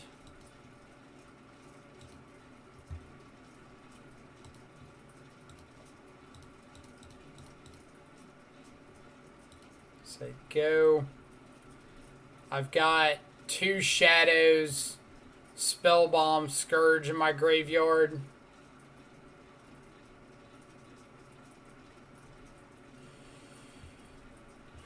So they've got Delta, Oboro, unknown.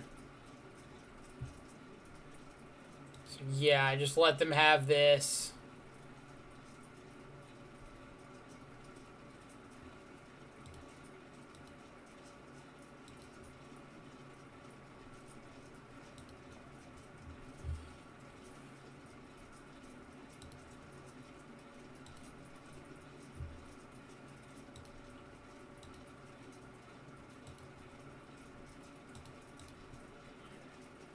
Not even finding anything off this. That's fine. I just want to get the shadow up to a 7/7. Play Luris. Like Bobble.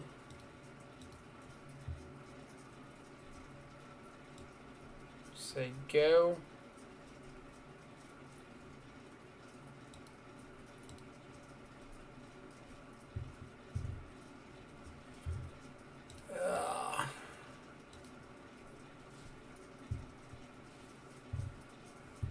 So cards left are Polluted Delta, unknown.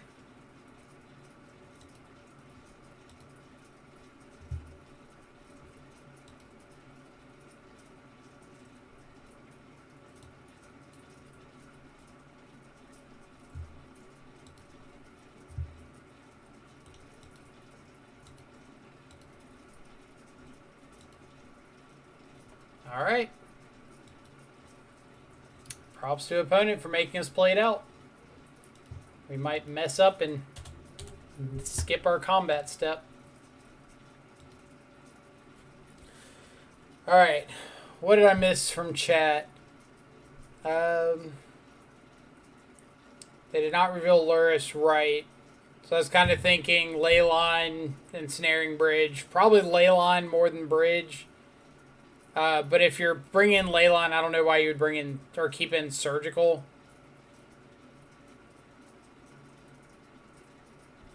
Yeah, we went over the red cards.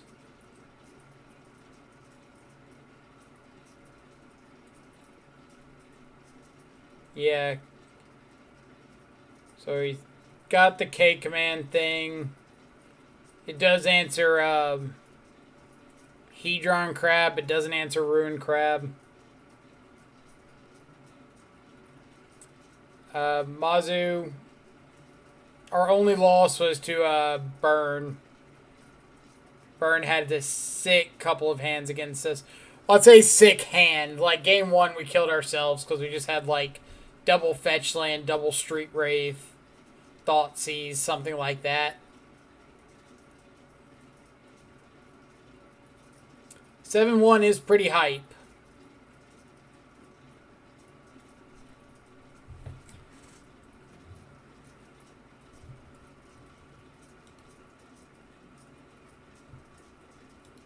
We've also been playing a lot of really off-the-wall decks. Like, between Storm, Adnals, Mill, like, it's not usually how I expect an event nowadays to go.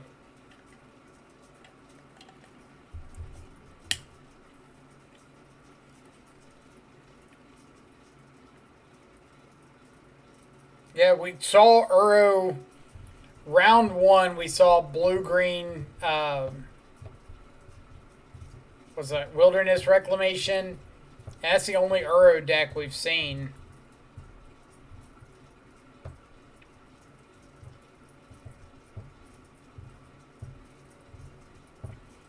Have 3 other streams up. Haven't seen much Uro on those either. Interesting. I wonder what the reasoning is for so many people or so few people playing Uro this event.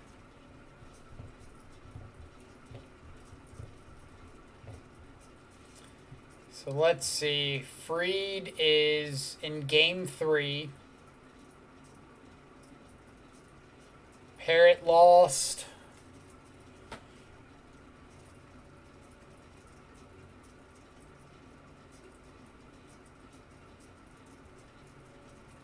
Hugo won. Ari Zax is in Game 3. I didn't even see his name earlier. Clyde the Glide Drexler. I love Magic Online names. Connor Mann's 5-2 going to Game 2 up a game. Very nice. Didn't know he was in the event. People don't want it to get banned. Well, people should play it more because it needs to get banned. Lore Infected, 10 turns. You mean 10 rounds in the event? Yes. Yeah, 10 rounds. We just finished round 8, so 2 more to go. Well, 2 more in the Swiss, and then hopefully we can make a cut to top 8.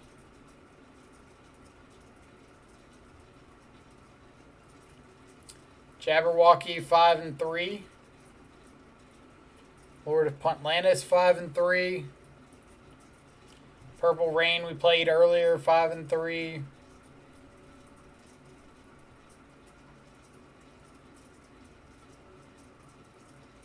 I'm guessing these X and 2s that dropped are probably doing it because of how early they picked up their loss. You Mad 5-3. Wombo Combo 5-3. Just kind of like pointing out people that we've talked to in the chat or have come and said hey, or names I recognize. Dito 3-3 drop.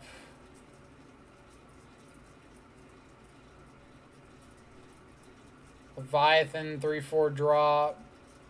Porgilla, we played a couple times recently. Ice 9 powering it out, love it.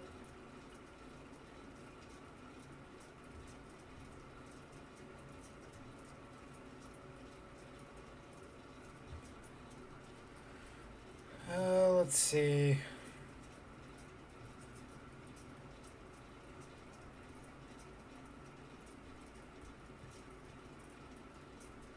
Pygonti we played earlier. Came into the chat and said hey.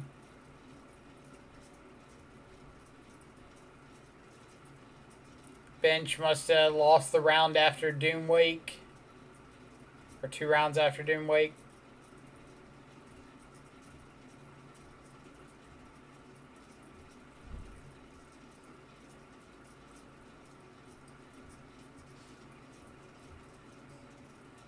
Doomwake 1 and 2.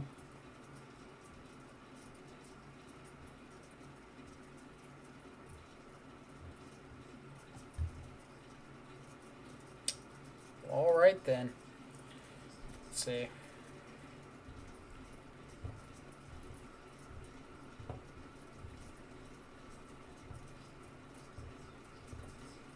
If I send you a list that isn't Shadow, will you tell me what you think? Absolutely. We can talk through it. Drawn and quartered 13. Go, go, go, Mike. I am optimistic. Thank you for the support. Mark Mulling. Anyone want to trade a PS4 Pro Spider-Man edition for some modern cards? So my page has turned into a Craigslist site. I think X and 3 still has a chance at top 32. I do think X and 3 has a top 32 chance. X and 2 should be... I think some number of X and 2 will make top 8.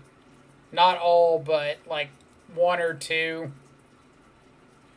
And then X and 2 will be like the rest of top 16 and could squeak into top 32. So like there's 1, 2, 3, 4, 5. So three more X and 1s after this round. So it goes down 1, 2, 3, 4, 5, 6, 7, 8, 9, 10, 11, 14. So 7 X and 1 or better after this round. And then the next round means there'll be 4 X and 1. And then 4 X and 2 in top 8. And then the rest will be top 16, top 32.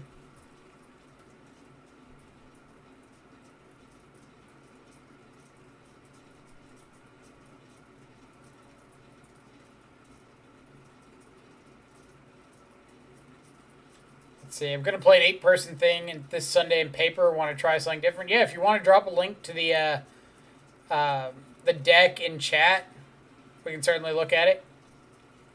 Mark Mullen coming back for this 2-month resub. Thank you so much. Appreciate your continued subscriber support. If anybody in the chat is a subscriber and wants to drop some of these fantastic emotes, feel free to spam them. Had to try, dude. Still need a few cards. Glad I can make the stream, though. Yeah, I appreciate you coming and hanging out. Hopefully somebody will want a Pro Spider-Man Edition PS4. Drawn and quartered. I'm a friend of the mod of all mods, S. Mirabito. He told me that you were doing well and I wanted to check it out. Good luck, good luck. I appreciate it. Thanks for stopping by and saying hey. Mirabito is in fact the mod of all mods.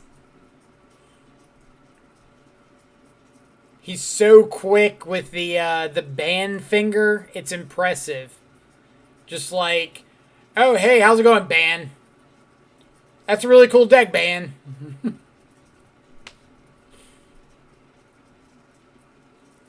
Like, I'm pretty convinced he doesn't actually read what people writes. He's just like, sees a name, Ban. Just done. I don't like the way your name's spelled, Ban. His finger is, in fact, hot fire. Fresh Ban. Dito, how's it going? I saw that you were, I think, 3-3 and dropped. I don't know what you ended up running into. Hopefully it wasn't too rough. F Mill. We just played against Mill. F Mill, F Moto. F all of it. Yeah, I think our game 2 against Mill, I think they saw 5 crabs. So that kind of wrecked us.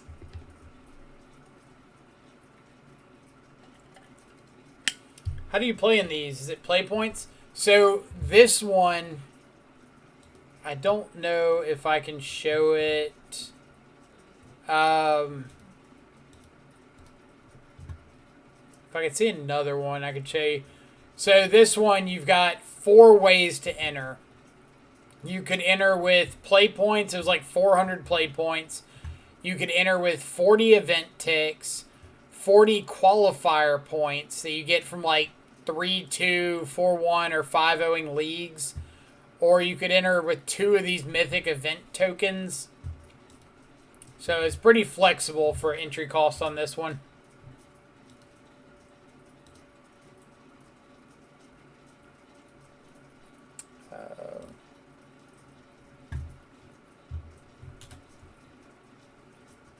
No. Back. Stop it. Come back.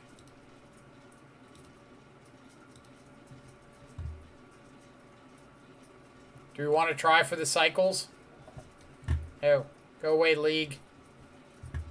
You cursed me enough today.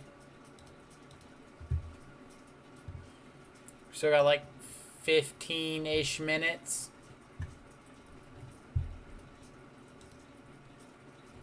So, Moxes. Mox Pearl, Mox Sapphire, Mox Emerald, Mox Ruby, Mox Jet.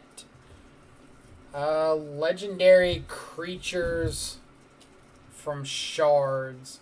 Oh, those are the big like 8 mana ones, like God, not Godsire? The ones that you can like search for.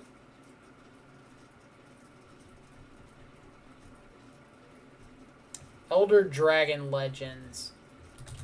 Nickel Bolus. I would have to remember the rest of them.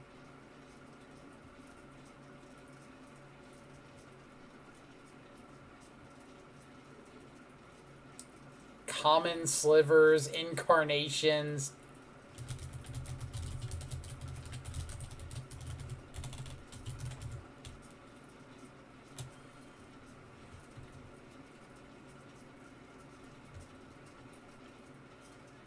Torment of Hailfire. Is that on here? Or are you talking about torments? Alternate win condition enchantments. Oh, man. No, these are like the dragons before Atarka. These are the old ones. The names, I have no idea. Like, I could probably get a few of these. Like, pitch spells, force of will, Tropical Island. Are we getting Tropical Island?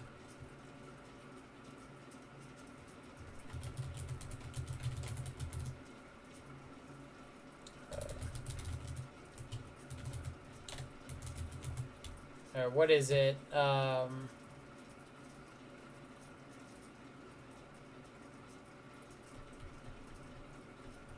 Llanowar something. Dual lands? Is dual lands on here? Oh, dual lands are on here. I didn't even see that one. So yeah, Tropical Island, Volcanic Island,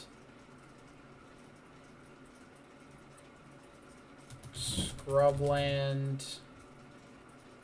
Gotta think about the plateau and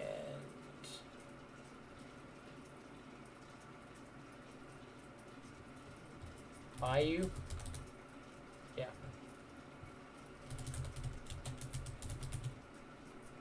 Which ones were Ice Age though? Waste, Brushland. So which cycle is that? Blue, white, green, white, green, red is, oh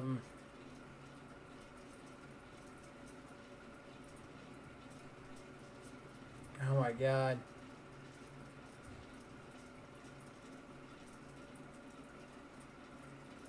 How do I forget the green, red Painland? It's the ally-colored Painland cycle. So green, red, blue, black is a underground river. Yavimaya Coast is the blue-green Painland, and it is not in this cycle.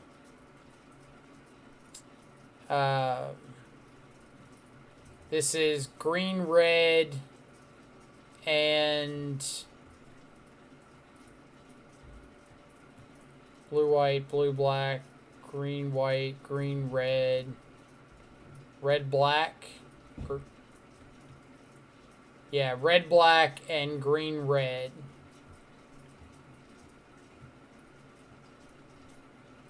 Red, black, I cannot remember to save my name or save my life. Green, red, I can picture the art, but I can't tell you what it is. Yeah, I'm not going to remember like 90% of these.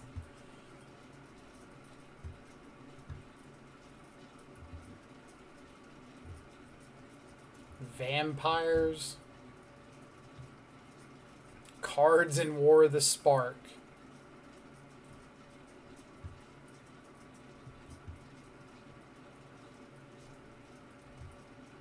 Creature types with trample.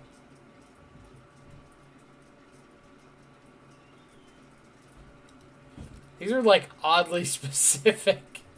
Can you just name all the cards in Modern Horizons?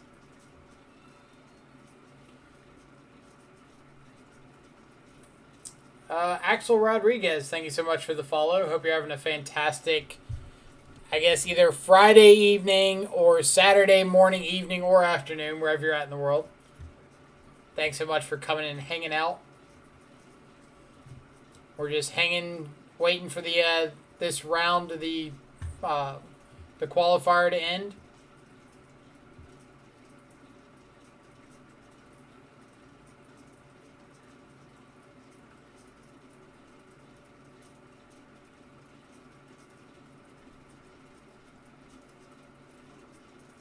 Can you name the formats of the game Magic the Gathering that are listed on its official website?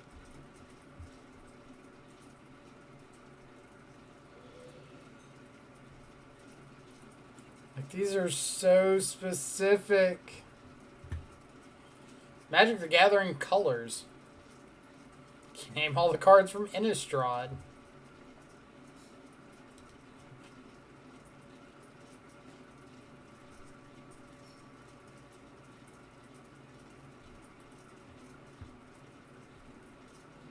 Magic the Gathering cards with external designers.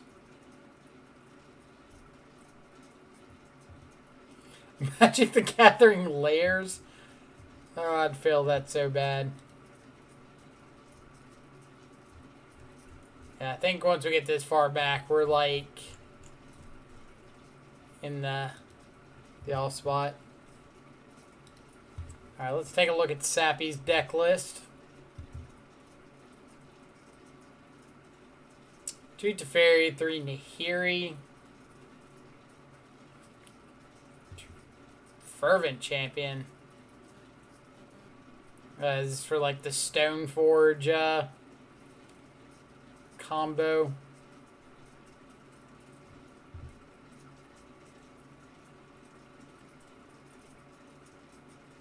This is a lot of 2-ofs.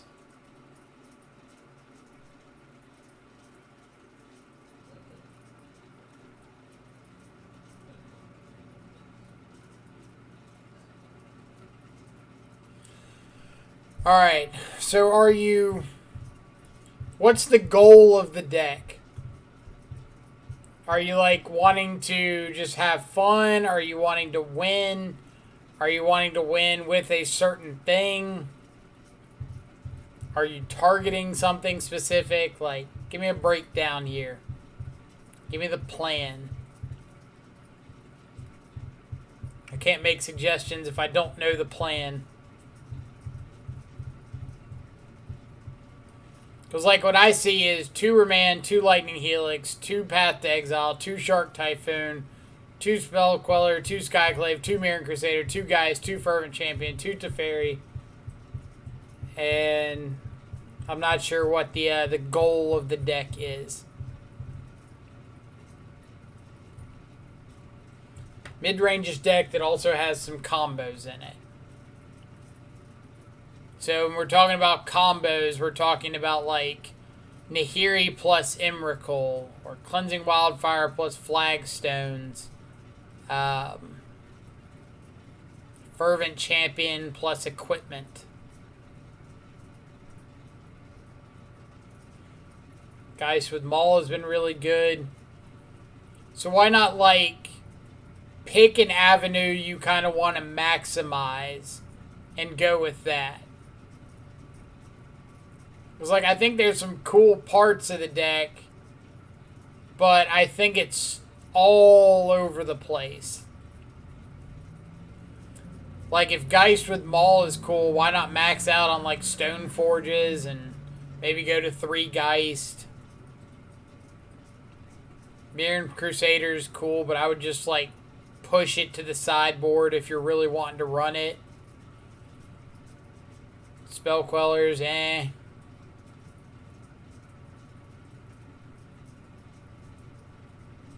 Isn't the rule 3 of if you want to see 1 copy every game, 4 of if you want multiples?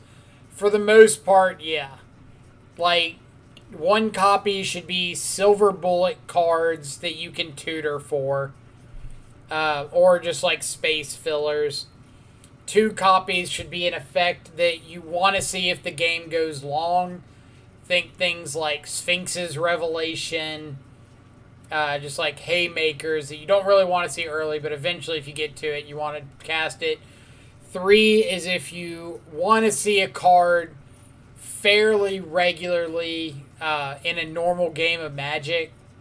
You want to see that card, but you don't really want to see the second copy of it. Value cards like Geist that are hard to deal with. Specific removal cards, things like that. And then 4 copies is like, I want to see this card every game. and I'm completely fine seeing multiples of it.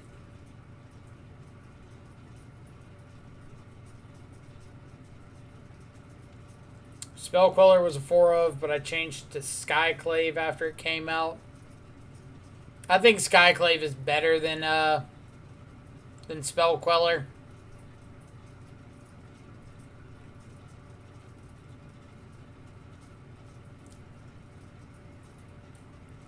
Not sold on remand, but also need some protection. So, for the most part, with these Stoneblade decks, most that are looking for protection are looking at like Force of Negation, because it allows you to tap out for your Stoneforge on 2, your Geist of St. Traft on 3, your Nahiri on 4, and not just be dead in the water.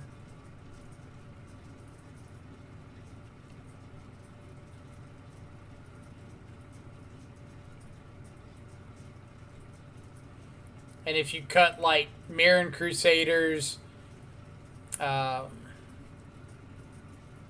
other pieces here and there, you might be able to get enough blue cards for Force. But again, comes back to like, what's your game plan with the deck? What's your desire? If you're wanting to have it as optimal as possible, then there's a lot of cuts that you could make. But if you're wanting to like win with Geist of St. Traft and Maul of the Skyclaves, then you just want to maximize your ability to get those cards out. Like if Emrakul's just in here because it's fun, like Emrakul and Nahiri, but you want to win, I'd just cut the Nahiri package altogether. Because those 3 Nahiris and Emrakul could easily become 4th Stoneforge Mystic, 3rd Geist, 2 more Remands, or 2 more Force of Negations, or something. Like if you went cut Nahiri's, Fervent Champions, Mirren Crusaders, Emrakul. That's 8 spots. You can run like 4 ops. So 4 ops, 4th Stoneforge, 3rd Geist, 2 Force.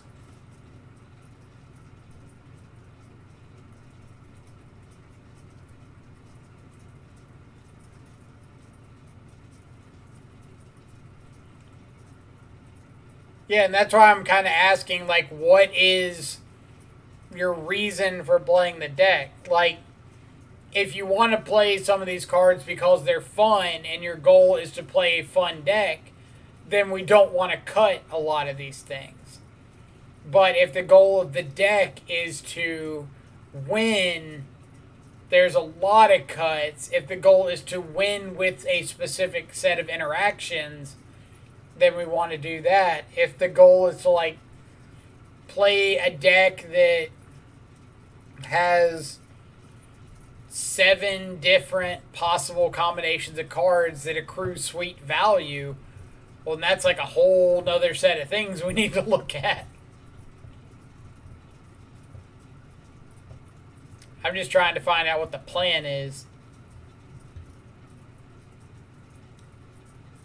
Time, we've got 35 seconds. I don't think this type of deck can be optimized and win right now. It can be optimized if you have a plan for what you're trying to optimize towards. Might have some more coffee.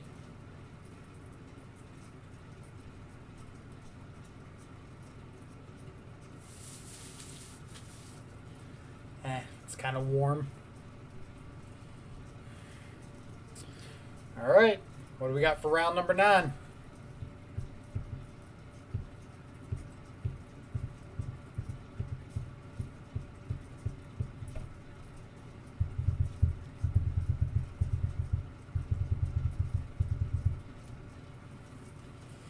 We lost the die roll.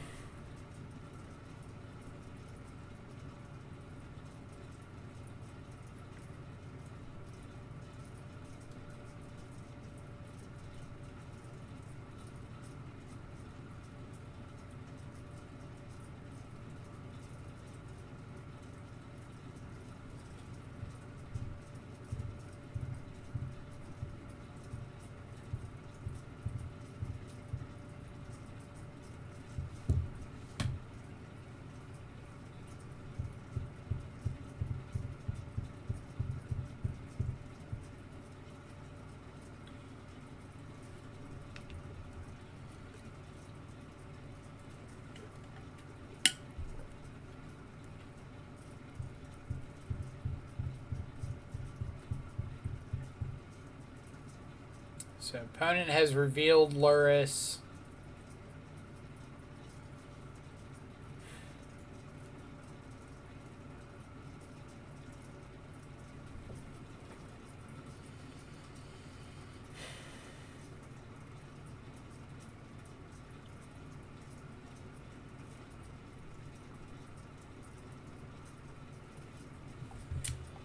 Um...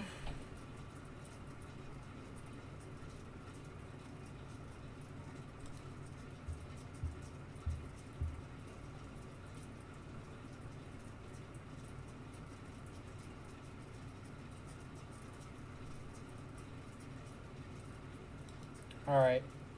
I really don't want to mulligan. Especially if it is, like Shadow. And I can always traverse for a basic swamp.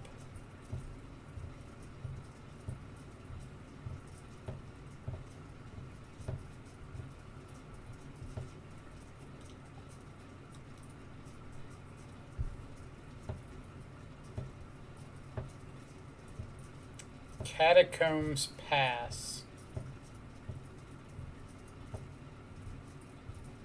So is this Jund?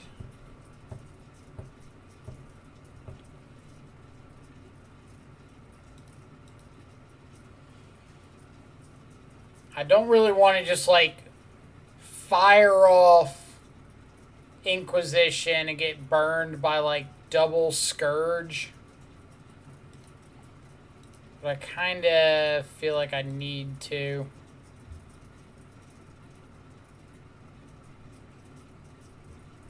Scourge Bolt.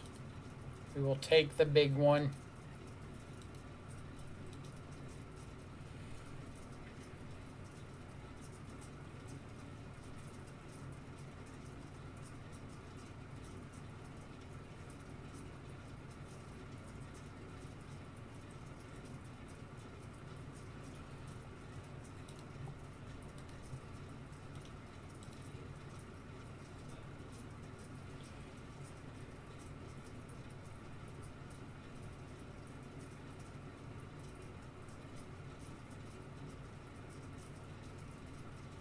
Drawing Dismember. Okay.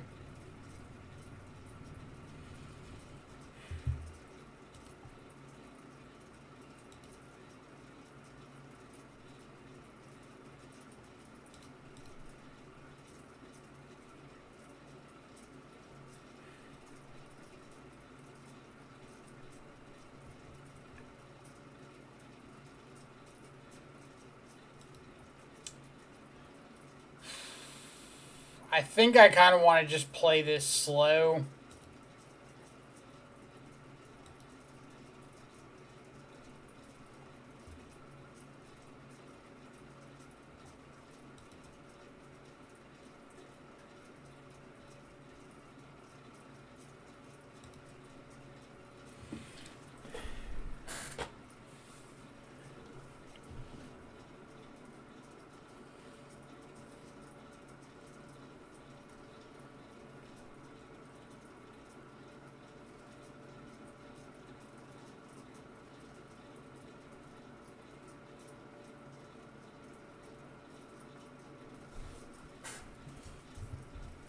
If I can just find, like, a Tarmogoyf,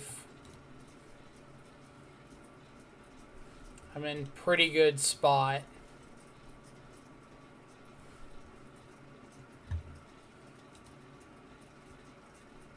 Yep.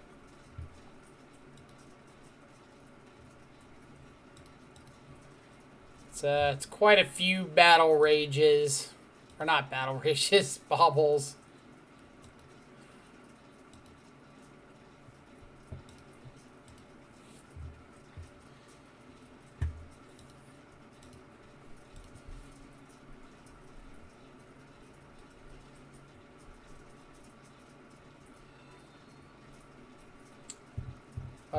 Longshan, thank you so much for the follow. Hope you're having a fantastic Friday or Saturday morning, evening, or afternoon.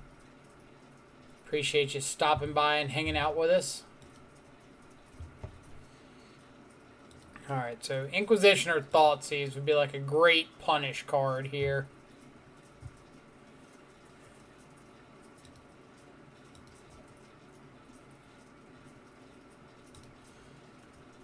We do get Delirium online.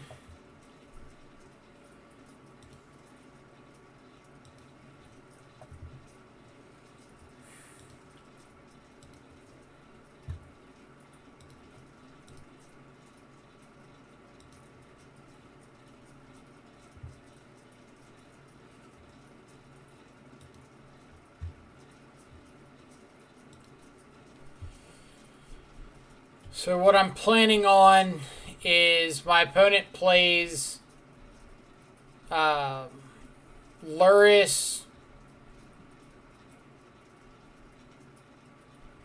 plus Scourge. I dismember the Luris, untap, go Shadow, chump block the Scourge, stub removal on my Shadow, Battle Rage. It's the hope. We'll see how it plays out.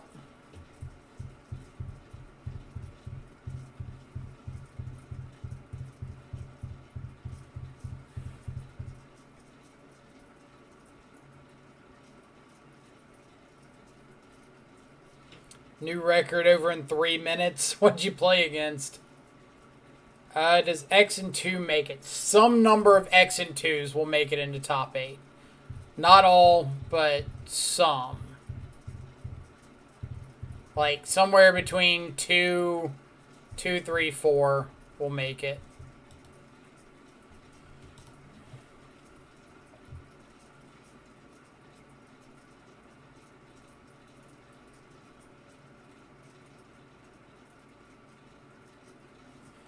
When's top 8 played?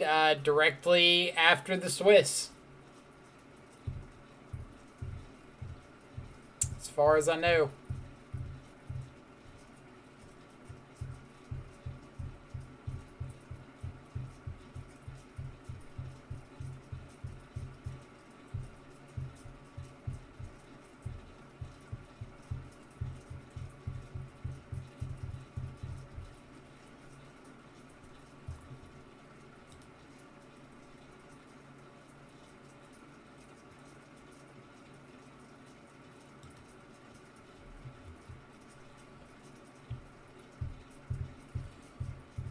Think people stream snipe you? Seems as if he is, unfortunately. If he is, he is. Like, if somebody wants to snoop down to stream sniping, I can't do anything to stop them.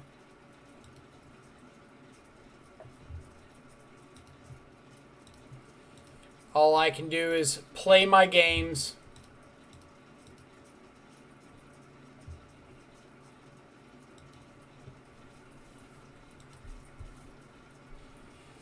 If Kevin says he isn't, then I trust that he isn't.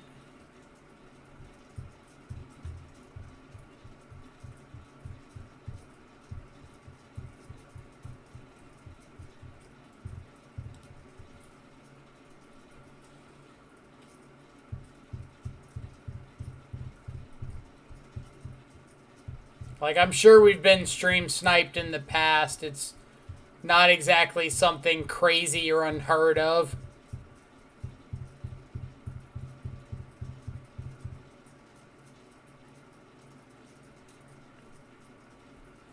He was questioning you, and I said you don't snipe either. I mean, I know I don't.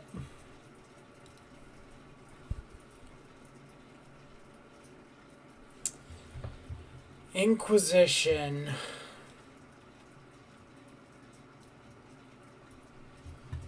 So that means his 3 remaining cards are Bolt, Dismember, Fatal Push.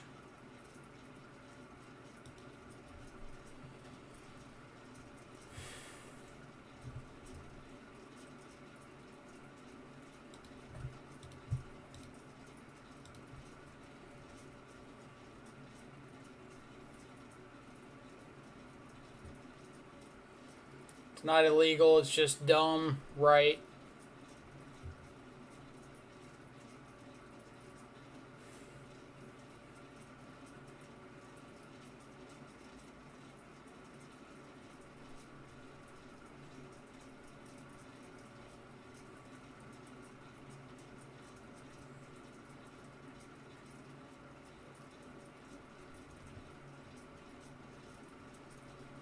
Unfortunately, that Inquisition throws quite a few wrenches into the plan here.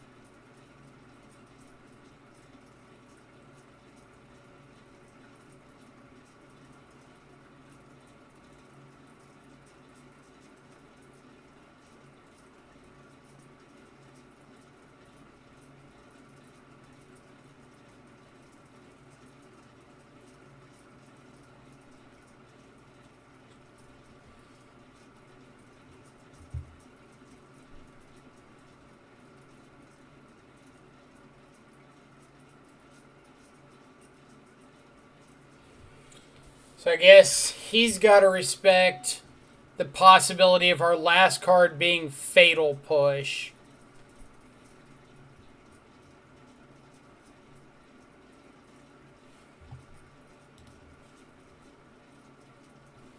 Or he doesn't.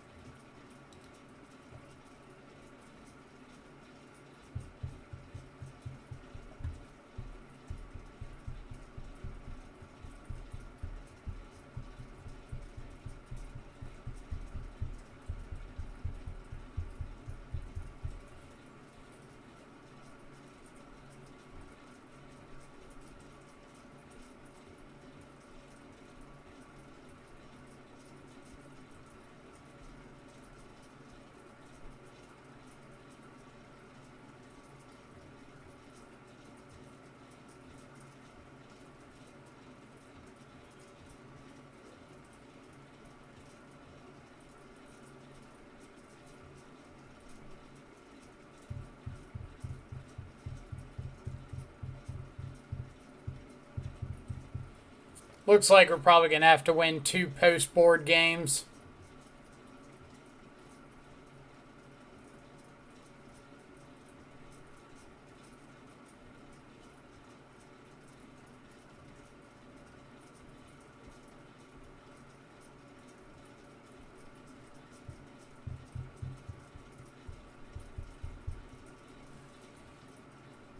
Yep.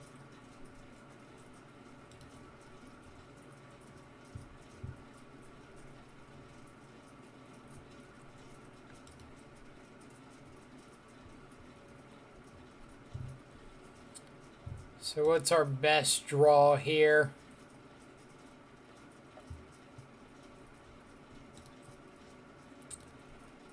That's an interesting one.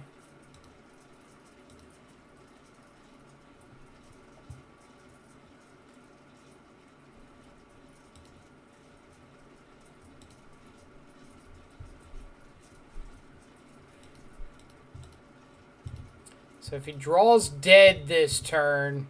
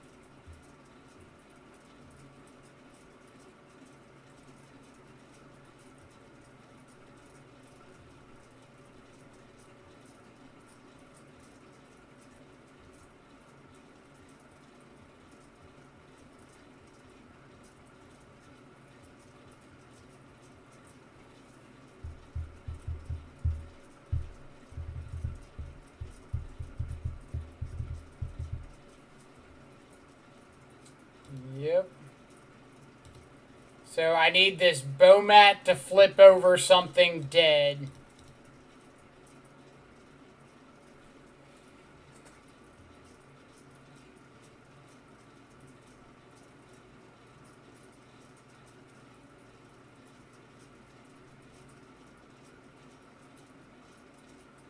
Bow mat flips over something dead, we win. If the bow mat hit is live, we die.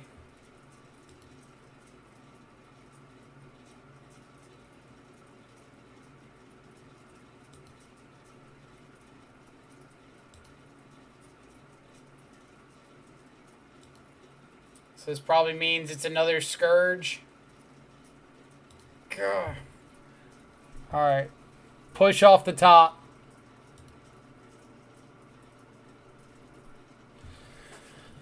Alright. So I have to trade Scourges. Yeah.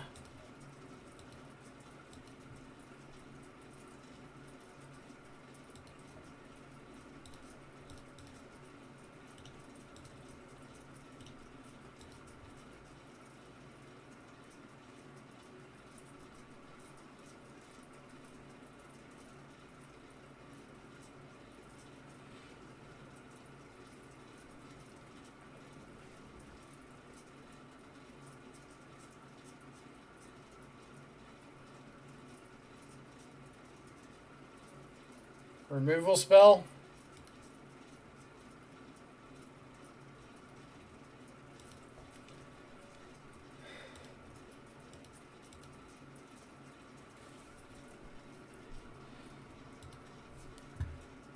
What did he see on our side?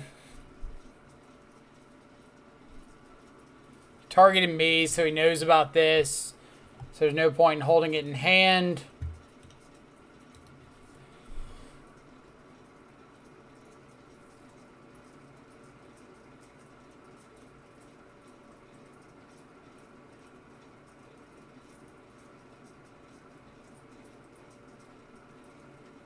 Uh-huh.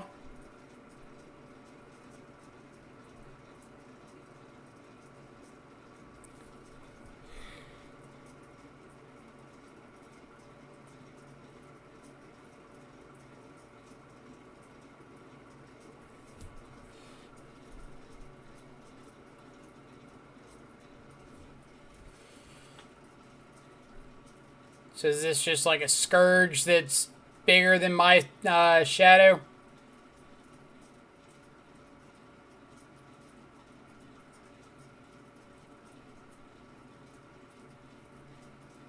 Like, life total here doesn't matter.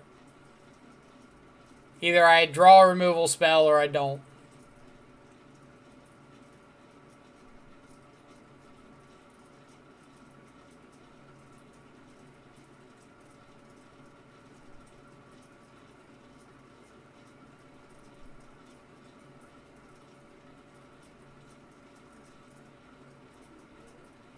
Night's Whisper.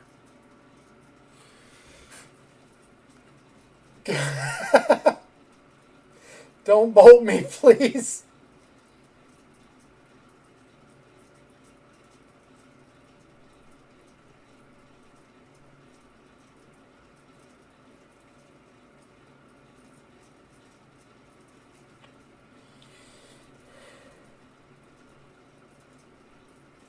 Oh, man.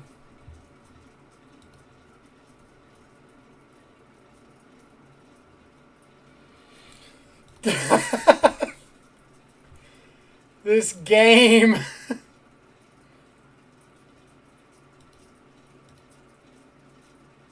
So he's got bolts. I've got traverses and threats and...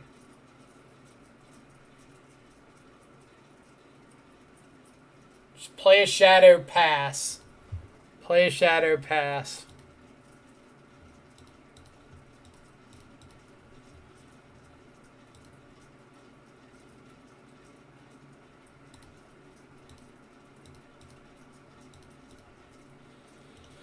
Just...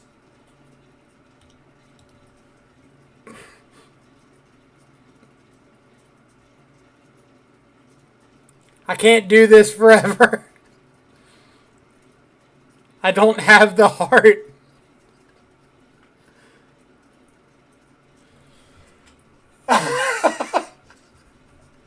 And that was only game 1?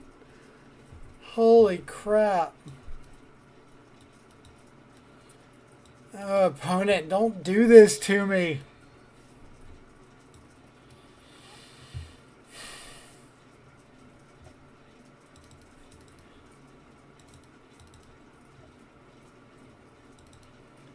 Like, I need you to dial it back about 9 steps.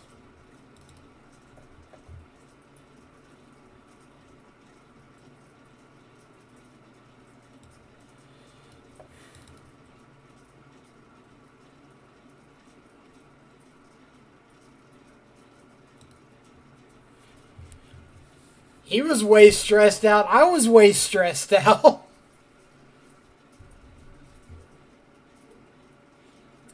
Needed to not shock so he could play the Seize in his hand to protect his shadow. It was a rough one, because, I mean, like, if he draws a shadow or something, he wants to play it out at a size where, like, I can't outgrow it with my shadow. And if he doesn't shock there, he can't do that.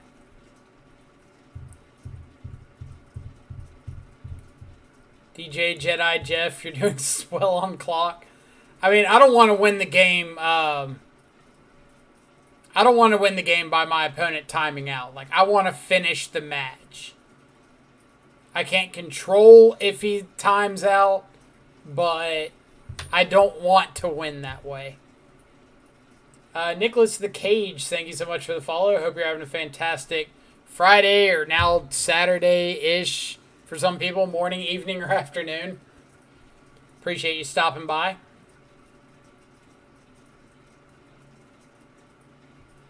Yeah, like, I don't think he's stream sniping.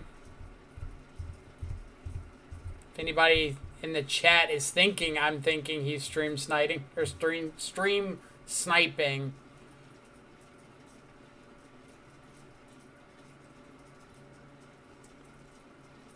Juju Bean, how's it going? Hope you're having a fantastic Saturday as well. Yeah, I still don't think he's sniping. Like, regardless of how this game goes or how this match goes, like, I'm going to go over to his chat after this game and tell him they were great games.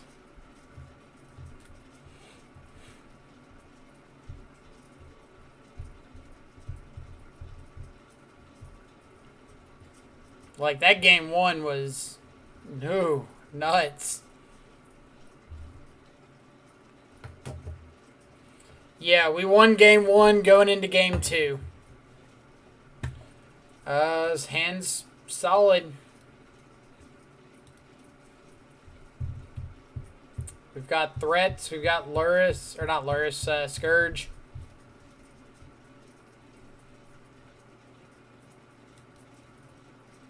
Yeah, Scourge off the top was nuts there. Totally dual screen watching this matchup. I mean, I think this matchup's sweet.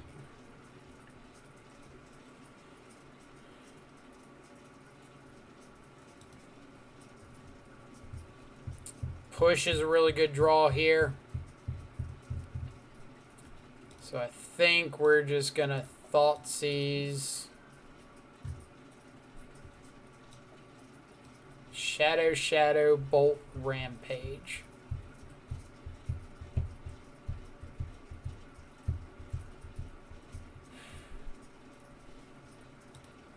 So taking Rampage, so that if my opponent wants to get down shadows, they need to bolt themselves to do it.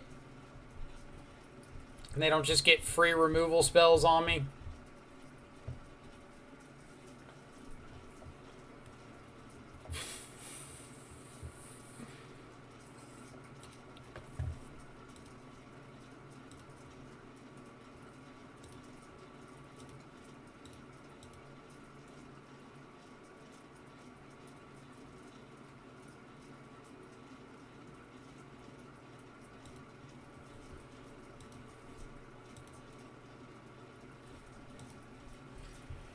I am okay trading this shadow for my opponent's Swift Spear and a Lightning Bolt, and getting to Fatal Push the other one and untap with the only threat on board.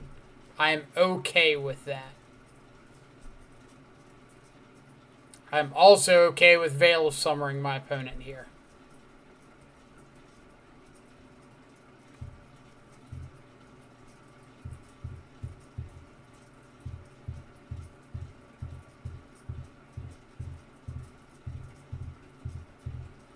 I'm just saying before somebody says like, oh yeah, he just bolts your shadow and trades with a Swift Spear. Honestly, he wouldn't if he does go for that.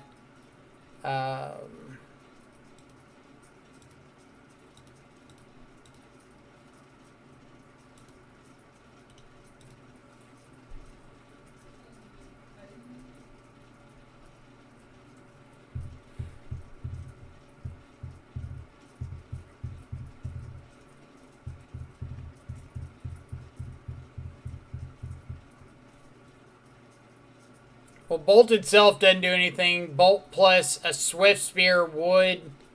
Bolt plus 2 Swift Spears attacking at me. I could make my Shadow a 4/4, block a Swift Spear, Fatal Push the other one, or I could just take the 2 off the other one if he bolts, and Shadow would grow to a 6/6, and he'd only be dealing 5 damage to it. So I could survive if you just swung both with the intention of bolting the Shadow. Basically a lot of outs there. Really. I wonder if this is trying to incentivize the crackback to turn on his shadows. In which case, I'm going to oblige, but only so I can drop Scourge.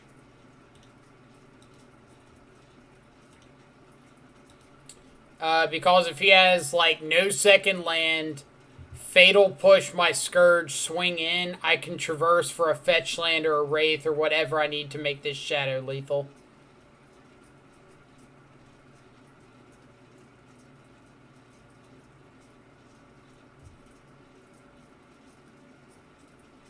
Yep. Alright, so now I've got Delirium. So decisions need to be made.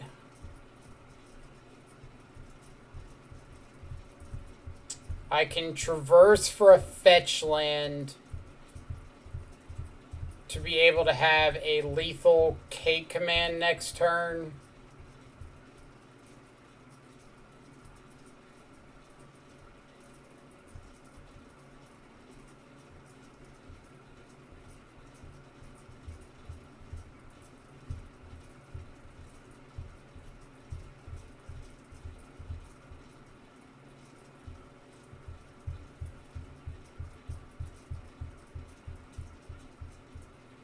Well, I'm not saying crack the fetch now. I'm saying just have it. So if he taps out to, like, play Shadow or something, I can make a move.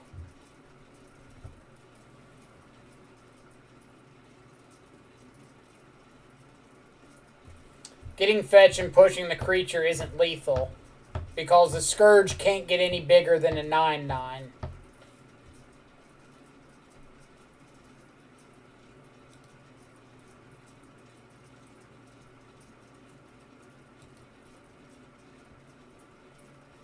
Alright, so they're drawing Scourge, which means they're not drawing another land.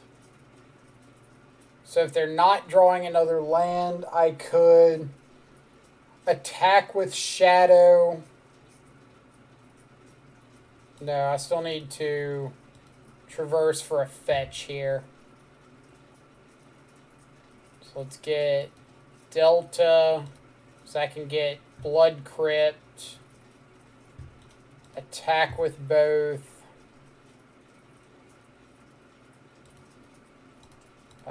Push their Shadow.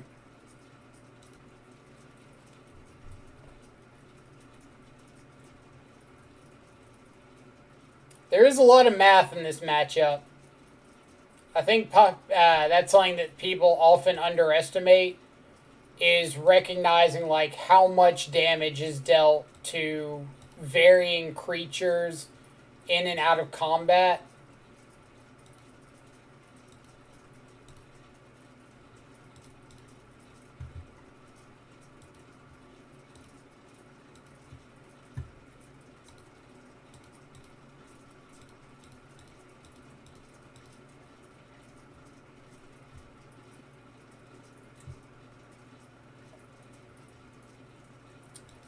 Ooh, really good GGs. I'm going to jump over into his chat.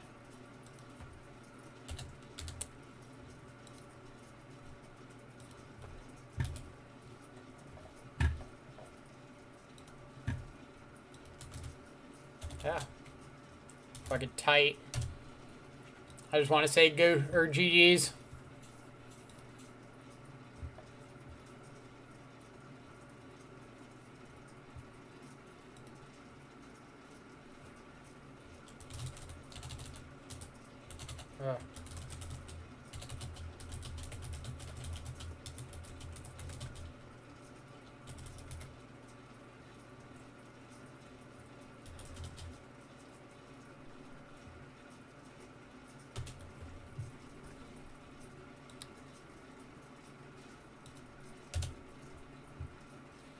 I can't hear the audio at all, so.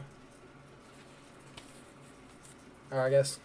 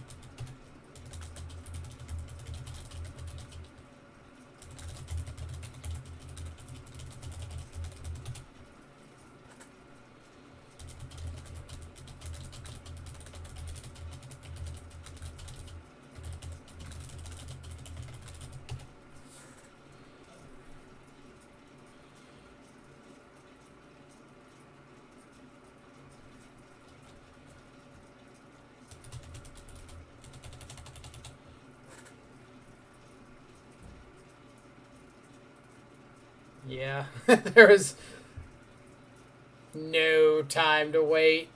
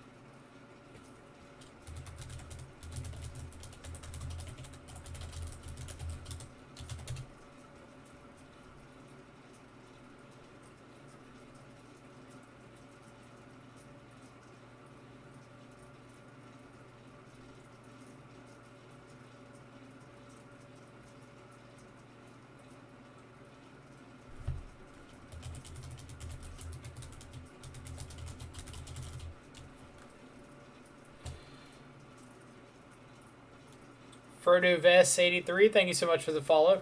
Hope you're having a fantastic, I guess it's basically Saturday for most people now. Friday, Saturday, Sunday, Friday or Saturday morning, evening.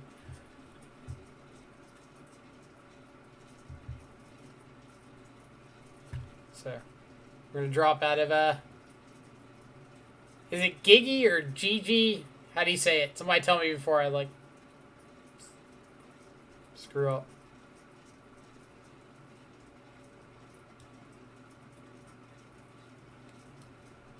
But drop out of there.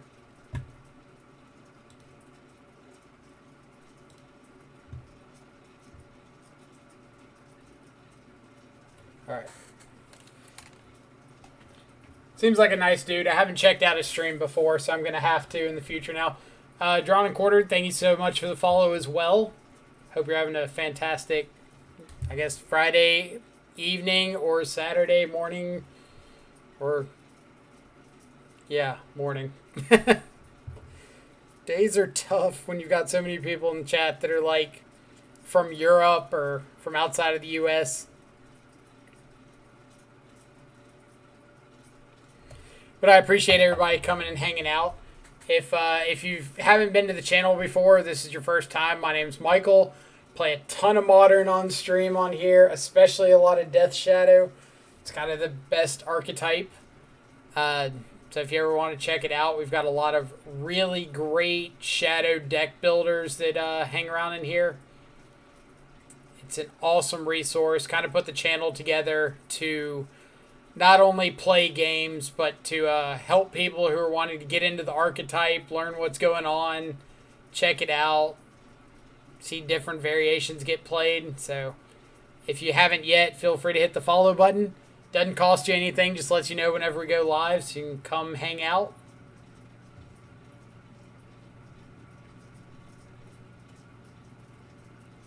Mr. Bode Ingles, thank you so much for the follow. Fantastic name, by the way. He's a cool dude. I followed him. I followed him as well. Seems like a really, really nice guy.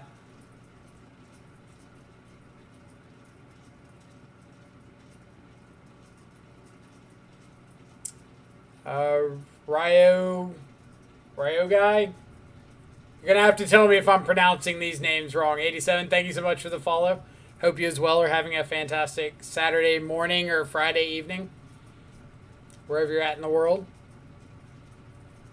All right, what have I missed? All right, so this is Sappy's list.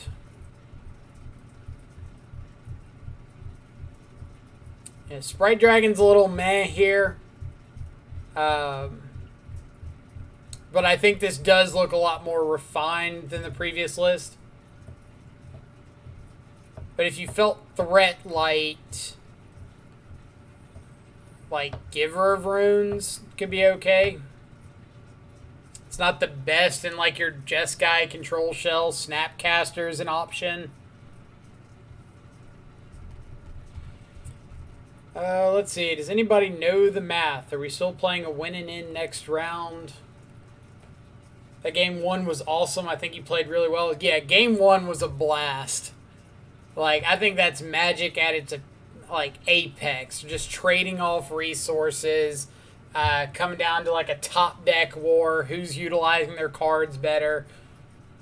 Can't even say who's utilizing their cards better. Like, we both kind of used everything as best as we could. Julius, thank you so much for the follow. I'm guessing Saludos is something similar to Hey or Salutations, in which case Saludos to you as well. Great job in that match. I do not think 4 colors favored in that match. I wouldn't say that we're unfavored. Like, our removal lines up better against them than their removal lines up against us. We get access to, like, Assassin's Trophy on top of Fatal Pushes, where they're getting Lightning Bolts. And that usually helps out. We also get, like, Traverse, or not Traverse. Well, we do get Traverse as additional threats. We don't really care about Swift Spear and Bomat Courier. We get Stubborn Owls and the matchup. So, it's not bad. Baby Ken, 6-3 so far. Not bad. 2 bad matchups. What were the 2 bad matchups you saw?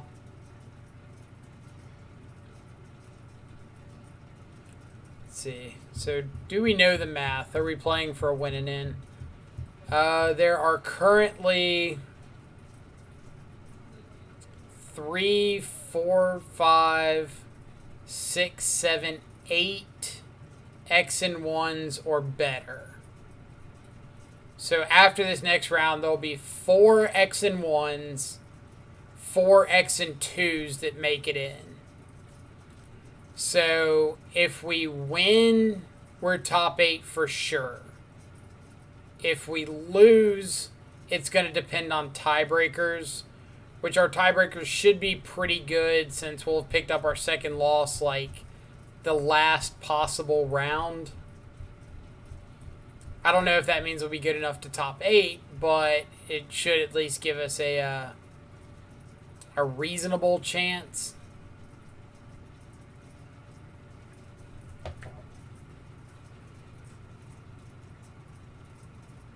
Both of your losses were to taxes? That's rough.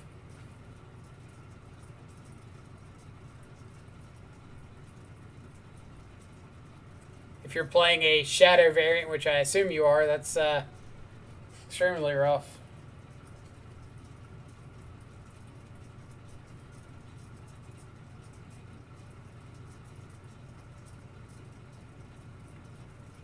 We gonna win, boys? We'll see. We'll see.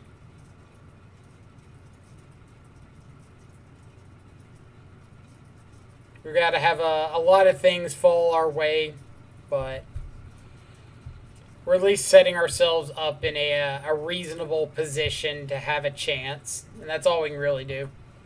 Can't control much more than that.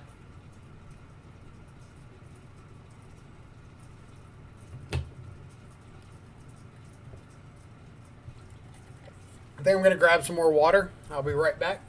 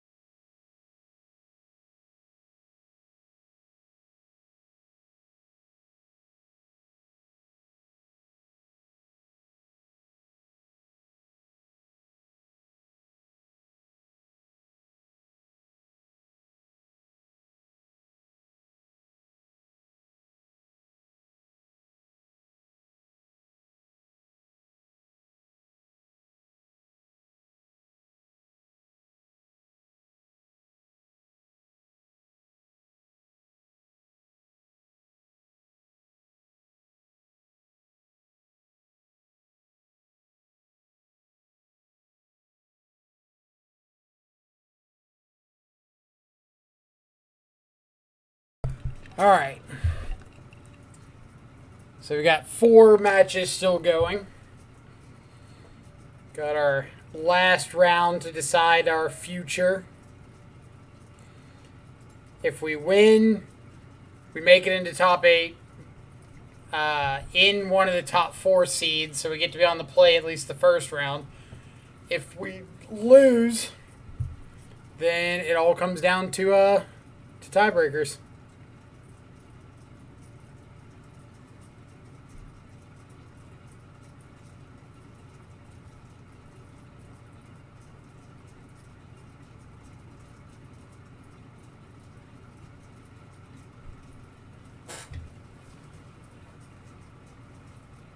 Somewhere we've got a, there we go, phone charger.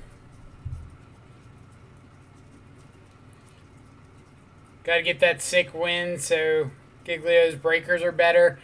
I mean, hopefully, like, I thought that was a really sweet match. So if I can do something to help him cash out better or potentially squeak into top 8, like, I'm all for it.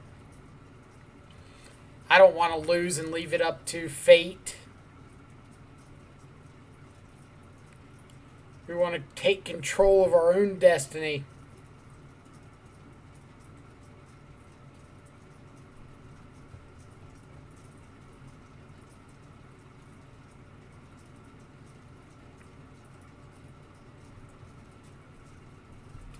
But we just got to see what we're up against round 10.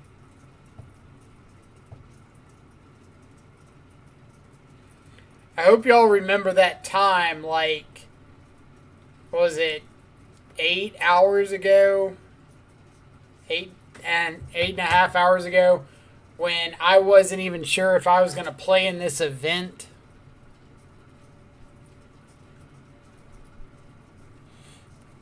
So, I think we're pretty much locked for top 16. So that's at least something. Got to play to win, exactly. Beast mode taking down the whole tournament. I don't even know if we're going to play in this tournament. It doesn't look like it's that good, win the whole thing. Well, I guess.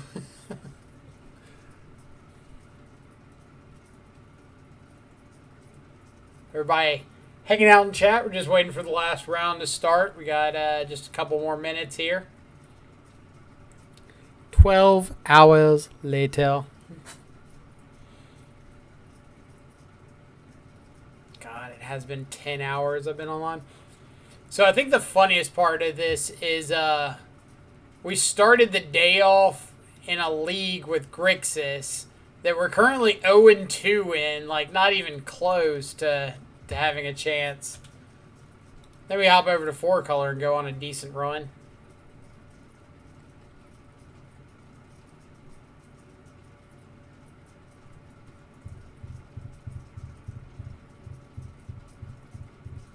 Just dodge Heliod. Like, Heliod is very annoying, don't get me wrong. But it's not like, oh my god, unwinnable.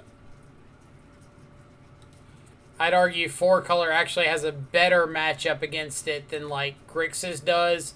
Because you can attack into Auriok champions pretty reliably. Match 2 of that league was against... Was it?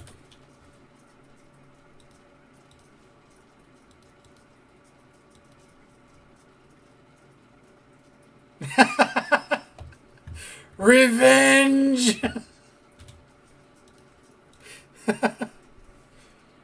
Revenge is a dish best served with top 8 implications.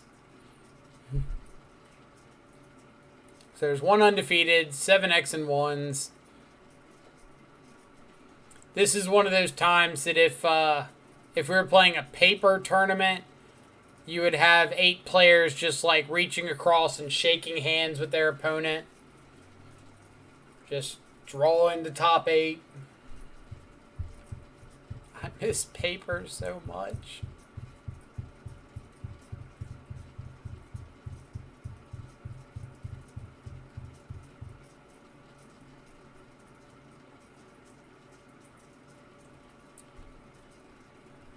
All right.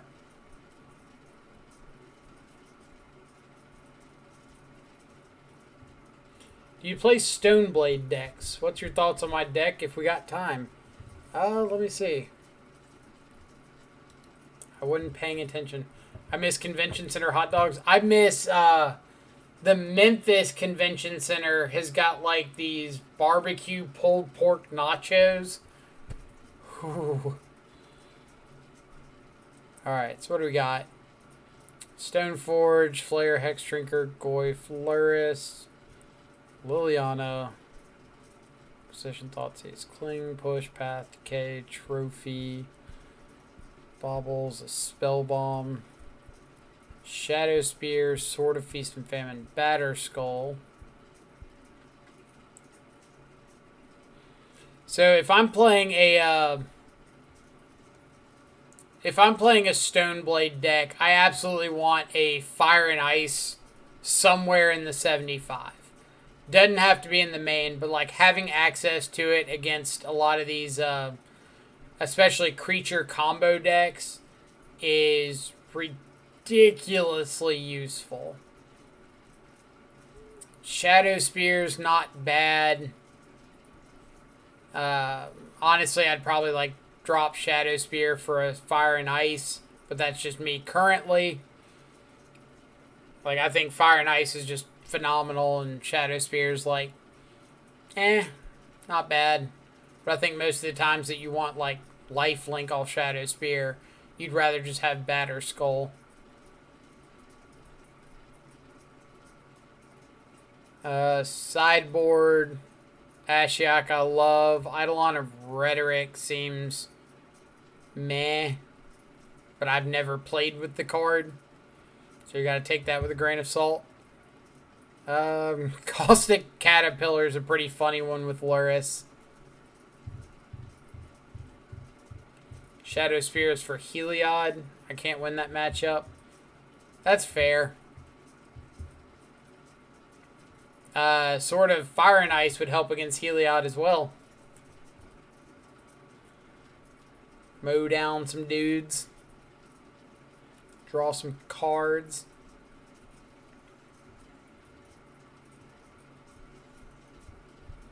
Lapis is on Eldrazi-tron. Your guess is as good as mine on that one. I missed the cheesesteak joint in Louisville. That was fantastic. Don't miss spending $16 for a slice of pizza and a soda in Vegas. I mean, that's Vegas. Like, you walk around outside, it's $10 for a bottle of water.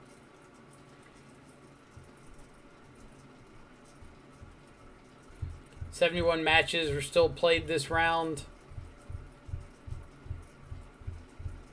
What is that? People playing for top 128. I don't think top 128 gets you anything. Oh, no, it does. Never mind. So it gets you a quarter of your entry fee back. It's 400 play points if you entered with play points. I've equipped Sword to Caterpillar so many times. That's pretty great.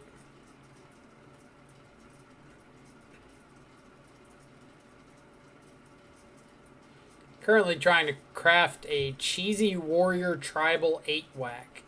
That's a lot of keywords. Alright. So for everybody coming in and hanging out, we are getting ready for the last round of Swiss in the Super Qualifier. Jonathan, are you talking about the cheesesteak place in Kansas City we went to? Or was there a good one in Louisville? I think he's talking about Kansas City.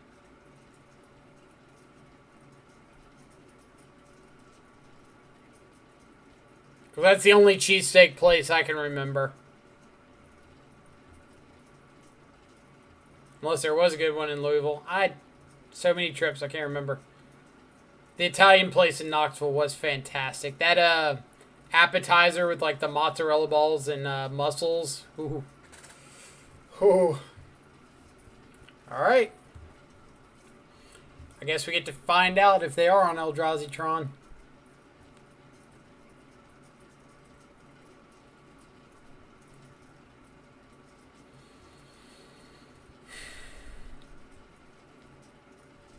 That's a Luris.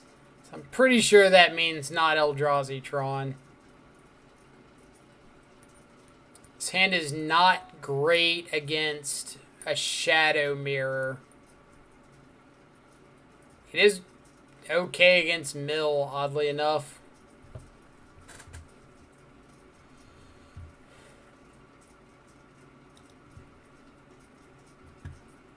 Alright.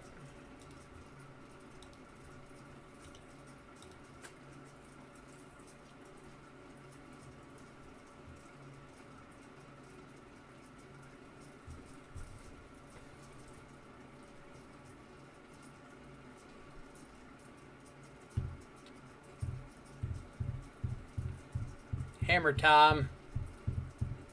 No cigar is a no. Dang it. Calm down, opponent. It's just a game. So we're looking for Fatal Push.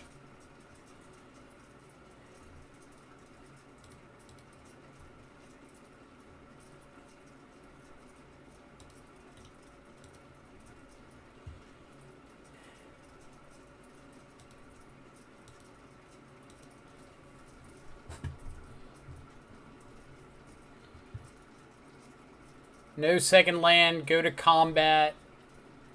Flash in hammer.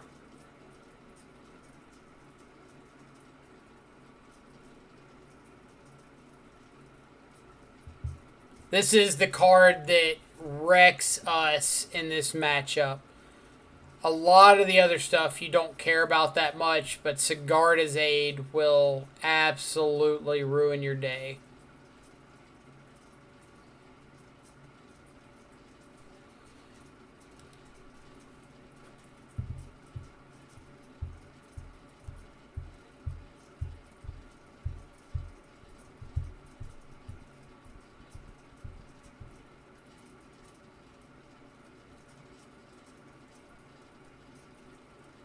Come on, flash in cranial plating.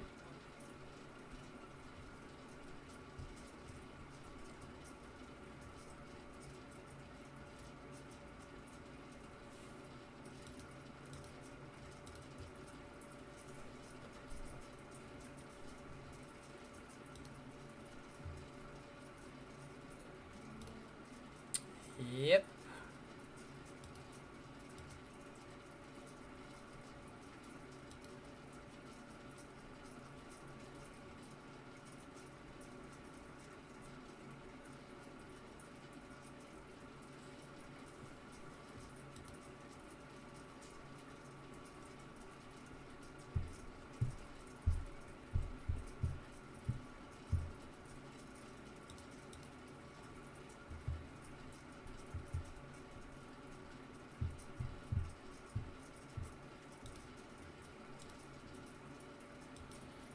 So I'm dead to Ornithopter if I don't find a Fatal Push anyway. So the difference between 6 off of getting a basic and 4 after getting a non-basic is completely negligible.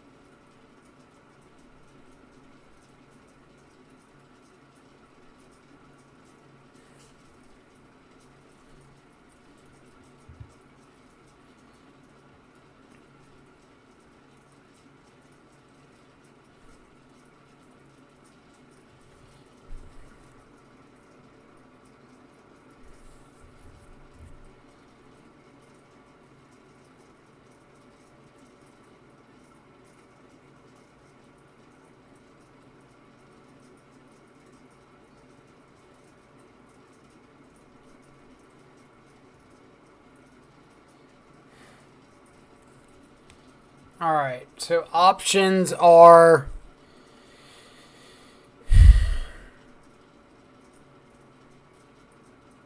play Goyf, hold up stub.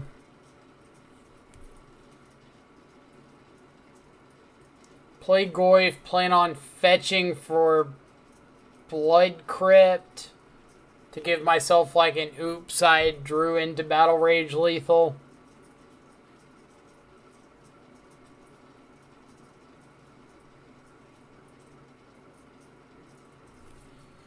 I think that's the play. I think it's Goyf plus fetch land that gets Blood Crypt.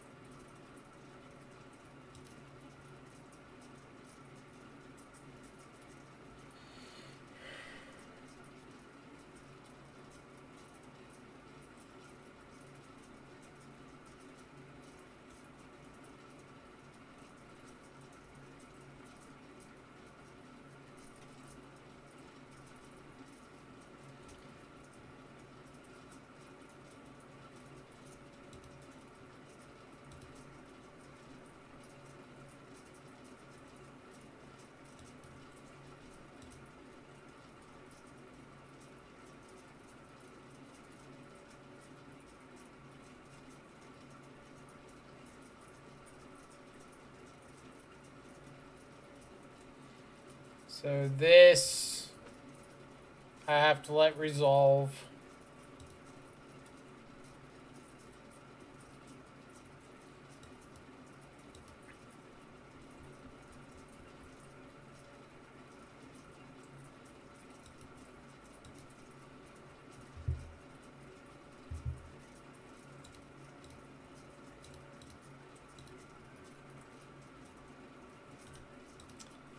That's way too many lands. Alright, hammer time.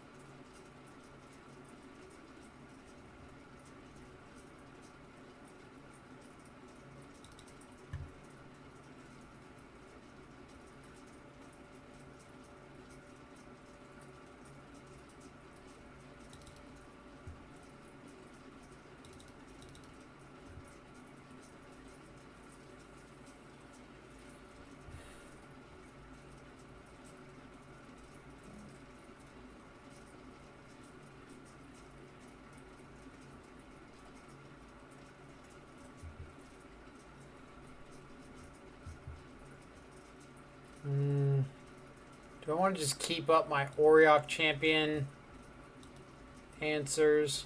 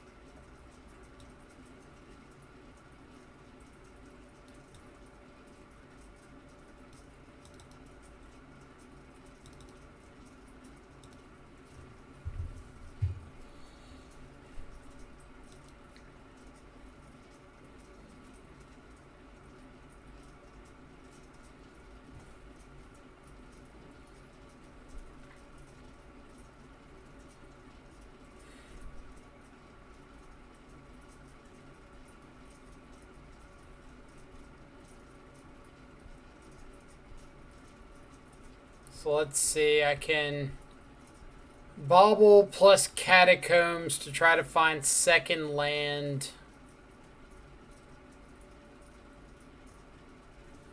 No.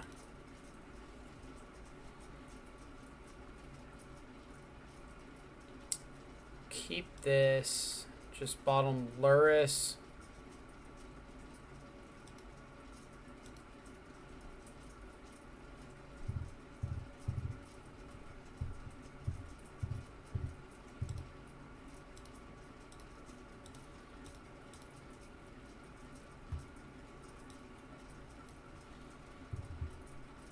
So we'll take aid, say go.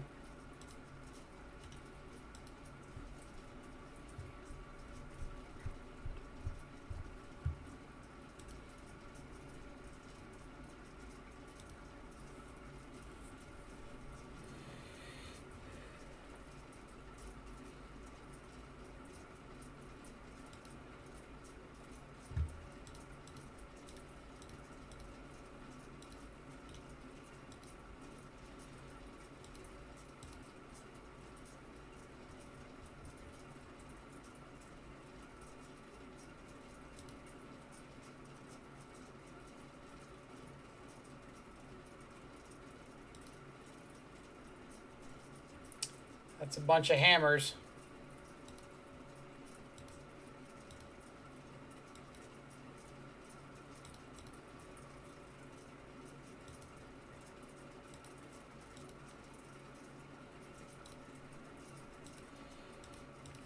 All right.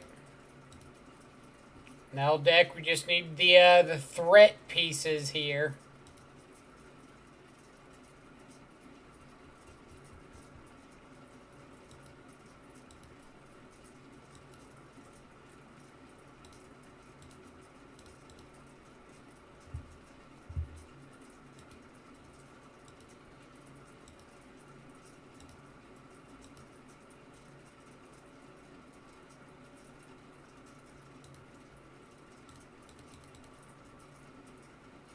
So hammer, hammer, paladin, unknown.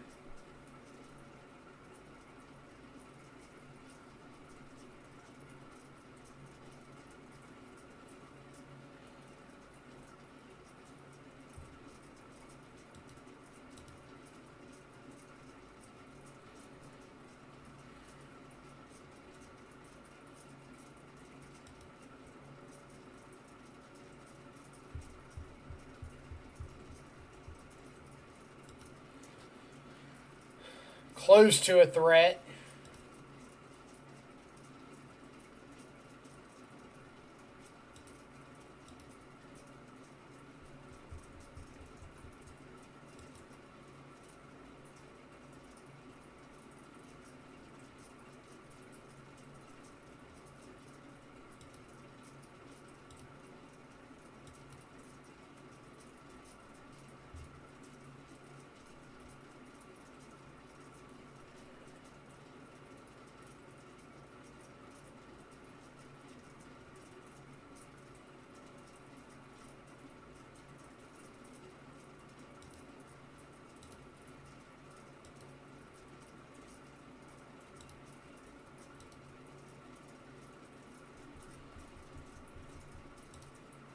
Alright, well, if we can find a shadow, we can end the game very, very quickly.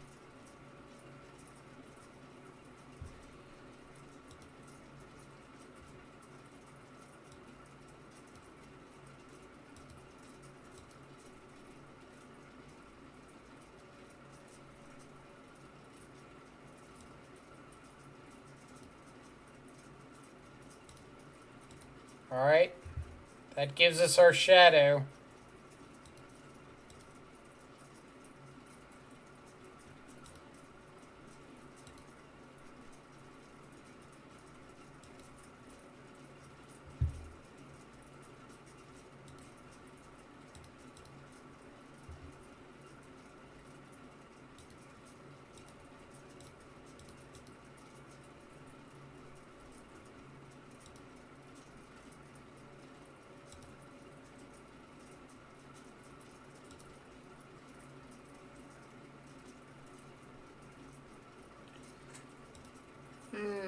That's what we didn't need.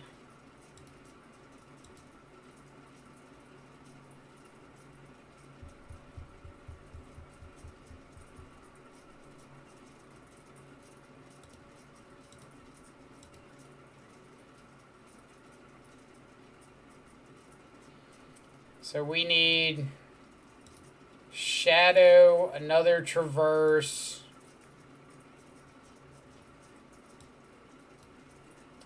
That does not do it.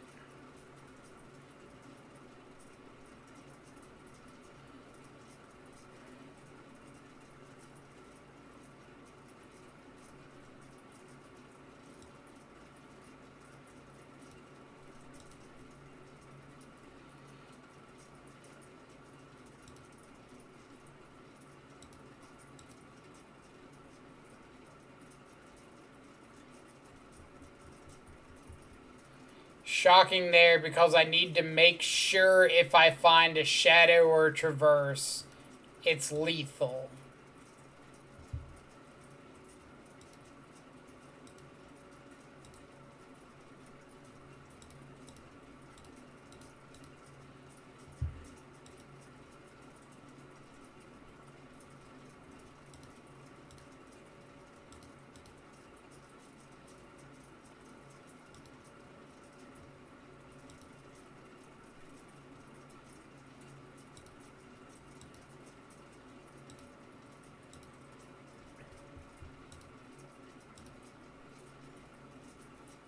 Absolutely.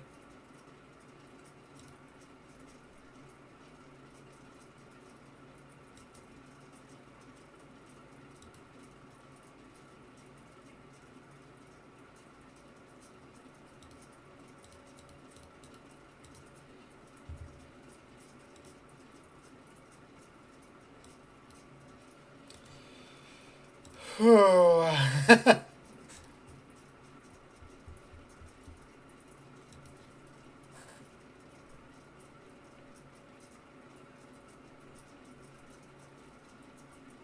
want to get this paladin off the board.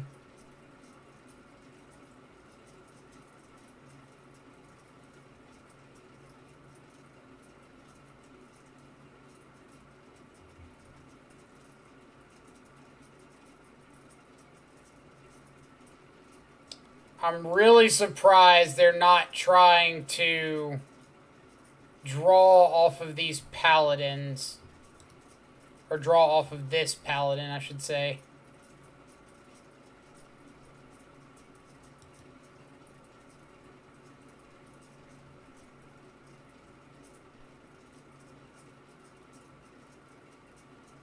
Yeah, this is fine. I've got to kill these, I've got to kill these ornithopters anyway. So it doesn't matter if he's got a hammer or 12 hammers attached to him.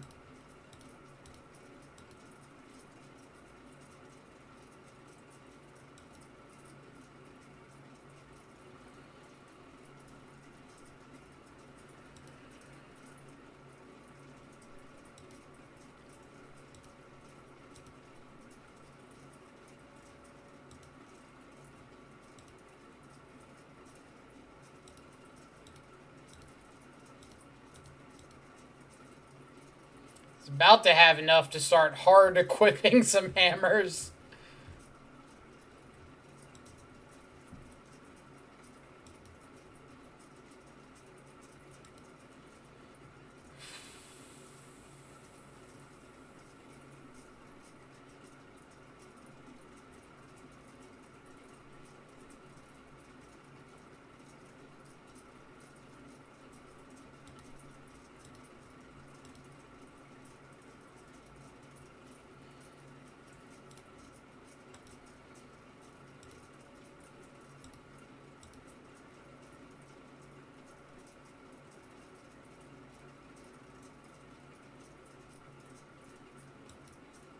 I think that's going to kill me too.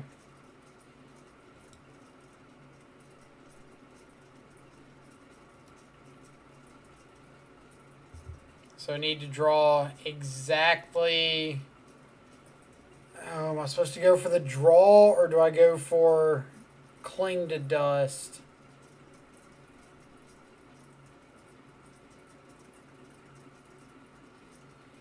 I guess we go for the draw because if it's like a creature or something that could block this, then I would kill myself by clinging. If I take this and draw for turn, then a creature is not an out, but a roadblock.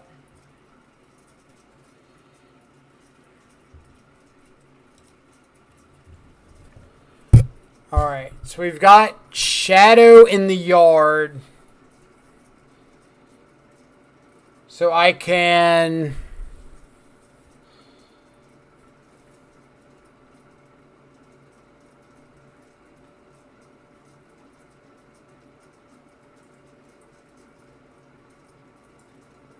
What? K command... Blow up, shadow spear, get back shadow. Have to fade a draw step.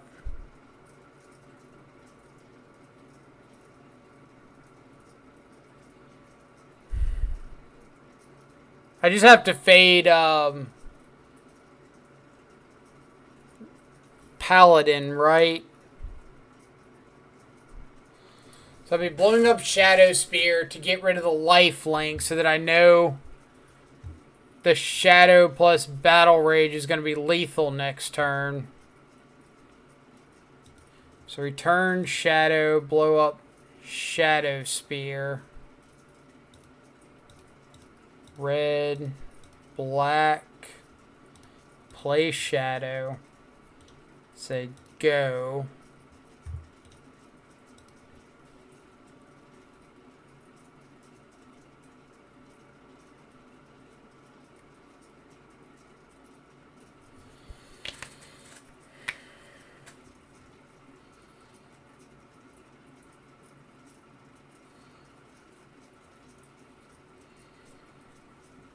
Don't have a swift foot boots. Okay.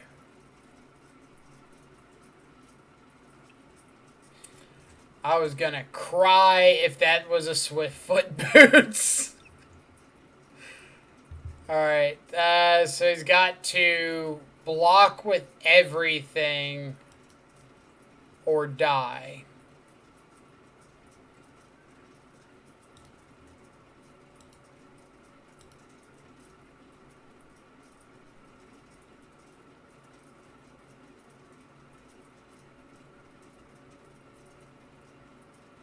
Alright.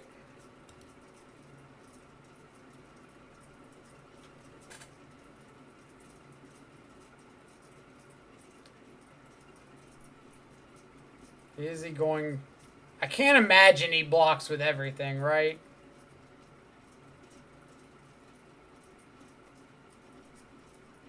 It's like, it does have to be everything. And he's got to recognize that, like, I don't make this attack unless I've got Battle Rage.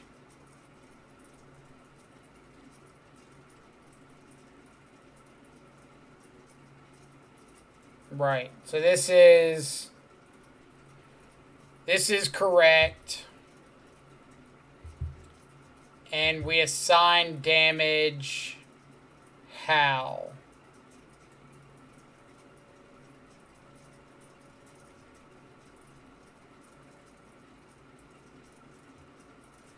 We assign... Does it matter?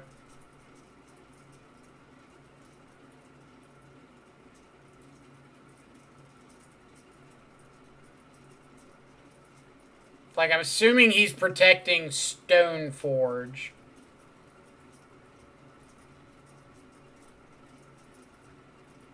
So this is fine. I can't Battle Rage if he protects Stoneforge.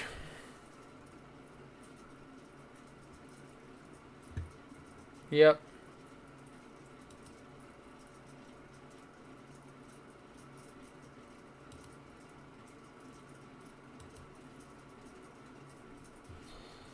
I say go. We have to fade another top deck. But I can, like, cling to gain life and then have stubborn... Or no, I can't because I don't have basic island.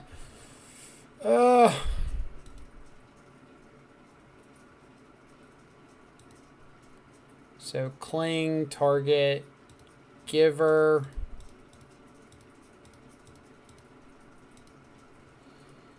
Exile, land, sorcery,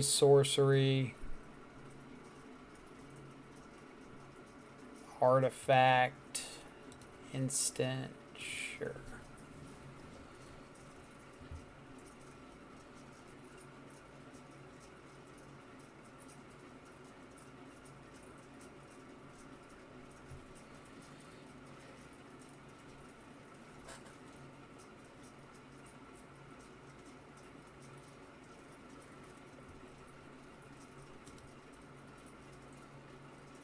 Go down to 3. Go to my turn. Inquisition for information.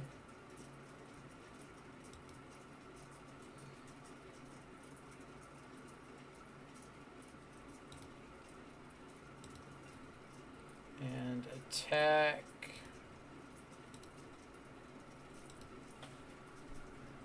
No blocks, Battle Rage.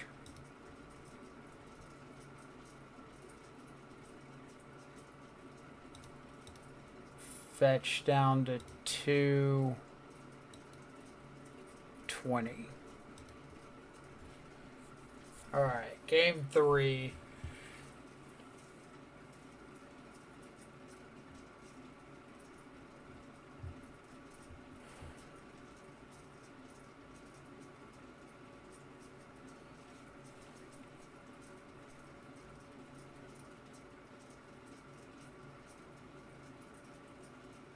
So we saw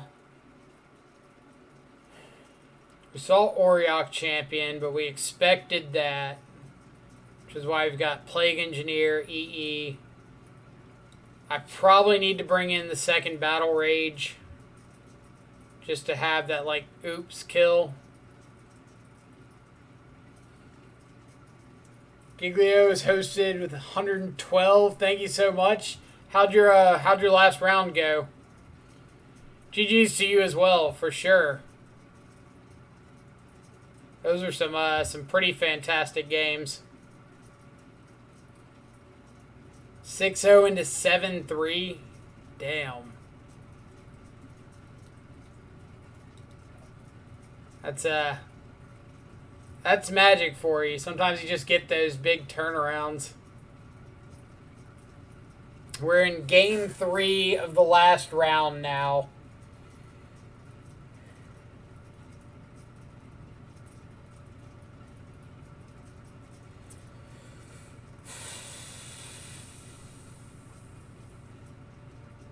Your TBR play still is blowing my mind.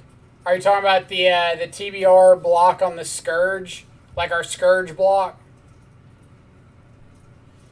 His hand's okay. It's not great. But I don't think it's bad enough to throw back. If he just has a fast start, I could be pretty dead. That's a great draw. That's a really great draw. So what's coming off the top for you? Ink Moth. That Ink Moth is also a good draw. All right.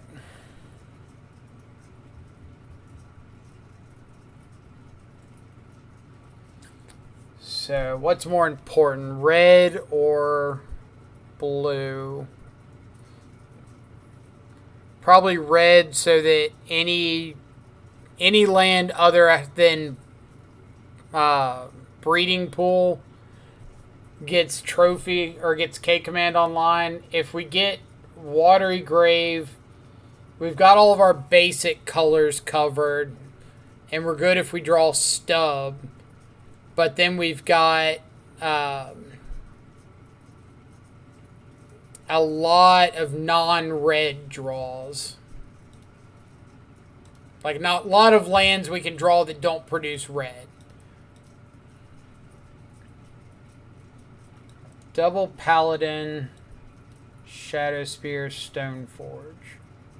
And they're drawing into Ink Moth.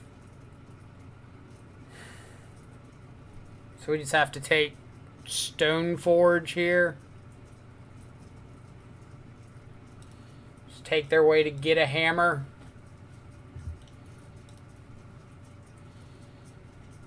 Shadow's pretty good. Yep.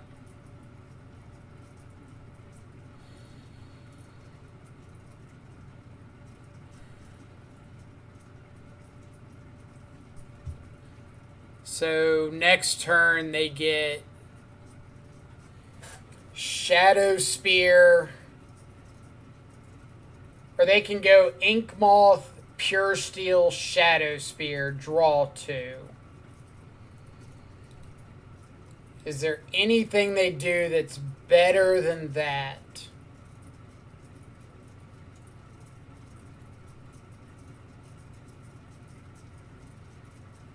Good luck. Hope you win it. Need to go think about something that isn't card game for a while. For sure, for sure. I hope you have a great rest of your night. Thanks again for the raid. And the follow. Oh, what am I doing here?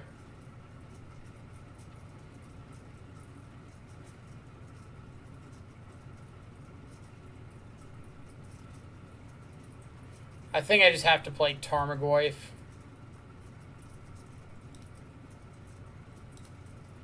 I think I just need to get a dude out on the battlefield.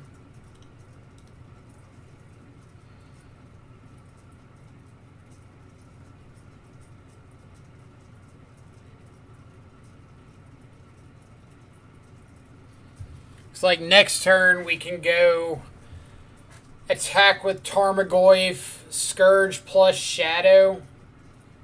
And that puts an insanely high amount of pressure on our opponent to find a way to kill us. We could also just go like attack, fetch, shock, shadow, hold up trophy.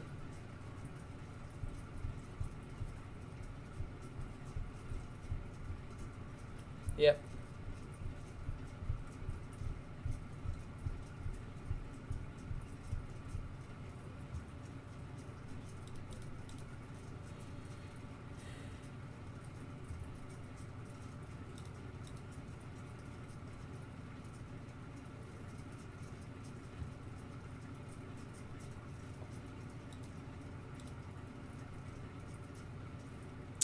Auriok champion.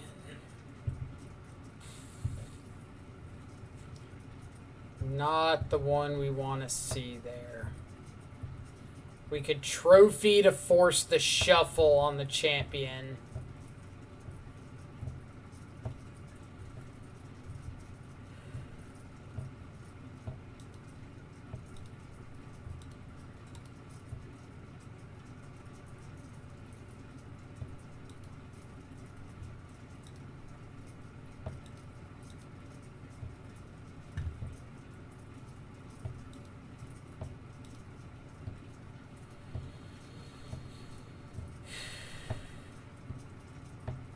K command, kill Shadow Sphere, 2 to Paladin, Shadow trophy the aid.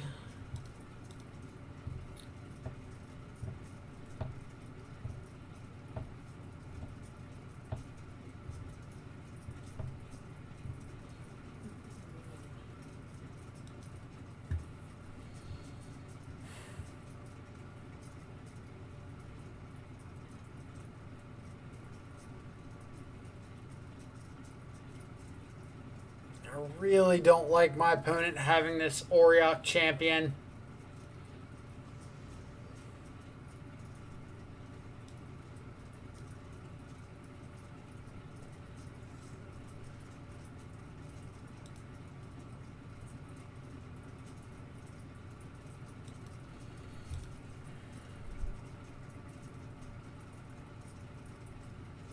I'm gonna take a chance.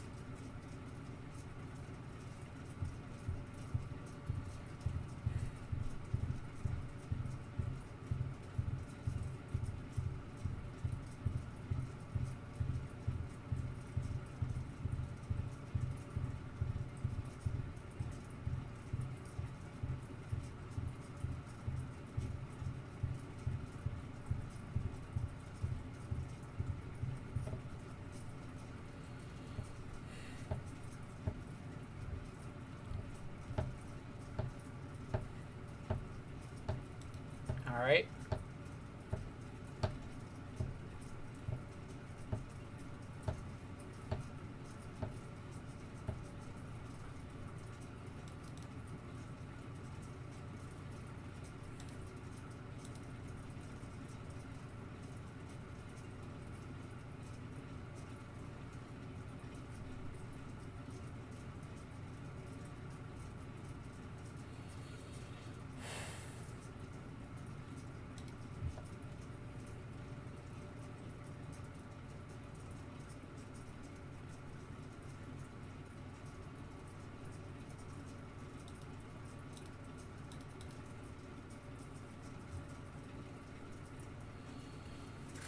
Gonna make them commit this hammer now.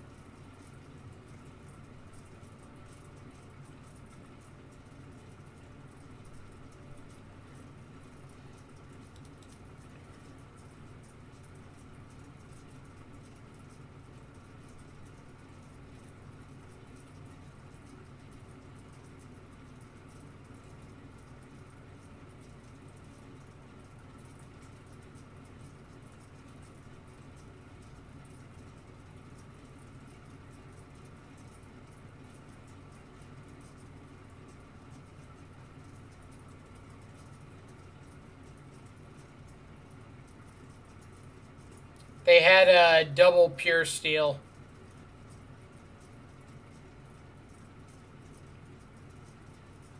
They didn't have aid. They had a stone forge, double pure steel, something else. They drew into aid.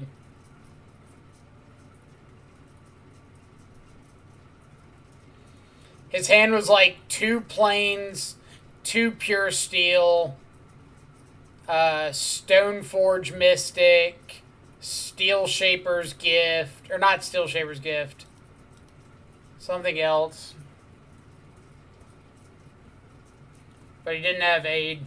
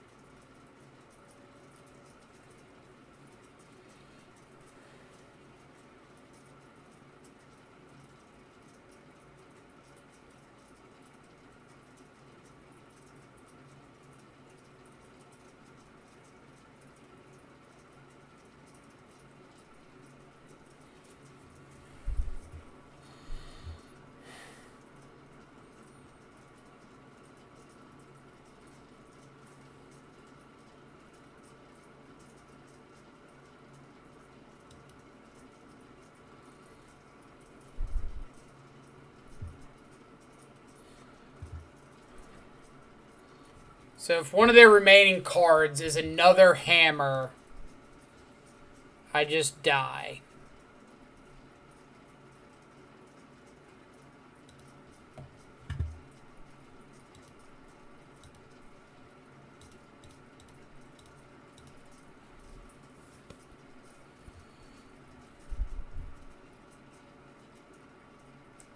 Like that.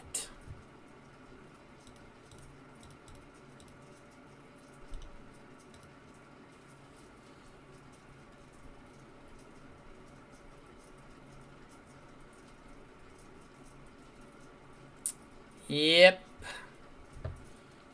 Alright, GG's. They had to have third hammer.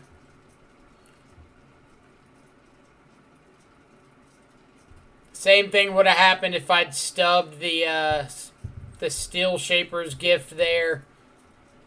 Still had third hammer. Not drawing anything relevant.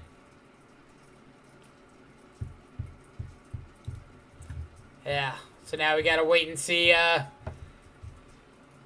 what we get. Alright, what did I miss in chat?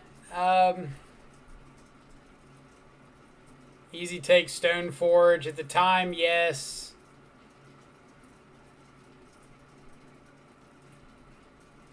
Don't time out. Wasn't gonna time out.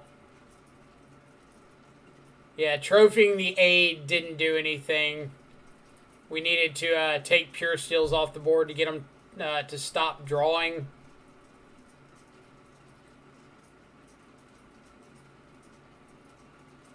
The idea behind not trophying on their upkeep to shuffle away the Auriok champion was the Auriok champion represented a draw that wasn't a hammer.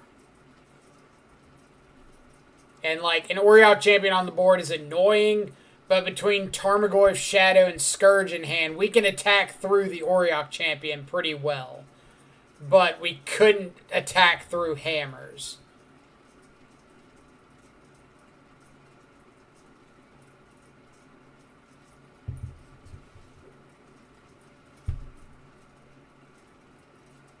Hammer is extremely good at grinding. Like, I know Connor Mann's in here all the time. He plays a ton of Hammer and talks about it being, like, best Luris deck in the format. Beats a lot of removal pretty easy.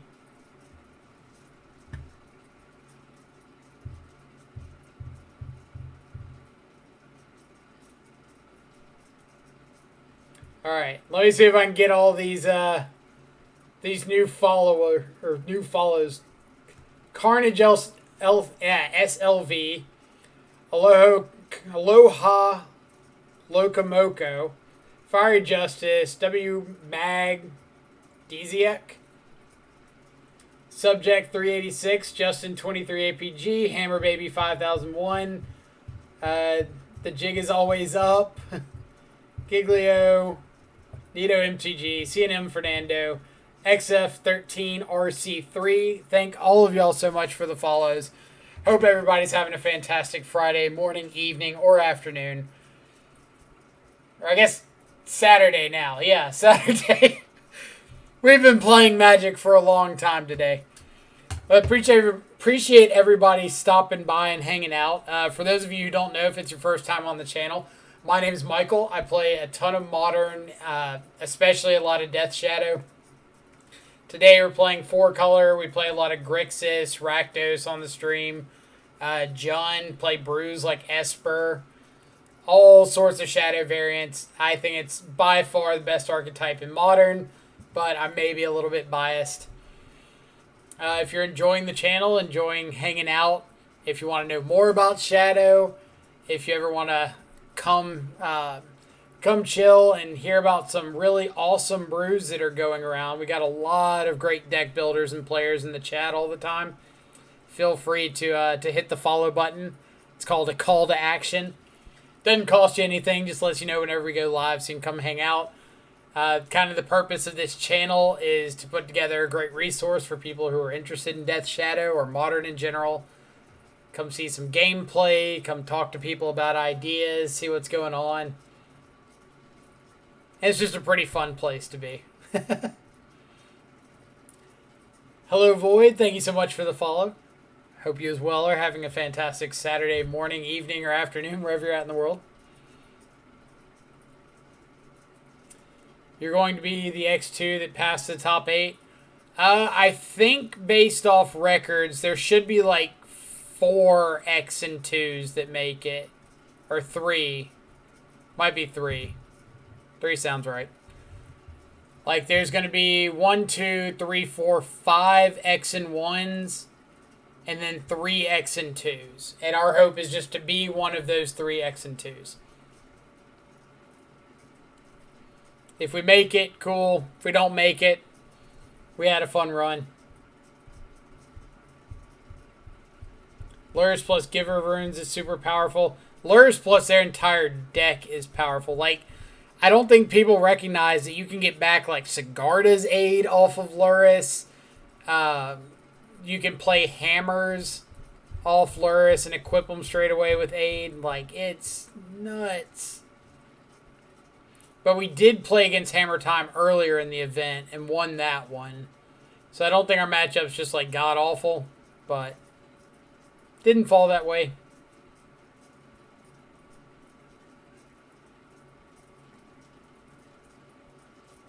It's not... So the jig is always up. Out of curiosity, what would you say is the best Lurrus deck? You think it's the Rakdos deck? The Rakdos Scourge Shadow deck? Which I think that's a completely reasonable opinion. Like, I think the Rakdos deck between Bauble, Bomat Courier, Scourge, and Shadow itself being extremely potent threats. Lurrus is absolutely fantastic in that deck. Shadow then Hammer. I think Hammer's more powerful, but Shadow's more consistent. I could see that argument. Like, Hammer's probably got the more broken draws, but Shadow's got a little bit of a better ability to disrupt an attack.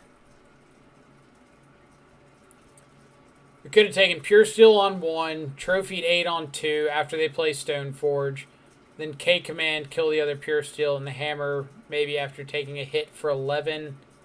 So the issue there is... Turn 1, our opponent played Plains Aid. We Thoughtseize. We drew Thoughtseize off the top. Thoughtseized them. they had double pure steel, stone forge, second planes. We bobbled them, saw ink moth on top. So if we didn't take the ink, or if we didn't take the stone forge, they would have aid plus ink moth. Aid plus hammer in hand ink moth. So if we ever tapped out after that point, we were probably dead.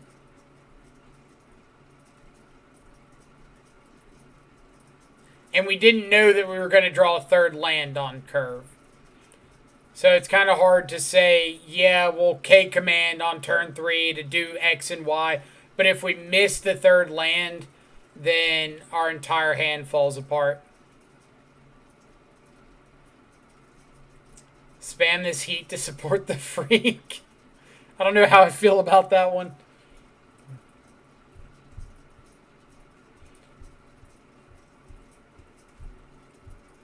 Maybe it's time to play more Ancient Grudge. Well, we've got, 4 pushes in the main, a trophy in the main, trophy in the board, 2K command in the board, an EE in the board. I think I'd rather play, more EEs before I'd rather play Ancient Grudge. Sappy coming in with 5 gifted subs. Oh my god, thank you so much. Welcome to our new subscribers. For anybody joining in, you get access to a lot of these really sweet Death Shadow related emotes, including Teamer Battle Rage, Thoughtseize, Gurmag Angler, and Death Shadow itself. For anybody who's curious, all of our emotes are done by a local graphic designer friend of mine who is ridiculously talented. If you're curious about seeing her work, or if you're ever wanting something commissioned, either for your own stream, for personal use, whatever, there's a link right down below. Let me see if I can pull it up and show. So if you go to the channel and you go, pause that, right down here below, there's an Instagram link, and it's my friend Jill. She does ridiculously good artwork. Highly recommend it. But she does all of our emotes. She does all kinds of graphic design work and drawing. Go check her out. Make sure you drop a follow on her page if you do. You don't have to tell her I sent you, but just go support her. Always a fan of supporting people that are fans of the stream. But it's tough since the safer line ended up losing the game, but it still may have been correct. I mean, they were going to have some draws. Like, they had Shadow Spear double Paladin, so there was a good chance they were going to get draws off of those Paladins at some point. But we just never had a good priority opportunity with Sigarda's aid out.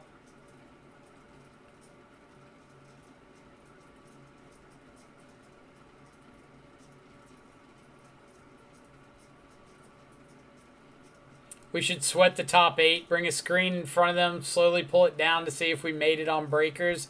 Ooh, I like that idea. I like that idea. Keep me guessing. So, like, right there, we can, like, slowly wheel it down. Y'all can stare at my face for the next, like, minute.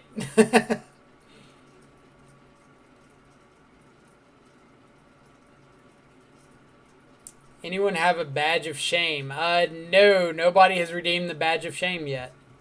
A little bit surprising.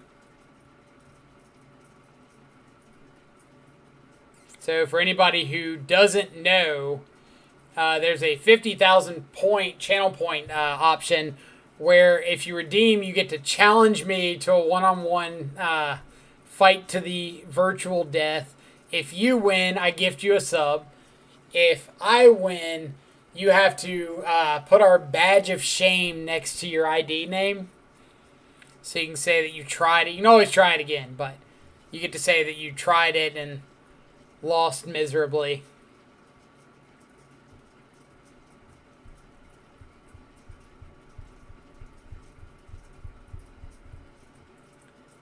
Long day indeed.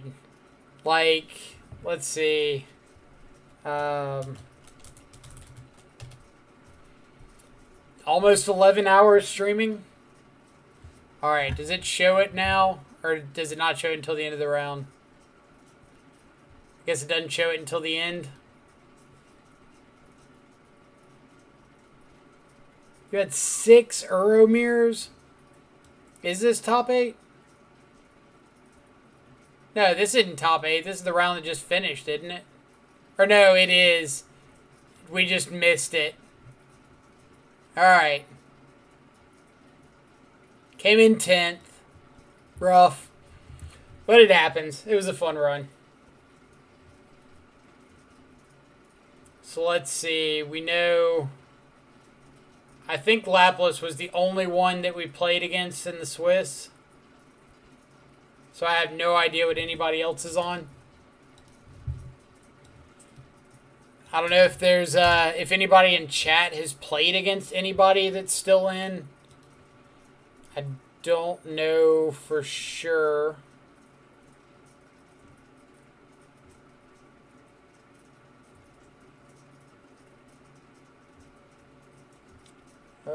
Let's see.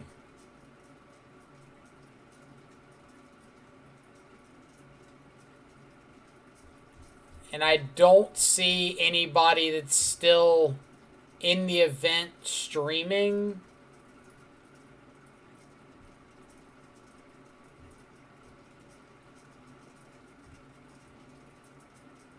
Doesn't look like anybody that's still in. Batentina's 4-color, like 4-color Uro or 4-color Shadow. Yeah.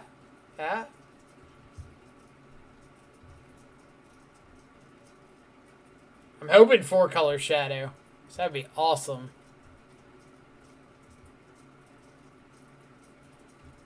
Uro. Boo. Boo.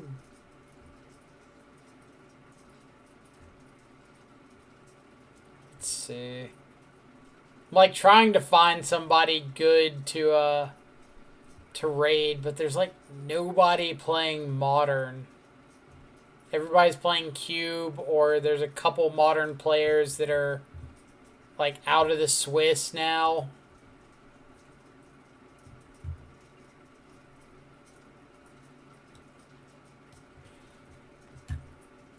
All right. Twinless Twin MTG, thank you so much for the follow there. Appreciate you coming by. But yeah, this was a really fun run. Raid Eggy Benny. Let's see, who is Eggy Benny? Eggy Benny. Eggy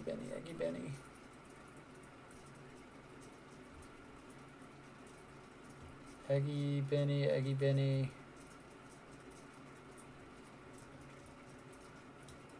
Oh, that is a good one.